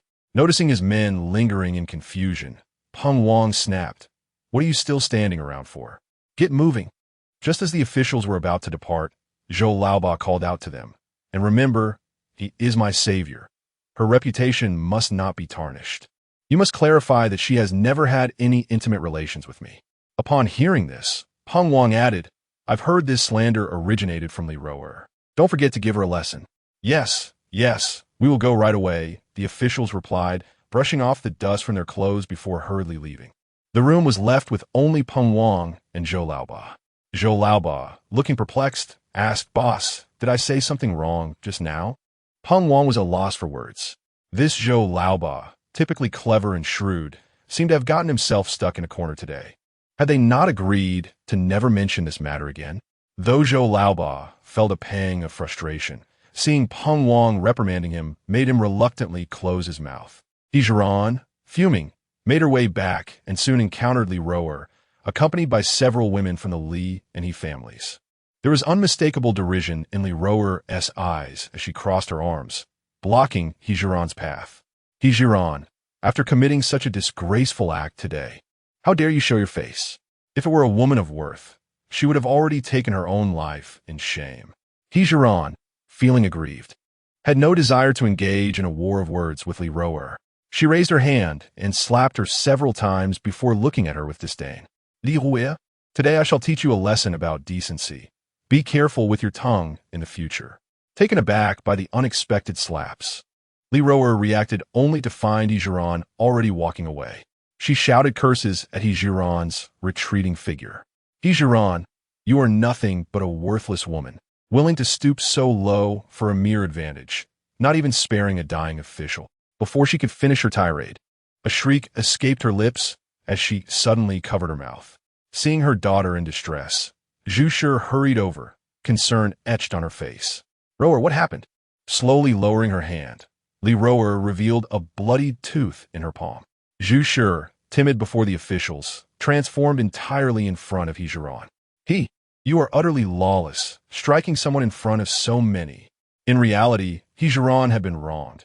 Having walked so far, how could she have possibly struck Li Roer? At this moment, she was truly incensed by the Li family's outrageous behavior. Zhiran strode back to Li Roer's side, lacking the inclination to use her hands. She simply lifted her foot and sent Li Roer flying. What do you think you are? Don't presume I'm unaware of your clandestine dealings with Li Hu. However, I must confess, I find it perplexing that, with Li Hu already dispatched to the authorities, what audacity still compels you to flaunt your power here? Enough, Zhu Shi exclaimed, incensed by the slander directed at her daughter, advancing with the intent to claw at Zhiran. Yet, Zhiran would not permit a defenseless woman to inflict harm upon her. She did not flinch, instead delivering a kick to Zhu Shi's abdomen. Zhu Shi, in pain, collapsed to the ground, wailing, officials, please come quickly. He has utterly disregarded the law. In the backyard, the ladies of the Mo, Fong, and Xie families were preparing dinner with the provisions Zhiran had procured earlier. Upon hearing the explicit denunciation of Zhiran, they hastily abandoned their tasks and rushed over. Sister-in-law, who dares to insult you? Let us see how second sister-in-law handles this. As she spoke, second sister-in-law raised her spatula, positioning it protectively in front of Zhiran. The other sisters-in-law followed suit, their gazes fixed fiercely upon the group of women opposing Zhiran. Emohan, you swiftly approached Zhiran's side. Ninth sister-in-law, let me assist you in dealing with the villains. Although the matriarch of the Mo family remained silent, the cleaver she clutched spoke volumes. The women from the Xie and Fong families also eyed Li Roer's entourage with predatory intent, poised to act at a moment's notice on the command of the Mo family. In that instant, the warmth of solidarity enveloped Zhiran, momentarily soothing her earlier fury. I'm not a loss, she asserted, determined to shield her family from worry. Just then, several officials arrived to deliver steamed buns to the Mo family. Undoubtedly, regardless of who was in the right or wrong in this affair, it was evident that the Li and He families were at fault. The head of the officials had even instructed them to deal with Li Roer, thereby resolving the matter altogether. Zhiran was a favored individual under the protection of the head. How could they dare to offend her? Two officials, without hesitation, raised their whips and struck, eliciting shrieks of mercy from the ladies of the Li and He families. Chapter 54. The consequence of provoking me today. The individuals who incurred the wrath of Zhiran were Li Roer and her mother. Observing the officials pursuing others, she boldly approached Li Roer once more. Li Roer remained seated on the ground, instinctively retreating as she witnessed Zhiran advancing with a fierce demeanor. Zhiran, what do you intend to do? Are you audacious enough to act in front of the officials? Zhiran's gaze, devoid of warmth, fixated on Li Roer. With every slight retreat from Li Roer, Zhiran drew nearer. I initially intended to refrain from engaging with you, yet your provocations have been incessant. As she spoke, Zhiran lifted her foot and forcefully stomped on Li Roer's ankle, twisting it with fervor. Li Roer cried out in agony. Witnessing Li Roer's torment, Zhiran showed no signs of mercy. She continued to strike at Li Roer's sensitive spots with relentless kicks. Your trivial schemes are known to us both. Let me make myself clear. Should you choose to conduct yourself properly henceforth, all will be well. But if you dare to provoke me again, I assure you, you will wish for a fate worse than death. Li Roer, now sobbing uncontrollably, finally grasped the gravity of Zhiran's strength. Zhiran, considering our past as good sisters, I implore you to cease your assault. Good sisters? When have you ever regarded me as such? Zhiran scoffed coldly. Li Roer had toyed with the original owner of this body, shamelessly claiming their camaraderie. Zhiran intensified her assault, delivering punches and kicks to Li Roer. Meanwhile, the women from the Mo family were not idle. Though the situation remained unclear to them, they discerned that it was Li Roer and her mother who had provoked Zhiran. Thus, as Zhiran relentlessly punished Li Roer, they directed their ire towards Zhu Shi. In an instant, chaos erupted in the courtyard of the inn, attracting numerous onlookers. The overwhelming tide of conflict soon concluded with the Li and He families begging for mercy. Zhiran's assault on Li Roer was anything but gentle. Li Roer's face swelled grotesquely, rendering her unrecognizable, while her right arm hung limply, dislocated. Gasping for breath, Zhiran glared at her, her eyes brimming with warning. Li Roer, remember this. This is the consequence of provoking me. If you wish to avoid a repeat of today's events, it would be wise to keep your head down and guard your tongue. Li Roer, thoroughly intimidated by Zhiran's display of power, found herself in a state of impotent fury. Yet, her resentment festered within her. She loathed Zhiran even more. Why should Zhiran, despite being a mere exile like herself, indulge in a life of luxury? Even when her conduct was questionable, the Mo family not only excused her, but also protected her fiercely. To add insult to injury, the officials unconditionally supported her. As Li Roer contemplated, her hatred intensified. Consumed by a desire to shred, Zhiran to pieces. Regrettably, she was no match for Zhiran. At that moment, several officials seized the opportunity and declared loudly, "Today, Zhiran did not rescue Zhou Laoba, as Li Roer claims. It was our leader who taught us the methods of saving lives. The one who revived Zhou Laoba is our leader, not Zhiran. Li Roer has spoken falsely, tarnishing the reputation of the He family. Even if Zhiran does not take action against you today, we shall not let you go unpunished. Depart quickly, or beware of the whip should we hear your nonsensical prattling again."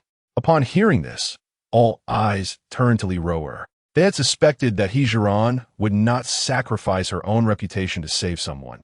Indeed, it was all a fabrication spun by Li Roer.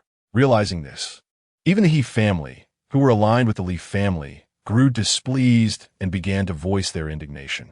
The fiery temper of the second sister-in-law flared up again.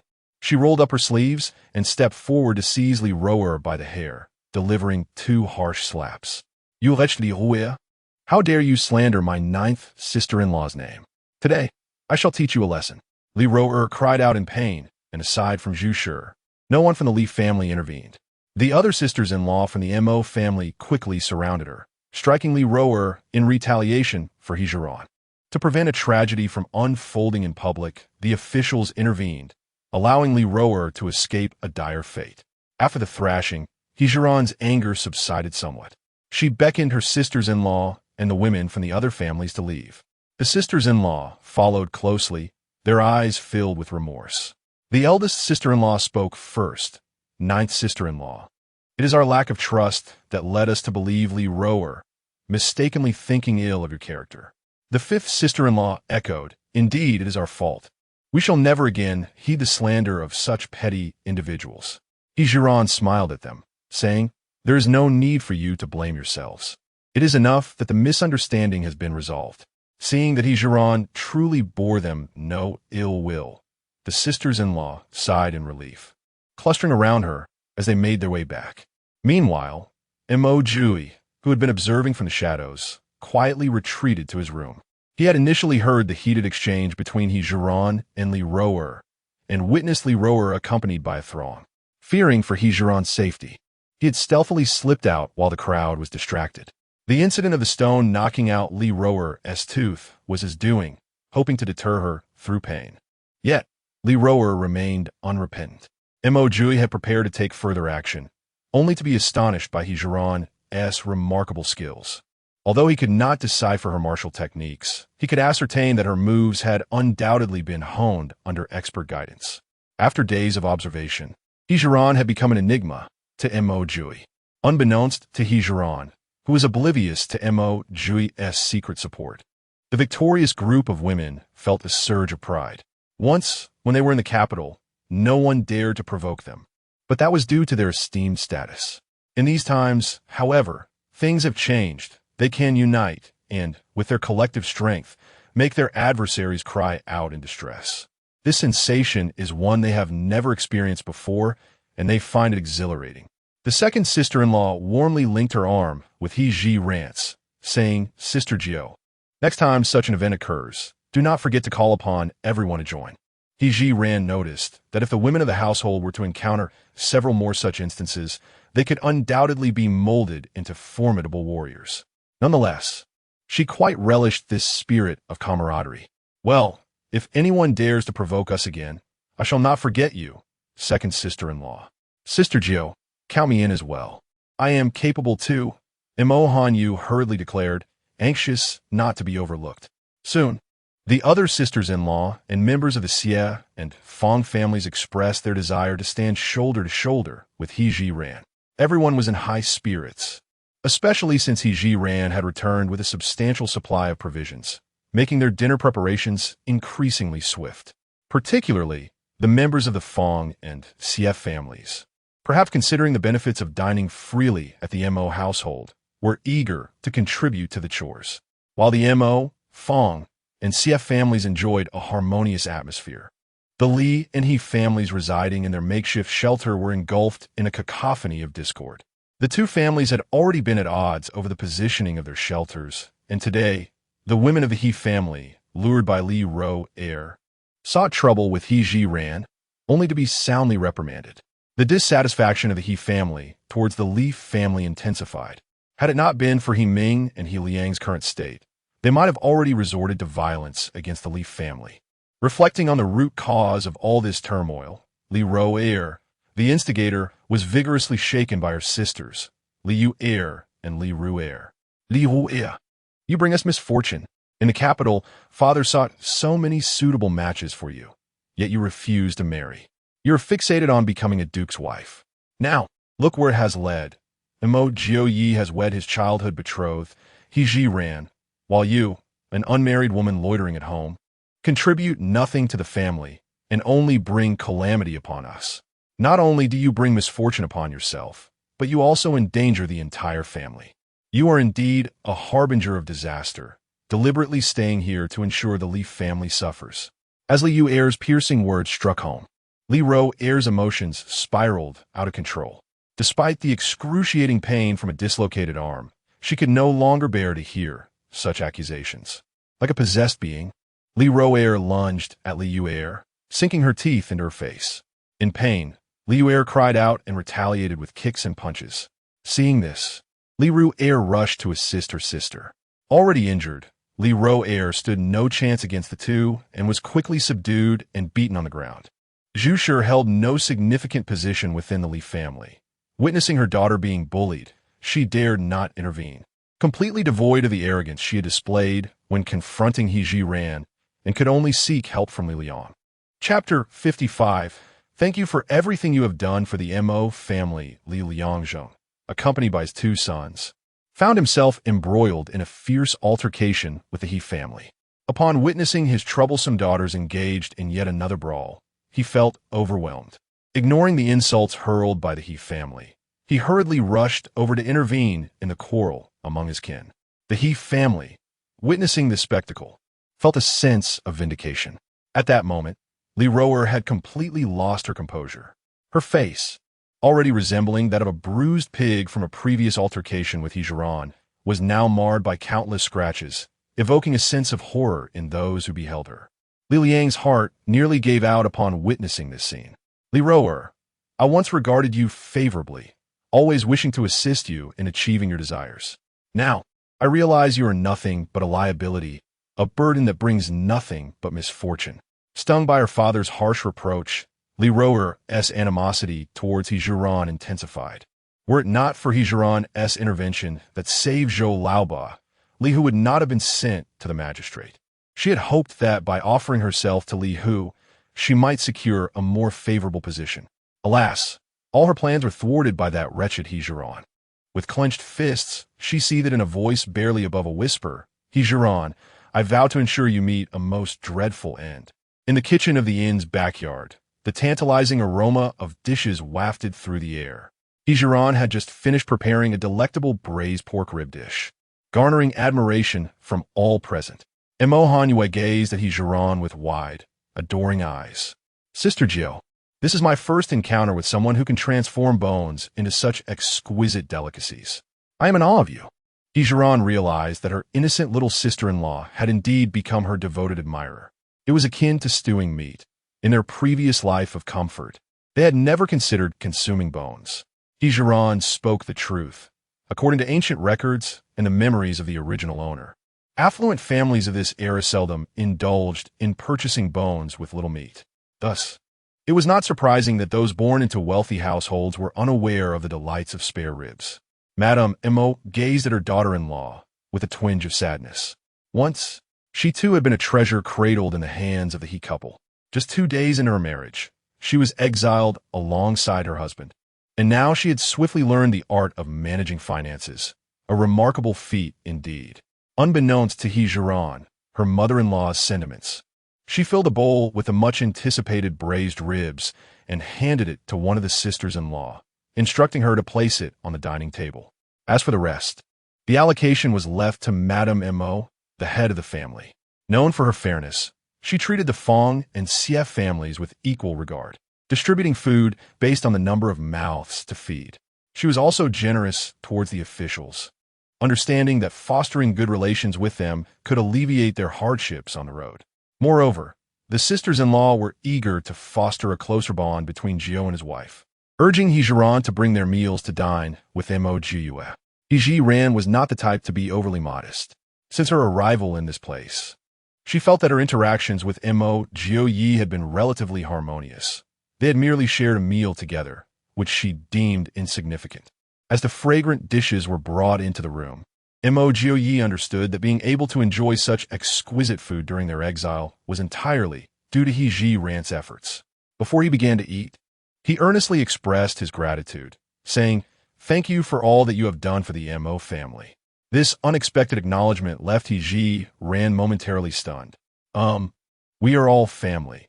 I cherish mother, my sister-in-law, and my aunt, so I willingly do these things. But was it merely affection for them? Mo Jiupei found himself questioning this after hearing her words.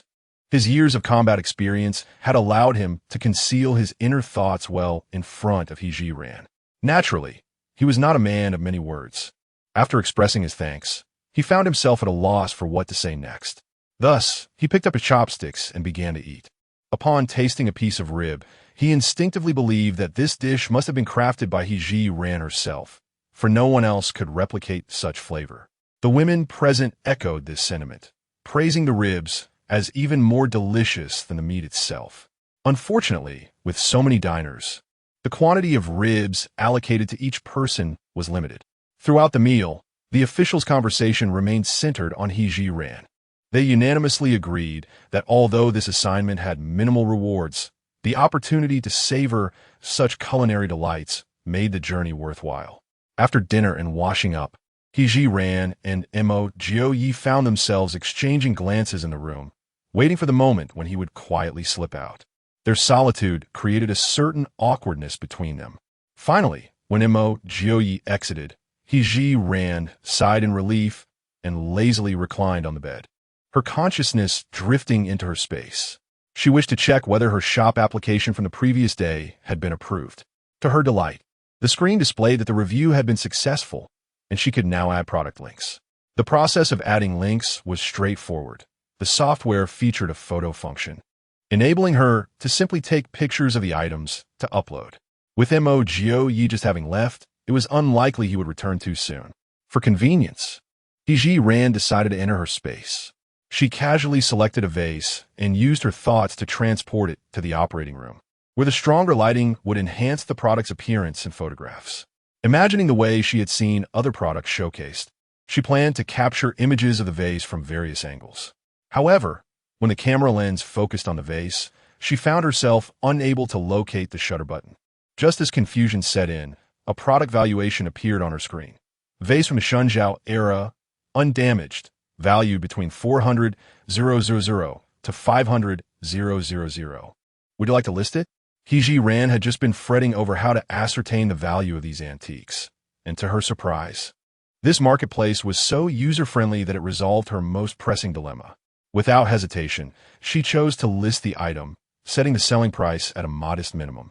For her, the sum of 400,000 was already a source of great contentment. Moreover, there were numerous items that had discreetly made their way out of the palace, ready to be sold. Should she convert the proceeds from these antiques into a modern lifestyle, she would undoubtedly emerge as a resounding success in life. Alas, she had already found herself in this current predicament, and the notion of becoming a modern-day winner was merely a fleeting dream. Returning her thoughts to reality, she carefully selected the price, and her products were successfully listed. Simultaneously, the antique vase that had been positioned before her mysteriously vanished. Zhiran intended to open the product link as a customer to take a closer look.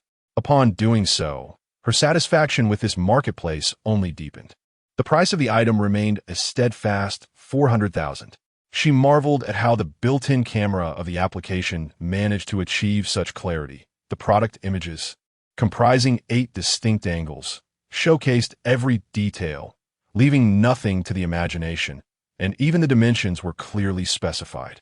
Chapter 56. Do you recognize that person? In an effort to diversify the offerings of her newly opened shop, Zhiran casually selected a variety of calligraphy, paintings, and jewelry to adorn the interior. Remarkably, once these items were linked and displayed, they vanished in an instant. Zhiran remained unfazed.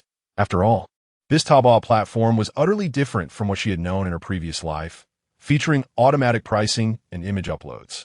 It was entirely reasonable to preemptively store her goods.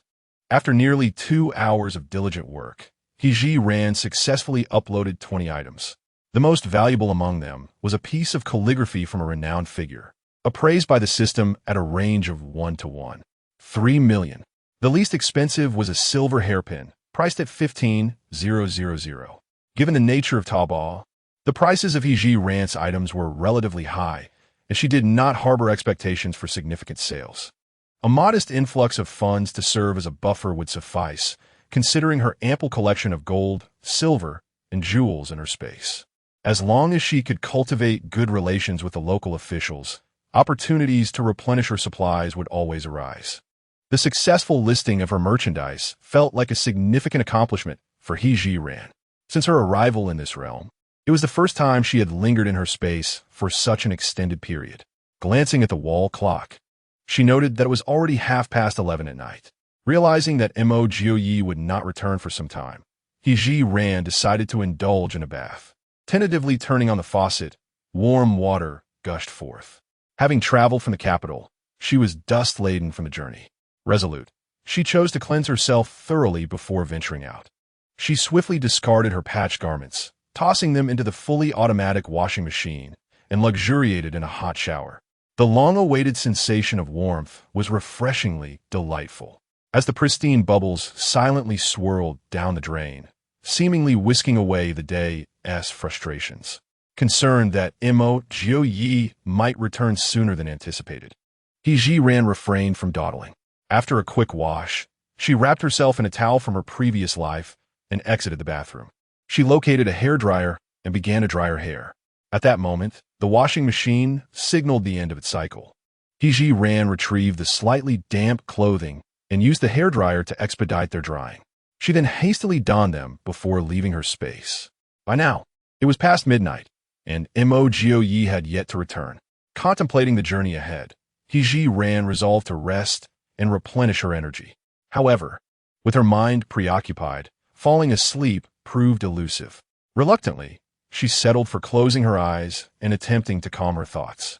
As time gradually slipped away, she glanced at the clock in her space, which indicated it was already past 2 in the morning. Mo Jiupei still had not returned, causing her to feel increasingly restless. She feared that something might have happened to him during this precarious time. If that were the case, all her efforts would be in vain. Regrettably, all she could do was wait. Observing the window paper opposite her, she noticed a faint lightning while outside. The distant crowing of roosters occasionally broke the silence. This signifies that dawn is drawing near. Zhiran's heart grew increasingly restless, and on several occasions, She contemplated venturing out in search of answers. However, considering the formidable abilities of Mo Jiupei, she reasoned that he would likely be safe, and thus she restrained herself. Just as her anxiety peaked, the door creaked open. The tall figure that had occupied her thoughts throughout the night materialized before Zhiran's gaze. Mo Jiupei's expression was grave, leading her to speculate that he must have received some valuable information. Was everything smooth? Zhiran inquired. Mo Jiupei nodded and settled on the edge of the bed. Quite smoothly, in fact. I almost thought our pursuers would not show up. Just as I was preparing to leave, the target finally appeared. There were two individuals. After they dealt with Li Hu, I trailed them to a courtyard and witnessed the eunuch Li Lu, who was in contact with Li Hu. Zhiran widened her eyes and asked, "Do you recognize that person?" Mo Jiupei's gaze deepened, and she could discern a hint of despondency in him. I couldn't be more familiar. He has served the third prince since childhood. Upon hearing Mo Jiupei mention the third prince, Zhiran appeared startled. According to the historical texts she had perused, the third prince Nanqi was to be the next emperor of the Shun dynasty. It was he who would exonerate Mo Jiupei and establish a mausoleum to ensure future generations would remember him. If the historical records were accurate, Nanqi should have treated Mo Jiupei well. So why would he act in such a manner? Zhiran found herself perplexed by this conundrum. Moreover, judging by Li Hu's actions, he could indeed fabricate an excuse for his own escape by implicating Zhou Lao Ba, seemingly to avenge Li Roer. However, should the accusation of his escape hold true, the Mo family would face even graver repercussions, potentially inciting the officials to report them to the court for harsher punishment. This indicated that Li Hu harbored ill intentions towards the entire Mo family. Zhiran was resolute that without external instigation, Li Hu would never have acted in such a way. Do you have a grudge against the third prince? When questioned about his relationship with the third prince, Mo Jiupei explained in a low tone, "We were born on the same day, chosen by the emperor to be his companion since childhood. Until the age of 16, we were inseparable, almost like shadows. Our bond was considered unbreakable. And even Emperor Shunwu believed I would be the greatest support in the third prince's claim to the throne." Upon hearing this, Zhiran found herself even more bewildered. You share such a close relationship. Why would he send someone to sabotage you? After I trailed those two to the courtyard, I eavesdropped on their conversation. According to Li Lu, it was because I knew too much about Nanqi that he feared I might leak information, prompting him to place spies within the officials' ranks. Unexpectedly, Li Hu, motivated by Li Roer, distorted their original intent from surveillance to betrayal. Regarding Mo Jiupei's revelations, Zhiran remained skeptical. Given the unbreakable bond between them, Nanqi should indeed place his trust in Mo Jiupei, rendering it unnecessary to deploy individuals for surveillance. Rather, providing assistance would be far more reasonable.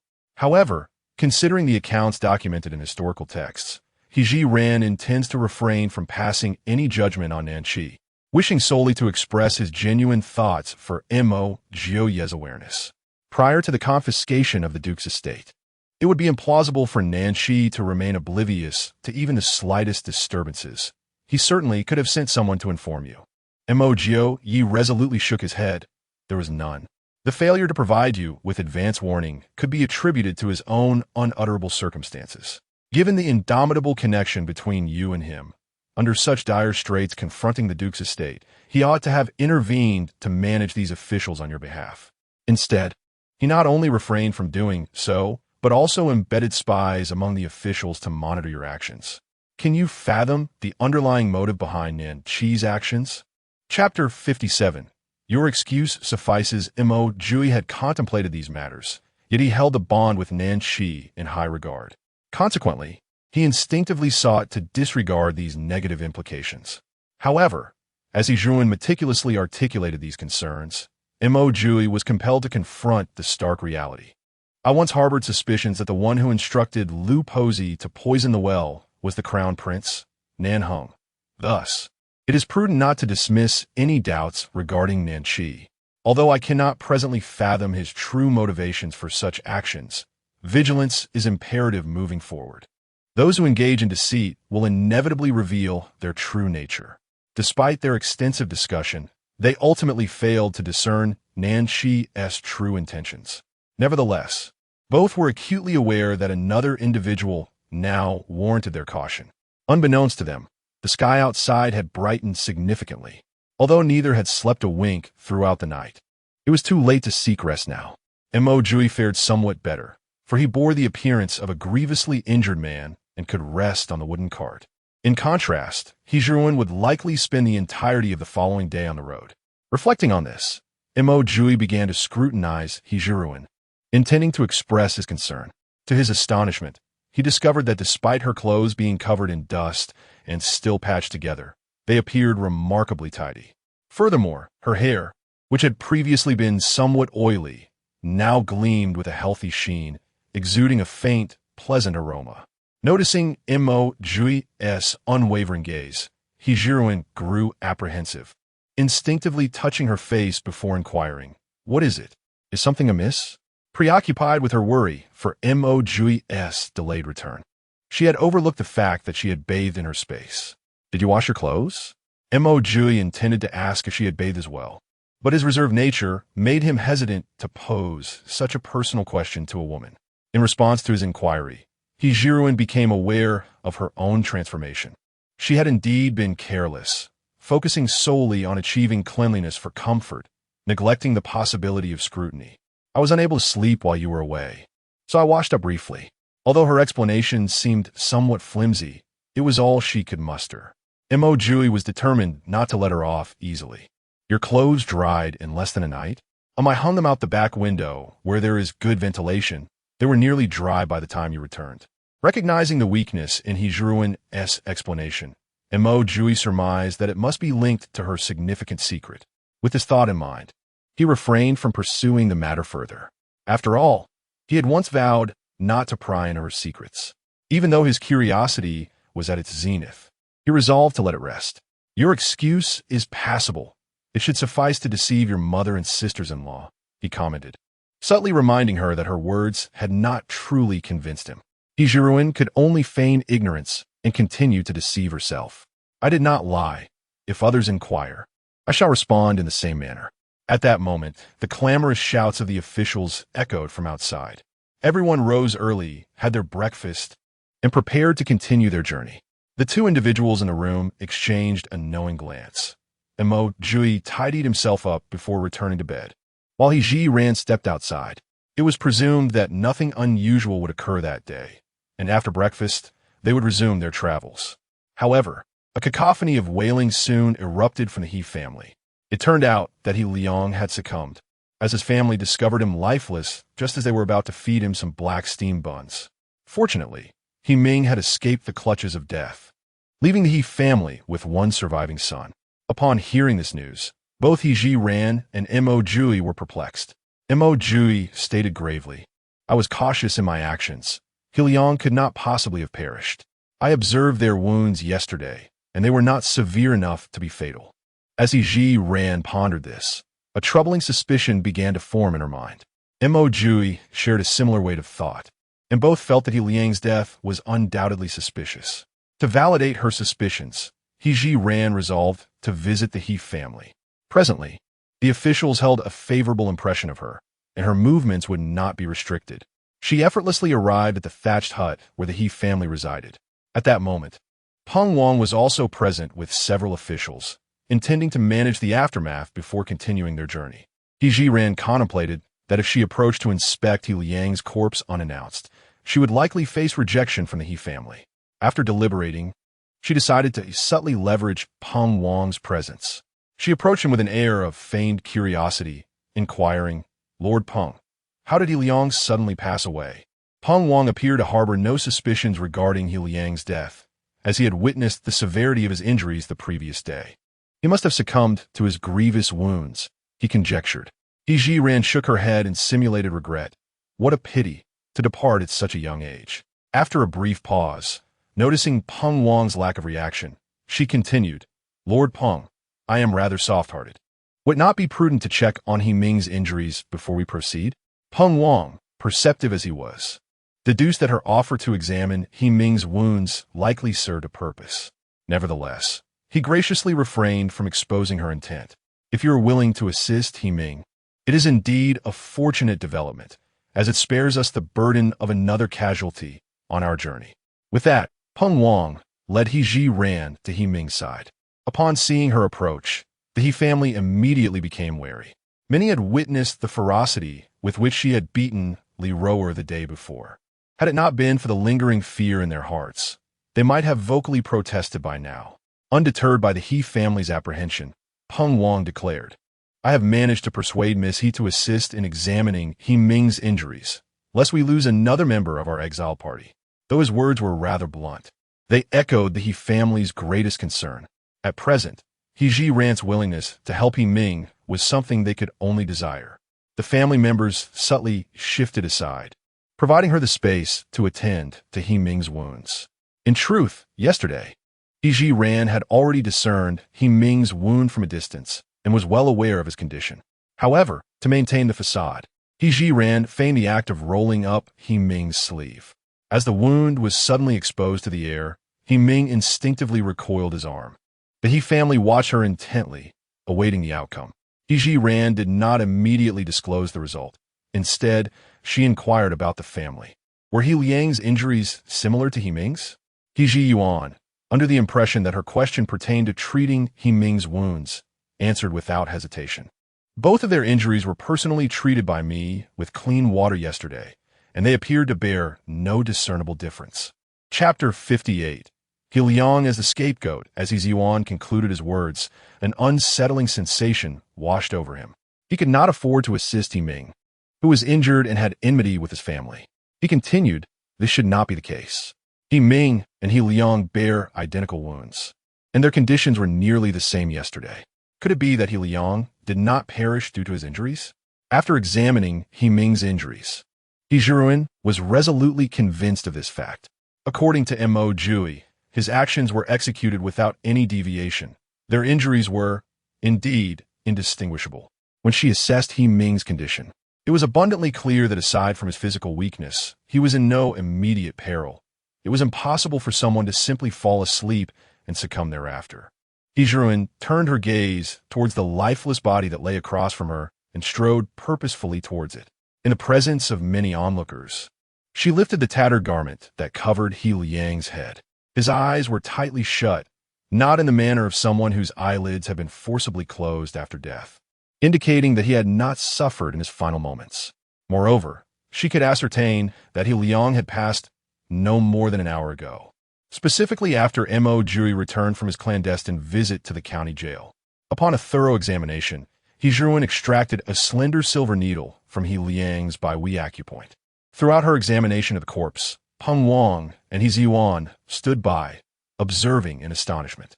When He Zhiran withdrew the needle, both men were left speechless. He Zhiyuan erupted into tears once more. Who is responsible? Who could be so cruel as to injure my son and now take his life? Woe is me. Having served in official capacities for many years, He Zhiyuan was not entirely ignorant of such assassination methods. Those capable of executing a kill so stealthily were undoubtedly masters of their craft, with the primary intent of silencing their target. He could not help but ponder whom He Liang may have offended during his time in the capital, hoping to deduce the identity of the murderer. However, despite racking his brain, he could not recall a moment when He Liang had crossed paths with such formidable adversaries. He Liang's wife approached, weeping as she once again draped the tattered garment over his head, lamenting, "Before dawn, my husband expressed his thirst, and I offered him some water. I was not in such a deep sleep that I could not have noticed someone coming to harm him. My dear husband, I have failed you. Woe is me. It is all my fault for not taking better care of you.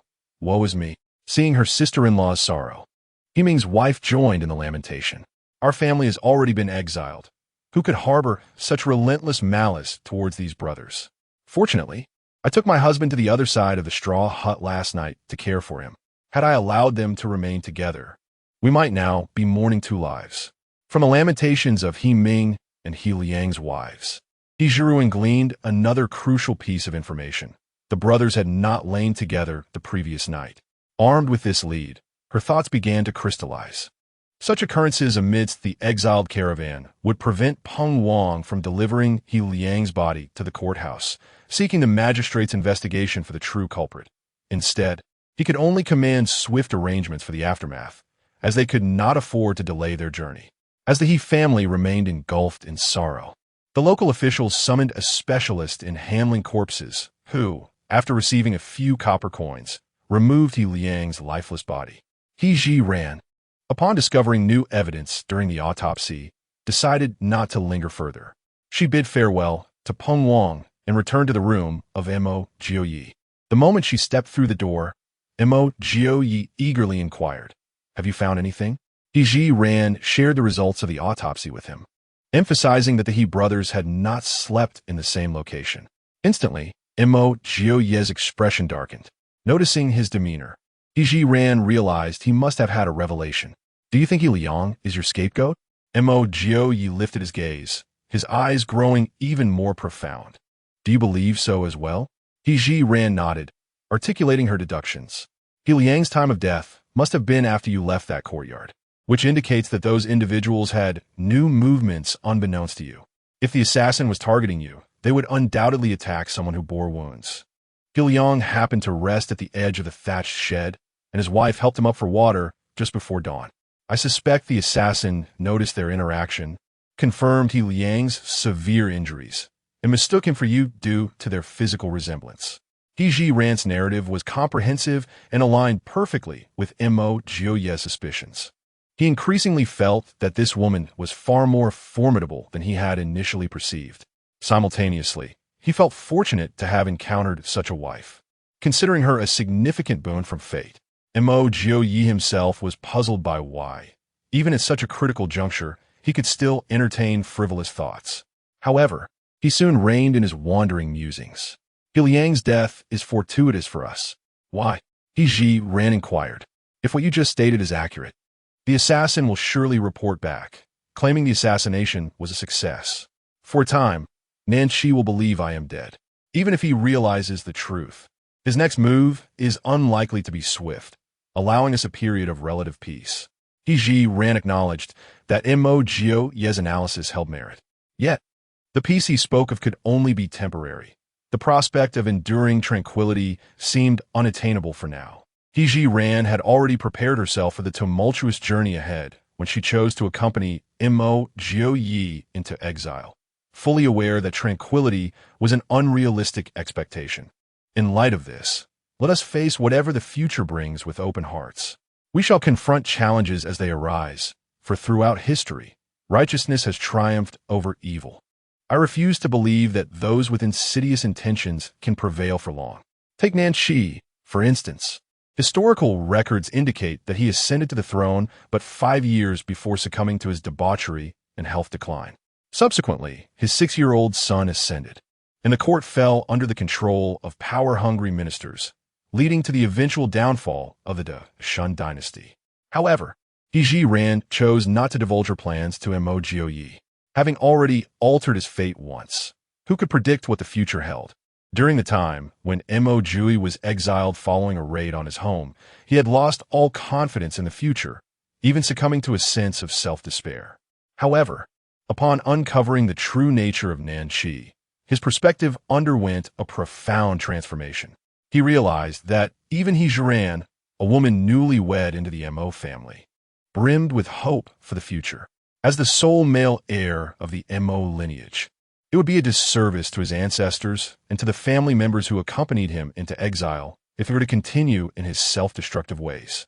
Regardless of the circumstances, he resolved to strive for survival, even if it meant enduring a meager existence in the barren Northwest. As long as his family remained harmonious and content, it would be a blessing indeed. With this thought in mind, Mo Jiupei felt a surge of renewed spirit. "Rest assured, I shall dedicate myself wholeheartedly to safeguarding both my family and you." Chapter 59. He quietly protects her all the way. He Zhiran understood that Mo Jiupei had completely come to terms with the situation. "All right, let us strive together and ensure that no harm befalls our family."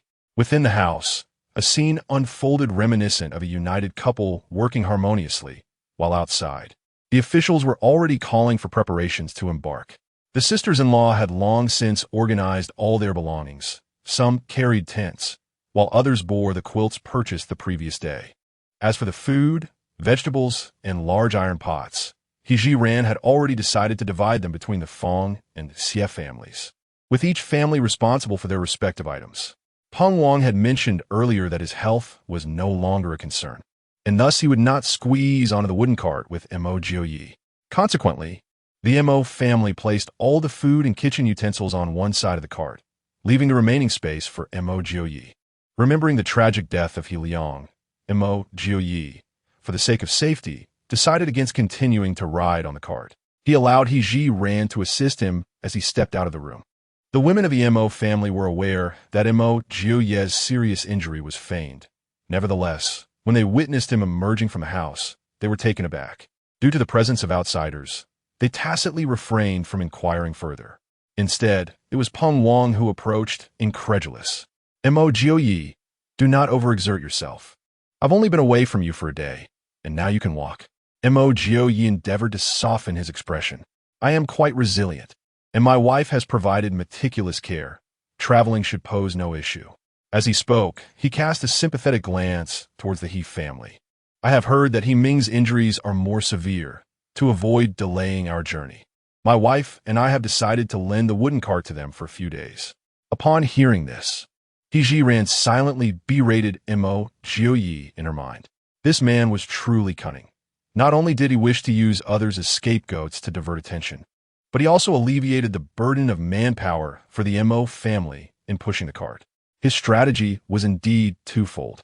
Reflecting on the actions of the He family, she felt no sympathy for them, but rather a sense of satisfaction.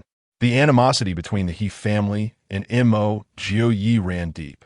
They could not simply forgive and forget because Mo Jiupei lent the cart to He Ming. Nevertheless, given the current circumstances of the He family, the cart was indeed necessary.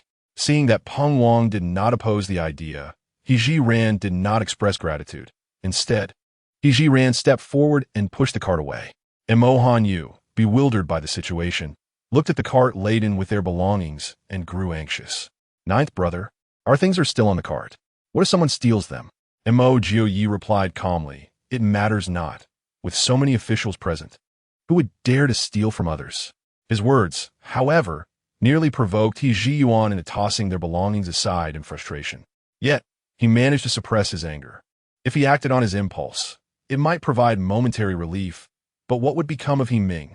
The household consisted of women and children, and with him being an incapable man, how could he possibly carry the robust He Ming? Everyone overlooked He Ziyuan's face, dark as soot. After Peng Wang's command, the Exiled group set off once more. Departing from Yunlai County and traversing the official road, Zhou Laoba appeared listless, occasionally casting furtive glances at Zhiran. He lingered at the rear of the procession with Peng Wang. Thus Zhiran and Mo Jiupei remained oblivious to his peculiar behavior. However, Zhou Laoba's actions did not escape Peng Wang's notice.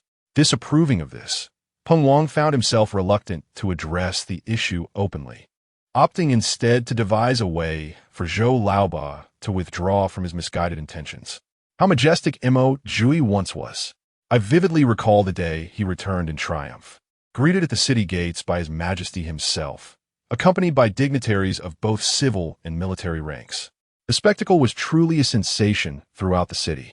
Even though he now faced exile, such glory from yesteryears could not be erased. Upon hearing Peng Wang suddenly mention Mo Jiupei, Zhou Laoba grew wary. Chief, why bring this up now? Peng Wang strongly suspected that Zhou Laoba was intentionally evading the pertinent issue. Since the conversation has begun, I shall not allow you to continue in ambiguity. What I wish to convey is that Mo Jiupei is a paragon among men, and his wife is no ordinary woman. They are a match made in heaven. Zhou Laoba retorted, Chief, regardless of Mo Jiupei's past brilliance, he is now exiled. Even if he survives to reach the northwest, he will merely be an ordinary citizen. A lifetime spent toiling in the fields. Can he truly provide happiness for he sure? Zhou Laoba's words struck at the heart of Peng Wang's intentions, echoing a heartfelt rebuttal. Moreover, he sure and I share an intimate bond. How could Mo Jiupei not look down upon her? It would be better for her to be with me. as I can at least treat her well. Listening to Zhou Laoba's obstinate remarks, Peng Wang felt an overwhelming urge to slap some sense into him. Old 8, I speak to you as a brother. Pausing, he gestured towards the backs of Zhiran and Mo Jiupei, who were supporting each other. Please do not deceive yourself. Look at Mo Jiupei. Does he seem to disdain you, sure? Their bond is strong. I advise you to dismiss those unwarranted thoughts. In truth, Zhou Laoba's words stemmed from genuine feelings. He was a man of deep loyalty, especially after learning of Zhiran's intimate connection with him. He felt an innate sense of responsibility, a man's duty, at the very least. However, following Peng Wang's pointed direction, he caught sight of Mo Jiupei tenderly wiping the sweat from Zhiran's brow. He could not deny the truth in his chief's words. Mo Jiupei did not harbor disdain for Zhiran, but instead cared for her deeply, an undeniable reality. In light of this, he resolved to silently protect her on this journey. Chief, if Mo Jiupei continues to treat Zhiran this way, I shall refrain from intervening. Hearing Zhou Laoba make such a declaration, Peng Wang felt a measure of relief. His brother was fiercely loyal, and Peng Wang feared he might become ensnared in a web of unreciprocated feelings. However, this reminder was merely a gentle nudge. To elaborate further would risk inducing annoyance. Thus, Peng Wang deftly shifted the conversation to another topic, engaging with Zhou Laoba to draw his attention away from the ever-watchful eyes of the He family. Should the Mo family become aware, Zhiran's situation would become decidedly precarious. After a day of travel, the main party arrived at the banks of a modest river before dusk, just as they had done on previous occasions. Peng Wang commanded the group to rest at this location.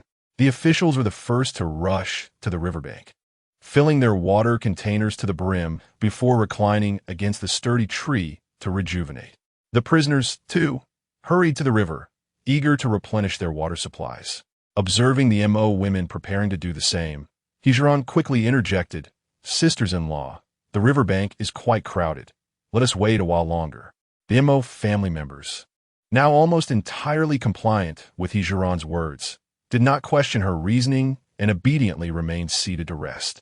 Meanwhile, Mo Jiupei emulated Zhiran's earlier actions, procuring a thicker branch and, with the help of an official's waste knife, sharpened it in preparation to attempt catching some fish from the river to enrich their evening meal. Chapter 60. The venting method of Mo Jiupei. Zhiran sat by the shore, intrigued by the spectacle. Mo Jiupei, skilled in martial arts, encountered no resistance as he waded into the water. He halted when the river reached his thighs, his gaze fixed intently upon the surface. With a swift motion, he plunged a branch into the water. When he lifted it, 2 lively carp wriggled at its end, eliciting cheers from those watching on the bank. Just as Zhiran stood, Mo Jiupei flung the 2 large fish onto the grass before her. The sisters-in-law and Mo Hanyu rushed over, eager to claim the catch. The officials, witnessing the scene, were also pleased, knowing they would feast on delicacies that evening. Mo Jiupei's agility and keen eyesight surpassed Zhiran's by far. He continued to haul fish ashore, each one more vibrant than the last. Observing the sisters-in-law scrambling to prepare the catch, Zhiran decided to fetch water, taking their water pouch and moving a bit farther down the riverbank. She pretended to dip the pouch into the water, while discreetly using her consciousness to draw clean water from her purifier into it. Though the river's water was relatively untainted, it still harbored bacteria. Given the opportunity, she aimed to provide her family with pure, sanitized water. As for Mo Jiupei, whether by sheer luck or some other fortune, it appeared as though all the fish in the small river swam toward him. His movements were nearly relentless, continuously tossing fish onto the bank. Not only did he catch carp, but also various other species, such as catfish and crucian carp. The sisters-in-law scurried back and forth, taking the fish he caught to process them. The members of the Fong and Xie families also rushed over to assist. Despite the chaos, they remained busy, a testament to how astonishingly fast Mo Jiupei was at catching fish. As the pile of fish grew taller, Zhiran could not help but interject, "Husband, we have enough fish." In truth, unbeknownst to everyone, while Mo Jiupei appeared to be fishing, he was actually venting his frustrations. The lingering gloom within him had become suffocating, and this was his way of feeling a sense of purpose once more. Upon hearing Zhiran's reminder, he paused, wading back to the shore. His trousers were soaked, and he had no spare clothes to change into. Fortunately, it was summer, and the breeze would dry him swiftly. Mo, old madam, understanding her son's distress due to the unjust exile of the Mo family, approached him with a heart full of compassion. She wiped the sweat from his brow, hesitant to voice her thoughts. Having just released his pent-up emotions, Mo Jiupei felt a significant lightness in his heart. Noticing his mother's conflicted expression, he gently reassured her. "Mother, do not worry. I will strive to live well, and if the opportunity arises, I will clear the Mo family's name so that you and the sisters-in-law may enjoy a better life." Madame Mo nodded, expressing her satisfaction with his understanding. "As long as you keep your focus forward, I have faith that fate will not be perpetually unjust to the Mo family." The mother and son conversed softly, while by the riverside, a lively commotion erupted. The women of the three families gathered around, busily cleaning the fish caught by Mo Jiupei. Joy radiated from their faces, impossible to conceal. Each of these women hailed from affluent families, having lived lives of luxury since childhood, surrounded by countless attendants.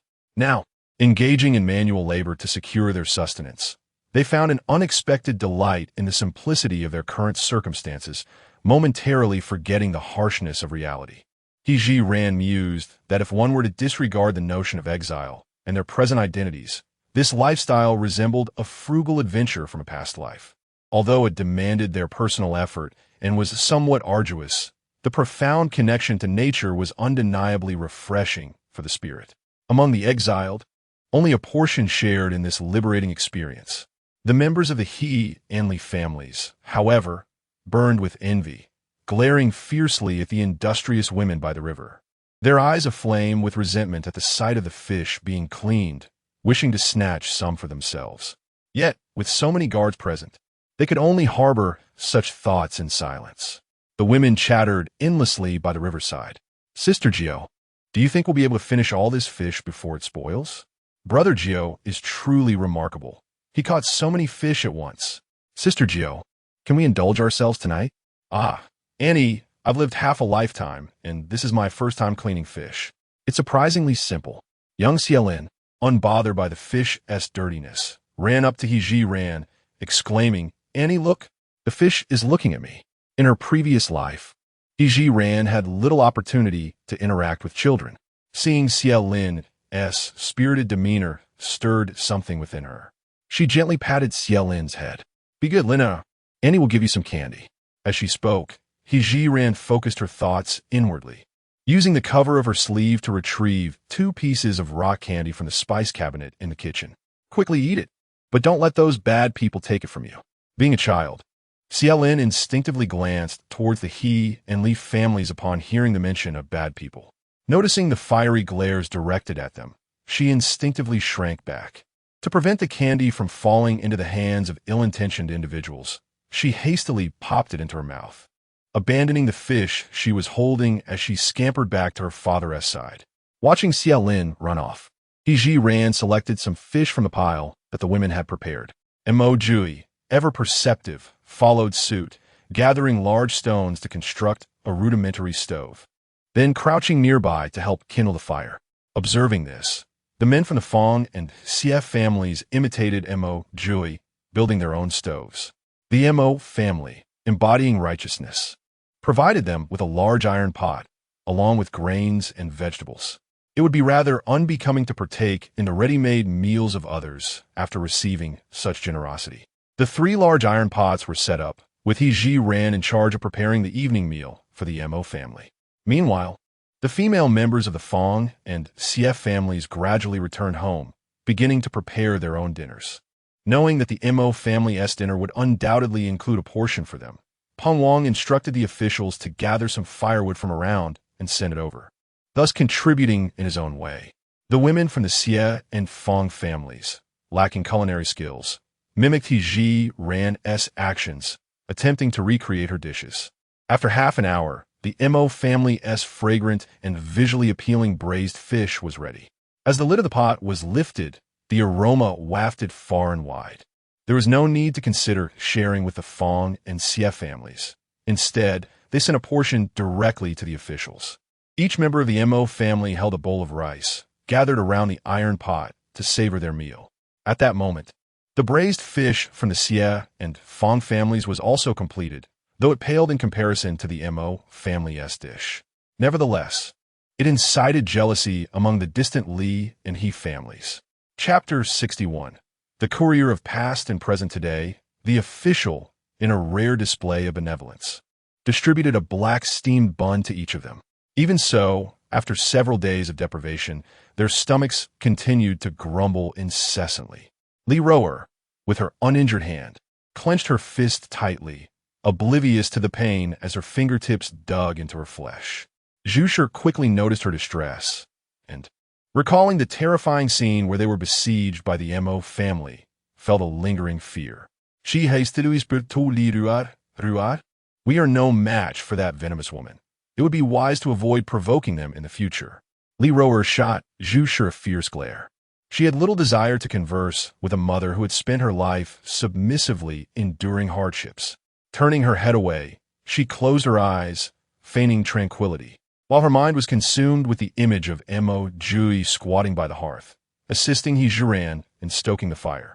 Though they exchanged no words, the sight of their harmonious interaction was a poignant reminder of her own heartache. From a moment Mo Jiupei had calmed the startled horse. She had felt an irresistible attraction to his extraordinary demeanor, distinct from that of ordinary men. Of course, his status as a nobleman further captivated her. Her longing to marry Mo Jiupei grew ever stronger with the passage of time, to the extent that upon learning of Zhiran's successful union with him, she wished to shatter their bond with her own hands. Now, Mo Jiupei was no longer the youngest nobleman of the Great Shan. Reason told her that no matter how handsome he would never be her suitable match. The days of exile had instilled in Li Roer a profound fear of such a tumultuous existence. The only way to alter her current predicament was to escape from his place. Having enjoyed a hearty meal, as darkness fully enveloped the sky, Zhiran led everyone in salting the remaining fish, securing them with straw rope around the wooden cart. As the bustling activity drew to a close, night fell, and the Mo, Fong, and Xie families hastily erected their tents. The tents, designed by Zhiran, were spacious enough to accommodate 2 individuals, and the sisters-in-law coordinated seamlessly to find companions to enter the tents. The elderly matriarch of the Mo family shared a tent with Mo Hanyu. Without question, Zhiran and Mo Jiupei found themselves in the same tent. The officials, aside from those on watch, followed suit, mimicking the Mo family's actions as they entered the tents.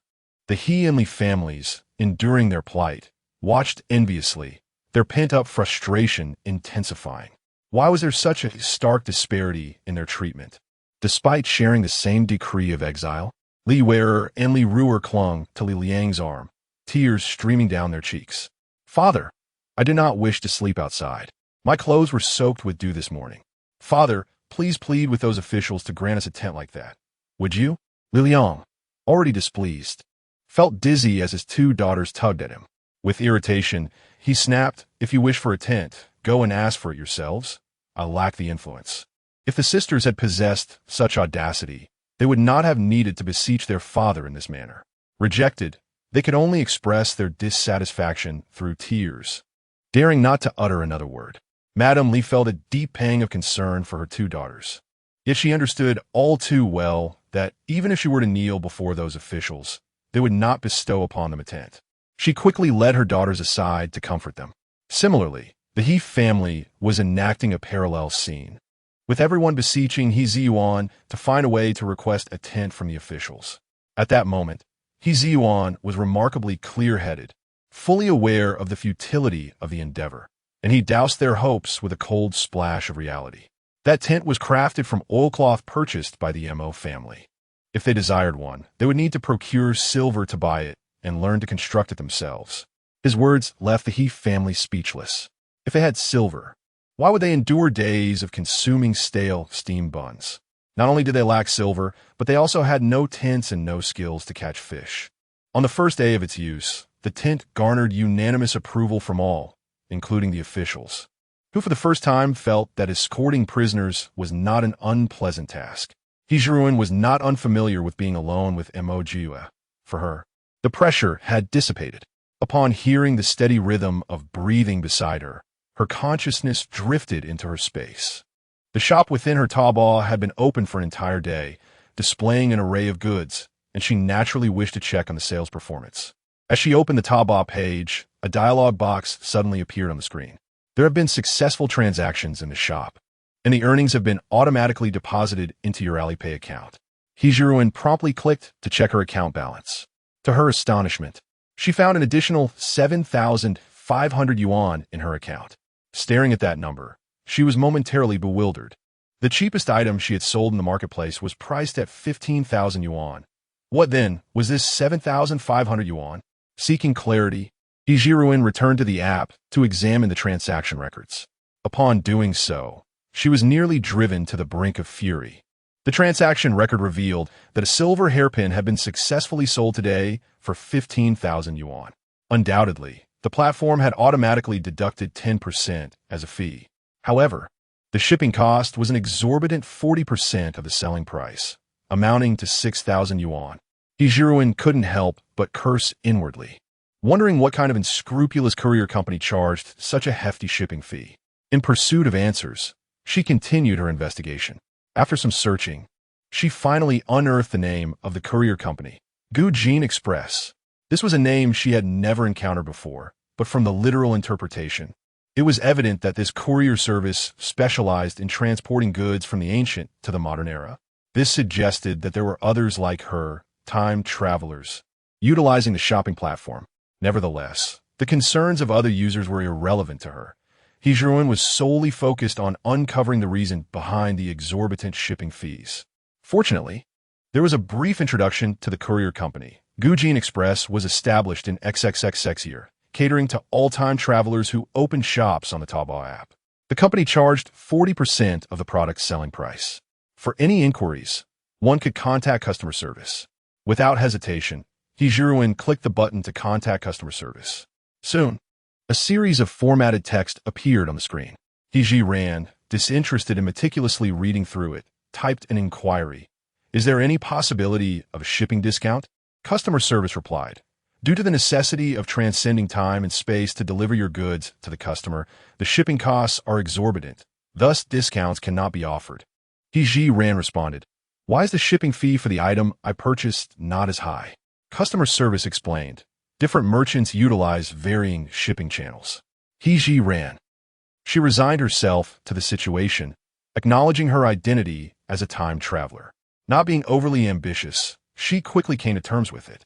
Regardless, she had finally begun to earn an income through the Taobao app, signifying that she could now procure some necessary items according to her financial means. With her first income in hand, Zhiran's foremost concern was the issue of safety in this new realm. Chapter 62. The disappearance of Xiaolin. Although her medical room housed several types of firearms, she understood the necessity of keeping them concealed until a critical moment. For they were unfamiliar to most, and should she deploy them, the origins would be difficult to explain. After browsing through the offerings on Taobao, Zhiran decisively spent 1,000 yuan to acquire 2 mini crossbow bolts. While these lacked the lethality of firearms, their advantage lay in their discretion. Even if used openly, they would arouse mere curiosity rather than suspicion. With the crossbows procured, Zhiran felt fatigue setting in. There were still numerous items available in the marketplace, and she was in no rush to replenish her stock. As she withdrew her consciousness, she began to cultivate a sense of slumber. Just as she anticipated a tranquil day, an unexpected turn of events occurred. Mo Jiupei suddenly sat upright. Simultaneously, Zhiran sensed something amiss, rising just a beat behind him. I believe I heard the howl of wolves, she murmured, as if to confirm her instincts. Indeed, it was the sound of wolves. As Mo Jiupei spoke, he lifted the curtain and stepped outside, with Zhiran closely following his lead. At that moment, the guards also detected the unusual commotion and shouted, "Boss, trouble!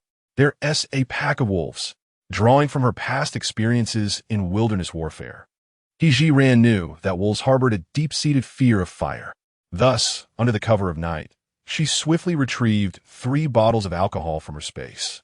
She dashed around the area where the exiles and guards rested. The guards had all emerged from their tents, gripping their swords with vigilance. Apart from Zhiran and Mo Jiupei, the other prisoners were huddled together in fright.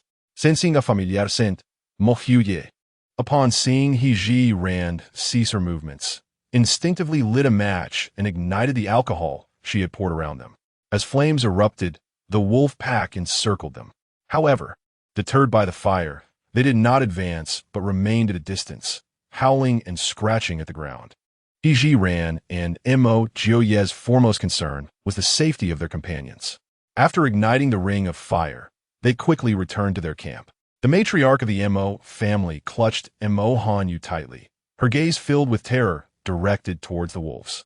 The sisters-in-law were trembling, huddled together, their bodies quivering visibly. "Mother, sisters, Hanyu, with my husband and me here, do not fear. We shall ensure your safety," Mo Jiupei reassured them. He understood that fire would eventually burn out. He cast a profound glance at Zhiran and solemnly declared, "I will go out and fend off the wolves. You stay here to protect the family." Though Zhiran acknowledged Mo Jiupei's capabilities, the howls of the wolves indicated a considerable number. Even with his skills, facing such a multitude of wolves seemed perilous. Moreover, he was unarmed. "No, we go together. Trust me. I can do this," she asserted. And Mo Jiupei could see the seriousness in her eyes as she spoke. After much contemplation, he ultimately did not refuse. "You may accompany me, but you must never stray beyond 3 steps from my side. This way, I can swiftly rescue you should danger arise." "Understood," Zhiran responded without hesitation. The pair reassured the womenfolk at home before hastily making their way outside the ring of fire. As they crossed the fiery barrier, Zhiran, with a mere thought, conjured 2 miniature crossbow bolts into her hands. Seizing the moment when Mo Jiupei glanced her way, she promptly tossed one of the mini bolts to him and quickly briefed him on its operation. Though it was his first encounter with such delicately crafted projectiles, his enthusiasm for weaponry allowed him to grasp the usage swiftly. After running several dozen meters and confirming that the bolts could reach the wolves, they halted. Mo Jiupei wrapped his arm around Zhiran's slender waist and lightly leaped, carrying her up to a sturdy tree. The couple quickly found an optimal vantage point and, in perfect harmony, began to shoot at the pack of wolves. Meanwhile, the officials also leapt out from the ring of fire, wielding large blades to fend off the wolves that had evaded the arrows. Within the fire circle, the bolder men gathered large stones, clutching them tightly, ready to hurl them should an official inadvertently let a wolf slip through. Each mini-bolt contained 10 arrows, and before long, the duo had expended their entire stock. Zhiran swiftly entered her spatial realm, procured a sufficient number of arrows, and after reloading, resumed the battle. The wolf pack could no longer withstand the onslaught, and at the command of the lead wolf, the surviving creatures fled in disarray. By the dim light of the remaining flames, the carcasses of at least 50 to 60 wolves lay strewn about. Zhiran was set down by Mo Jiupei. Peng Wang hurried over, and upon witnessing the numerous wolf corpses, he felt a lingering dread. "I have served as a transport official for so long, yet this is the first time encountering such a vast pack of wolves. Tonight, we are fortunate to have you too, otherwise, many of us would have surely perished at the jaws of these beasts." Peng Wang's words were far from exaggerated. The capabilities of the officials were insufficient to disperse the pack. Mo Jiupei maintained a stoic expression, merely nodding slightly at Peng Wang before taking Zhiran's hand, intending to return and check on their family. Just then, a frantic scream erupted from the Xie family. "Liner, my Liner is missing." Zhiran and Mo Jiupei exchanged a glance and quickly dashed toward the commotion. Peng Wang, along with the officials, followed closely behind. "What has transpired?" Xie Lin's mother, Madame L, was in tears, and when questioned, she frantically replied, "Liner is gone." "Lina, where are you? Come out, and don't frighten your mother." Alas, her calls were met with silence. Peng Wang cast a penetrating gaze at the men of the Xie family. "Just moments ago, while we were driving away the wolves, what were you doing?" Xie Ming hurriedly explained, "My lord, we were concerned that you would not hold them off. So we gathered stones, remaining vigilant behind you, ever watchful for any wolves that might break through. Elshur followed with a lament. Linner has always been by my side. But when my husband and younger brother went to assist, my concern for their safety consumed my attention, causing me to neglect my dear Linner. Oh, Linner, it is due to my carelessness that I failed to watch over you. Peng Wang, growing impatient, admonished, enough of the tears. We must prioritize finding someone. Zhiran, unable to hold back, suggested, Lord Peng, should we inquire with other families to see if anyone else is missing? Upon hearing this, Peng Wang raised his voice. Everyone, check your own households for any missing individuals and report back to me immediately. The disappearance of a convict is no trivial matter. It raises suspicions of potential escape. Chapter 63. Li Roer has disappeared whenever a fugitive emerges from a family. That family inevitably faces repercussions. Those like Peng Wang, who serve as officials, are also subject to punishment for inadequate oversight. Thus, no one dares to be negligent in this matter. The matriarch of the Mo family, Madame Mo, was the first to declare, no one from the Mo family is missing. Fang Chuanzhou likewise reported, no one from the Fang family has disappeared. Official, Li Roer is missing. Li Werer exclaimed, her voice tinged with a hint of excitement. She was merely pleased to be rid of her bothersome half-sister, oblivious to the potential consequences that awaited her family. Peng Wang's expression darkened immediately. He commanded the officials, light the torches. Even if we must dig 3 feet into the ground, we shall find her. Yes, the officials responded in unison, brandishing their torches as they set out to search for Li Roer. Mo Jiupei whispered to Zhiran, I suspect that Xiaolin has been taken hostage by Li Roer. Indeed, I had the same suspicion when I heard Li Werer shout, Zhiran replied. The two shared a mutual understanding and fell into a contemplative silence, pondering Li Roer's motives for abducting Xiaolin and the possible locations where she might be hiding. As if struck by inspiration, Mo Jiupei took Zhiran by the hand and approached Peng Wang. Official, my wife and I wish to assist in the search. Peng Wang inexplicably trusted the couple and believed in their integrity, confident they would not abandon their family for a clandestine escape. Without hesitation, he acquiesced. Very well. Return here before dawn, regardless of the outcome. Before departing, Zhiran reminded him, Peng Wang, please keep an eye on my mother-in-law, sisters-in-law, and younger aunts. Rest assured, Peng Wang assured them, waving his hand for them to hurry along. Hand in hand, Mo Jiupei and Zhiran first made their way to the last known location of Xiaolin as seen by the Liu family. From that spot, they meticulously searched for any trace, leaving no stone unturned. Simultaneously, they calculated the most advantageous escape routes and directions from that position. If they remained undetected, the optimal direction would lead to the area where the officials rested. The officials were preoccupied outside the fire circle, hunting a pack of wolves, rendering the vicinity deserted when Li Roer fled with Xiaolin. Moreover, the tents provided ample cover, allowing them to evade detection. Navigating around the officials' tents, they discovered a narrow path behind them. Pursuing along this path, they observed diligently, even scrutinizing the grass along the roadside. After approximately 100 meters, they encountered a fork in the road. Acting in perfect harmony, they split to the left and right. After a few steps, Zhiran crouched down to pick up a piece of torn fabric. Seeing this, Mo Jiupei hurried over. What have you found? Zhiran held the palm-sized scrap of cloth before him. If I am not mistaken, this is Xiaolin's silk scarf. I distinctly remember touching her head today. As the green silk scarf adorned her head, a subtle amusement flickered in her heart, for she mused that the ancients had little regard for such matters, allowing even young boys to don green scarves. Mo Jiupei clenched the scarf tightly in his palm. Let's press on, he urged, and the two continued along the narrow path, their scrutiny growing ever more meticulous. Half an hour prior, Li Roer observed as the officials raced beyond the fire circle to fend off the wolves. Realizing her opportunity had arrived. To ensure her safety, she decided to venture towards the throngs of people for better observation. It was then, upon reaching the resting area of the Xie family, that she spotted Xiaolin standing alone at the back of the crowd. Summoning her courage, she boldly approached, swiftly covering his mouth and whisking him away unnoticed. Her escape route indeed unfolded as Mo Jiupei had anticipated, behind the officials' tents, with one of her arms dislocated. It was a considerable challenge for Li Ruer to manage Exiled single-handedly, especially as he persistently resisted. In a moment of desperation, she darted into a nearby tent, snatching a pair of socks that an official had yet to don, and stuffed them into Exiled mouth. The pungent odor momentarily disoriented him, and seizing the chance, she bound his hands and feet with a rope. She then hoisted him up and sprinted towards a narrow path. Before her lay a fork in the road.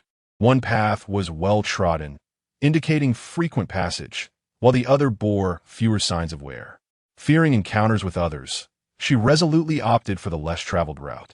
It was at that moment that Exiled, in a desperate bid for freedom, shook loose his hairpin, letting the scarf fall to the ground, providing precious clues to Zhiran and Mo Jiupei. Li Ruer had assumed Exiled was a mere child with little weight, but she soon overestimated her own stamina.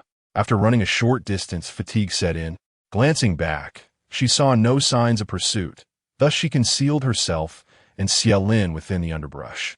She reasoned that if she could evade detection until nightfall, the officials, eager to continue their journey, would abandon their search. By then, Exiled would serve no further purpose and could be dispatched, sparing him from suffering alongside the criminals. However, as Li Ruer sat in the grass, lost in fanciful thoughts, she heard footsteps approaching. Instantly alert, she pulled Exiled close. From somewhere, she had procured a sharp stone, pressing it against his neck. Should they be discovered, she would leverage Exiled life as a means of escape. Mo Jiupei, a master of martial arts with extraordinary perceptive abilities, halted as he passed the thicket.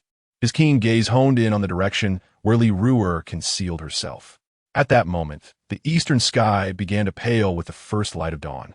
He caught sight of an unusual hue amidst the grass, an edge of Exiled garment. Li Ruer, what skill is there in using a child as leverage? Zhiran unflinchingly exposed her intentions. This revelation startled Li Ruer, and she recognized that her concealment was futile. In an effort to escape unscathed, she endeavored to suppress the anger she harbored towards Zhiran. Zhiran, I am acutely aware that I have committed numerous transgressions against you in recent days, all stemming from my inability to accept the harsh reality of my exile. I have come to realize my mistakes for the sake of our sisterhood. Would you not grant me mercy? That is out of the question. Before Zhiran could utter a word, Mo Jiupei coldly interjected, responding to Li Ruer's plea. In his eyes, Li Ruer's actions towards Zhiran were nothing short of heinous, disregarding their once-cherished bond of sisterhood. To show her leniency would be akin to releasing a tiger back into the wild, inevitably inviting future troubles. His eagerness to preemptively answer stemmed from a concern that Zhiran might momentarily relent. Had those words come from Zhiran herself, Li Ruer might have found them more palatable, especially given that their conflict had escalated to a point of no return in recent days. Chapter 64. To perish in such a manner truly seems a blessing for her. However, when the words emerged from Mo Jiupei's lips, Li Ruer found it exceedingly difficult to accept. This was a man she had once cherished. How could he utter such statements?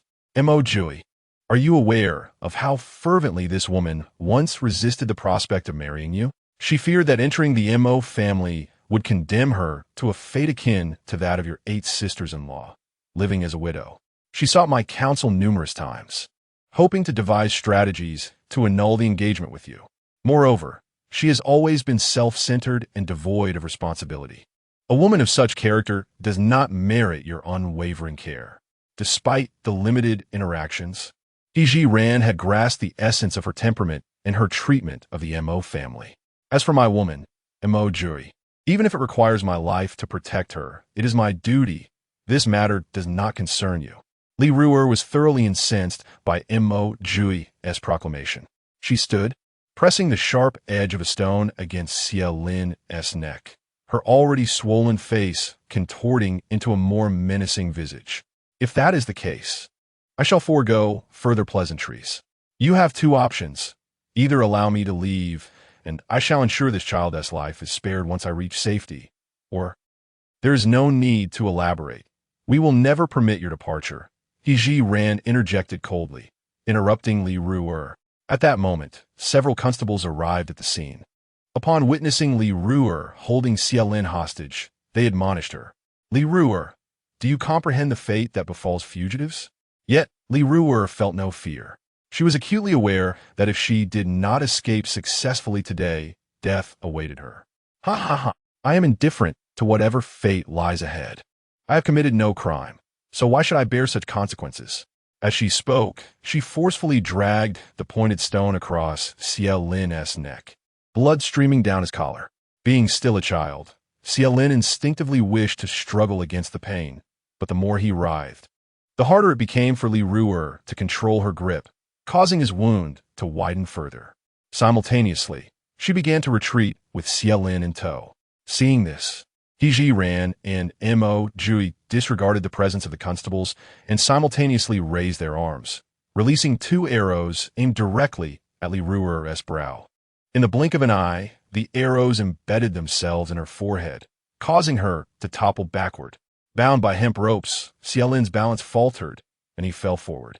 Mo Jiupei executed a swift maneuver, catching the young boy with remarkable agility before hastily turning to flee the scene. Returning to their original position, Zhang Qing approached to remove the object stuffed in Xiaolin's mouth. Upon retrieving it, he was immediately taken aback. Where on earth did Li Ruer find such a foul sock? It's unbearable. Zhou Laoba recognized the familiar stench and glanced down at his own bare foot. "Isn't this my sock?" He retched uncontrollably, unable to suppress his disgust. Cough, cough, cough. "Zhou Laoba, your socks are undoubtedly toxic." Zhang Qing coughed while venting his dissatisfaction.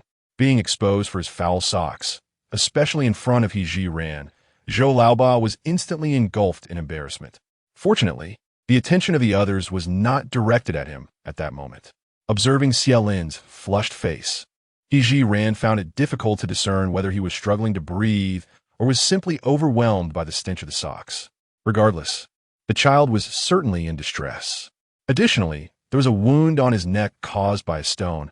Although it did not appear severe, it required prompt attention.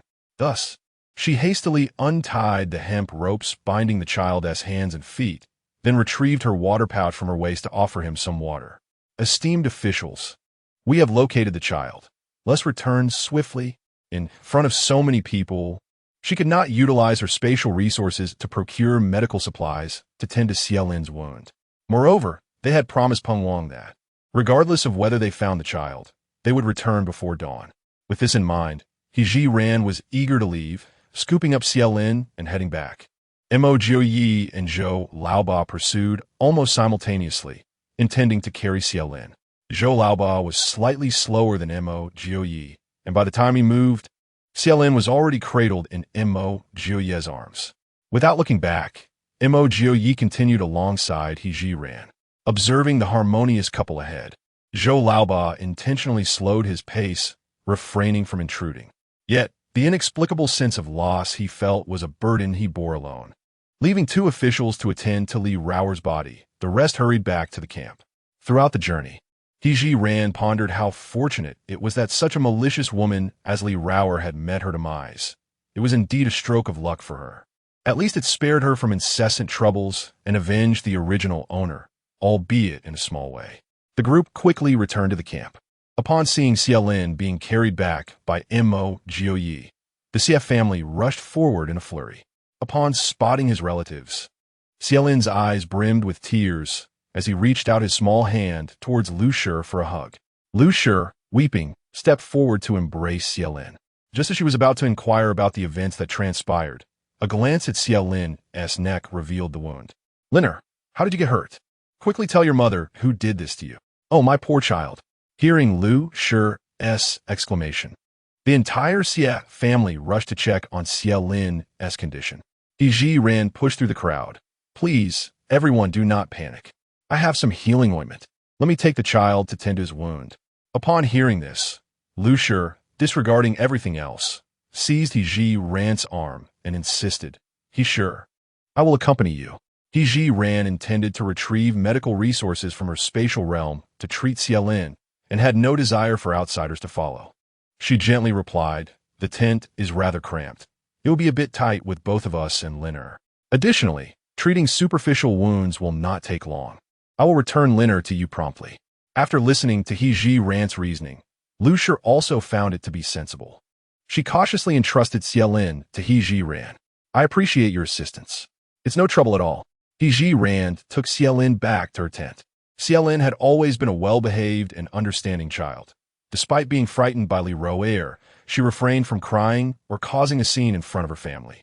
Moreover, she was aware that He was tending to her wounds, and although it caused her some pain, she held back tears, gritting her teeth in silence. With her back turned to Xiaolin, Zhiran swiftly attended to the injury, skillfully bandaging it. When she emerged from the tent with Xiaolin, Zhang Qing had already recounted the events to the gathering crowd. Upon learning that Li Roer had taken Xiaolin hostage and attempted to flee, Li Liang was so enraged that he nearly fainted. He struck Zhu Shi with a backhanded slap, furiously rebuking her. It's all your fault. You couldn't even keep an eye on one person, allowing her to escape. Zhu Shi, upon hearing that Li Roer had been killed by Mo Jiupei and Zhiran together, had been weeping incessantly, even contemplating following her. Despite receiving a slap from Li Liang, she remained unmoved, tears streaming down her face. Chapter 65. An escalation of crimes. Li Liang, upon witnessing her distress, felt an even greater surge of anger and, with a swift motion, kicked out. Stop your weeping. Why do you have to cry after giving birth to such a daughter? Zhu, as if jolted awake by the kick, hastily wiped her tears and unexpectedly lunged toward Zhiran. Family, return my rower's life. And Zhou Laoba, recognizing the imminent danger to Zhiran, intervened simultaneously to thwart Zhu's advance. Zhou Laoba's whip struck Zhu with considerable force, while delivered a powerful kick that sent her hurtling several meters away. Zhu fell heavily to the ground, stirring up a cloud of dust, and coughed up a mouthful of blood, revealing the severity of her fall. The Li family, witnessing Zhu's plight, did not offer a single hand to assist her. Clutching her abdomen, Zhu gasped for breath. With great effort, she managed to rise once more. However, this time, she did not attempt to attack Zhiran, but instead ran with all her might toward the riverbank. Peng Wang shouted, "The criminal is about to jump into the river. Stop her." A group of officials rushed over, and just as Zhu was about to step into the water, she was yanked back. Having failed in her attempt to drown herself, Zhu became frenzied. "Let me go. I must find my row." With that, she bit down on the collar of the official restraining her. The official, taken aback by the pain, instinctively released his grip, only to react quickly and deliver a harsh kick that sent her sprawling to the ground once again. Given that Zhu was already injured from his earlier kick, this fall rendered her unconscious. The officials, displeased, called for the Li family to carry Zhu back. The farce had reached a temporary conclusion, and Peng Wang swiftly made a decision. The escape of a convict was no trivial matter. It warranted an escalation of punishment for all family members. The specifics of their fate would not be determined by the officials, especially since the Li family's exile had been decreed by the emperor himself, and the infraction of Li Roer amounted to treason against the sovereign. Such a significant matter could not be delayed. Peng Wang promptly dispatched Zhou Laoba, accompanied by 4 officials, to escort the entire Li family back to the capital for resentencing. Upon hearing Peng Wang's decision, the Li family was instantly demoralized. Particularly Li Liang, who had navigated the corridors of power for over a decade, fully understood that attempting to escape during exile would lead to even harsher penalties. As they returned to the capital, it was likely that the Li family would not only avoid execution, but also face the prospect of lifelong imprisonment. The weight of these thoughts left Li Liang feeling weak in the knees. He stumbled before Peng Wang and, collapsing to the ground, pleaded, "Your Excellency, I beseech you to show mercy and spare my family this once. I implore you. I beg of you." Such a grave matter could not simply be swayed by Li Liang's humble supplications. Seize Li Liang and prepare for immediate departure. As his command rang out, several officials roughly dragged Li Liang back to his original position. Peng Wang then addressed the terrified members of the Li family. "Rise. We shall escort you back to the capital." Li Liang, forcibly taken away, felt as though his heart had turned to ash. He was acutely aware that the Li family had reached their irrevocable end. Zhou Laoba and the officials were already prepared, witnessing the Li family's hesitation. They unsheathed their whips and began to brandish them menacingly. The Li family, fearing the return to the capital and even more so the sting of the officials' lashes, had no choice but to comply and follow them back. Fortunately, their journey had not taken them far due to frequent stops. As long as they did not delay, Zhou Laoba and his group could return within 4 to 5 days. Peng Wang resolutely commanded that they wait at this spot until Zhou Laoba and the others returned before resuming their journey. The fate of the Li family evoked a collective sigh among the onlookers. Clearly, the notion of escape was a perilous one, not only endangering their kin, but also threatening their very survival. Li Ruer was a poignant example. Her demise was not her sole misfortune, as she had inadvertently led her entire family into ruin. As the figures of the Li family vanished from sight, dawn had fully broken. When Zhiran and Mo Jiupei returned to their camp, the sisters-in-law had already commenced preparations for breakfast. The original body had not been accustomed to physical exertion and was rather frail. Zhiran, panting and weary, felt utterly exhausted and, even wishing to assist her sisters-in-law, realized she lacked the strength. Observing her state, old Madame Mo quickly interjected, You have exerted yourself searching for Xiaolin. Do not trouble yourself with breakfast. Allow your sisters-in-law to manage. In the days to come, we must learn to be self-sufficient, and this will provide them with ample opportunity to strengthen themselves." Zhiran, acknowledging her limits, agreed. "Then I shall heed your words and rest for a while. I am indeed quite fatigued." As she spoke, she raised her small fist and began to gently pound her shoulder. Noticing this, Mo Jiupei approached and inquired, "Do you require assistance?" Zhiran truly could have benefited from massage at that moment. "Can you massage?" Mo Jiupei instinctively glanced at his own hands. "I can give it a try." Old Madame Mo, seizing the opportunity, spoke on her son's behalf. "Our Jiupei is quite skilled at massage. His father, who has long battled in wars, has accumulated various ailments, and Jiupei has learned to massage him since childhood. Aside from having a bit more strength, he is quite adept." Zhiran raised an eyebrow. Looking at Mo Jiupei in disbelief, "I never imagined you possessed such a talent." Mo Jiupei felt a faint blush rising to his cheeks at his wife's teasing. To conceal his embarrassment, he lowered his head and moved behind Zhiran, placing his long, slender fingers with pronounced knuckles on her shoulders and skillfully beginning to knead. After just a few motions, he could not help but voice his thoughts. "You should eat more. You're too thin, just bones." "I dare not apply too much pressure. Where am I thin? I think this is perfectly fine." Zhiran was quite satisfied with her figure.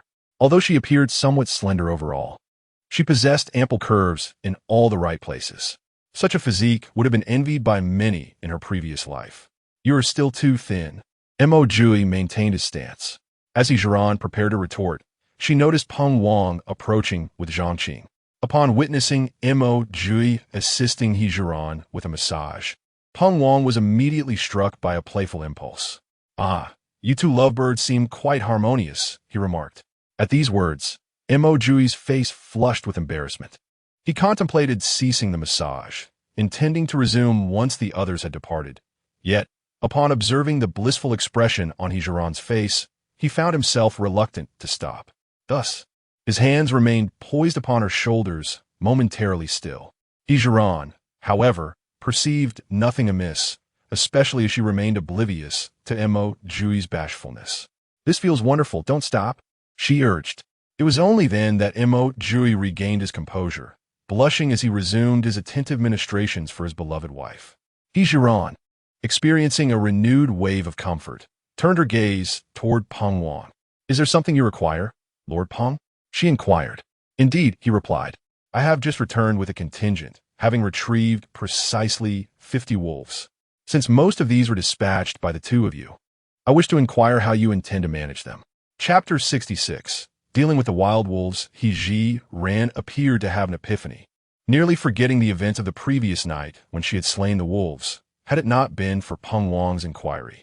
Upon hearing his question regarding the method of disposal, she remained composed, mindful of her current status. It was commendable of Peng Wang to consider their wishes. Had he been one of those unscrupulous officials, he would have cared little about who had dispatched the wolves, relishing instead the prospect of trading them for silver in the city.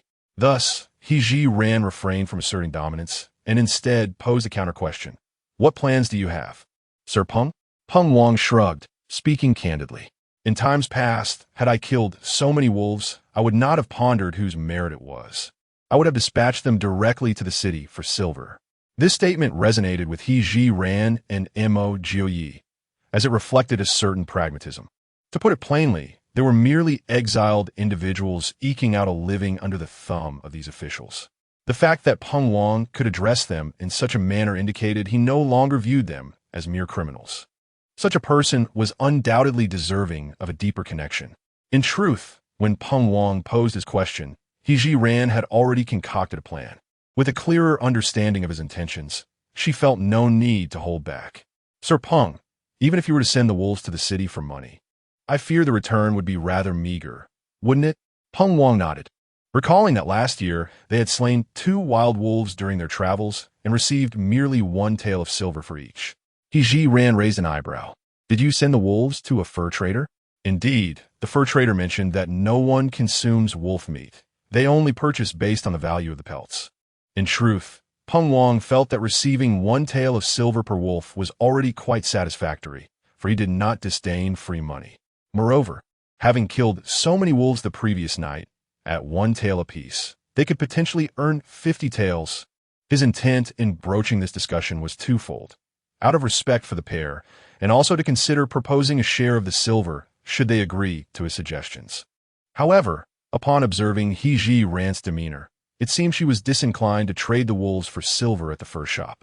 What if I could devise a way to enhance the value of these wolves? Would you be amenable, Sir Peng? How could I possibly refuse? Peng Wang replied without hesitation. Zhiran surveyed the room, contemplating the previous night's achievements. Though most of the credit lay with her and Mo Jiupei, she recognized that the men from the Xie and Fang families had also contributed. It was unfair for them to toil without reward. Furthermore, the Xie and Fang families were devoid of silver. Perpetually providing for them was not sustainable. Instead, allowing them to earn some silver would bolster their confidence. Sir Peng, if I can ensure these wild wolves yield greater profits, may I be entrusted with the distribution of the proceeds? Of course, he affirmed, knowing Zhiran's ingenuity. He believed that if she claimed greater profits could be achieved, she would undoubtedly succeed. With her query answered affirmatively, Zhiran felt invigorated. The luxurious massage service would have to wait as she sprang to her feet. Let us proceed immediately to manage the wolves. Mo Jiupei was intrigued by how Zhiran intended to procure greater profits from the wolves. Thus, he followed her closely. Zhiran summoned the men from the Xie and Fang families, then turned to Peng Wang and said, Lord Peng, our first task is to strip these wolf pelts. Upon hearing this, Peng Wang surmised Zhiran's plan, which was simply to sell the pelts individually, each fetching 1 or 2 silver coins. However, he pondered the worthlessness of the wolf meat and questioned where the additional profit would arise. Despite his confusion, he chose to support Zhiran, eager to see how she would transform the seemingly worthless wolf meat into treasure. He commanded the officers to present their daggers, which were all laid before Zhiran. She casually picked up a dagger and deftly began to skin one of the wolves by its hind leg. Observing this, Mo Jiupei also took up a dagger to assist. The men from the Xie and Fang families followed suit, imitating their actions. Zhiran reminded everyone to be cautious and avoid damaging the pelts, as that would reduce their value. Some bolder women joined in to help, and before long, they had successfully skinned 20 wolf pelts. Meanwhile, with the Li family being sent back to the capital for reassignment, the He family felt increasingly out of place. They held their black steamed buns, watching the bustling activity around them, and began to regret opposing the Mo family. Now, they found themselves gnawing on their inedible black buns, completely isolated from the others. It was evident that the Mo, Fang, and Xie families had naturally treated the He family as if they were invisible, hardly sparing them a glance. The officers had no choice but to acknowledge their presence, especially after the incident involving Li Ru, which made them more vigilant. They counted the members of the He family each time they glanced in their direction. The other three families, enjoying a starkly different treatment, were content with their meals, which, although not as extravagant as before, were a welcome reprieve during their exile. Observing the harmonious interactions between the officers and the other families, as well as the delicious meals being served, the He family seethed with resentment. The others had grown accustomed to such disdainful looks and chose to ignore them altogether.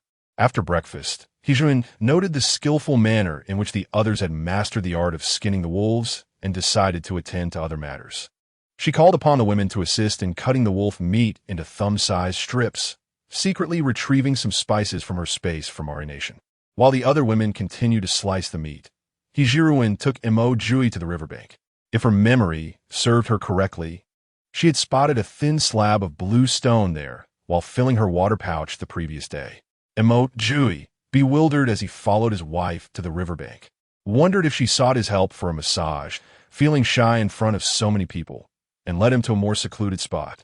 As Mo Jiupei pondered the necessity of exerting greater effort in massaging his wife, he observed Zhiran pointing at a piece of green stone by the riverbank, saying, "Let us take this stone and wash it in the river, then use it for grilling meat." Washing a green stone? Grilling meat? For a moment, Mo Jiupei's thoughts were somewhat disoriented. However, when he saw Zhiran already lifting one side of the stone, he was fully awakened to the task at hand. Without further contemplation, he swiftly approached and pulled Zhiran aside, applying his strength to transport the stone to the riverbank. Zhiran deftly plucked a sturdy blade of grass and promptly knelt by the river, scrubbing the green stone with diligence. In light of the circumstances, such measures were unavoidable. Mo Jiupei mirrored her actions, assisting in the cleansing of the stone. Chapter 67. Our dignified Duke appears to be cowed by his wife before long. The couple had thoroughly cleaned the bluestone slab and set it up. At this moment, the first batch of marinated wolf meat was nearly ready. Zhiran brushed some oil on the stone slab and neatly arranged the wolf meat on it. Mo Jiupei squatted beside her, adding firewood beneath the slab. The couple worked in perfect harmony, and soon an enticing aroma wafted through the air, causing mouths to water. Peng Wang hurried over, his nose twitching in delight. Zhiran handed him a piece of roasted wolf jerky. "Lord Peng, do taste this. Do you think this delectable jerky could fetch a good price?" Peng Wang eagerly bit into the jerky, chewing thoughtfully. Tender and flavorful, the rich meat aroma is unlike anything I've ever savored. This is truly a rare delicacy, he exclaimed with genuine appreciation. With the first batch of jerky receiving such acclaim, Zhiran joyfully took a piece and placed it in Mo Jiupei's mouth. "My husband, do try it." In that casual gesture, her fingertips brushed against his lips, causing him to shiver slightly and feel his heart race. Unconsciously, he reached to touch the spot where she had made contact, inexplicably filled with a sense of exhilaration. To mask his awkwardness, Mo Jiupei focused intently on chewing the jerky. Before long, Zhiran's sweet voice rang in his ears once more. "My husband, is the jerky delicious?" "Yes, very delicious," Mo Jiupei replied, his thoughts far from the jerky itself, unable to savor it as Peng Wang had. Nevertheless, it was indeed delightful. Zhiran did not discern the subtlety in Mo Jiupei's expression. She attributed his succinct answer to his naturally aloof demeanor and thought little of it. She turned her attention back to Peng Wang. "Lord Peng, do you still think this wolf meat is worthless?" "No, absolutely not. This jerky will certainly fetch a handsome price in the city." Peng Wang seemed to envision countless coins raining down upon him. "Then let us proceed as such. We shall dry all the wolf meat into jerky and take it to the city for sale. As for the wolf pelts, let us dry them in this splendid sunshine. With proper handling, we could earn a fair sum as well."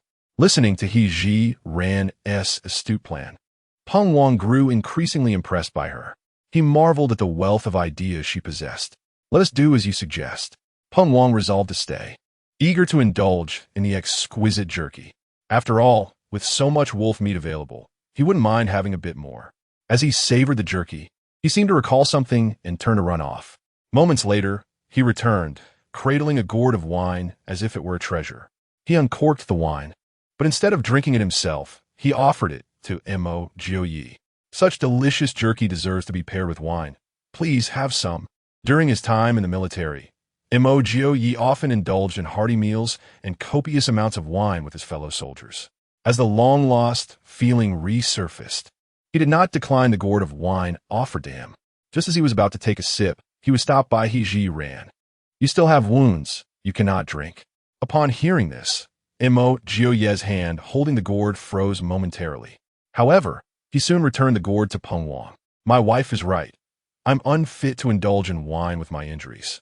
Peng Wang, amused, glanced at the two before taking the gourd, teasingly remarking, "I never expected our formidable duke to be so submissive to his wife."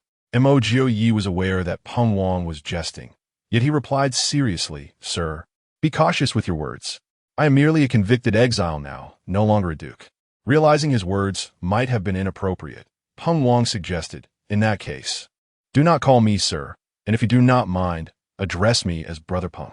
Mo Jiupei, unpretentious by nature and appreciative of Peng Wang's character, complied, "Brother Peng." Taking a hearty swig of wine, Peng Wang laughed heartily. "Ha ha ha!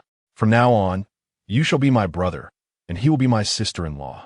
This deepening bond with the head of the officials was precisely what Zhiran desired.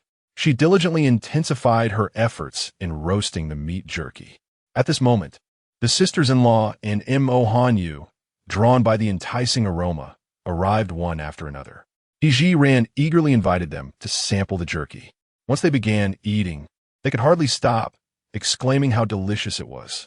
Not only had they never tasted such exquisite flavors on their journey into exile, but even in the capital, they had not experienced anything quite like it. Feeling sympathy for Zhiran's hard work, the sisters-in-law earnestly learned the art of jerky making from her before taking over the task. Zhiran stretched and, with some of the roasted jerky in hand, went around for everyone to taste. Each person who savored the delectable jerky could not help but praise its flavor. In her delight, Zhiran decisively declared that there would be plenty of jerky today. As darkness fell, due to limited tools, only a third of the jerky had been prepared. Zhao Shi, concerned that the wolf meat might spoil if left too long, volunteered to work through the night with her family. The matriarch of the Xie family also agreed, suggesting they continue the next day when the Fong family would be resting. At this pace, it was likely that all the jerky would be ready by nightfall the following day. In this humid season, to prevent the marinated wolf meat from going bad, Zhiran and her companions moved it to the riverside, where the temperature was comparatively cooler, aiding preservation. After a long day of labor, they finally had the chance to rest. After freshening up, Zhiran returned to the tent. Mo Jiupei expressed his concern, "You should rest early. Today has been particularly taxing for you." Zhiran had anticipated that he would say something more at this moment, yet he remained silent. Since he did not speak, she decided to initiate the conversation. "The Li family is expected to arrive in the capital tomorrow." "Yes, once they reach the capital. The news of the deaths in the thatched hut will quickly reach my adversaries." Mo Jiupei's tone was exceedingly calm, as if the matter were of no consequence to him. Zhiran found his demeanor somewhat perplexing. "Are you not concerned that they might send someone over again? Such matters are beyond our control. Were it not for my constant engagement with Zhiran, Mo Jiupei would likely spend the entire day pondering this very issue." However, he deliberately chose to maintain a facade of indifference, not wishing to burden Zhiran with his anxieties.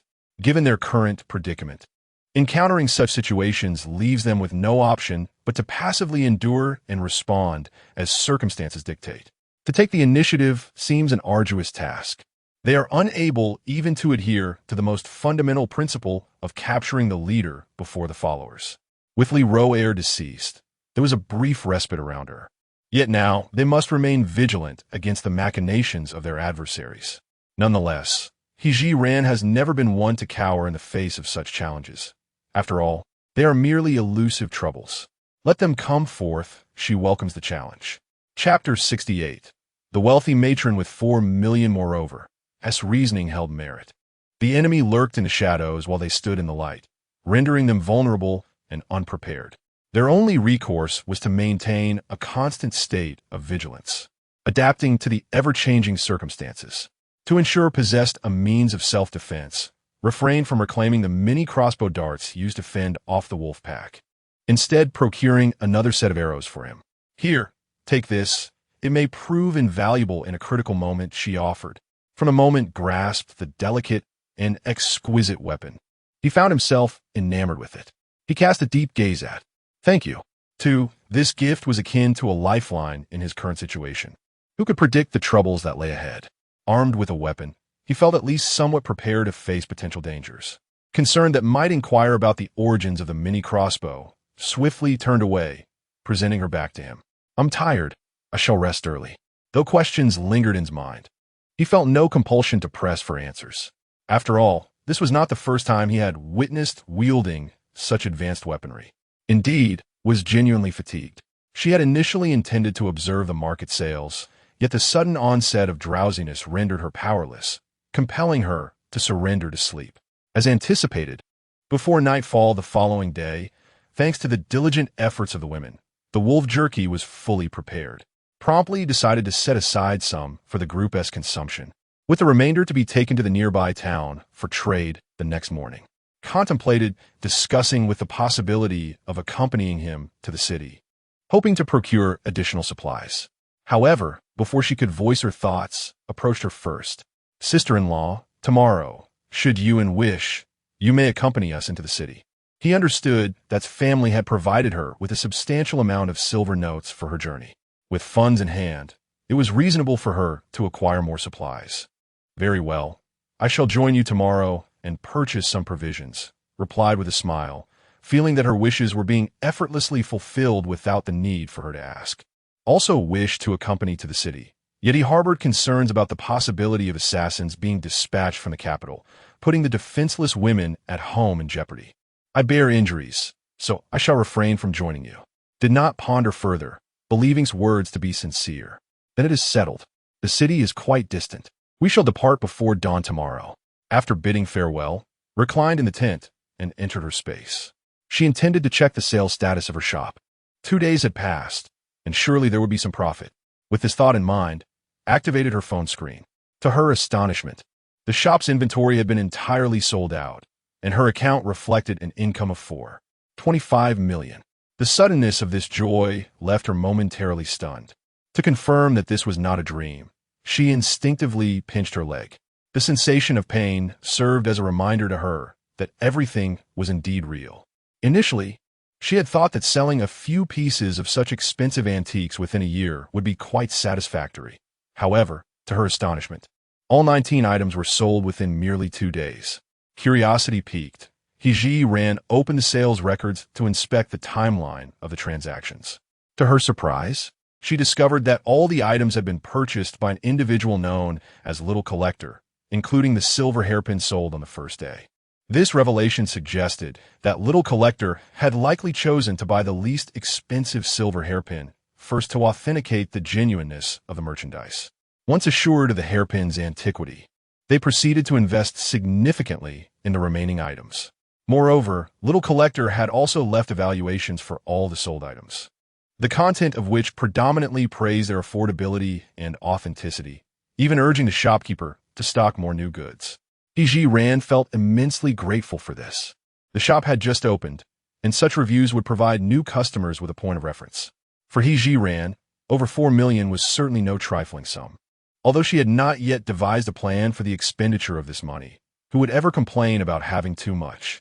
Furthermore, her storage contained numerous items acquired from the national treasury, which, while seemingly valuable, were merely occupying space as idle possessions. Ordinary items could easily be exchanged for silver at a pawn shop, providing tangible currency in hand. However, since all these items originated from the national treasury, any exposure could potentially lead to unwanted scrutiny, linking her and Mo Jiupei to the matter, resulting in more trouble than it was worth.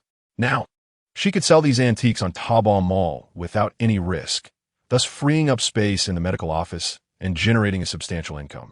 Although these funds might not be immediately necessary, the long road ahead could very well present a day of need. Should they prove unnecessary, she could always find ways to donate to charitable organizations to assist those in need.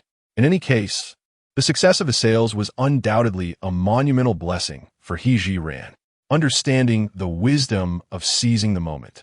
Zhiran employed her thoughts to select several additional items from her inventory, taking photographs, setting prices, and uploading them to the mall. Within 3 days, she had amassed over 4 million, finally falling into a contented slumber.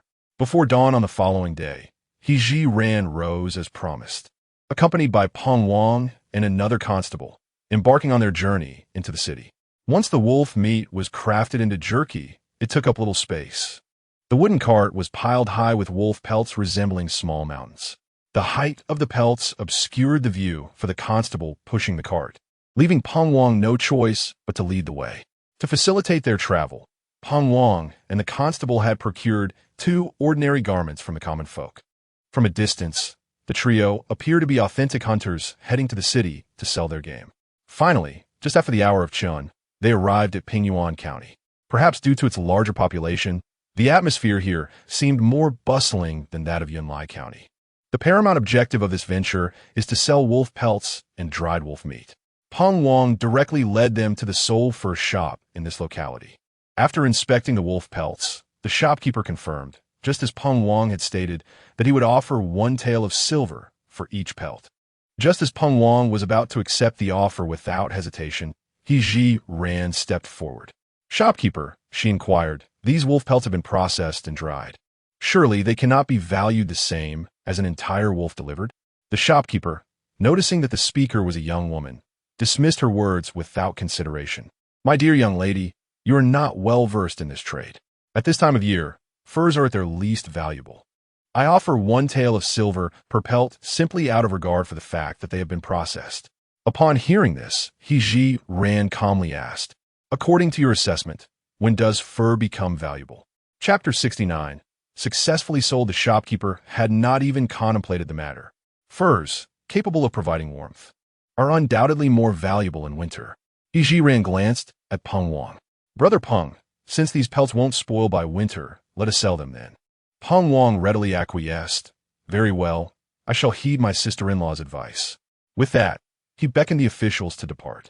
Upon witnessing the potential loss of business, the shopkeeper quickly donned a smile to block their path. "Gentlemen, please do not rush off. Let us discuss further. There is nothing left to discuss. We have painstakingly gathered these wolf pelts, and naturally, we shall wait until the most opportune moment to sell them." Seeing the shopkeeper's attempt to obstruct them, Peng Wang felt a surge of amusement, yet feigned a desire to leave. The shopkeeper, in a flurry of anxiety, exclaimed, "How about this? I shall add 100 won for each pelt. That is already quite generous." Zhiran turned around and extended her palm towards the shopkeeper. "At 500 won, and we have a deal." 500 won is excessive. Even in winter, wolf pelts cannot command such a price. The shopkeeper was nearly in tears. An additional 500 won would have his profit. "Very well, we shall be heading to the capital in a few days, and I am certain we can fetch a handsome price there for these pelts," Zhiran declared, preparing to leave. Now, the shopkeeper was genuinely anxious. "All right, I will offer 1.5 taels of silver per pelt. I will take them all." Although the profit had diminished, it was better than earning nothing at all. Peng Wang was now thoroughly impressed. With just a few words from Zhiran, they had secured an additional 25 taels of silver for the wolf pelts. He discreetly gave her a thumbs up. The wolf pelts on the cart were swiftly cleared away, revealing the dried wolf meat stored in several large iron pots. Curious, the shopkeeper inquired, "Brother, what is this?" With a newfound joy from the unexpected profit, Peng Wang generously handed him a piece of dried meat. "Please do have a taste. This is wolf jerky." Wolf jerky? The shopkeeper, having conducted business for many years, had never encountered such a term. He tentatively bit into the piece Peng Wang offered, and once he did, he found it utterly irresistible. It was delicious, with a delightful chewiness that only intensified with each bite. On their journey, Zhiran had suggested that with such a large quantity of jerky, they could not possibly sell it piece by piece at the market. It would be best to seek out a tea house or an establishment like Qin Lu Chu Guan and negotiate for a bulk purchase. Thus, even as the shopkeeper continued to praise the taste, they had no intentions of selling him any. Observing the shopkeeper's enjoyment, Peng Wang generously offered him a few more pieces. Having secured the silver, Peng Wang prepared to depart with his companions. Just as he turned, the shopkeeper chased after them. "Gentlemen, please wait." Peng Wang turned back. Is there something else? The shopkeeper approached them with a beaming smile. Brother, do you have any of this wolf jerky for sale? Indeed, it is for sale. However, I intend to sell it as a whole, not in portions, Peng Wang replied. As soon as he finished speaking, a man in his 30s, dressed in a satin long gown, emerged from the first shop. With a folding fan in hand, he approached the group, exuding an air of elegance. And in 3 days, I shall host a poetry gathering, to which literary gentlemen from several nearby counties will be invited. I believe this wolf jerky would make a delightful snack. If possible, I would like to purchase some. Upon hearing this, Peng Wang instinctively glanced at Zhiran, who was already aware that the wolf jerky would sell well. Mr. Cui, we do not sell our jerky in small quantities. However, if you're willing to buy it all, we could discuss the price. Mr. Cui cast a glance at the quantity of wolf jerky on the cart and responded, No problem. In response, Zhiran wasted no time and stated her asking price. The total for all the jerky is 300 won per pound. 300 won per pound? My dear lady, you must be joking. The shopkeeper of the first store found the price utterly astonishing. Upon hearing the quote, not only was the shopkeeper taken aback, but even Peng Wang was somewhat shocked. If it weren't for the exquisite flavor of their jerky, even well-prepared wolf meat would hardly fetch a good price at the market. This girl truly asked for a king's ransom, starting at 300 won. Zhiran's price contained some leeway. After all, it was unlikely to be a fixed price, and the buyer would certainly negotiate. However, she would never be the one to propose a concession. It takes 5 pounds of wolf meat to make 1 pound of jerky, and these wolves were hunted by my family at great risk, undergoing numerous processing steps. I believe this price is entirely reasonable. Even at 5 pounds of wolf meat per pound of jerky, it cannot be worth 300 won. The shopkeeper retorted. Mr. Cui echoed, indeed. 300 won per pound is excessively high. Seeing that both men found the price steep, Peng Wang feared the deal might fall through. In a moment of panic, he discreetly nudged Zhiran, signaling her to lower the price. Zhiran, however, disregarded Peng Wang's hint and addressed the shopkeeper and Mr. Cui. I assume that both of you are considering a purchase because you found the jerky to be quite agreeable after tasting it. Noticing their silence, she continued. The method of making jerky is a family heirloom of ours, and I assure you, this delectable jerky cannot be found elsewhere. Mr. Cui, as you prepare for your poetry gathering, your guests will surely be distinguished individuals. Presenting them with such unique jerky will undoubtedly leave a memorable impression. Zhiran's words struck a chord with Mr. Cui. After much deliberation, he finally remarked 200 won per pound, and I will take it all. In Zhiran's mind, her minimum price was 150 won per pound, and seeing the buyer offer 200 won brought her immense joy. Nevertheless, to conceal her delight, she feigned a moment of hesitation. Observing her indecision, Mr. Cui spoke again. At another 21, no more. Zhiran feigned uncertainty, turning to look at Peng Wang. Brother Peng, is this price acceptable? Peng Wang, fully cooperating, feigned a pained expression and replied, All right, 221 it is. Selling the jerky will allow us to return home sooner. Zhiran then cast a reluctant glance at Mr. Cui. Since my brother has agreed, I have nothing further to say. We have a deal at 221 per pound. The shopkeeper summoned the assistants to help weigh the jerky. In total, there were 168 pounds of wolf jerky, priced at 36 taels and 981. Mr. Cui handed Zhiran 40 taels of silver. For Peng Wang, selling this unwanted wolf meat for 40 taels felt akin to finding silver without effort. Chapter 70. The enemy of my enemy is my friend departing from the first shop. Peng Wang once again raised his thumb towards Zhiran. Sister-in-law, I am truly impressed today. These 50 wolves, without your help, I could have sold them for 50 taels, and now, the price has more than doubled. In truth, Zhiran was not particularly adept at business. Her success stemmed from a stroke of good fortune and a rudimentary understanding of haggling. Feeling somewhat bashful under Peng Wang's idolizing praise, she replied, Brother, please do not flatter me. I merely had a bit of luck. Do not be modest, dear sister-in-law. I do not bestow compliments lightly, he countered, glancing at the sky. We have been on the road for quite a while. It is time to find a place to satisfy our hunger before we continue to procure supplies together. The three of them strolled leisurely, searching for a place to eat. Suddenly, a figure was hurled from the nearby study, crashing to the ground. Moments later, several young men clad in scholarly attire emerged from the building. Fei Nanyu, you wretched pauper, how dare you call yourself a scholar? If I see you in the study again, I shall strike you each time. Fei Nanyu? Upon hearing that name, Zhiran immediately recalled a figure from history. According to the records, after Nanshi's demise, the individual who held power for 6 years and subsequently plotted to usurp the throne was none other than Fei Nanyu. The surname Fei is quite rare, and one who would dare incorporate a national surname into their name, albeit with different characters, would likely be a person of significant audacity. Thus, she was certain that the man before her was the renowned founding emperor of the Qing dynasty, Fei Nanyu. Zhiran had not delved deeply into Fei Nanyu's past, leaving her largely unaware of his circumstances prior to his ascension. Witnessing the future emperor in such a pitiful state, her instinctive reaction was that, even if they could not become allies, they must never become adversaries. If historical accounts were accurate, Mo Jiupei had perished on the 3rd day following his exile, and the exact cause of his death remained an enigma. Now that she had arrived, on her very first day, she had altered Mo Jiupei's fate, preventing him from suffering the 100 strikes of punishment from Emperor Shunwu. Moreover, with more than 3 days since his exile, Mo Jiupei was still alive and well. This indicated that she had changed his destiny on 2 occasions. The Mo family bore a grudge against the royal family, and seeking vengeance would inevitably position them in opposition to the crown. Fei Nanyu would ultimately become the greatest enemy of the Qing dynasty. As the adage wisely states, the enemy of my enemy is my friend. Therefore, Zhiran greatly cherished the opportunity to befriend Fei Nanyu. At that moment, Fei Nanyu was in a state of disarray, his nose bleeding profusely, and his already tattered garments were stained with droplets of blood. He raised his arm, carelessly wiping his face, struggling to sit up. Just then, 2 scholars approached him with contempt, preparing to strike again.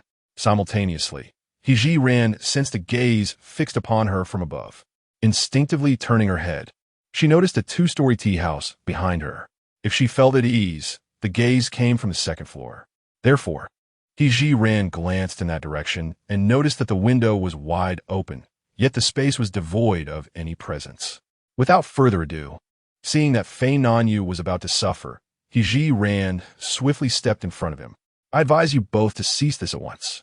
Just as she uttered these words, Zhiran, with her keen sensitivity, felt that gaze once more. However, this was not the moment for her to investigate. She remained focused, maintaining eye contact with the scholar. The 2 scholars glanced at the woman blocking their way, her attire patched and tattered, her face covered in dust. The taller scholar sneered. Where did this beggar come from? Mind your own business and be gone. Zhiran stood her ground, arms crossed defiantly.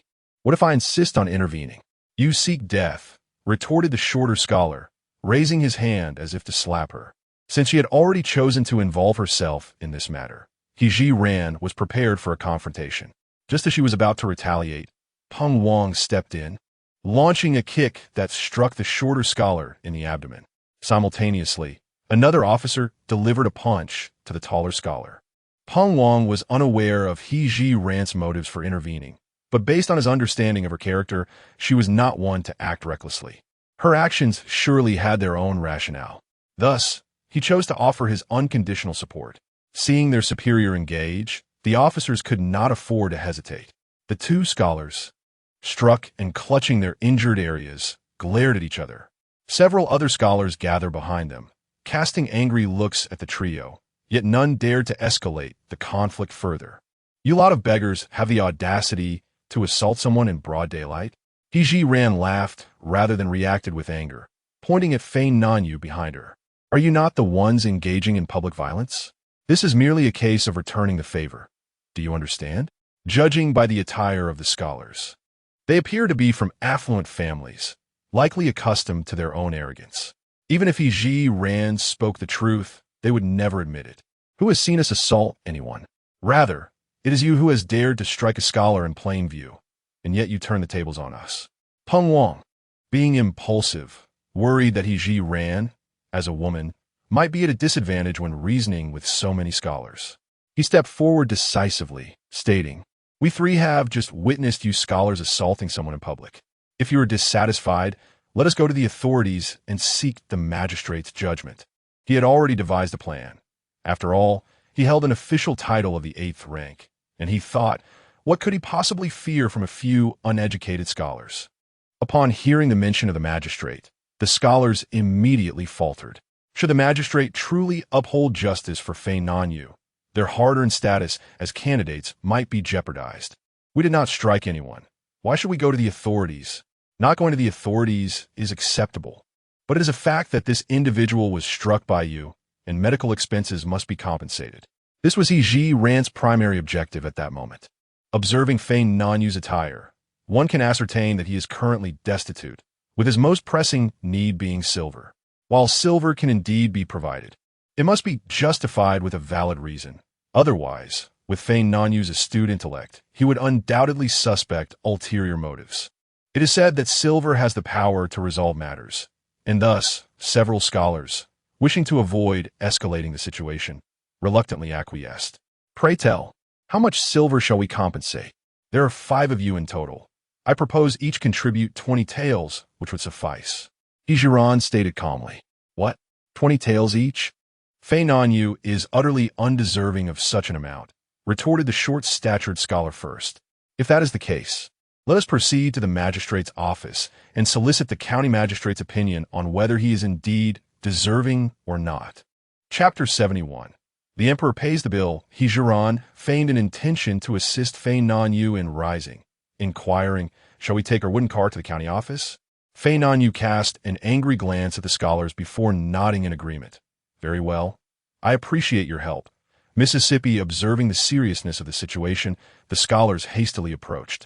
Ready to concede. It's merely 20 taels each. We agree to this trivial matter. No need to trouble the county magistrate.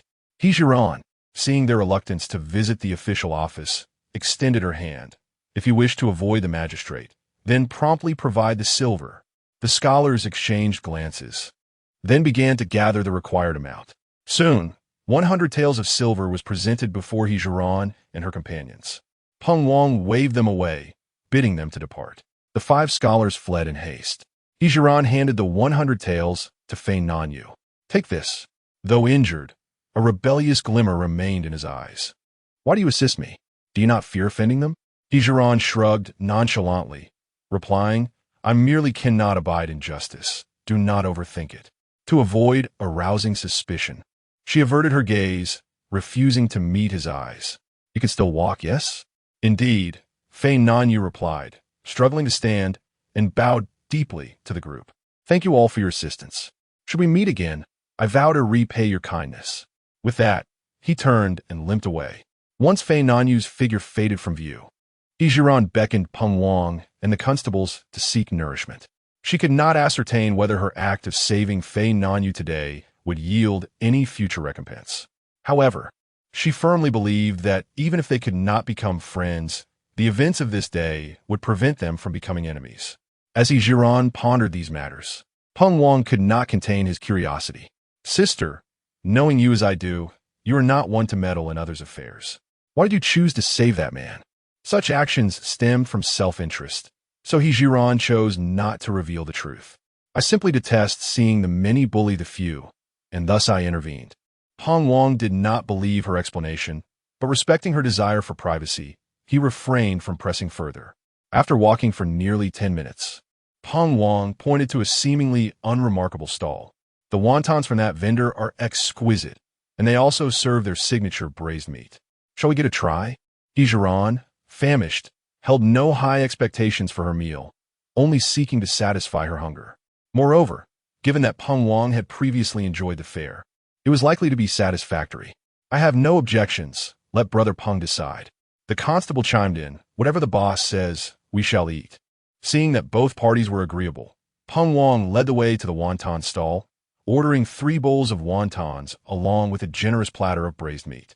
Zhiran took a taste, finding both the wontons and the meat to be quite delectable. However, in comparison to the exquisite delicacies she had savored in her former life, this meal fell slightly short. Nevertheless, for the resource-scarce ancient times, the flavors of the food were indeed commendable. The weather was already sweltering, and as the three of them consumed a steaming bowl of wontons, beads of sweat appeared on their foreheads. The constable, noticing the blazing sun outside, expressed some reluctance. "Chief, the sun is too harsh. Shall we find a place to rest before continuing?" Peng Wang shared this sentiment. In the past, when escorting prisoners, they would seek shelter during the peak midday sun and resume their journey in the afternoon. There was a tea house nearby. They could enjoy some cool tea and take a moment to rest. Zhiran also yearned for a refreshing drink. Yet she was acutely aware that this was her sole opportunity to act independently, and she could not afford to miss it. "Brother Peng, I'm not afraid of the heat. I wish to purchase a few things. Why don't you rest while I buy what I need and then join you at the tea house?" Given the recent events, Peng Wang no longer regarded Zhiran as merely a convict. He had faith in her character. A modest request he naturally did not oppose, especially since he preferred not to accompany her on errands in such sweltering weather. "Very well, we shall take a break, and you may attend to your shopping." Thus, Zhiran parted ways with the two men and once again sought out a fabric shop. Considering that her family had no change of clothes, and with the oppressive heat amplifying the unpleasant odor, this matter had to be resolved when the opportunity arose. Therefore, she intended to purchase some fabric to take back home, hoping to have her sisters-in-law make a few garments during their respite from travel. Not far from her previous location, she discovered a fabric store. Zhiran was mindful of her current status and wished to remain discreet. Hence, she selected understated colors and lightweight linen, purchasing a sufficient quantity. The shopkeeper, noticing her considerable purchase, kindly offered her some scraps of fabric. Although Zhiran and the original owner were not skilled in needlework and could not discern the use of the remnants, she understood that they would surely be of great utility in the hands of a talented individual. After expressing her gratitude to the shopkeeper, she continued on her way with the wooden cart. She intended to find a secluded spot where she could retrieve some of the remaining flour and white rice from her spatial storage, while also checking her treasure trove for suitable food items to bring back. Turning a corner, Zhiran pushed the cart into a quiet alley. Seeing that the surroundings were deserted, she entered her spatial realm, retrieving 2 bags each of white rice and flour. Additionally, she purchased 20 roasted chickens and 20 ducks from her treasure trove, carefully repackaging them in greaseproof paper and placing them on the cart. Beyond these, she also wished to acquire some pork and vegetables. Given the sweltering heat of the day, Zhiran decided against further browsing the market and opted to conclude all her shopping within her treasure trove. Observing the cart brimming with supplies, she felt no sense of burden. After all, it is the Emperor Xuanwu who foots the bill. Indeed, the considerable fortune of over 400,000 earned by Zhiran was acquired through the treasures of the imperial treasury, which essentially implies that he is the one who pays the price. Observing the time, it has only been half an hour since she parted ways with Peng Wang. Should she now venture to the tea house to seek them out, it would not take long before they suspect how she could procure such an abundance of items in such a brief span. Thus, Zhiran refrained from rushing off, instead pushing her wooden cart to a shaded corner, where she settled into an empty spot. In the meantime, she indulged herself by purchasing a refreshing iced drink from Taobao to alleviate the heat. Ever since her arrival in this realm, Zhiran had never felt so at ease. Perched upon her wooden cart, sipping the chilled beverage, she rhythmically swung her legs back and forth. Just as she began to revel in her contentment, she suddenly caught the sound of footsteps approaching from the direction of the alleyway. Quickly, Zhiran concealed the remaining half of her iced drink into her space and turned her gaze towards the source of the sound. Chapter 72. The Past of Fei Nanyu. It is indeed Fei Nanyu. He limped ahead, followed by 4 individuals carrying a coffin. Upon noticing Zhiran, his brow furrowed in concentration, as though he sought to penetrate some hidden truth. In the face of such scrutiny, Zhiran maintained her composure. "What brings you here?" she inquired. "The tranquility here invited me to rest and seek a respite from the heat," he replied.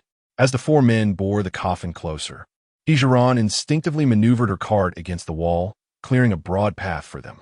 Observing the cart laden with goods, Fei Nanyu expressed no suspicion.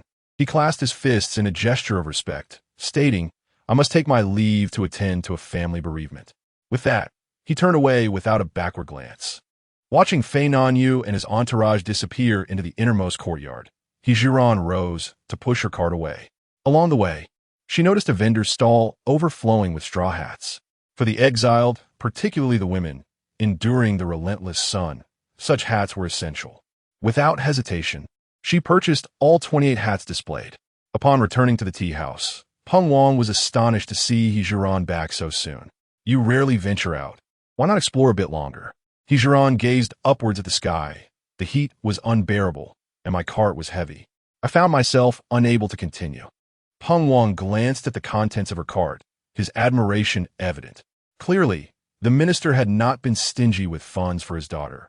Had he been, her spending habits would have exhausted her resources long before reaching home. "Since you have procured everything, we should make our way back," he suggested. With the constables assisting in pushing the cart, they soon departed from Pingyuan County. Having spent years on the road, Peng Wang and the constables possessed a brisk pace. Zhiran, resilient in spirit, found her original constitution too frail to keep up with their stride.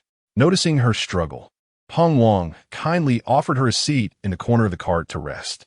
Confronted with a fragile physique, Zhiran conceded her limitations, hoping that with time, her endurance would improve. After expressing her gratitude, she nestled beside the grains. Reflecting on Fei Nanyu's presence in Pingyuan County and the elusive gaze at the tea house, she realized the necessity of catching up on recent historical events. Feigning fatigue, she leaned against the grains and placed a straw hat over her head to simulate slumber, while her consciousness ventured into the realm of knowledge. In the Taobao Mall, she procured several volumes concerning this history, ensuring a comprehensive understanding, even delving into the unofficial histories. Her mind swiftly navigated through the table of contents, ultimately locating a chapter titled Fei Nanyu. With diligence, she began to read. Fei Nanyu's father was a scholar who had instilled the importance of literacy in him from a young age. Fei Nanyu possessed an extraordinary talent for learning, achieving the status of a scholar at the tender age of 12. However, upon returning home to share this joyous news, he was met with the devastating illness of his mother. In a desperate bid to secure her treatment, the Fei family nearly exhausted their entire fortune. Yet tragically, this was not enough to save her life. Not long after, his father also succumbed to illness. To shoulder the responsibility of providing for his family, Fei Nanyu relinquished his aspirations of furthering his education and instead devoted himself to earning a living and caring for his father. With his scholarly title, he could have easily found a position as a tutor in a private school, but this would have hindered his ability to attend to his ailing father. Reluctantly, Fei Nanyu resorted to taking on the task of copying books, spending his days at home transcribing text to earn money while simultaneously looking after his father. This existence continued for 8 long years. When Fei Nanyu reached the age of 21, his father ultimately succumbed to his afflictions and passed away. In order to provide a proper burial for his father, he sought to borrow some silver from the bookshop where he frequently worked. Unfortunately, he encountered a group of bitter rivals who had long envied his intellect and looked down upon his current misfortunes. Without hesitation, they subjected him to a brutal beating.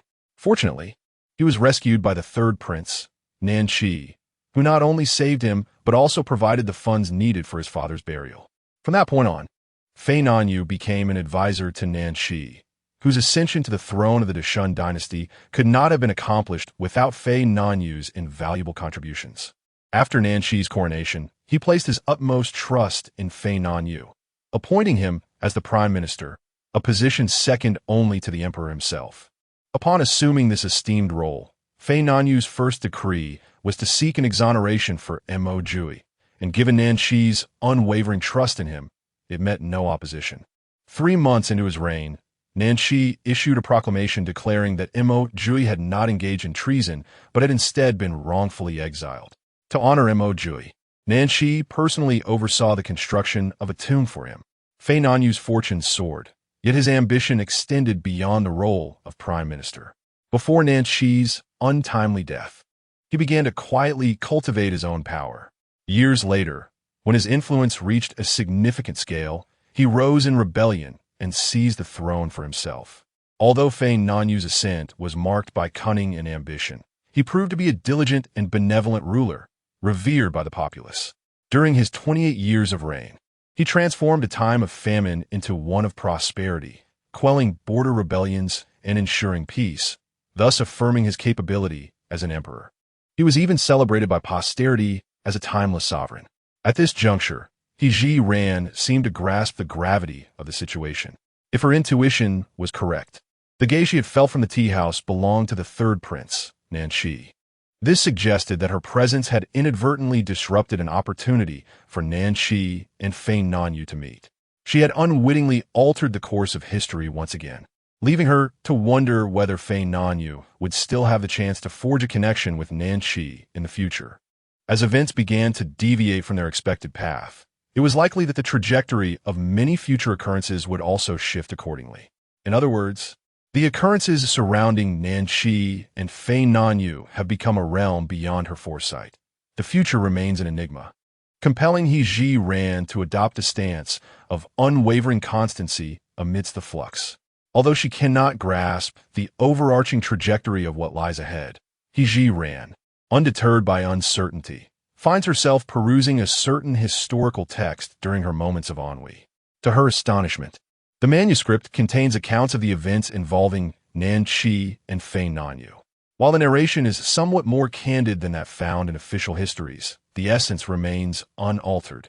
After perusing the segments pertaining to Feng Nanyu, Zhiran continues her exploration and is unexpectedly greeted by descriptions of Mo Jiupei. With a sense of curiosity akin to that of a gossip monger, she delves into the text with earnestness. To her surprise, the very first line reveals that the origins of Mo Jiupei remain shrouded in mystery. A mystery of lineage? Zhiran's interest in this passage surges to unprecedented heights, akin to the discovery of a new world. It is said that Mo Jiupei is not the biological offspring of the Mo family. Rather, he is the third son of Emperor Shunwu, born of the favored consort, Yuan Guifei. In those days, when Yuan Guifei was with child, she summoned Master Wu Chun from any temple to discern the gender of her unborn child. Chapter 73. Distribution of silver. Master Wu Chun promptly informed concubine Yuan that she was carrying a little princess, in a bid to secure her position within the palace. Concubine Yuan devised a scheme to switch her child. She clandestinely dispatched numerous subordinates to locate women whose pregnancies coincided with her own. Should any of these women give birth around the same time as her, their sons would be claimed as hers. On the day of concubine Yuan's delivery, she bribed the midwife, instructing her to keep the birth a secret and directly hand over the child to her trusted nurse once delivered. Coincidentally, concubine Yuan gave birth on the same day as the wife of the duke, and the latter bore the very boy she desired. Through concubine Yuan's covert machinations, the newborn from the duke's family became the third prince, Nanshi. In truth, concubine Yuan also delivered a boy. However, due to her blind faith in Master Wu Chun's predictions, she had instructed the midwife to maintain silence. The midwife, having been compensated, kept her lips sealed and dutifully wrapped the child before handing him to the nurse. Thus, apart from the midwife, no one else was aware that concubine Yuan had given birth to a little prince. Once the child was swapped, concubine Yuan sent someone to inform the emperor. Upon learning that he had welcomed another prince, the emperor was overjoyed and personally selected gifts to present to concubine Yuan's palace. The following day, when the nurse prepared to silence the midwife, she discovered that, astonishingly, the concubine had also given birth to a little prince and had absurdly exchanged him for the duke's child. After learning of this matter, concubine Yuan mourned for several days. Unfortunately, the emperor had already met the duke's child, making it impossible for her to reclaim her own. She could only accept her fate.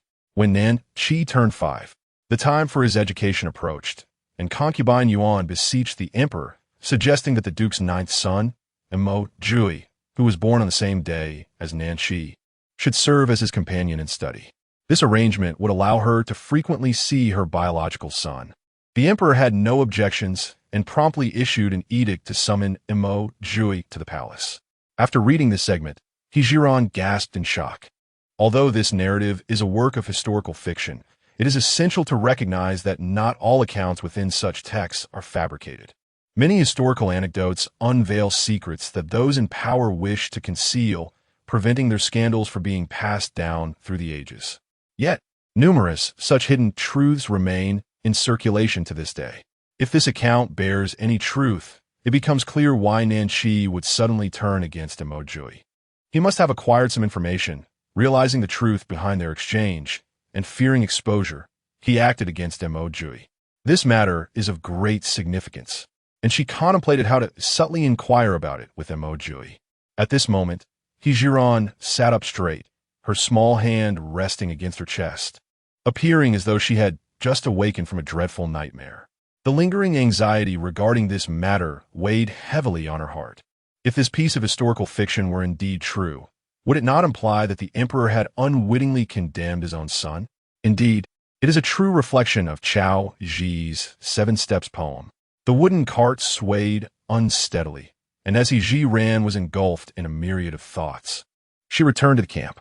By this time, the sun had already dipped below the horizon, and the Mo family awaited eagerly by the roadside, their eyes fixed in anticipation. Spotting Zhiran perched upon the wooden cart from a distance, Mo Jiupei waved her small hand and called out, "Sister-in-law Jiu has returned." Zhiran leapt from the cart and made her way towards her family. The eldest sister-in-law thoughtfully offered her a damp towel, saying, "Sister-in-law Jiu, you must be exhausted from the journey. Wipe your sweat." Zhiran felt a profound warmth from such familial concern. In her previous life, having endured 24 years without the affection of her parents, she had never experienced the sweetness of kinship. Unexpectedly, upon traversing to this foreign realm, she had gained a familial love she had longed for but thought unattainable. Although the path of exile was fraught with hardship and peril, Zhiran firmly believed that they would surely overcome this tribulation and live together harmoniously in the future. After expressing her gratitude to her sister-in-law, she took the towel and wiped her face. Peng Wang handed over the day's earnings of 115 taels of silver to Zhiran, affirming that she could allocate the funds as she saw fit without remorse. Upon receiving the silver, Zhiran called upon the members of the Fong and Xie families, displaying the currency before them. "We sold the wolf pelts for 75 taels and the jerky for 40 taels, totaling 115 taels. As Zhiran recounted these figures, the members of the Fong and Xie families exchanged glances, elated yet perplexed. They silently wondered why the He family felt the need to account for the silver in front of everyone. Soon, their curiosity was addressed as Zhiran presented 20 taels to Xie Tianhai. "Uncle Xie, this is for you." Xie Tianhai was taken aback. 20 taels represented a significant sum for the Xie family at present.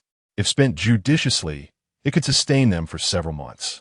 Hesitating, he found himself torn between accepting the silver or declining it, his gaze inadvertently shifting toward Peng Wang, who shrugged nonchalantly. "If the He family offers it, then accept it. UCF family members contributed to fending off the wolves, skinning the pelts, and preparing the jerky. This is what you deserve." In Peng Wang's mind, giving 20 taels to the Xie family seemed somewhat excessive. Though they had all participated in the endeavor, upon reflection, it was evident that out of the 50 wolves, at least 45 had been slain by the couple, Mo Jiupei and his wife. While they had indeed put in considerable effort in skinning the pelts and drying the meat, it hardly warranted such generous compensation. Zhiran understood this reasoning as well, but her decision was made after careful consideration. The Xie family was her second sister-in-law's maternal family, and since the moment the misunderstandings with Mo Jiupei were resolved, Zhiran recognized that both the Xie and Fong families were individuals of great integrity. They would be navigating the arduous path of exile together for some time, and mutual care among the families was far preferable to engaging in schemes and rivalries. Moreover, it was evident that the Fong and Xie families had relied on the Mo family for their sustenance, a situation that was undoubtedly uncomfortable for them. After much effort, an opportunity to earn some silver finally presented itself. If Zhiran were to be stingy, offering only a meager sum akin to wages, they would inevitably find themselves relying on the Mo family for future assistance. This was, in essence, Zhiran's subtle way of preserving the dignity of both families. Upon hearing Peng Wang's remarks, Xie Tianhai assumed it was his own idea and eagerly accepted the 20 taels of silver.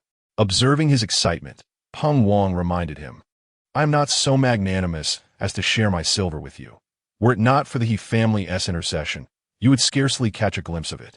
With this revelation, Xie Tianhai suddenly realized the extent of the relationship between the Mo family and Peng Wang. Nonetheless, he could hardly fathom that Peng Wang would heed the He family's request and agree to distribute the silver. Reflecting on this, Xie Tianhai sincerely clasped his fist in salute towards He Zhiran. The gratitude for this kindness from his niece-in-law would not be forgotten by Xie Shu. Chapter 74. The younger sister is truly understanding. He Zhiran promptly returned the gesture. "Uncle Xie, there is no need for formality. We shall have many days together ahead of us, and it is only right that we assist one another." After saying this, He Zhiran turned her gaze towards the Fang family, who were looking on with envious expressions. She likewise presented 20 taels of silver into Fang Chuanzhou's hands. "Uncle Fang, this is for you. Please accept it." Fang Chuanzhou, having grasped the general situation, refrained from speaking excessively like Xie Tianhai. After expressing his gratitude, the Fang family wore satisfied smiles on their faces. With 75 taels remaining, He Zhiran, not lacking in silver, symbolically retained 25 taels and distributed the remaining 50 taels entirely to Peng Wang. Initially, Peng Wang had hoped to receive 30 or 40 taels, never anticipating that He Zhiran would generously bestow upon him 50 taels. This amount equated to the entirety of the silver earned from selling the pelts of the wolves they had captured. "Sister-in-law, is this not a tad excessive?" Peng Wang mused, bewildered by his own newfound disregard for wealth, questioning when he had begun to perceive money as mere refuse. He Zhiran smiled and replied, "Brother Peng, you are kind-hearted and do not regard us as criminals. We all understand that without your consent, none of us would receive a single coin from these wolves. It is precisely because of your benevolence that I sought to maximize the profit from these 50 wolves. This way, it will not only afford you an opportunity to earn extra income, but also provide us, the so-called criminals, with something in return, a win-win situation." Undoubtedly, He Zhiran's words thoroughly delighted Peng Wang. Holding the silver, he laughed heartily. "Haha, sister-in-law is indeed understanding. Rest assured, as long as I am here, I shall ensure you do not suffer along the journey." With Peng Wang's public assurance, He Zhiran's efforts were not in vain. What could be more important than traversing the path of exile with comfort? As the matriarch of the Mo family felt a sense of relief for having such a considerate daughter-in-law, He Zhiran approached her. "Mother, this is the first silver we have earned for the Mo family. Please accept it." Upon seeing the silver He Zhiran offered, the matriarch felt a warm comfort in her heart, but declined, saying, "You should keep the silver. Today, I shall take the reins from now on. The Mo family shall be under the leadership of the He family." Concerned that her other daughters-in-law might resent this decision, she scanned their faces as she spoke. The sisters-in-law, now fully convinced of He Zhiran's capabilities, were far from being discontented. The eldest sister-in-law quickly represented the others, stating, "Mother is right. Ninth sister-in-law possesses both ability and wisdom. Although our Mo family has fallen on hard times, we still require a sensible leader." As she spoke, she turned to He Zhiran with sincerity. "Ninth sister-in-law, I shall heed your guidance henceforth. I too agree that you should lead the family." Ninth sister-in-law, the third sister-in-law concurs. Ninth sister-in-law, the fifth sister-in-law will follow your wishes. The women of the Mo family, who had once harbored little hope for the future, now rekindled their spirits, each expressing their support and commitment to He Zhiran's leadership. At this moment, the stalwart Mo Jiupei found himself deeply moved by He Zhiran's wisdom and profound sense of righteousness, even feeling fortunate, pondering what merit he possessed to have married such an exemplary wife. Observing the unanimous agreement of those present with his mother-in-law's words, He Zhiran refrained from any pretentiousness, discreetly stowing away the 25 taels of silver borrowed from her sleeve into her space. "Very well, since everyone trusts me, I shall temporarily take charge of this household." The 50 taels of silver belonging to Peng Wang could not be solely enjoyed by him. It was essential to distribute a portion among his subordinates, allowing them to share in the joy as well. Peng Wang was the first to signal the officials to depart. With their exit, the newly vacant positions afforded a clear view of the He family members, who were glaring at He Zhiran with barely concealed fury.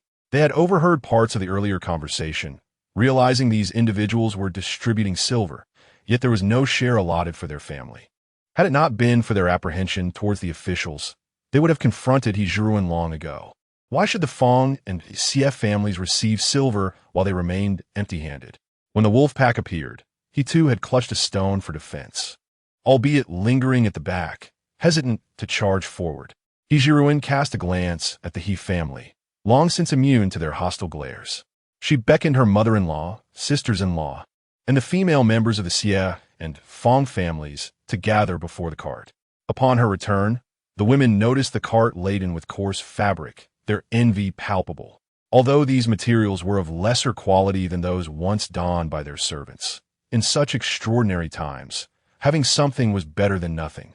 Moreover, while the coarse fabric may lack aesthetic appeal, garments fashioned from it would certainly surpass their current patched clothing.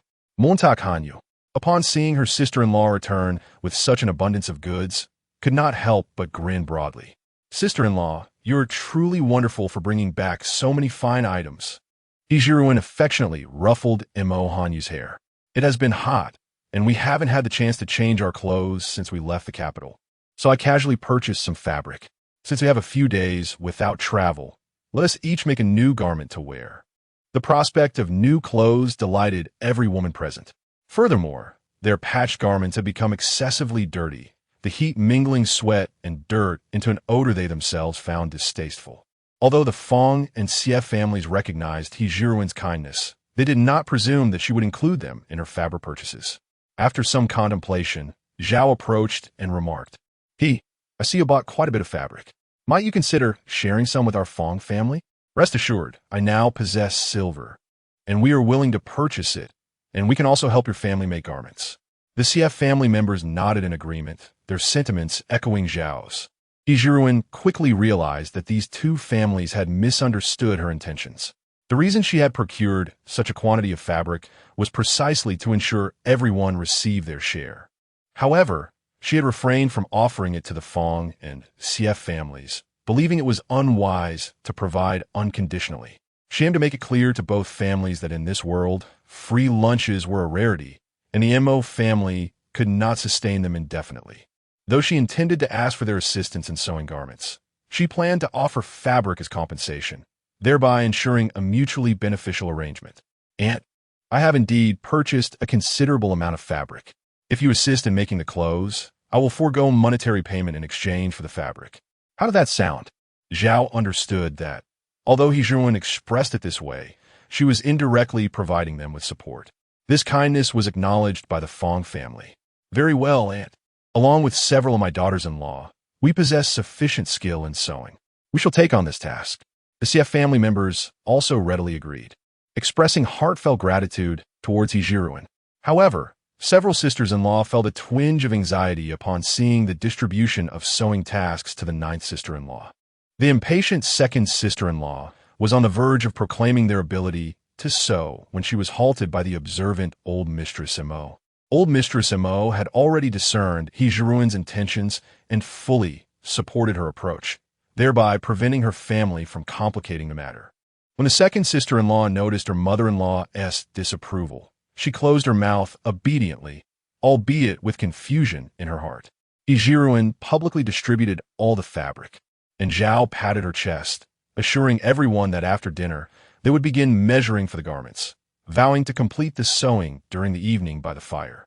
Taking advantage of the few days they had without travel, once all the fabric for the garments was allocated, He Zhiran retained 12 straw hats for her family's use, distributing the remainder to the Fong and Xie families. With the limited quantity, they would have to take turns utilizing them. The Fong and Xie families departed joyfully with their goods, and He Zhiran then retrieved the sack of scraps gifted by the fabric shopkeeper. Upon seeing the remnants, the sisters-in-law instinctively glanced at their embroidered shoes, which had already begun to expose their toes. Not only were their toes visible, but it was likely that after a couple more days of travel, the soles would wear through as well. The ninth sister-in-law was indeed thoughtful. considering the purchase of such an abundance of scraps to make shoes for everyone. Chapter 75. Are you not curious as to how I came by this knowledge? The admiration the sisters-in-law held for Zhiran was swiftly shattered by her words. Mother, dear sisters, these scraps of fabric were generously gifted to me by the proprietor of the fabric shop. I thought it would be prudent to bring them back and mend some clothes, so I did not refuse.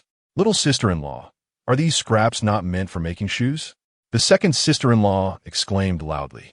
Making shoes? Zhiran's expression was one of utter confusion. How could such small scraps be used for footwear? It was no wonder she was unaware.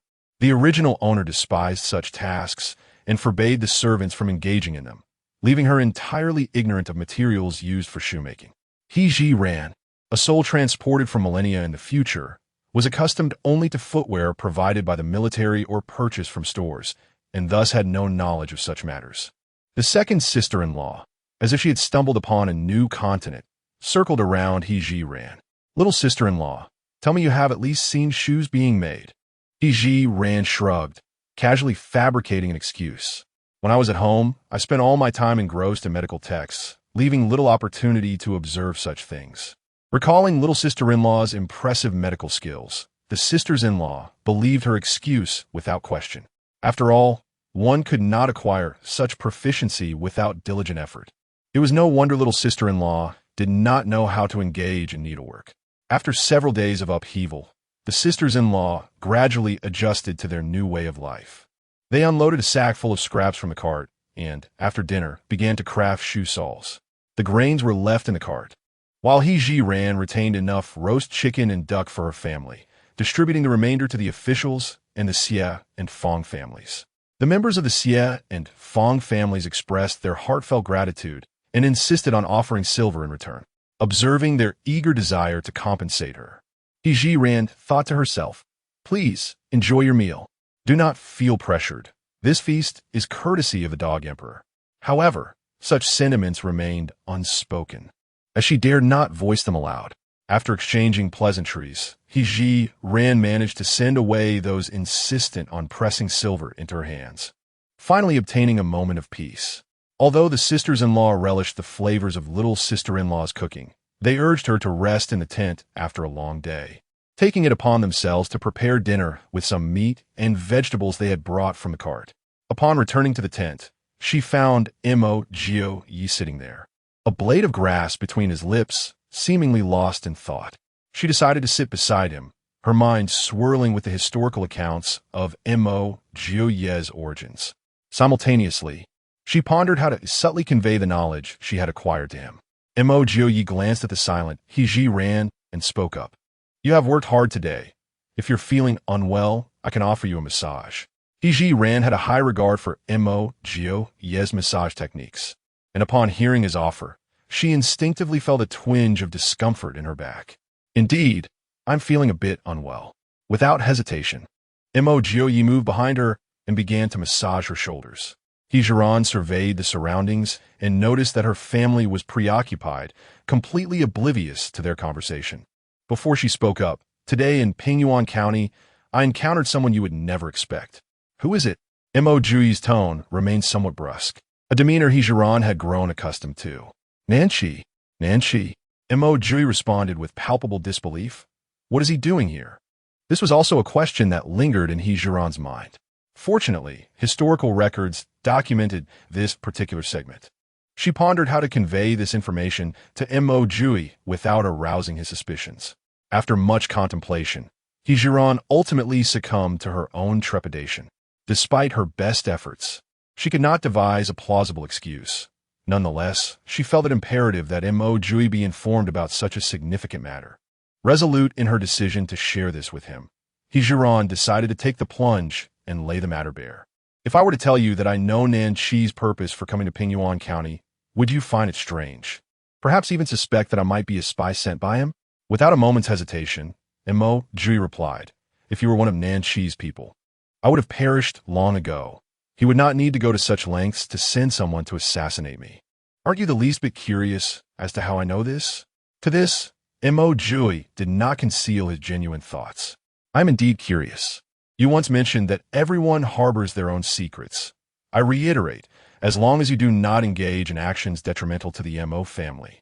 I shall not pry into your secrets. Zhiran had heard him express this sentiment for the second time, and he had indeed upheld his word, never inquiring into matters that were not his concern. After testing the waters, Zhiran slowly began to speak. A few years ago, a master divine for Nanxi, proclaiming that a noble benefactor would appear in Pingyuan County this August. Mo Jiupei found the idea of seeking a benefactor based on a divination rather absurd. However, it was not surprising for someone like Nanxi. At some point, Nanxi had increasingly embraced such prophecies, even embarking on a quest to find diviners to interpret his fate. Thus, he had no doubts regarding what Zhiran revealed. Although he could not inquire about how she came by this knowledge, Mo Jiupei felt it permissible to ask something else. Do you think he will find this so-called benefactor? Zhiran had no intention of withholding her thoughts on this matter. Had I not appeared in Pingyuan County today, I believe he would have already met that benefactor. How so? Mo Jiupei was somewhat perplexed, unable to fathom the connection between this matter and Zhiran. That benefactor is named Fei Nanyu, who excelled in his studies at the tender age of 12, proving to be an exceptionally talented individual. Zhiran selectively recounted certain aspects of Fei Nanyu's experiences, detailing how he met Nanxi and aided him in ascending to the emperor's throne. Naturally, she chose to withhold the more extraordinary details regarding Fei Nanyu's role in the change of dynasties, as such matters were too far-fetched. She feared that Mo Jiupei might not believe her, and she also wished to prevent him from becoming prematurely acquainted with such intricate affairs. After all, her arrival has already instigated numerous changes, and it is inevitable that even greater transformations may unfold in the future. An overwhelming influx of astonishing information flooded into Mo Jiupei's mind, plunging him into deep contemplation. The name Fei Nanyu struck a familiar chord within him, although he could not quite recall where he had encountered it before. Noticing Mo Jiupei's prolonged silence, Zhiran assumed he doubted her words. Turning to face him, she found him furrowing his brow in thought. What? Do you find any flaw in my logic? Mo Jiupei shook his head. I am pondering who Fei Nanyu is. It feels strangely familiar. Zhiran did not rush him, merely relishing the massage service Mo Jiupei was providing. After a considerable period of reflection, he suddenly exclaimed, I remember now. Zhiran pressed on. Where did you hear about this person? Chapter 76. The family mark of my childhood as a companion to Nanxi. I frequently visited the palace of concubine Yuan. Within her court, there was a trusted wet nurse surnamed Fei, who often engaged in casual conversation with concubine Yuan while observing me and Nanxi. The concubine inquired of Nurse Fei whether she had a nephew of similar age to us, suggesting that if possible, he could join us in the palace for some merriment. Nurse Fei promptly declined, asserting that Nanyu's humble background might offend the noble lady. Upon reflecting on the historical records that documented Fei Nanyu's age, it indeed aligned closely with that of Mo Jiupei. Consequently, Zhiran surmised that Nurse Fei's nephew was undoubtedly Fei Nanyu. However, considering Mo Jiupei's insights, it was curious why Nurse Fei, a confidant of concubine Yuan with presumably ample financial resources, had not extended a hand to aid her impoverished nephew's family. Such questions flickered momentarily in Zhiran's mind, as the dynamics of familial relationships bore little relevance to the larger picture. Her intent in revealing Fei Nanyu's existence to Mo Jiupei was the culmination of their extensive conversation. Recalling Mo Jiupei's mention of his frequent visits to concubine Yuan's palace in his youth, Zhiran cautiously probed further. How did she treat you during those visits? Mo Jiupei's recollections were vivid. I cannot fathom why, but the concubine's demeanor towards me was even more favorable than that towards Nanxi. Precisely, Zhiran affirmed. This aligns almost perfectly with the accounts found in unofficial histories. Concubine Yuan must have been aware that Mo Jiupei was her own flesh and blood, which explains her kindness. Mo Jiupei, perceptive and sensitive, immediately sensed an oddity in Zhiran's inquiry. Why do you ask this? Noticing his serious expression, Zhiran could not resist teasing him. Have you ever considered the possibility that you might be concubine Yuan's child? That is impossible. Mo Jiupei retorted emphatically, his expression growing even more grave. Are you so certain? Zhiran pressed on with unyielding curiosity. Of course I am certain. A son of the Mo family bears a unique family mark from birth. Mo Jiupei exhibited no doubt regarding his lineage. A family mark? Zhiran had never heard of such a thing before. The notion of a family bearing a distinguishing mark defied scientific explanation, save for intentional fabrication. My 8 brothers and I were all born with a crescent-shaped birthmark on our left shoulders. My father claimed it was an ancient legacy of the Mo family, shared by him and many of our ancestors. As Mo Jiupei spoke with such conviction, Zhiran found herself bewildered. In a world where extraordinary events could occur, including the phenomenon of time travel, the emergence of a family mark was not entirely implausible. Upon reading about Mo Jiupei's lineage in unofficial histories, Zhiran's first thought was that this could very well be the true reason behind Nanqi's actions towards him. However, this supposition was swiftly negated by the notion of the Mo family's mark, leaving the motivations behind Nanqi's targeting of Mo Jiupei shrouded in mystery once again. Simultaneously, a cascade of questions flooded Mo Jiupei's mind. Why did Nanqi seek to eliminate him? Why did Zhiran pose such inquiries? Both harbored their own thoughts, and silence enveloped them. Due to the weight of her thoughts, Zhiran had a rather indifferent dinner. Once again lying back in the tent, sleep eluded her. Her consciousness drifted into the realm of her shop, where she first checked the sales. Only one item had sold today, adding 250,000 to her account. With ample stock on hand and no need for restocking, she decided to continue perusing the book of historical anecdotes, hoping to glean some further insights. Meanwhile, in a guest house in Pingyuan County, Nanqi sat at a table, rhythmically tapping his fingers on the surface. "Your Highness, I have just received a pigeon dispatch from Eunuch Li," said he Feng, respectfully delivering a small scroll about 5 centimeters in length to Nanqi. Unfazed, Nanqi unrolled the scroll, scanned its contents, and slammed his hand down on the table. A bunch of useless fools. They managed to kill the wrong person. What purpose does it serve for me to support such incompetence? He Feng, unaware of the specifics within Li Lu's letter, could only guess that something significant had transpired, given the prince's furious demeanor. "Your Highness, what has happened?" he inquired cautiously. In response, Nanqi irritably tossed the note at him. "Read it yourself." After examining the note, He Feng deduced, the Li family has been escorted back to the capital. This news from Eunuch Li cannot be false. Now, that Mo Jiupei has awakened, and given his alertness, he will surely suspect that He Liang is merely a scapegoat. It will not be so easy to take his life thereafter. Nanqi, now calm, pondered the next course of action. Although He Feng was unaware of why their prince was so intent on eliminating Mo Jiupei, he understood that this matter was of utmost importance to him. "Your Highness, perhaps I should send a few men to inquire about the whereabouts of Mo Jiupei and his exile group to gather information for our next plan," suggested He Feng. Nanqi waved him off. "There's no need. With the Li family being escorted back to the capital, I assume the exile group will wait for the officials to return and continue the journey together. Pingyuan County is a necessary stop for those exiled to the northwest. We shall remain here. I intend to meet Mo Jiupei in person." With the prince having made up his mind, He Feng shifted the topic. "Your Highness, tomorrow marks the last day, according to Master Wuchen's calculations. If you do not encounter that noble figure, what shall we do?" Master Wuchen's predictions had never been wrong, and Nanqi's voice carried an unyielding tone. "I must find that person." Moreover, he had already resolved to stay here and perhaps search for that noble figure a few more days as well. Unbeknownst to her, Zhiran had flipped through the entire book of historical anecdotes once more, particularly focusing on the passages regarding Mo Jiupei's background. From every angle, the description seemed flawless. Furthermore, Mo Jiupei had even mentioned that the favored consort treated him with greater favor than she did Nanqi. Why could this be? Zhiran racked her brain, contemplating various possibilities, until a sudden thought struck her. Nanqi. Finding a new breakthrough, Zhiran felt a surge of excitement.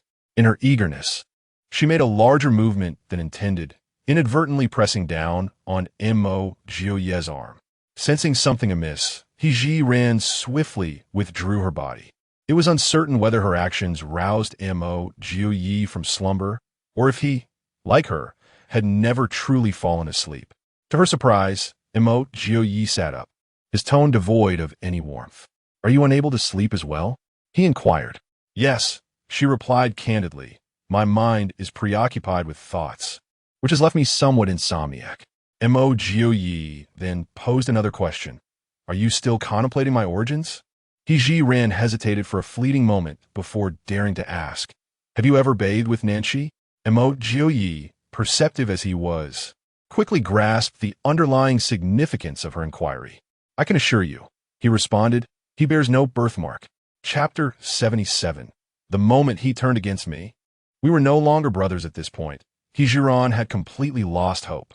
Initially, she entertained the possibility that Mo Jiupei's birthmark had been later tattooed on him by the Mo family.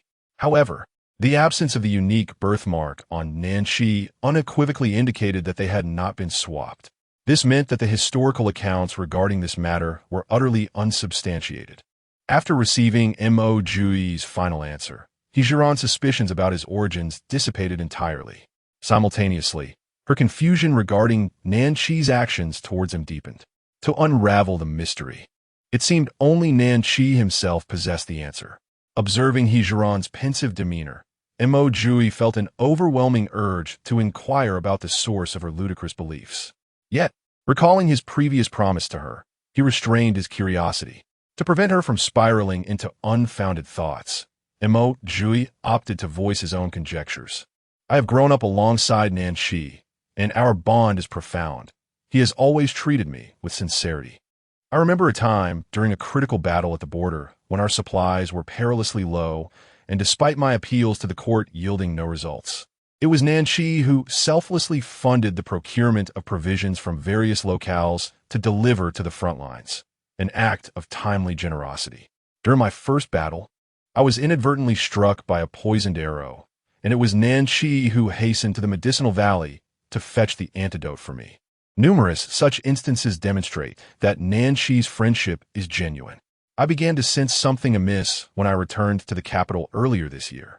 Though he greeted me at the city gates, as always, my intuition, honed through years of camaraderie, suggested that he did not genuinely welcome my return. His gaze was consistently evasive. When I expressed concern and inquired if anything troubled him, he deflected my questions with vague responses. Once I settled back in the capital, I hurried to the royal residence to see him. He posed a question that struck me. If I were not the emperor's son, would we still be good brothers? At the time, I dismissed his words lightly, offering him some casual reassurances. In retrospect, that question hints that Nanshi may have uncovered something, or perhaps he is not of royal lineage. However, the person he was swapped with could not possibly be me. Upon hearing Mo Jiupei's account, Zhiran contemplated another possibility. Given your account, it seems that Nanshi's fraternal affection was indeed genuine. Yet, his sudden shift in demeanor suggests he might truly not be of royal blood and may have been swapped. Could it be that he received information implicating you as the one who was exchanged, prompting him to resort to such drastic measures due to fear of exposure? Mo Jiupei replied solemnly, "This is merely my speculation, as his true identity remains unknown. If this were indeed the case, would you not wish to resolve the misunderstanding with him?" Zhiran sought to grasp Mo Jiupei's genuine thoughts. Mo Jiupei shook his head with a bitter smile. Regardless of whether it was a misunderstanding, the moment he took action against me, we could no longer be brothers. Observing Mo Jiupei's increasingly despondent mood and having analyzed the situation to this extent, Zhiran decided to terminate the topic. Both fell into silence, momentarily at a loss for words. Ultimately, it was Mo Jiupei who broke the stillness within the tent. "I'll go sit by the river for a while. It's cooler there." Indeed, the air inside the tent felt stifling, and Zhiran first thought how wonderful it would be to cleanse herself in the space. Seeing Mo Jiupei preparing to leave, she seized what might be a fortuitous opportunity. "Could you possibly return in half an hour?" Mo Jiupei cast a deep glance at her and murmured in agreement. Zhiran understood he had acquiesced. As his figure faded from view, she hastily slipped into the space. Time was of the essence. Zhiran hurriedly took a refreshing shower, dried her hair, and donned a clean set of undergarments. Glancing at the wall clock, she realized that exactly 40 minutes had passed since she entered. Upon exiting the space, Mo Jiupei had yet to return, and Zhiran gradually drifted in his slumber on her side.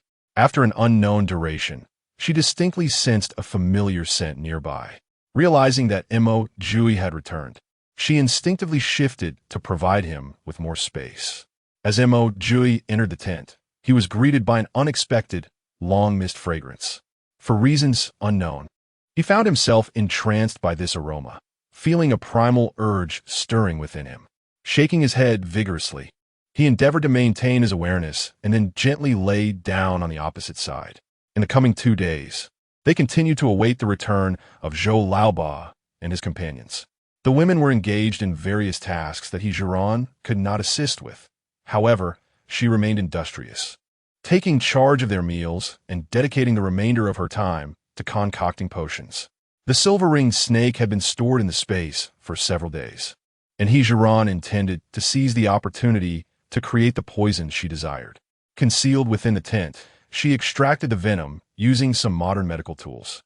According to various recipes, combining different herbs could yield poisons with distinct effects. This did not pose a challenge for Zhiran, as her treasure trove contained an abundance of medicinal herbs. After 2 days of diligent effort, she successfully produced 2 types of poisons and a type of intoxicating fragrance. One was capable of temporarily incapacitating a person's senses, which she named Lost Mind. The other was more brutal. Any individual who consumed it would perish instantly, without the need for an antidote, and she called it Reaper's Descent. The intoxicating fragrance was straightforward. Once ignited, those who inhaled it would swiftly lose consciousness, with effects lasting approximately 2 hours. Of course, for her own safety, Zhiran also concocted an antidote for the fragrance. She meticulously stored these creations, cherishing them for potential emergencies. While Zhiran prepared her potions and fragrances, the women completed their sewing of garments and shoes. Coincidentally, Zhou Laoba returned from the capital with several officials in tow. As the sky darkened, it was already the early hours of the evening. Peng Wang resolved to remain here for the night, setting out at dawn the following day. After a night of rest, the group took this opportunity to don fresh garments and shoes, meticulously cleansing their soiled attire and stowing them away for later use. At the break of day, after a hearty breakfast, Peng Wang issued the command for the main contingent to resume their journey. Pian County was an essential stop on their route to the northwest, and by afternoon, the grand procession entered the town with great momentum. Were it not for the presence of several constables accompanying the group, one might hardly discern that these neatly attired individuals were, in fact, exiles. As they traversed the town, they attracted numerous inquisitive glances, prompting the members of the Mo family to instinctively lower their straw hats, obscuring their faces from view. Chapter 78. A chance encounter with Fei Nanyu. The expanse of Pingyuan County is considerable, necessitating a traverse across the entirety of the town. Entering through the East City Gate and departing via the West City Gate would take nearly 2 hours. Along the way, the officials would need to procure some supplies, which means they would arrive at the West City Gate by evening at the earliest. Spending the night in Pingyuan County was an inevitability. Thus, after entering the county, Peng Wang did not urge anyone to hasten their pace, allowing for leisurely stops to gather provisions. The Fong and Xie families each possessed 20 taels of silver, and under the watchful eyes of the officials, they also purchased some essential items. However, they refrained from making extravagant purchases, understanding that the journey ahead was long and the hard-earned silver should be conserved for more critical needs. In contrast, the Mo family displayed a more generous spirit. Not only did Zhiran possess a substantial fortune, but the contributions from her sisters-in-law were also significant. The 2 sisters-in-law, excited to finally utilize their silver, eagerly bought items as they journeyed, only stopping when their cart could hold no more. The He family, witnessing this spree, wore expressions of despair, unable to articulate the feelings that stirred within them. Thanks to the contributions of the 2 sisters-in-law, Zhiran chose not to involve herself in the buying frenzy. However, her interest was piqued when they passed a woodworking shop. She inquired of Peng Wang, "Brother Peng, may I purchase 2 more wooden carts?" Understanding her intent, Peng Wang declined. "Sister-in-law, you may not be aware, but in a few days we will encounter numerous mountain paths, and some areas will necessitate climbing. By then, the 2 wooden carts you currently possess will be impractical.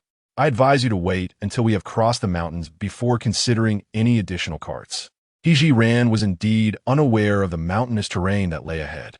Accepting his counsel, she resolved to heed Brother Peng's advice. Although she was not particularly concerned about the expenditure on a few wooden carts, mindful of their unique circumstances, she recognized the wisdom in maintaining a low profile. Furthermore, she contemplated the fact that for the foreseeable future, food supplies would need to be limited to avoid excessive burdens during their mountain crossing. As she pondered her plans, her gaze was drawn to the nearby tavern, where Mr. Jiupei, who had previously purchased wolf jerky from them, was animatedly welcoming guests. Zhiran had heard tales of Mr. Jiupei's intentions in acquiring such a quantity of wolf jerky, ostensibly for a poetry gathering. Presumably, today marked the occasion of that event. Lacking interest in the gathering, she lowered her straw hat further, wishing to avoid any interaction with him. At that moment, an unpleasant voice cut through the air. "Fei Nanyu, you wretched miser. That day, taking advantage of our assistance, you extorted 100 taels from us, and you dare to show your face before us? Fei Nanyu, have you not taken a moment to gaze into the mirror and reflect upon your own character? This is a poetry gathering hosted by the esteemed Jiupei, not an event for just anyone to attend. Depart at once, delay further, and my companions may not treat you kindly." Zhiran followed the source of the voice, spotting the same group of scholars he had encountered a few days prior at the entrance of the bookstore.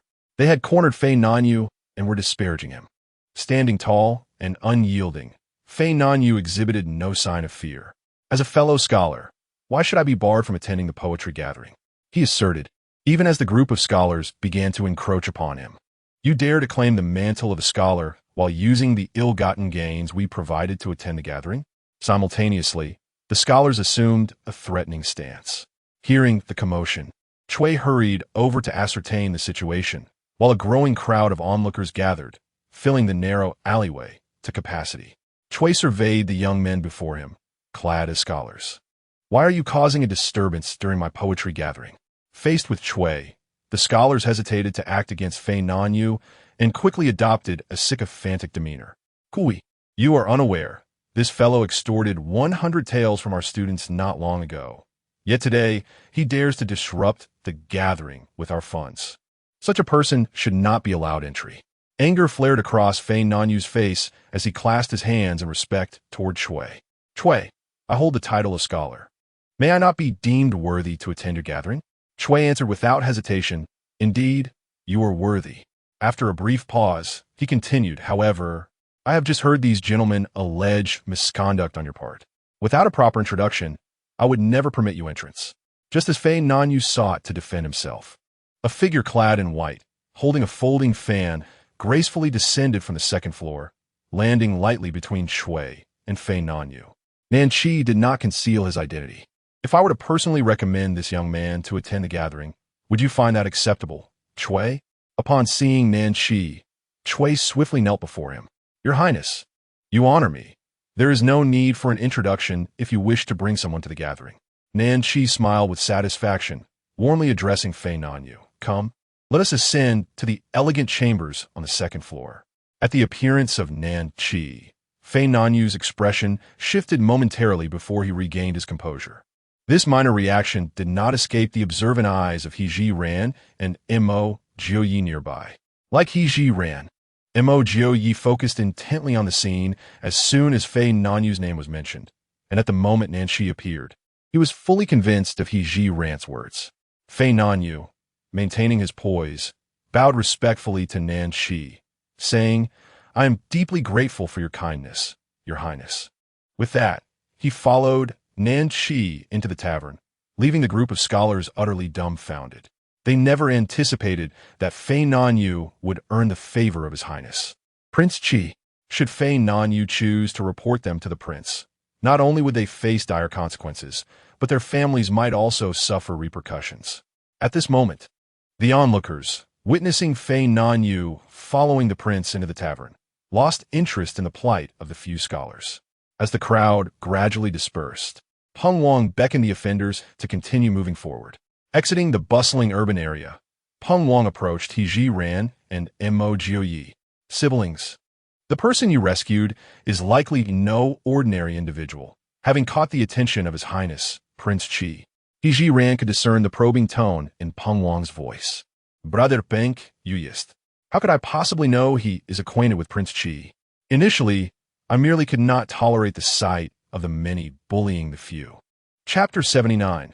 The visit of Nan Qi. At this moment, Mo Jiupei had an abundance of words he wished to convey to Zhiran.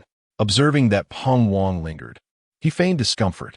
My dear, I feel rather unwell. Could you lend me your support? Zhiran discerned his ruse at once and obligingly took hold of his arm. Husband, it seems your injuries have not yet fully healed.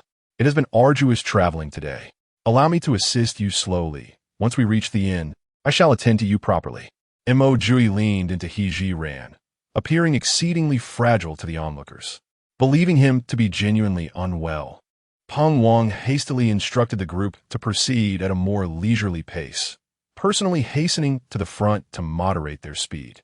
Once Peng Wang had distanced himself, Mo Jiupei surveyed his surroundings, noting that only family members were attentively watching over him. He winked at the elderly matriarch and others, signaling that he was fine, then whispered to Zhiran, "Your presence has merely altered their moment of encounter." Mo Jiupei implied that the two individuals still had a connection. Zhiran was not particularly surprised by this. Moreover, she welcomed the acquaintance between Nan Qi and Fei Nanyu. As long as Fei Nanyu became an advisor to Nan Qi, she could extrapolate future events based on historical records, thereby gaining insight into both allies and adversaries. This might not necessarily be a negative development. Why? Mo Jiupei inquired, perplexed. Zhiran struggled to articulate her reasoning. I cannot provide a detailed explanation. I can only say it is my instinct. Her words only deepened Mo Jiupei's confusion. Nevertheless, he understood that no further useful information could be gleaned from Zhiran. Thus, he silently speculated on various possibilities. The couple continued to lean on one another, each harboring their own thoughts as they arrived at the westernmost edge of Pingyuan County. There, they found an familiar to Peng Wang, who led them inside. Zhou Laoba engaged in a brief conversation with the innkeeper, and soon a server emerged to guide them to inspect the rooms on the first floor. The accommodations were still divided into 10-person and double rooms. This time, the officials did not seek any kickbacks on the room fees. Instead, the inn staff provided a straightforward quote. Both the 10-person and double rooms were priced at 101. Now that Zhiran was at the helm of the Mo family, her sister-in-law held the purse strings and approached her. Sister-in-law, today I shall cover the lodging expenses. What type of room do you think we should choose? Although Zhiran was currently in charge, she sought to gather opinions from others on certain matters. She approached her mother-in-law and the other women. Mother, how shall we allocate the rooms today? The matriarch surveyed the group and suggested, I believe we should do as we did last time. You and Jiupei shall occupy a double room, while the rest of us can stay in the 10-person room. Having received her mother-in-law's input, Zhiran turned to her sister-in-law and said, Sister-in-law, let us proceed as mother has advised. Very well, her sister-in-law replied, proceeding to settle the payment with the server. The Xie and Fong families, having little silver left, tacitly opted for the 10-person room, despite having more than 10 members each. They could not bear to open an additional room. Only the He family, observing that the other families had chosen their suitable guest rooms, cast pitiful glances at Peng Wang, hoping he would take pity on them and not force them to stay outside. Having served as a transport officer for many years, Peng Wang was not one to soften his heart simply because one appeared pitiable. What are you staring at? No silver means you sleep in the woodshed, he retorted. The He family exchanged glances and ultimately resigned themselves to their fate. A woodshed was still a shed at least, preferable to sleeping in a filthy, smelly straw hut. Once everyone's accommodations were arranged, each family began to seek open space to prepare their meals. After a long day of travel, exhaustion set in, and they returned to their guest rooms early to rest before nightfall. Zhiran, fearing that Mo Jiupei would continue to pursue the topic of Fei Nanyu, pretended to doze off, facing the wall, despite being wide awake. Mo Jiupei, sensing her discomfort, refrained from saying anything further, even though he realized she was not asleep. Just as they anticipated a tranquil night, A knock echoed through the stillness of the night. Sitting up alertly, Mo Jiupei inquired, "Who is it?" "Jiupei. It is I, the prince." Zhiran also sat up, meeting Mo Jiupei's gaze. Neither of them expected Nanshi to choose to make an appearance. After a moment's hesitation, Mo Jiupei composedly opened the door. By the time the door swung open, not only was Nanshi present, but also Fei Nanyu. Bathed in the dim light of the oil lamp, Zhiran distinctly caught the fleeting complexity in Fei Nanyu's eyes upon first seeing Mo Jiupei. However, he quickly masked his emotions, standing decorously beside Nanshi. "Jiupei, will you not invite me in for a moment?" Montague maintained an unuflet demiano. Seemingly oblivious to Nanshi's recent behavior towards her, slightly shifting to the side to grant him entry. Nanshi strode confidently across the threshold and took a seat at the round table, gesturing for Mo Jiupei to join him. Mo Jiupei, undeterred, sat down. Beckoning, Zhiran to take a seat beside her. It was then that Nanshi noticed Zhiran's presence. His eyes brightened momentarily as he recalled the scene of Fei Nanyu being bullied by several scholars in the street.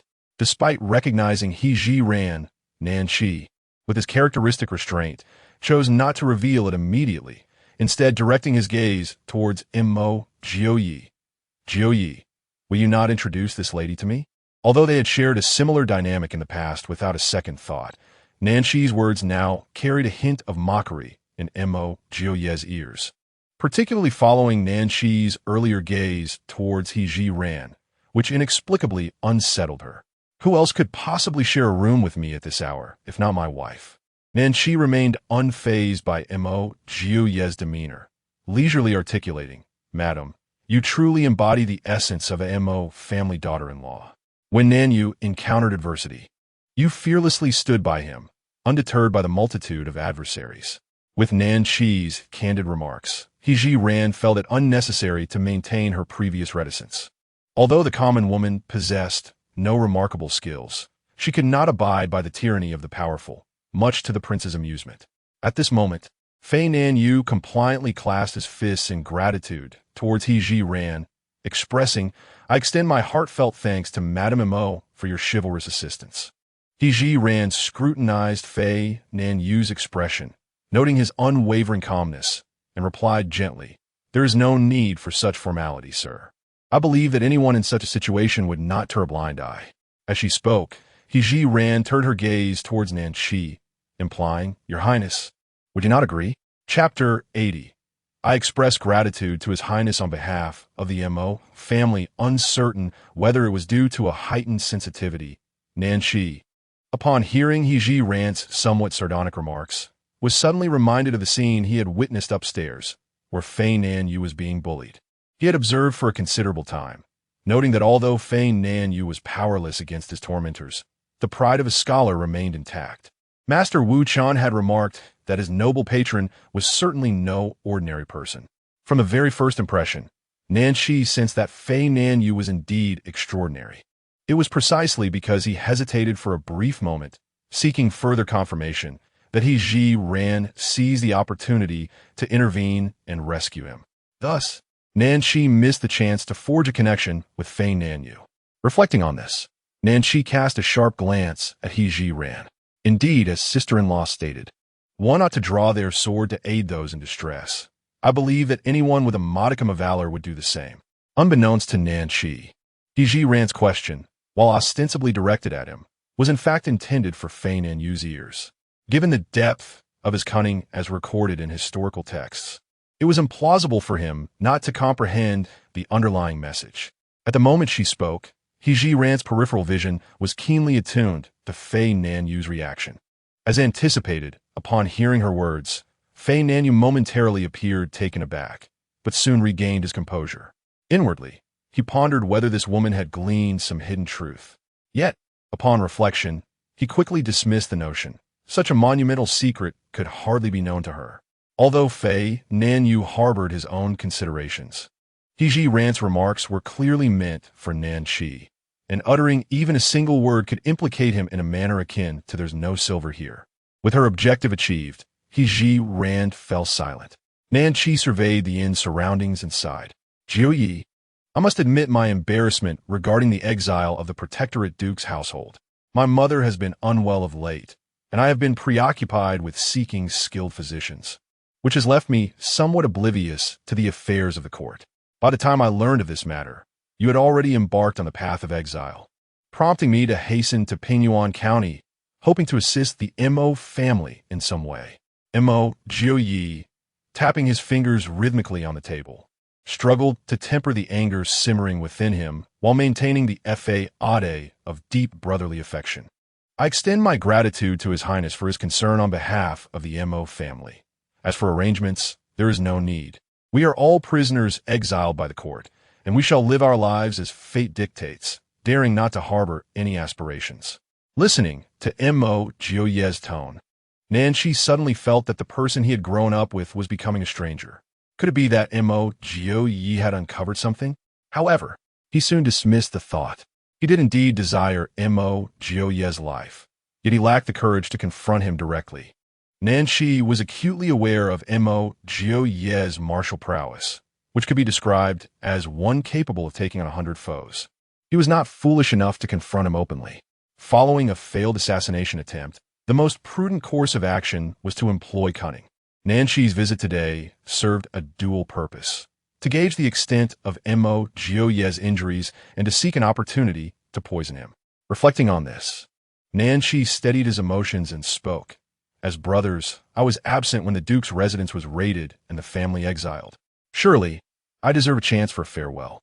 Do I not? And Mo Jiupei, with his gaze lowered, concealed the tumult of emotions within him from any observer. Given the circumstances, he decided that it would be more prudent to acquiesce. He was keen to observe what further tricks Nanshi had in store. At that moment, Zhiran also felt a sense of unrest. Nanshi's proposal to bid farewell to Mo Jiupei presented a rare opportunity to glean his true intentions, one that she could not afford to miss.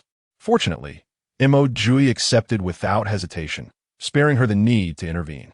Nanshi rose from his seat. In that case, I shall host a banquet for you at the Tianfu restaurant in Pingyuan County tomorrow at noon to bid you farewell. With that, he approached the door, adding, "Do not worry about the officials. I will personally inform them to extend their stay by 1 day." Mo Jiupei remained seated, not rising to see him off. Fei Nanyu followed closely behind Nanshi, his hand clasped behind him, swaying back and forth as he glanced at the two. Mo Jiupei and Zhiran noted his subtle gesture, interpreting it as a suggestion against attending the banquet.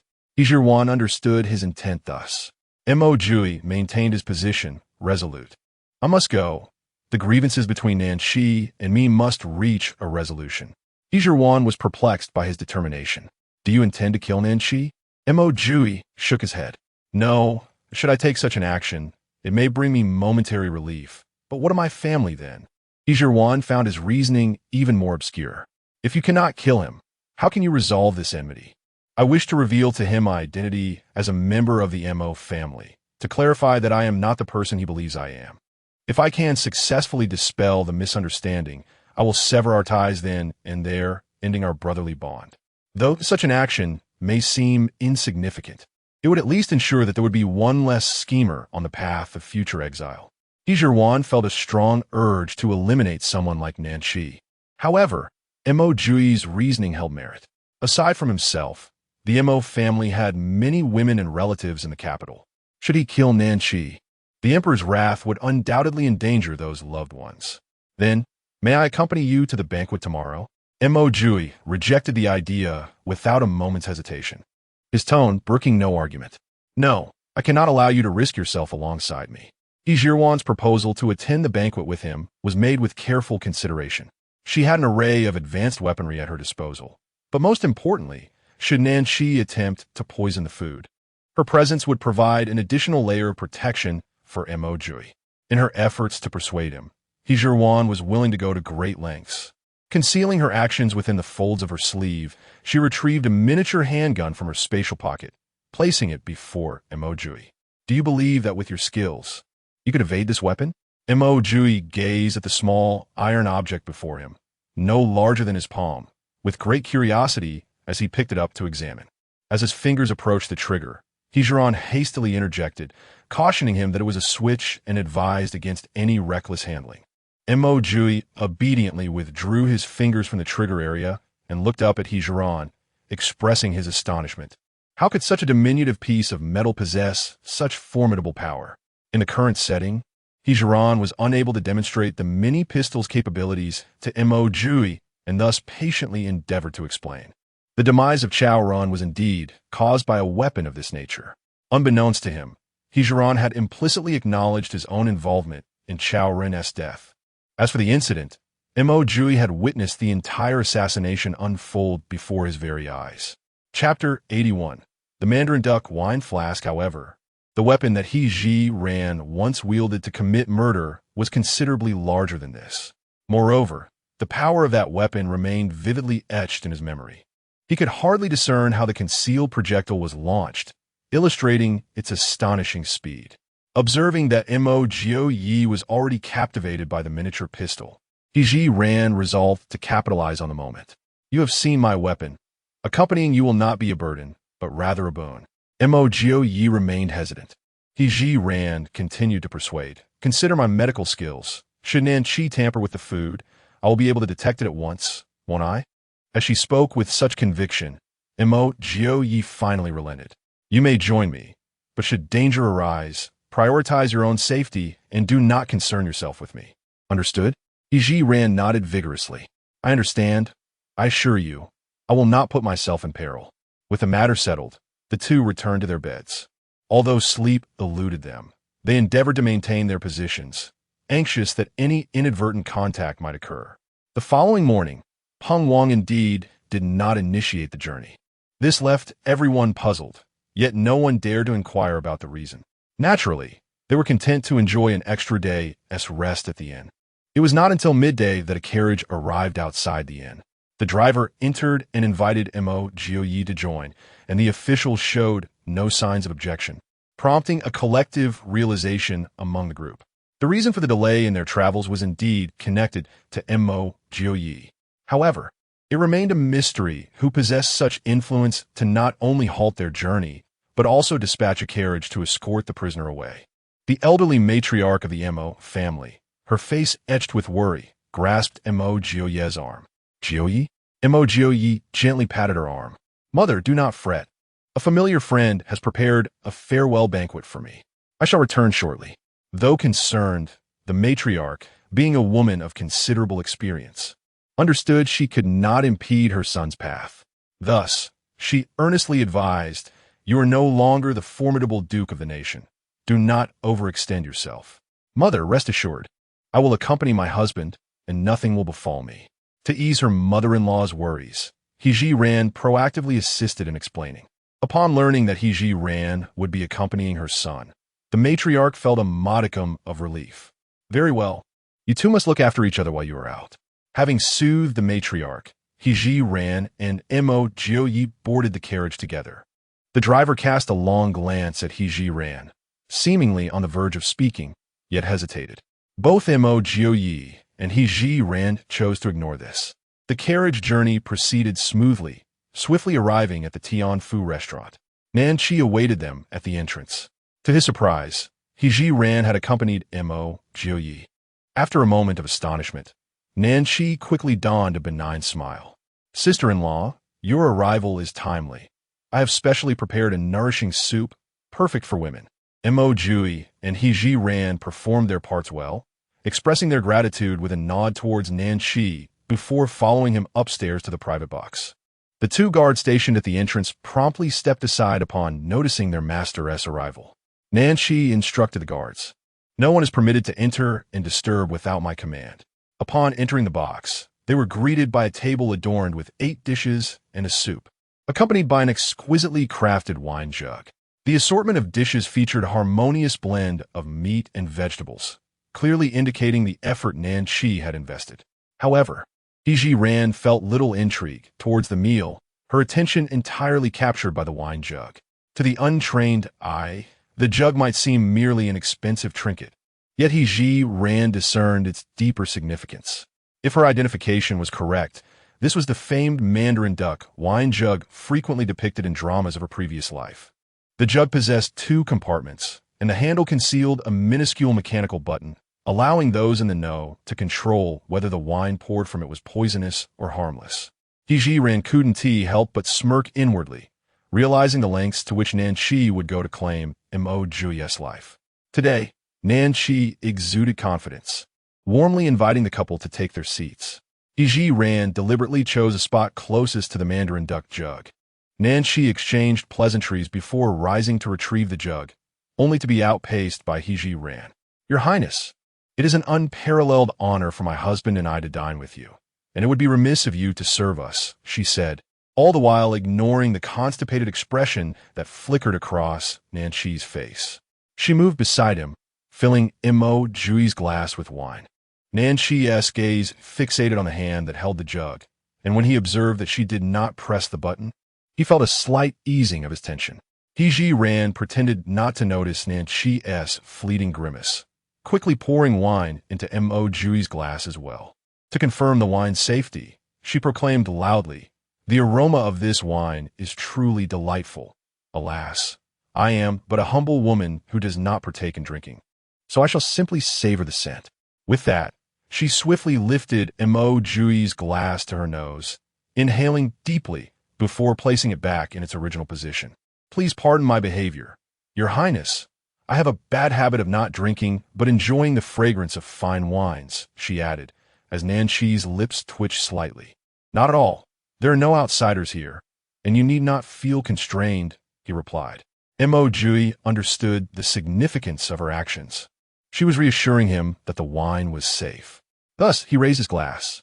"I am grateful to His Highness for disregarding my tarnished reputation to see me off. I shall drink first in respect."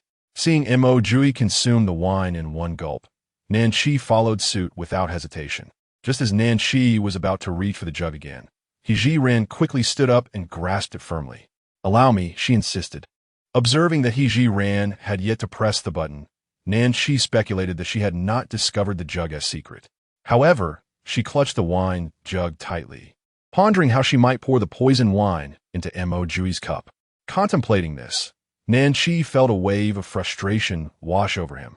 Yet, no matter how he expressed his desire to personally serve his brother a drink, Zhiran always managed to seize the opportunity to snatch the jug ahead of him. Meanwhile, Zhiran meticulously inspected each dish on the table, ensuring there were no issues, before giving Mo Jiupei a reassuring glance, urging him to eat heartily without concern. Before long, the portion of wine devoid of poison was entirely poured out by Zhiran. Observing that Mo Jiupei's complexion remained unchanged, she concluded that his tolerance for alcohol was quite commendable. In contrast, Nanqi, though still sitting upright, had begun to show signs of a flushed face. It was evident that if the two were to engage in a drinking contest, Nanqi would surely succumb to inebriation first. Chapter 82, Montag Julia, and the legitimate heir of the Mo family. Zhiran deliberately shook the wine jug in her hand and said, "Your Highness, we have run out of wine." At that moment, Nanqi felt an overwhelming urge to kick Zhiran out of the window. However, his objectives had yet to be fulfilled, and he had to continue to endure. "Someone, bring another jug of wine." Unfortunately, once the new jug arrived, it would no longer be the paired wine vessel. Nanqi thought that when the new jug was delivered, Zhiran would no longer clutch the paired wine vessel so tightly, and he would find an opportunity to pour the poisoned wine into Mo Jiupei's cup. To his surprise, Zhiran completely disregarded the expected course of events, opting not to serve the wine. Not only that, but she also placed the jug beside herself. "I've been busy for quite a while, and am rather hungry," she said with a beaming smile, and began to eat heartily from the dishes on the table. Nanqi was nearly driven to the brink of frustration by Zhiran. For the sake of the greater good, he firmly suppressed his anger and continued to toast with Mo Jiupei. Sensing that the moment was opportune, Mo Jiupei took the initiative to speak. "Do you still remember the crescent-shaped birthmark on my left shoulder?" Nanqi, slightly tipsy, nodded. "Of course I remember. We used to sneak away to bathe in the Emperor's hot spring when we were young, and I mentioned how unique your birthmark was." Mo Jiupei meticulously observed the changes in Nanqi's expression and continued, "Do you know what significance that birthmark holds?" Nanqi raised an eyebrow. "It's just a birthmark. What significance could it possibly have? Mo Jiupei replied solemnly. It is a unique mark of the Mo family's sons. For generations, every male born into the Mo family bears that crescent-shaped birthmark on their left shoulder. And she was taken aback. You mean to say this is a birthmark unique to the Mo family's sons? Indeed, the crescent-shaped birthmark is a distinctive symbol of being a son of the Mo family, Mo Jiupei affirmed. Nan Qi fell into contemplation, puzzled as to why Mo Jiupei would bring up the matter of the birthmark. Did he somehow discover something? Soon, he dismissed that possibility. If he had not inadvertently overheard it in his mother's palace, only his mother and her two trusted maids would have been aware of this information throughout his life. Mo Jiupei could not possibly know his motives for wanting to kill him. Yet, why did Mo Jiupei suddenly mention the birthmark? In an effort to clarify Mo Jiupei's intentions, Nan Qi inquired. Mo Jiupei's choice to bring up the birthmark was intended to resolve any misunderstandings between them. I am sharing this with you to make it clear that I, Mo Jiupei, am the legitimate bloodline of the Mo family, and there is no possibility of being swapped. At this, Nan Qi's expression shifted entirely. What exactly do you know? Mo Jiupei maintained a demeanor of calm composure. Although we can no longer be the close brothers we once were, I, Mo Jiupei, have always conducted myself with integrity, especially in matters concerning you. I hope there are no misunderstandings between us. I trust one have made myself quite clear, and I also hope that my target of enmity does not include you. After a pause, Mo Jiupei stood up and concluded, I have said all I need to say.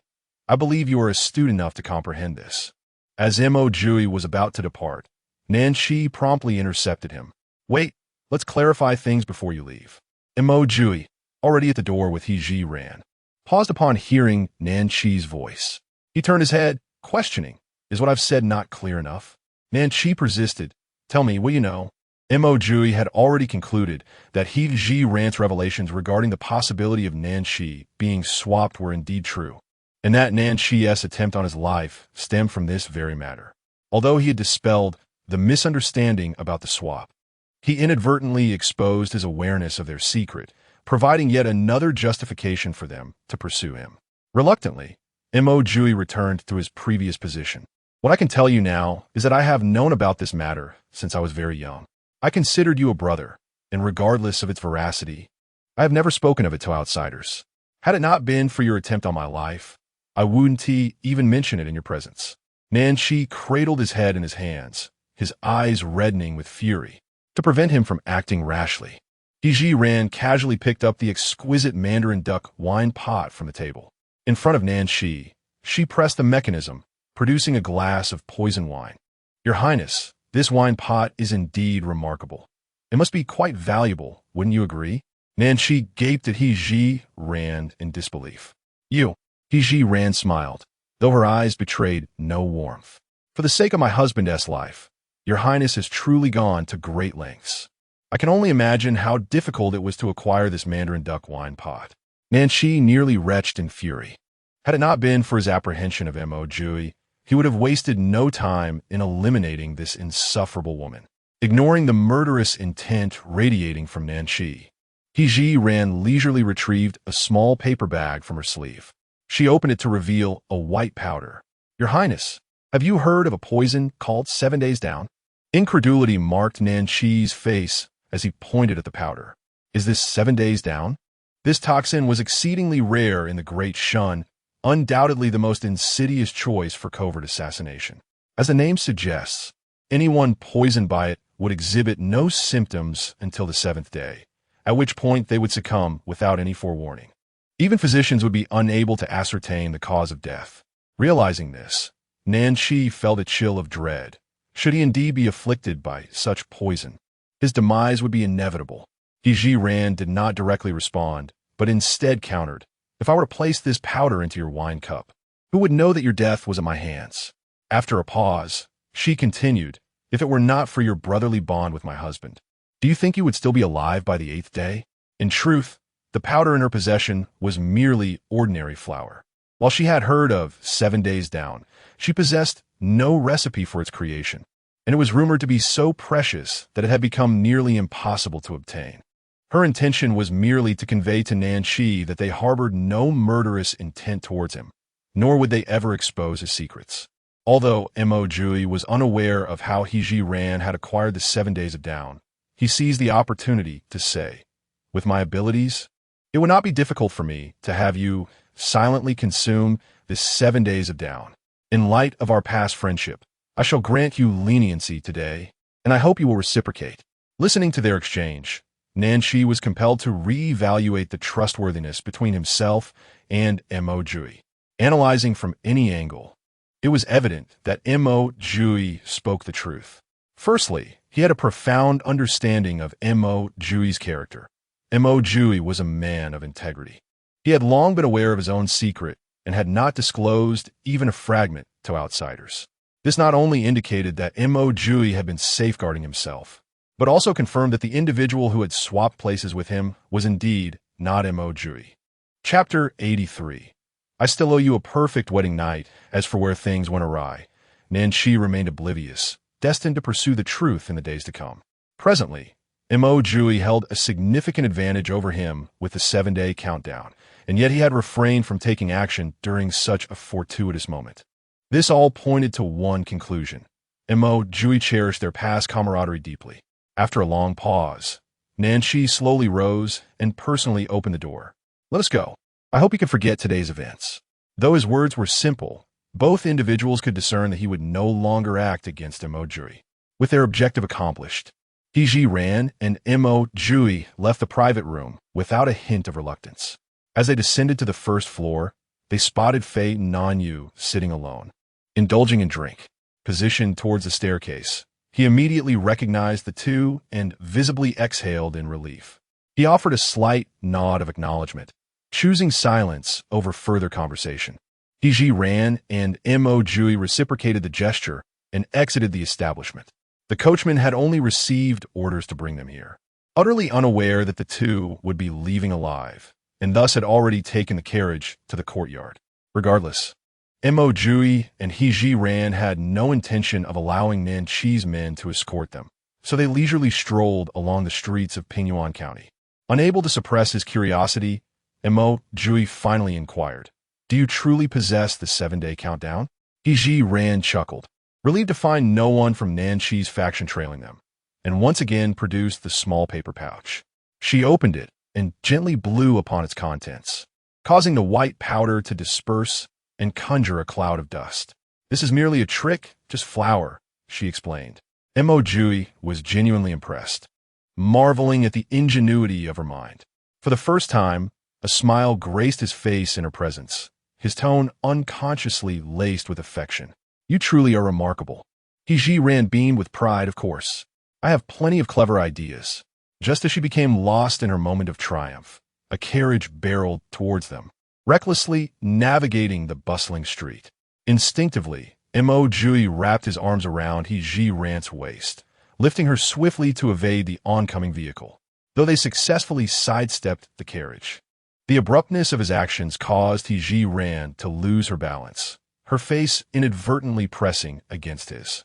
The sudden warmth sent Mo Jiupei's heart racing, and he found himself undeniably fond of the sensation. Even as they regained their footing, he had no intention of releasing her, secretly wishing to remain in that embrace forever. Zhiran, too, felt a thrilling jolt coursing through her body. Raising her gaze, she was met with the striking visage of Mo Jiupei, his features magnified before her. Realizing her cheeks were beginning to flush, she hastily pushed against the man who still held her close. In that instant, Mo Jiupei became aware of the situation and quickly withdrew his arms from her waist. The two individuals averted their gazes, unable to meet each other's eyes. After a prolonged silence, it was who finally broke the stillness. "Let us return." "Oh," quickly fell in a step beside, never having imagined that she would experience shyness. They maintained a silence throughout their journey, and after what felt like an eternity, they finally arrived back at the inn. The family, relieved to see them return unscathed, felt a weight lift from their hearts. To avoid further awkward encounters with, hastily joined her sisters-in-law for conversation. When night fell and they returned to their room, they were inevitably forced to confront each other. The atmosphere was so tranquil that only their heartbeats echoed in the silence. Ultimately, it was who spoke first, breaking the quiet, Perhaps we should rest early? All right. Dove in her bed, pressing tightly against the wall. Did the same, ensuring he remained on the bed's edge. Perhaps due to the alcohol consumed at noon, found himself sleeping deeply that night. Wanting to avoid the effects of insomnia on their journey the next day, took a melatonin tablet before bed. Consequently, they both experienced their first night of such profound slumber together. Despite taking melatonin, S' biological clock was as precise as ever. At the usual hour, she began to awaken. But today felt different. It was as if she were enveloped by a great furnace. With her eyes closed, she discerned that her face was pressed against something firm, and it felt as though a heavy weight rested upon her. Suddenly, she opened her eyes to find herself staring at a man's chest. Her face was indeed nestled there, and the heavy weight was none other than its arm and leg. Looking at her slightly numb arm, she realized it was wrapped around its waist. Oh my heavens, she thought, astonished that she had spent the night in such close embrace with this man. To evade further embarrassment, cautiously withdrew her arm from his waist, inching her body backwards. Little did she know, I'd already awakened. Although he was a grown man, it was his first experience of such intimacy with a woman. While he did not dislike the sensation, he feared its potential disapproval. To avoid confronting the awkwardness that might ensue and to prolong this delightful feeling, chose to feign sleep. However, the more tried to be careful, the tenser she became. As she shifted her position, her knee inadvertently brushed against something it ought not to have. Despite having been single for 24 years, she was well aware of what that entailed. Unable to suppress herself, let out a startled gasp. Simultaneously, could not contain a muffled groan. Thus, the two, each lost in their thoughts, exchanged glances before instinctively shifting their bodies backward in unison. Was fortunate. With the wall at her back, her movements were somewhat unrestricted. However, was less fortunate. With a sudden shift, he tumbled to the ground. Luckily, his martial arts training allowed him to roll and land gracefully on his feet, thus avoiding embarrassment in front of, observing Mo Jiupei standing there with a somewhat foolish expression. Zhiran couldn't help but feel a chuckle rising within her. However, she strove to suppress it, in an effort to alleviate the awkwardness. Words slipped from her lips. There's nothing unusual about a couple sharing an embrace. Do not be so tense. This statement, however, struck a discordant note for the robust Mo Jiupei. Logically, such sentiments should have emanated from him. Yet it was this woman who had spoken first. I am aware that I still owe you a perfect wedding night. Once we settle in the Northwest, I shall certainly make it up to you.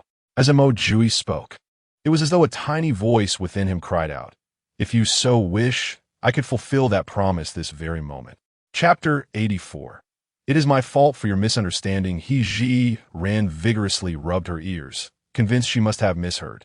Mo Jiupei had always struck her as aloof, profound and taciturn, even prone to shyness. Had she not heard it with her own ears, she would have found it hard to believe that he could utter such words. What did I ever ask you to make up for the wedding night? Was there something I said that led to this misunderstanding? It is my fault. Yet, upon reflection, she recognized that she did not entirely reject physical contact with Mo Jiupei. Could it be that she had begun to harbor feelings for him? This was inconceivable.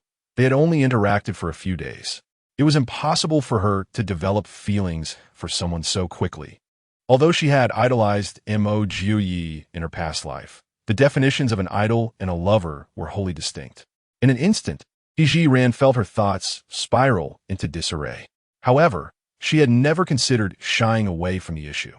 As a woman with a modern soul, she had always been one to love fiercely and hate passionately. Yet, she remained uncertain of her true feelings. Shaking her head vigorously, she endeavored to maintain her clarity. Whatever the future held for her and Mo Jiupei, she would let fate decide. I'll go see when we are departing. To alleviate the awkwardness, Zhiran quickly diverted the conversation. Observing her dash out like the wind, Mo Jiupei felt the tension within him ease somewhat. After a simple breakfast and some preparations, at Peng Wan's command, the group continued their journey. Unexpectedly, upon reaching the city gate, they encountered Fei Nanyu once again. Seeing the exiled contingent, Fei Nanyu approached them, clearly having waited for this moment. He recognized Peng Wan as the individual who had come to his aid alongside Zhiran that day. with a respectful fist salute to Peng Wang. He exchanged pleasantries before proceeding toward the group, evidently aiming for the direction of the Mo family. Mo Jiupei immediately grew vigilant, suspecting that Fei Nanyu might very well be sent by King Qi. Fei Nanyu halted before the two of them. "Madame Mo, I understand that your journey of exile is long and arduous." As he spoke, he retrieved a stack of silver notes from his bosom. "This is a modest token of goodwill, and I hope it may be of assistance to you." Zhiran observed that the silver notes in Fei Nanyu's possession were each valued at 100 taels, totaling around 10 pieces, implying that he was offering her 1,000 taels of silver. For ordinary exiles, such an amount would be considered fortune. Yet, for Zhiran, who managed the entire national treasury, it was hardly significant. The fact that Fei Nanyu could produce such a sum at once suggested it was a reward from Nan Qi. Even if Nan Qi valued Fei Nanyu, he would not bestow such a large sum so soon after their acquaintance. It was likely that Fei Nanyu was offering her everything he had. Zhiran felt a surge of gratitude. This gesture revealed that he was indeed a man of appreciation. However, she could not accept Fei Nanyu's silver notes. Fei Nanyu presented her with a substantial sum of silver, ostensibly to express gratitude for the kindness she had shown him on that fateful day. Were he an ordinary man, it would be a different matter. However, Fei Nanyu is destined to be an emperor. Zhiran would not be so foolish as to think that a mere 1,000 taels of silver could erase her debt of gratitude towards him. Though uncertain whether their paths would cross again in the future, she was willing to take a gamble on Fei Nanyu's humanity. After all, the fate of Mo Jiupei had already been altered in this life. Being vindicated posthumously bore a vastly different significance than being acquitted while alive. The only individual who could provide hope for Mo Jiupei's exoneration in life was none other than Fei Nanyu. Zhiran refrained from accepting the silver, firmly stating, "Mr. Fei, I cannot accept this money. Please take it back." Yet, Fei Nanyu persisted. "Madame Mo, you may not be aware, but had it not been for your assistance that day, I would have lacked even the means to purchase a coffin for my father. Such a profound kindness I shall never forget. I merely hope you will accept this token of gratitude to put my heart at ease." "To ease your heart? How could that be possible? I want you to remember this kindness for a lifetime." Zhiran mused internally, resolutely pushing the banknotes back towards him. Observing the exchange, Mo Jiupei interjected, "Sir, my wife is known for her unwavering resolve. If she insists on not accepting, she will not relent. Please do not put her in a difficult position." As the couple prepared to return the silver, onlookers felt a pang of regret. With 1,000 taels in hand during their exile, they would have no cause for concern, likely not exhausting the funds, even until they reached the northwest. It was hard to fathom why they would refuse such a fortune. The elder sisters watched anxiously, but they understood that Zhiran had her own calculations, and her refusal was surely for a reason. Thus, they remained silent, helplessly watching the banknotes being returned. Fei Nanyu recognized that he would not be able to bestow the silver today. With a resigned smile, he tucked the notes back into his pocket. "In that case, I shall not impose upon you further." He leaned in closer to Mo Jiupei, whispering softly, "Should I gain the means, I will certainly aid in clearing your name." Though his words were spoken quietly, Zhiran caught the essence of his promise, which held far greater value than 1,000 taels of silver. Mo Jiupei nodded solemnly in acknowledgement, replying softly, "Thank you, Mr. Fei." With a gentle pat on Mo Jiupei's shoulder, Fei Nanyu strode away. The group continued onward, having traveled for 3 days. On the afternoon of the 4th day, the weather turned oppressively hot. The heavens, too, showed their fickle nature. The once clear skies became laden with dark clouds following a gust of wind. At the rear of the procession, Lao Zhouba hurried to catch up with the leading figure. "Peng Wang, boss, it looks like rain is coming." Peng Wang glanced up at the ominous sky filled with clouds. "The impending rain threatens to be quite substantial. If we proceed 10 more miles ahead, we shall encounter a village. Let us hasten our pace and seek refuge from the rain at a local's home." "Very well," Zhou Laoba responded, calling out to the crowd. "Move quickly. Anyone who dares to lag behind should beware of the whip." The others, anxious not to be drenched, obediently quickened their steps, following Zhou Laoba's command. Alas, it seems the heavens do not favor them. Barely had they ventured forth when large drops of rain began to fall. To make matters worse, the surrounding area was desolate, leaving them with no shelter from the downpour. Reluctantly, Peng Wang ordered them to press on. The rain intensified, falling in torrents. Fortunately for the officials, each had brought a bamboo hat when they set out from the capital, but the exiles were far less fortunate, lacking any means of protection against the rain. Chapter 85: Encountering a Flood. The best course of action is to ascend the straw hats atop the heads of the Mo family members were soon rendered ineffective, serving only to shield their faces from the relentless downpour. Zhiran, quick on her feet, urged everyone to expand the tent as a temporary means of protection against the rain. The dirt path beneath their feet became increasingly treacherous. Zhiran and Mo Jiupei hastened towards the elderly matriarch of the Mo family, concerned for her safety as she struggled to maintain her balance. Indeed, the matriarch found movement arduous, requiring the support of her son and daughter-in-law to feel secure. The sisters-in-law, along with Mo Hanyu, similarly assisted one another, all the while striving to quicken their pace. Members of other families observed the Mo family's example, closely following in their footsteps. At that moment, the most challenged were the He family members. They not only suffered from inadequate food and rest, but also possessed no means of shelter from the rain, all the while struggling to push a heavy wooden cart forward. Their predicament echoed the old adage, when it rains, it pours. To compound their woes, the wooden cart became ensnared in the mud at the worst possible moment. Aside from He Yuan, the sole adult male, the rest of the He family consisted of the elderly, the weak, and children. Despite several attempts to assist, they were unable to extricate the cart. The officials, impatient to proceed, saw the He family lagging behind and, without hesitation, lashed them with whips, eliciting cries of distress. Considering that the cart contained the Mo family's provisions and daily necessities, Mo Jiupei entrusted the matriarch's care to He Zhiran and strode purposefully towards the cart. Upon his arrival, the He family ceased their cries. Without a glance in their direction, Mo Jiupei gripped the cart's handle tightly and, with a determined effort, pulled it free from the mire. As he advanced with the cart, He Yuan wiped the rain from his face and promptly joined him, instinctively pushing alongside. Thanks to Mo Jiupei's assistance, the He family managed to keep pace. He Yuan watched the proud figure ahead, expressing his gratitude. However, Mo Jiupei's choice to assist was not born out of a desire to aid the He family.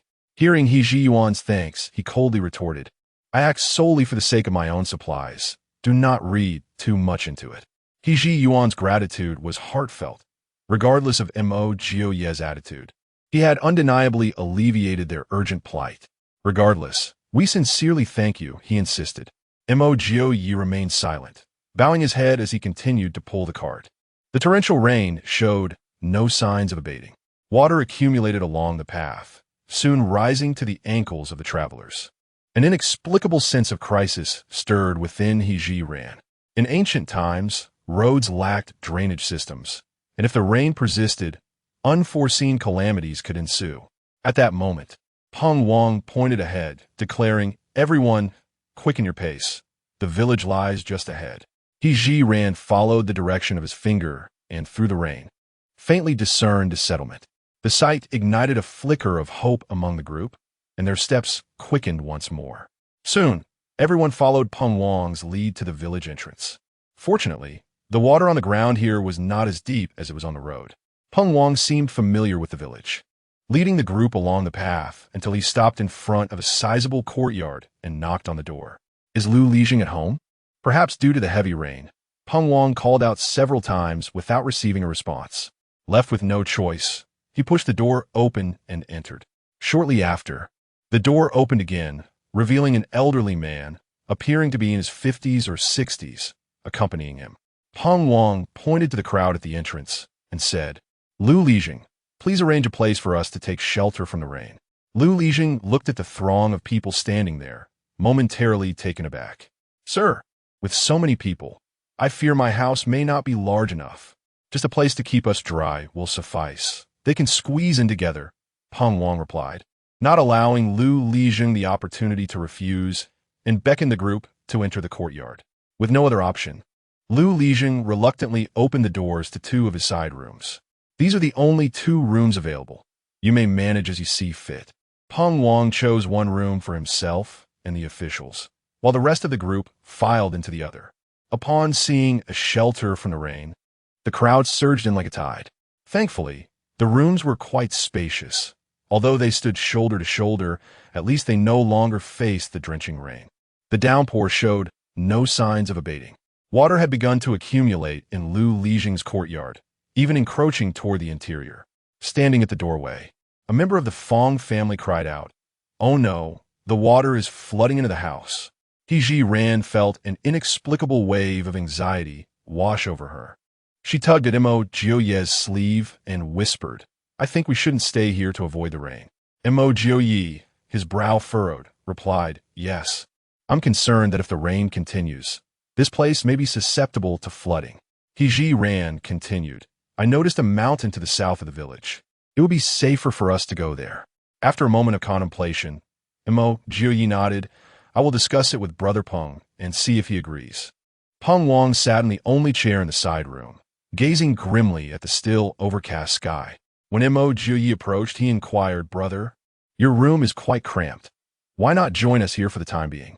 However, Mo Jiupei had no intention of lingering in such conditions and got straight to the point. "Brother Peng, if this rain does not cease, it won't be long before the entire village is submerged." Upon hearing Mo Jiupei's words, Peng Wang instinctively glanced at the accumulating water in the courtyard. Indeed, the water was much deeper than when they first arrived. Mo Jiupei's concerns were not mere alarmism. "What do you suggest we do?"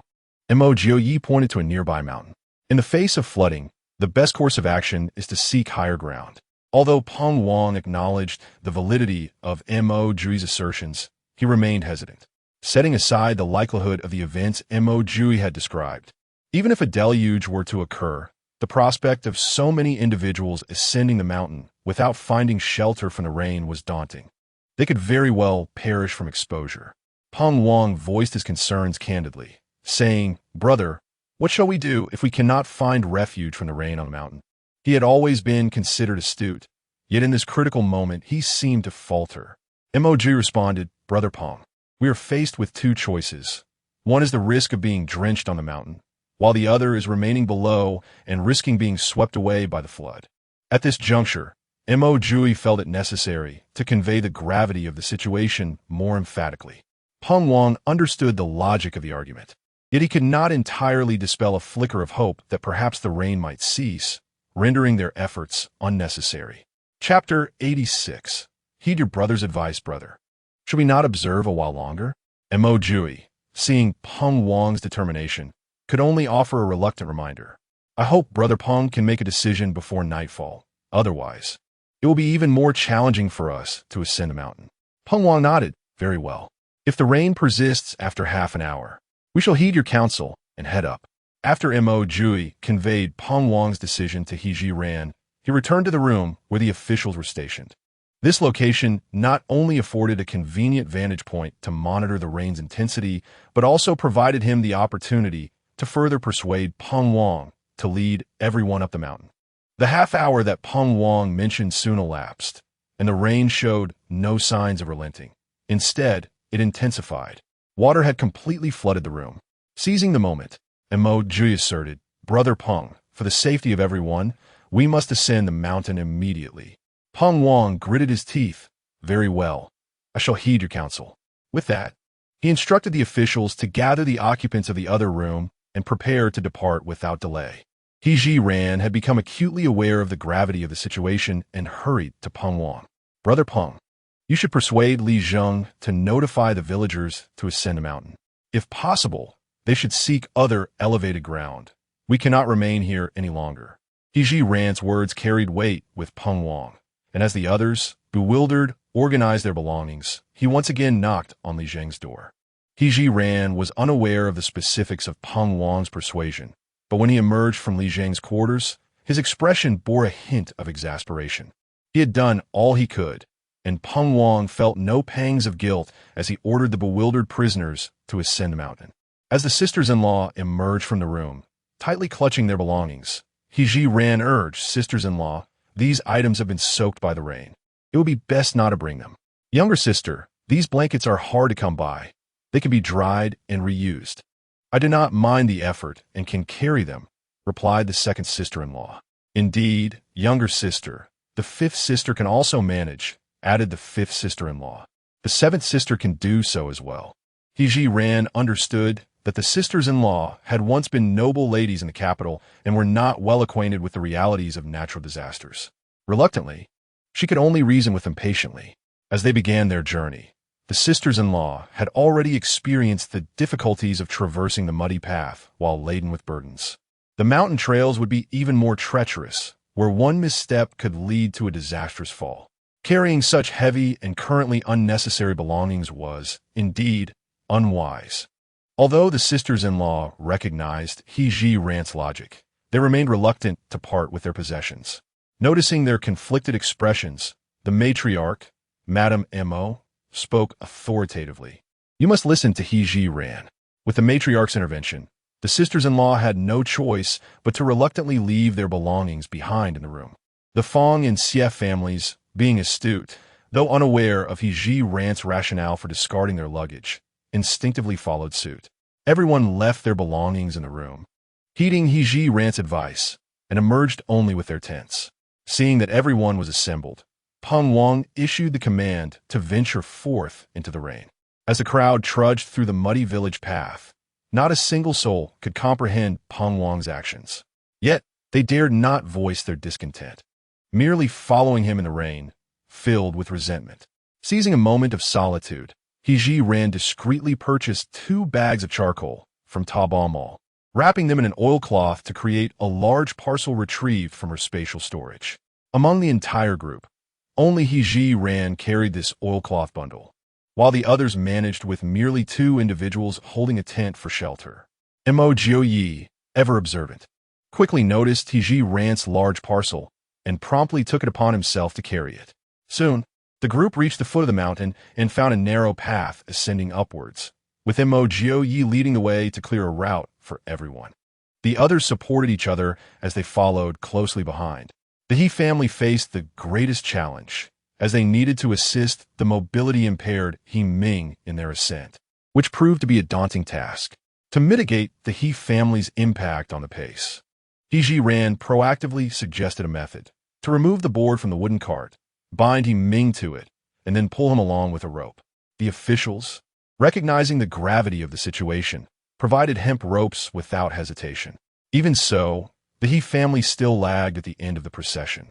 Fortunately, as they reached the halfway point up the mountain, they discovered a hollow not far ahead. From Zhiran's understanding of danger, that location appeared most suitable for temporary refuge. Although it offered no real shelter from wind and rain, it was devoid of trees, thus minimizing the risk during thunderstorms. Moreover, she was mindful of the potential for landslides in such weather, making this hollow the optimal place to seek refuge from flooding. Consequently, she suggested to Peng Wang that they take shelter there. Initially reluctant, Peng Wang had intended to search for a cave, which would at least provide some cover from the rain. Zhiran felt compelled to explain her reasoning to him. Although Peng Wang found her concerns somewhat alarmist, he ultimately conceded, recalling her capabilities. To their astonishment, upon reaching the hollow, they discovered 3 caves of varying sizes. Peng Wang, delighted, inspected them and allocated the caves based on the number of people. He displayed a slight bias towards the Mo family, assigning them the smallest cave for themselves. Despite its size, the Mo family was content, grateful to be together.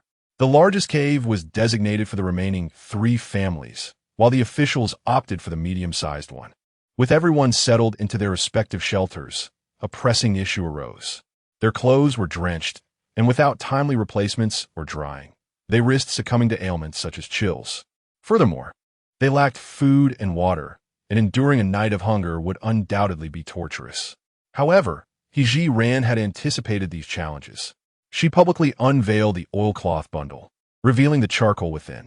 The women of the Mo family gasped in astonishment at the sight of the charcoal. "Sister Gio, what is this?" they exclaimed. Zhiran had already prepared her response. "I observed that there was charcoal at the home of the village headman. Considering that we might need it in the mountains, I decided to leave behind a couple of silver coins and take the charcoal with us.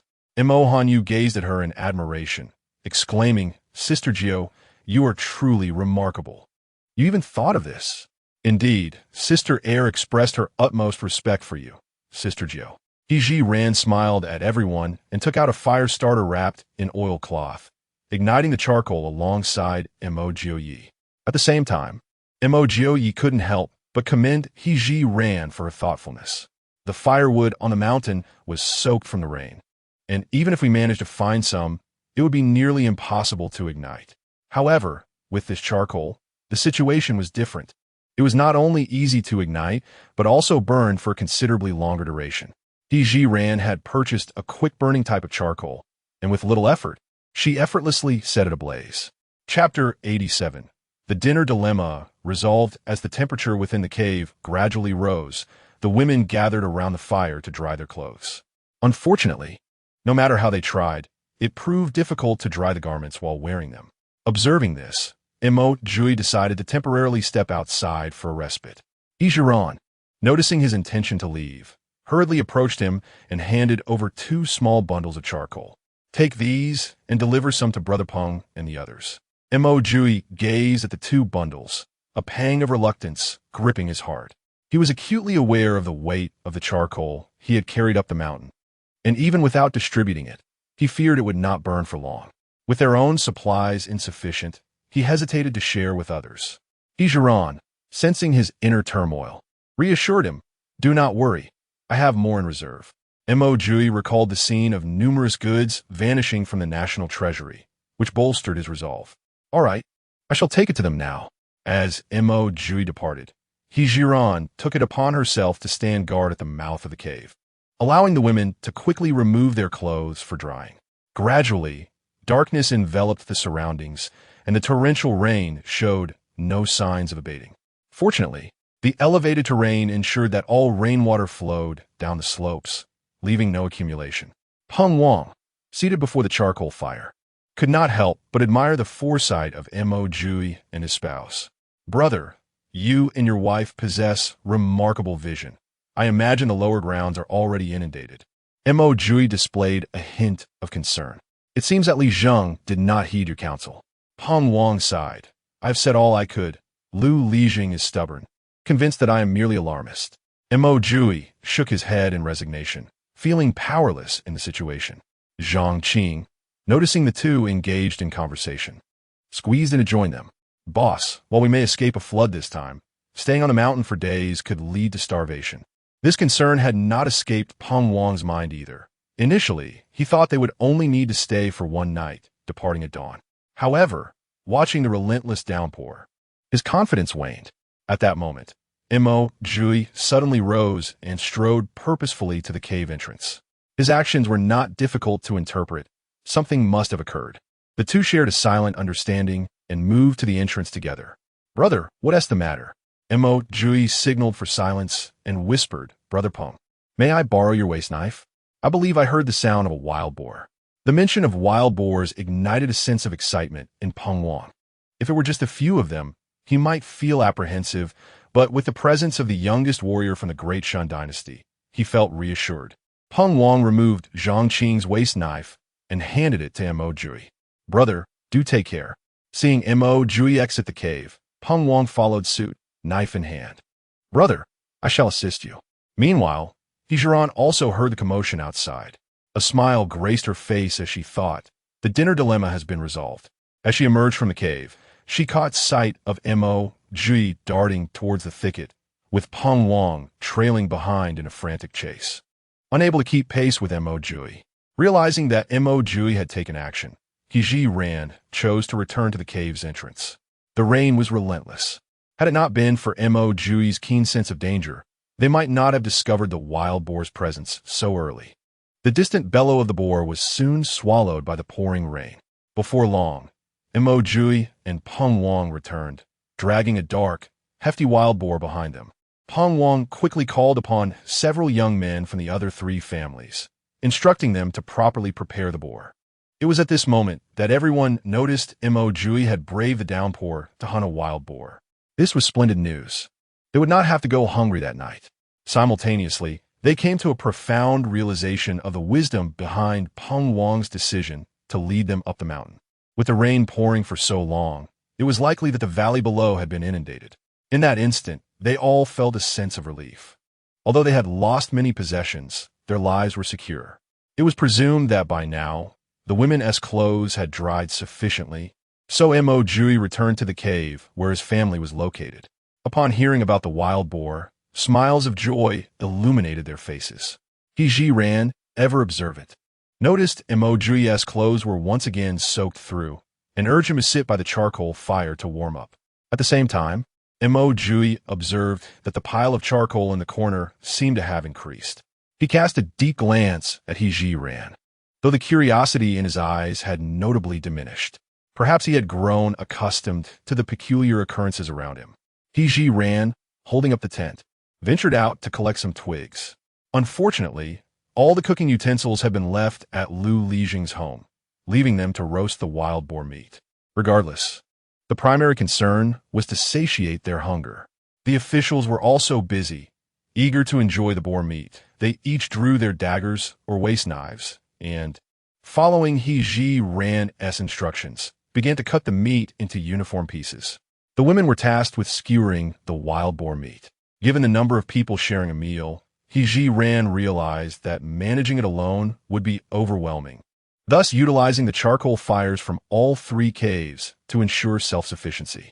The officials and the other three families had no seasonings, leaving them to consume the bland wild boar meat, while the Mo family was quite different. Zhiran had an assortment of supplies in her pocket, including salt and even a small bottle of vegetable oil. Moreover, she discreetly sprinkled some mild seasonings while roasting the meat. It must be said that the Mo family's dinner was simply exquisite. The He family, benefiting from the downpour, experienced this evening a treatment akin to the others for the first time. The officials did not provide them with black-faced buns to eat, for it would be unkind to let them go hungry. Furthermore, a single wild boar offered ample meat for such a large gathering. Consequently, Peng Wang turned a blind eye, allowing them to partake in the wild boar feast.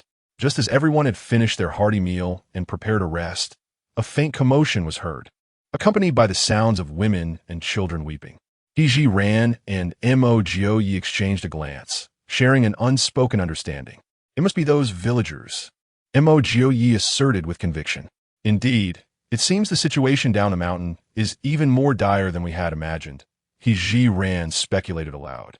The sounds of weeping and hurried footsteps grew increasingly closer. Seizing the moment while others were distracted, Zhiran discreetly procured an antique-style wooden torch from Taobao, igniting it before handing it to Mo Jiupei. Mo Jiupei raised the torch at the cave's entrance, and by its flickering light, they discerned a throng of people approaching from the mountain path. Noticing that Mo Jiupei had also heard the commotion outside, Peng Wang hurried over, urgency in his stride. Brother, it appears that the village has likely been submerged by the flood. Fortunately, they managed to ascend the mountain. The casualties should be minimal. Mo Jiupei replied in a low voice. Chapter 88. We advance and retreat together. As the two conversed, the sounds of footsteps and weeping drew ever closer. The villagers, having spotted the flickering flames in the hollow of the mountain, began to make their way toward their direction. Before long, a group of silhouettes emerged from the obscured view of the night and torrential rain, and leading them was none other than Lu Lijing. Peng Wang called out, Lu Lijing. What is the situation down the mountain? Upon hearing the familiar voice, Lu Lijing quickened his pace, and before he could steady himself, he spoke with a quivering voice. It is all my fault for not heeding your advice. The village has been completely engulfed by the flood, and less than 30% of the people have managed to escape. At this juncture, Lu Lijing was overwhelmed with emotion, and he began to sob uncontrollably, his demeanor truly heart-wrenching. The villagers behind him echoed his distress, and their cries grew louder. Approximately 40 to 50 villagers had gathered at the entrance of the cave, the majority of whom were young, while the elderly, weak, and women comprised a mere handful. It was evident that those who had failed to ascend the mountain must have met with tragedy. The thought of so many lives lost to the flood stirred a deep sorrow within Peng Wang and Mo Jiupei. Indeed, it rang true that water and fire are merciless. However, this was not the time for lamentation. Peng Wang cast a sweeping glance around and made an immediate decision. All the women would take refuge in the Mo family's cave, while he, along with the officials and male prisoners, would occupy the largest cave. They could not simply watch the villagers remain without shelter. Once arrangements were made, Mo Jiupei and Zhiran provided the villagers with some charcoal to dry their clothes. As for food, they had yet to devise a solution.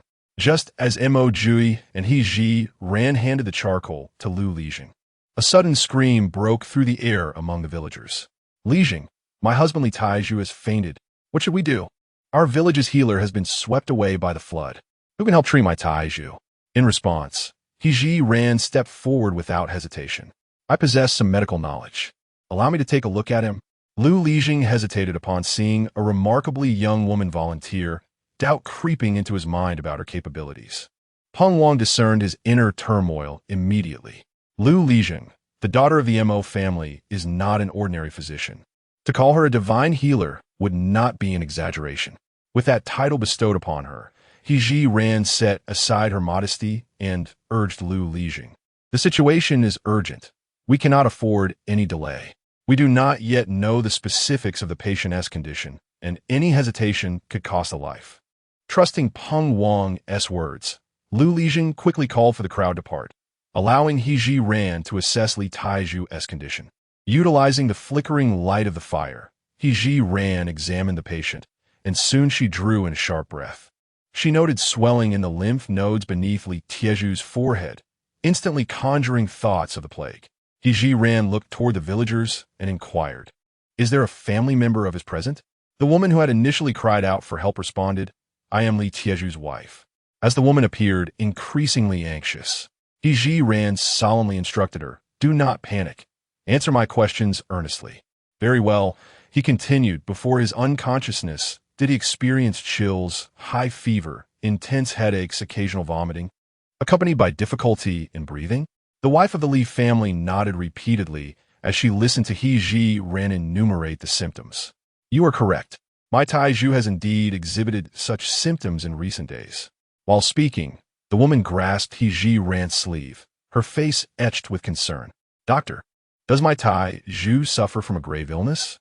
Based on Li Taiju's symptoms, they closely resembled those of the plague.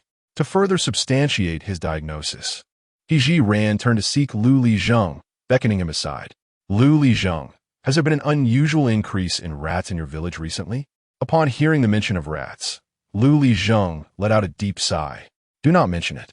In past years, while there were some rats in the village, their numbers were not significant. Recently, however, I cannot fathom the reason, but the population has surged considerably, and they have grown larger. Just yesterday, I discovered several dead rats in my granary." After listening to Lu Lijing's account, Zhiran's expression grew even more grave. "Lu Lijing, it appears that Li Taiju has contracted the plague." "The plague?" Lu Lijing was instantly taken aback. He was no stranger to the term. Over 20 years ago, he had heard of such a disease occurring in a county hundreds of miles away. Initially, the court dispatched numerous imperial physicians to treat the afflicted, but ultimately, even they fell victim to the infection. To prevent further contagion, the court had no choice but to seal off that county. The unfortunate citizens there either succumbed to the illness or perished in confinement, with none surviving. Contemplating this, Lu Lijing felt his legs weaken. "Doctor, no, divine physician, I implore you to save us." In his desperation, he knelt before Zhiran, repeatedly bowing his head. Mo Jiupei, standing at the cave's entrance, sensed something amiss and hurried over. At that moment, Zhiran was helping Lu Lijing to his feet. Mo Jiupei inquired in a low voice, "What has transpired?" To avoid inciting panic among the villagers, Zhiran silently mouthed 2 words to Mo Jiupei, "Plague." Hearing these words, even the seasoned Mo Jiupei, familiar with life and death, was taken aback. "How could this be?" he murmured, drawing closer to Zhiran. She quickly motioned for him to stay back. Mo Jiupei understood her intention. She was merely concerned about him being too close to the villagers and risking infection. As a stalwart man, how could he allow Zhiran, a woman, to face such peril alone? Even though he was aware of the inevitable fate of infection awaiting him, he stood resolute. In truth, Zhiran held no fear of the plague. In her previous life, she had developed a special herbal remedy to combat it, and as long as the infected individual's condition had not progressed to severe organ damage, she could cure them effectively. Unfortunately, before she could share this delightful news, she unexpectedly traversed to another realm. To her astonishment, shortly after her arrival, the special remedy for the plague became urgently needed. Although her space lacked the necessary medicinal ingredients to treat the plague, she had no cause for concern, as the Taobao Mall offered an abundance of items for purchase. The only dilemma lay in how to unveil these materials within the confines of the cave. Meanwhile, Mo Jiupei had approached her side, quietly taking her small hand in his. His gaze was imbued with sincerity. "We shall advance and retreat together." Seeing that her words could not dissuade Mo Jiupei from joining her, Zhiran graciously accepted his companionship. Unconsciously, she reciprocated by gently squeezing his hand, conveying her reassurance. Chapter 89. Shall we run away now? Lu Lijing implored once more. "Great physician, I beseech you." As he spoke, he turned to gaze at the villagers, still oblivious to the unfolding calamity. Zhiran reiterated her warning. "I advise you to keep the plague a secret for now. Inciting panic would only exacerbate the situation. Furthermore, all of you are potentially infected. To prevent further harm, no one is to leave the cave without my consent. If you can adhere to my words, I will seek a way to provide treatment." Upon hearing Zhiran's promise of assistance, Li Jing felt a glimmer of hope. He nodded fervently, assuring her, "Rest assured, great physician, I will not disclose this matter." With Lu Lijing's pledge, Zhiran discreetly retrieved a set of silver needles from her sleeve. Unable to concoct a remedy for the plague at that moment, she resorted to acupuncture to temporarily stabilize Li Tieju's condition. Skillfully, she inserted the needles into several acupoints on Li Tieju's body. Mo Jiupei silently stood by her side. After approximately a quarter of an hour, Li Tieju's breathing became significantly smoother, though he remained unconscious. Zhiran withdrew the needles and informed Li's wife that he should awaken within half an hour. Grateful beyond measure, she believed Li Tieju was now out of danger. "Thank you, doctor, for saving his life." Zhiran contemplated revealing that Li Tieju's condition was merely alleviated, not entirely free from peril. However, seeing the relief wash over Li's wife, she refrained from speaking. Moreover, Zhiran deemed it unnecessary to isolate everyone at that juncture. All present had already been in contact, and to put it bluntly, if those individuals did not take preventive medication promptly, they were all susceptible to the plague. Zhiran rose, solemnly pulling Mo Jiupei to the cave's entrance. "I require your assistance." Understanding the urgency of the situation, Mo Jiupei was prepared to cooperate fully. "What do you need me to do?" Zhiran articulated her thoughts in hushed tones, ensuring only they could hear. Without hesitation, Mo Jiupei nodded. "Very well, I will speak with Brother Peng right away." Upon returning to the cave of the official, Peng Wang eagerly inquired as Mo Jiupei approached, "Brother, how is it over there?" Not wishing to alarm too many about the plague, Mo Jiupei led Peng Wang to a secluded spot. "Brother Peng, my wife has diagnosed that individual with the plague." At the mention of the word plague, a shiver ran down Peng Wang's spine, and he realized the potential danger they all faced. His usual composure evaporated, replaced by an intense focus on Mo Jiupei, as if he had made a momentous decision. "Brother, shall we flee at once?"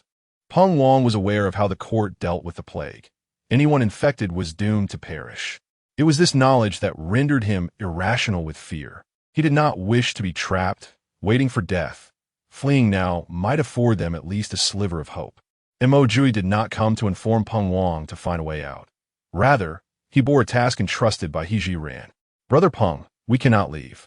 Peng Wang, perplexed, retorted, "If we do not leave, do you intend to remain here and await death?"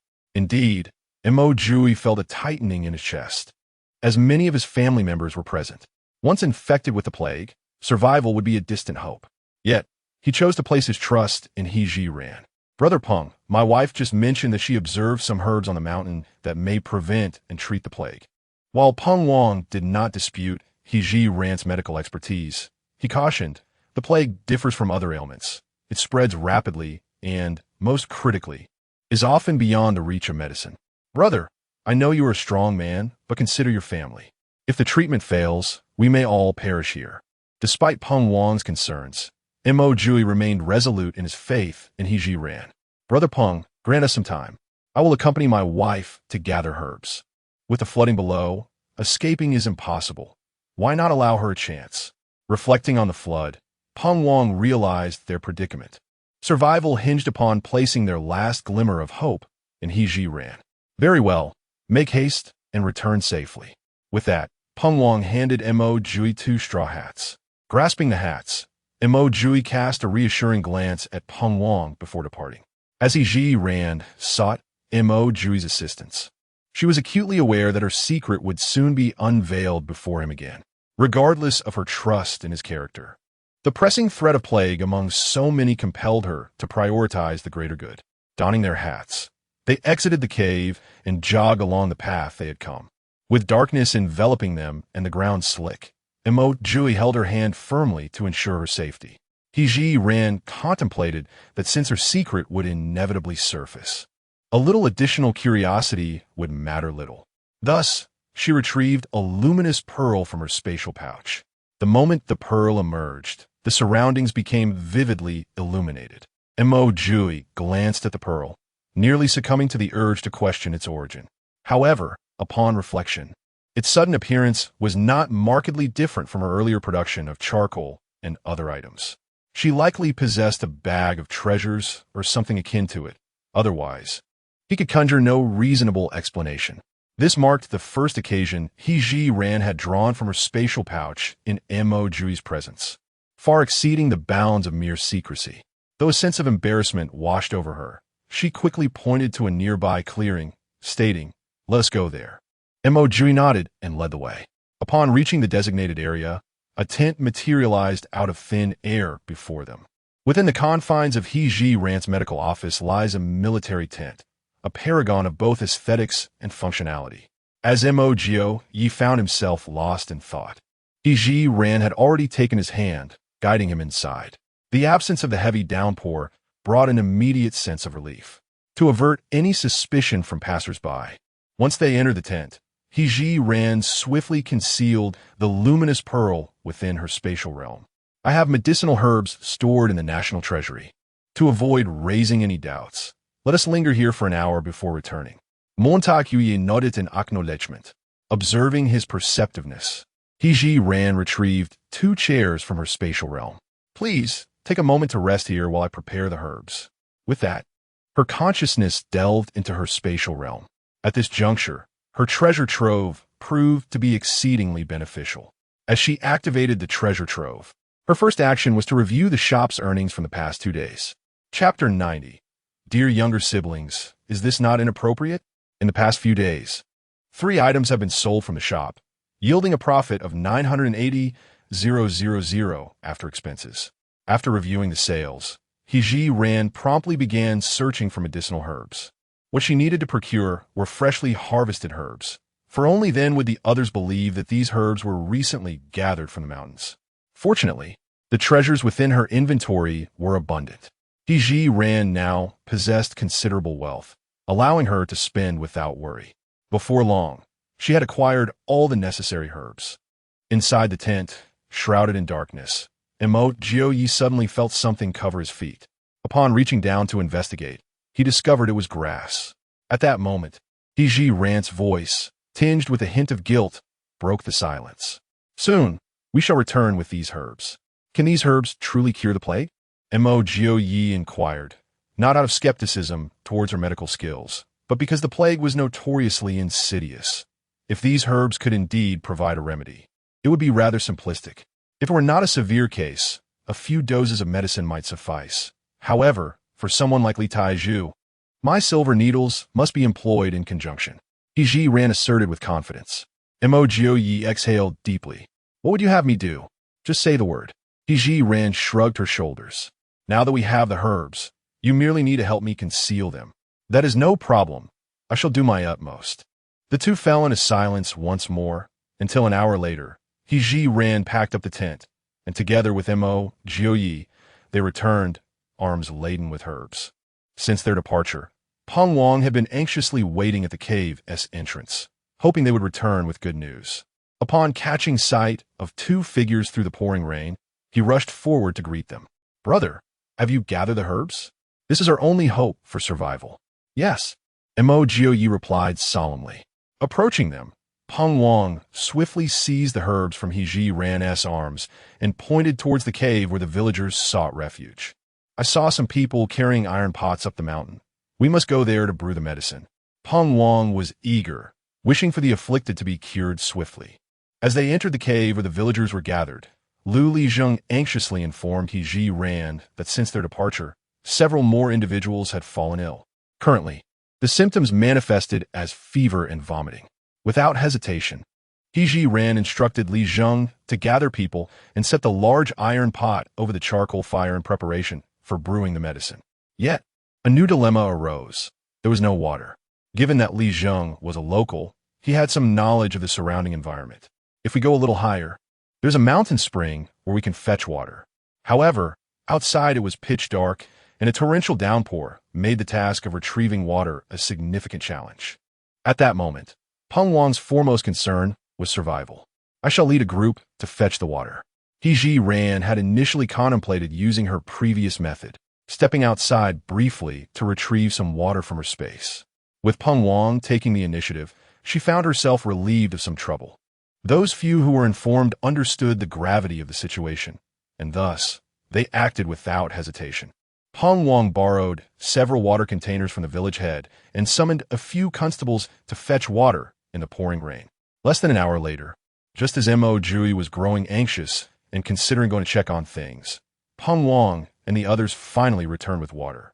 Lu Lijeng arranged for the medicine to be brewed, while Zhiran also took the time to check on and inquire about the villagers' current conditions. Once the first pot of medicine was ready, Zhiran instructed the villagers to take their share first, leaving the remainder for the constables. The second pot was reserved for the exiled individuals. The prevailing situation dictated that the sick should be treated, while the healthy should be safeguarded. After everyone had consumed the medicine, dawn had already broken. Fortunately, the heavy rain had ceased by that time. Peng Wang promptly dispatched someone down the mountain to assess the situation. The news brought back by the constables was even graver than anticipated.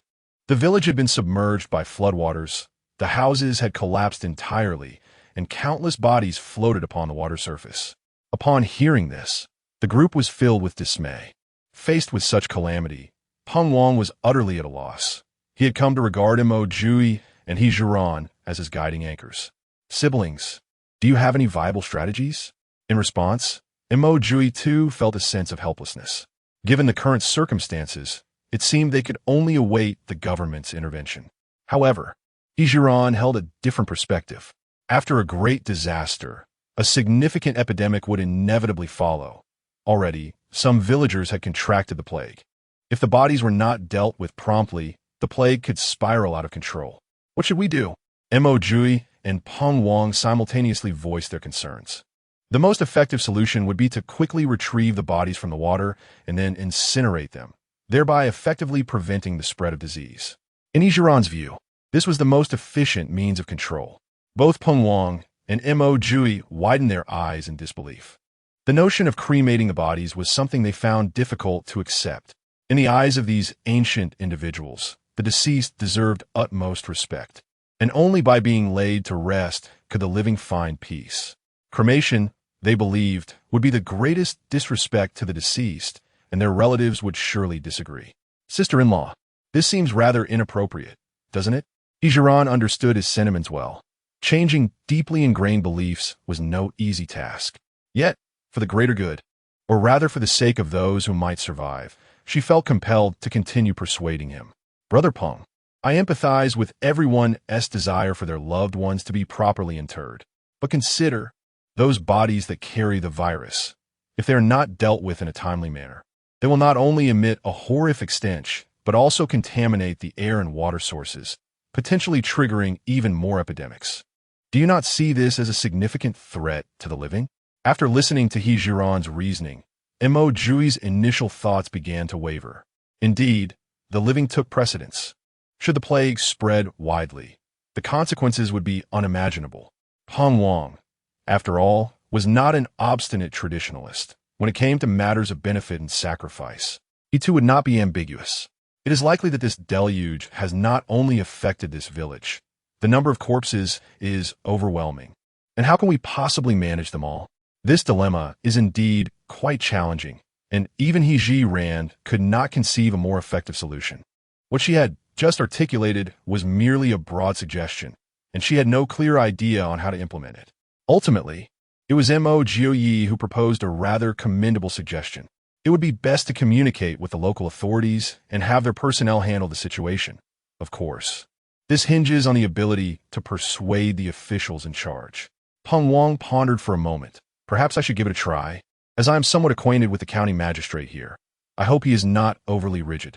At this juncture, Zhiran felt she had exhausted all her options. As it stands, it seems that only Peng Wang's intervention to persuade the magistrate remains a viable course of action, and whether the outcome is satisfactory can only be left to fate. Chapter 91. Everyone stands still despite having devised a reasonable plan. The flood at the base of the mountain had yet to recede, leaving Peng Wang unable to descend in search of the county magistrate. Faced with such circumstances, the only course of action was to patiently await the water's retreat, hoping for its swift departure. The quantity of herbs purchased by Zhiran the previous night was ample, and with matters here settled, she intended to instruct the villagers to continue brewing the medicine. It was uncertain whether Lu Lijing had inadvertently let slip information, but the villagers were already aware of their plight concerning the plague. At this moment, their emotions ran high. They were reluctant to remain in the cave and were consumed with the desire to flee. Although Lu Lijing's mind remained relatively clear, he heeded Zhiran's counsel and forbade the villagers from leaving without her consent. However, the villagers, gripped by fear, had lost all rationality. How could one man's resolve possibly restrain their frantic escape? Zhiran and Mo Jiupei arrived at the entrance of the cave, witnessing the scene of villagers pushing past Lu Lijing in a frantic rush. Mo Jiupei bellowed, "Stop right there."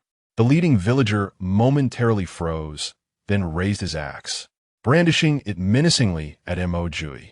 "If you wish to perish, stay here and do not impede our escape."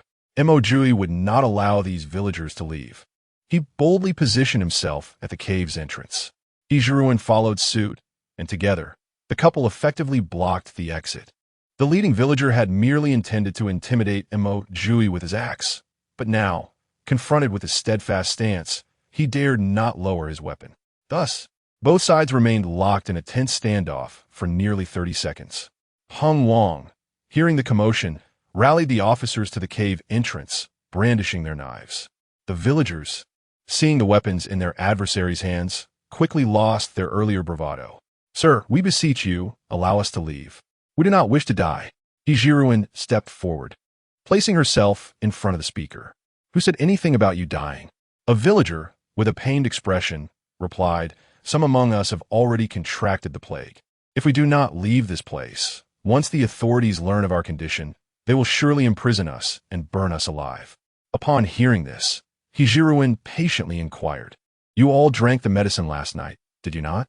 The villagers nodded in confusion. Zhiran pointed to Li Taiju, who was being supported by his wife. "Tell everyone the truth. Do you feel your condition has significantly improved since yesterday?" Li Taiju instinctively touched his jaw, noting the swelling had indeed subsided. Zhiran then turned her attention to several other villagers who had exhibited symptoms.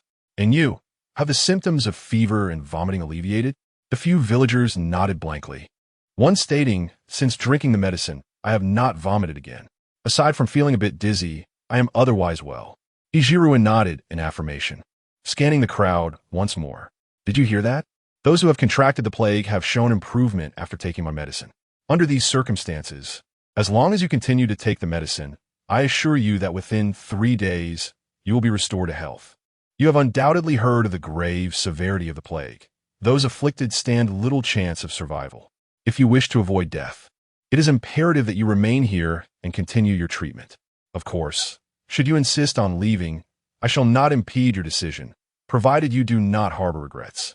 After listening to He Ran's words, the villagers hesitated. Her reasoning was indeed sound. Even if they fled, they would face the absence of medical care and a lack of refuge, leading them to an inevitable demise. Soon, some began to grasp this reality. I shall not depart. If I must perish, let be in my homeland. I too shall stay. I cannot risk spreading the virus to others. Seizing the moment, Lu Lijeng offered further persuasion, and gradually, the villagers regained their composure and returned to the cave. He Ran entrusted the herbs to Li Zheng, instructing him to ensure the preparation of the medicine continued. The commotion had drawn the attention of exiles and officials alike, all initially gripped by the same fear as the villagers. However, under the guidance of Peng Wang and Mo Jiupei, the urgency to escape waned. The Mo family recognized that they had reached a critical juncture where unity was paramount, and support for Mo Jiupei and He Ran was essential. The sisters-in-law gathered closely around He Ran. Sister Jiu, as long as I am with my family, I fear not death. Whatever tasks are required, you need only command. Indeed, Sister Jiu, we Mo family members fear nothing. If there is assistance needed, please do not hesitate to ask. He Ran was once again touched by the support of her family, smiling as she reassured them. Sisters-in-law, on you, there is no need for concern. My medicine not only possesses curative properties for the plague, but also serves as a preventive measure against infection. Having already taken the medicine, the likelihood of infection is minimal. With He Ran's comforting words, a collective sigh of relief washed over them, and they felt immense gratitude that Jiu, before his exile, had brought home such a capable wife. The family's eagerness to help was sincere, yet He Ran currently had no tasks for them. After gently sending them away, she turned to find Mo Jiupei had vanished. Assuming he had stepped out for a moment, she thought little of it. It was not until half an hour later, when the medicine had been prepared and distributed, that Mo Jiupei returned, carrying several wild chickens and rabbits. He Ran suddenly realized he had gone hunting. With skill in hand, he had managed to procure such game in a short time. Unfortunately, with so many seeking refuge, the bounty he brought back was but a drop in the bucket. In times like these, they must adopt a degree of selfishness, prioritizing the nourishment of their own kin before considering others. Mo Jiupei shared this sentiment, thus delivering the gathered game directly to his sisters-in-law, instructing them to roast it for the family. At that moment, Peng Wang and Lu Lijeng approached Mo Jiupei simultaneously. The two individuals presently wore expressions of desperate entreaty. Brother, I know you possess the capability. Could I trouble you once more? His words grew increasingly uncertain, yet he felt compelled to speak. In order to stave off hunger, he had no choice but to seek the assistance of Mo Jiupei. Lu Lijeng gazed at Mo Jiupei with yearning, hoping that he would acquiesce to Peng Wang's request, thereby allowing him to benefit as well. Not to mention a feast. Even a mere bowl of chicken soup would be a welcome reprieve at this juncture. Under normal circumstances, with Mo Jiupei's remarkable skills, foraging for game on the mountain would be effortless. However, the current situation was exceptional. The treacherous, slippery terrain aside, it seemed the heavy rain had hindered his agile movements, resulting in only a few wild chickens and rabbits being found despite his extensive search. Chapter 92. The heart races upon encountering someone affectionate. Although He Ran had not witnessed firsthand the challenges that Mo Jiupei faced in hunting for prey, the current environment allowed her to infer that hunting for game after a heavy rain was no easy feat, as she observed Mo Jiupei's hesitation to decline. She preemptively stated, "My dear husband, the herbs are nearly depleted. Please take me along for the hunt. I can gather some on the way back." Given Mo Jiupei's understanding of her character, it was evident that her intentions extended beyond mere herb gathering. Thus, the words of refusal he nearly uttered were swiftly swallowed back. "Very well, let us proceed now." Seeing Mo Jiupei not refuse, Peng Wang instinctively assumed he had acquiesced to the request. He held complete trust in the couple and was unconcerned about any potential escape. Mo Jiupei led her up the mountain, navigating the slippery path, which posed a formidable challenge for He Ran, who lacked any lightness in her movements. Fortunately, with Mo Jiupei holding her small hand, she managed to avoid slipping. The modern soul of Zhiran was largely indifferent to their hand-holding. However, for Mo Jiupei, it was a different matter. As he walked ahead, waves of warmth occasionally washed over his face, and his heart raced uncontrollably. This was not the first time that physical contact with Zhiran had stirred such sensations within him, compelling him to take notice.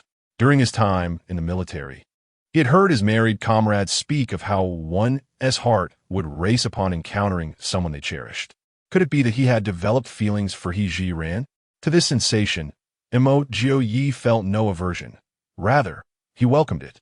Contemplating this, he instinctively tightened his grip on her hand. Zhiran, unable to see his expression, interpreted his actions as a desire to protect her more effectively. With a blend of nervousness and delightful anticipation, Mo Jiupei led Zhiran to a spacious area. He was aware that her intention in accompanying him was not solely to gather herbs. Noticing that she showed no inclination to halt, Mo Jiupei gently inquired, "Where do you intend to go?" "Where to?" Zhiran had no specific destination in mind. Her primary purpose for venturing out with Mo Jiupei was to procure some items from the marketplace. Surveying the surroundings, she found the atmosphere quite pleasant. Were it not for the deluge the previous night or their status as exiles, she would have relished the opportunity to immerse herself in the beauty of nature. However, practicality demanded her attention. Although she had already revealed many truths to Mo Jiupei, conjuring supplies from her spatial storage in broad daylight before him felt akin to performing magic, which she found challenging to accomplish. "Why don't you wander about and scout for prey? I can wait here and call for you when you return," she suggested, fabricating the notion of letting Mo Jiupei hunt as an excuse to divert him, knowing full well they had not encountered any signs of game along their journey. Mo Jiupei was well aware of her intentions. "Very well, I shall venture a bit farther. If you find yourself in danger, do not hesitate to shout. Rest assured, should danger arise, I would certainly call you back to rescue me." As Mo Jiupei ascended, glancing back every few steps, a flicker of hope ignited within him, yearning for Zhiran to beckon him to stay. Yet, Zhiran did not utter a word to retain him. It was only after Mo Jiupei's figure vanished that Zhiran made her way to a dense thicket, scanning her surroundings before her consciousness swiftly entered the spatial realm.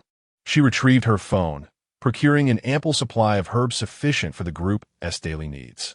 Additionally, to aid Mo Jiupei in his hunting endeavors, she acquired 10 live carnivorous rabbits. Wild chickens had become a protected species in later times, and none were available in the marketplace. However, wild chicken eggs were indeed for sale. Although the price of wild chicken eggs surpassed that of ordinary ones, they were, at least, accessible. Once prepared, Zhiran called out towards the direction Mo Jiupei had departed. "Mo Jiupei, I am ready." After calling out twice without any reply, anxiety gripped her heart, prompting her to ascend the slope in search of him.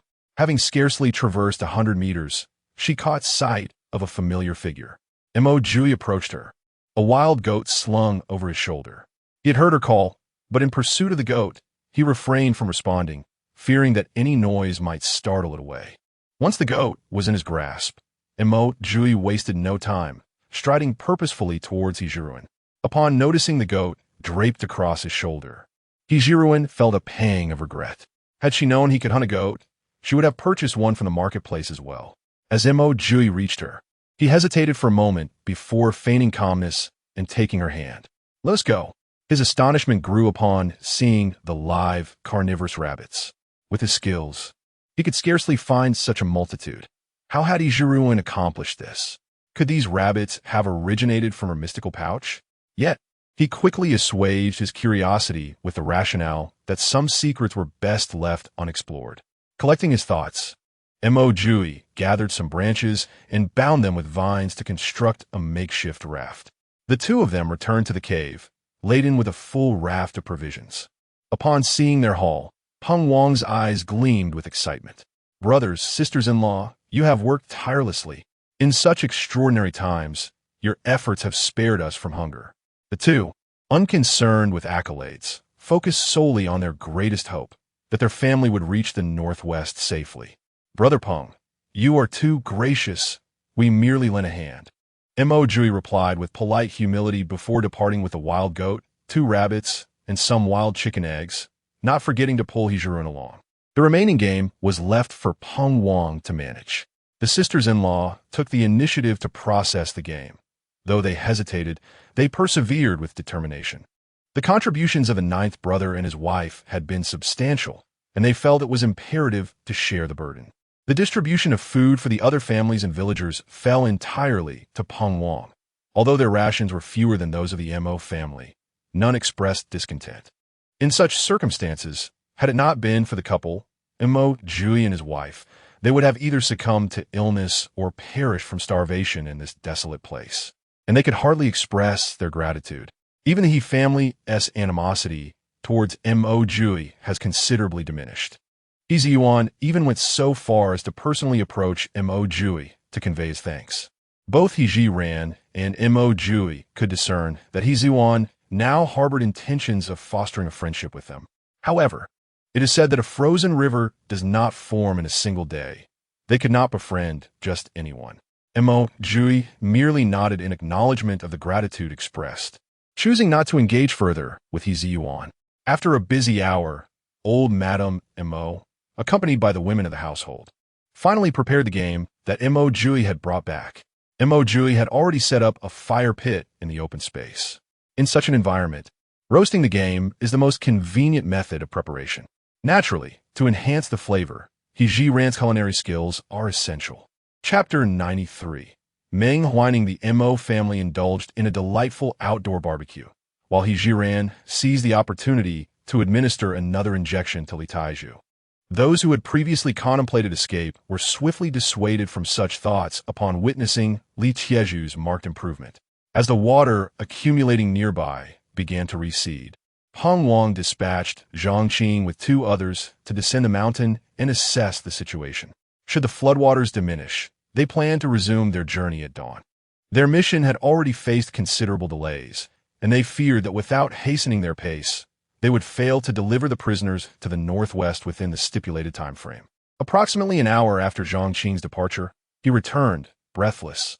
"Chief, the water at the foot of the mountain has receded significantly. I tested the depth, and in the deepest parts, it barely reaches the knees. Furthermore, the magistrate from Dongfeng County has personally come to oversee disaster relief, and they have already retrieved some of the bodies from the water." Upon hearing that the magistrate had taken it upon himself to provide aid, Peng Wang recalled Zhiran's suggestion regarding the deceased. If these bodies were not promptly cremated, there was a grave risk of an outbreak of plague. With this in mind, Peng Wang felt it imperative to speak directly with the magistrate about the matter.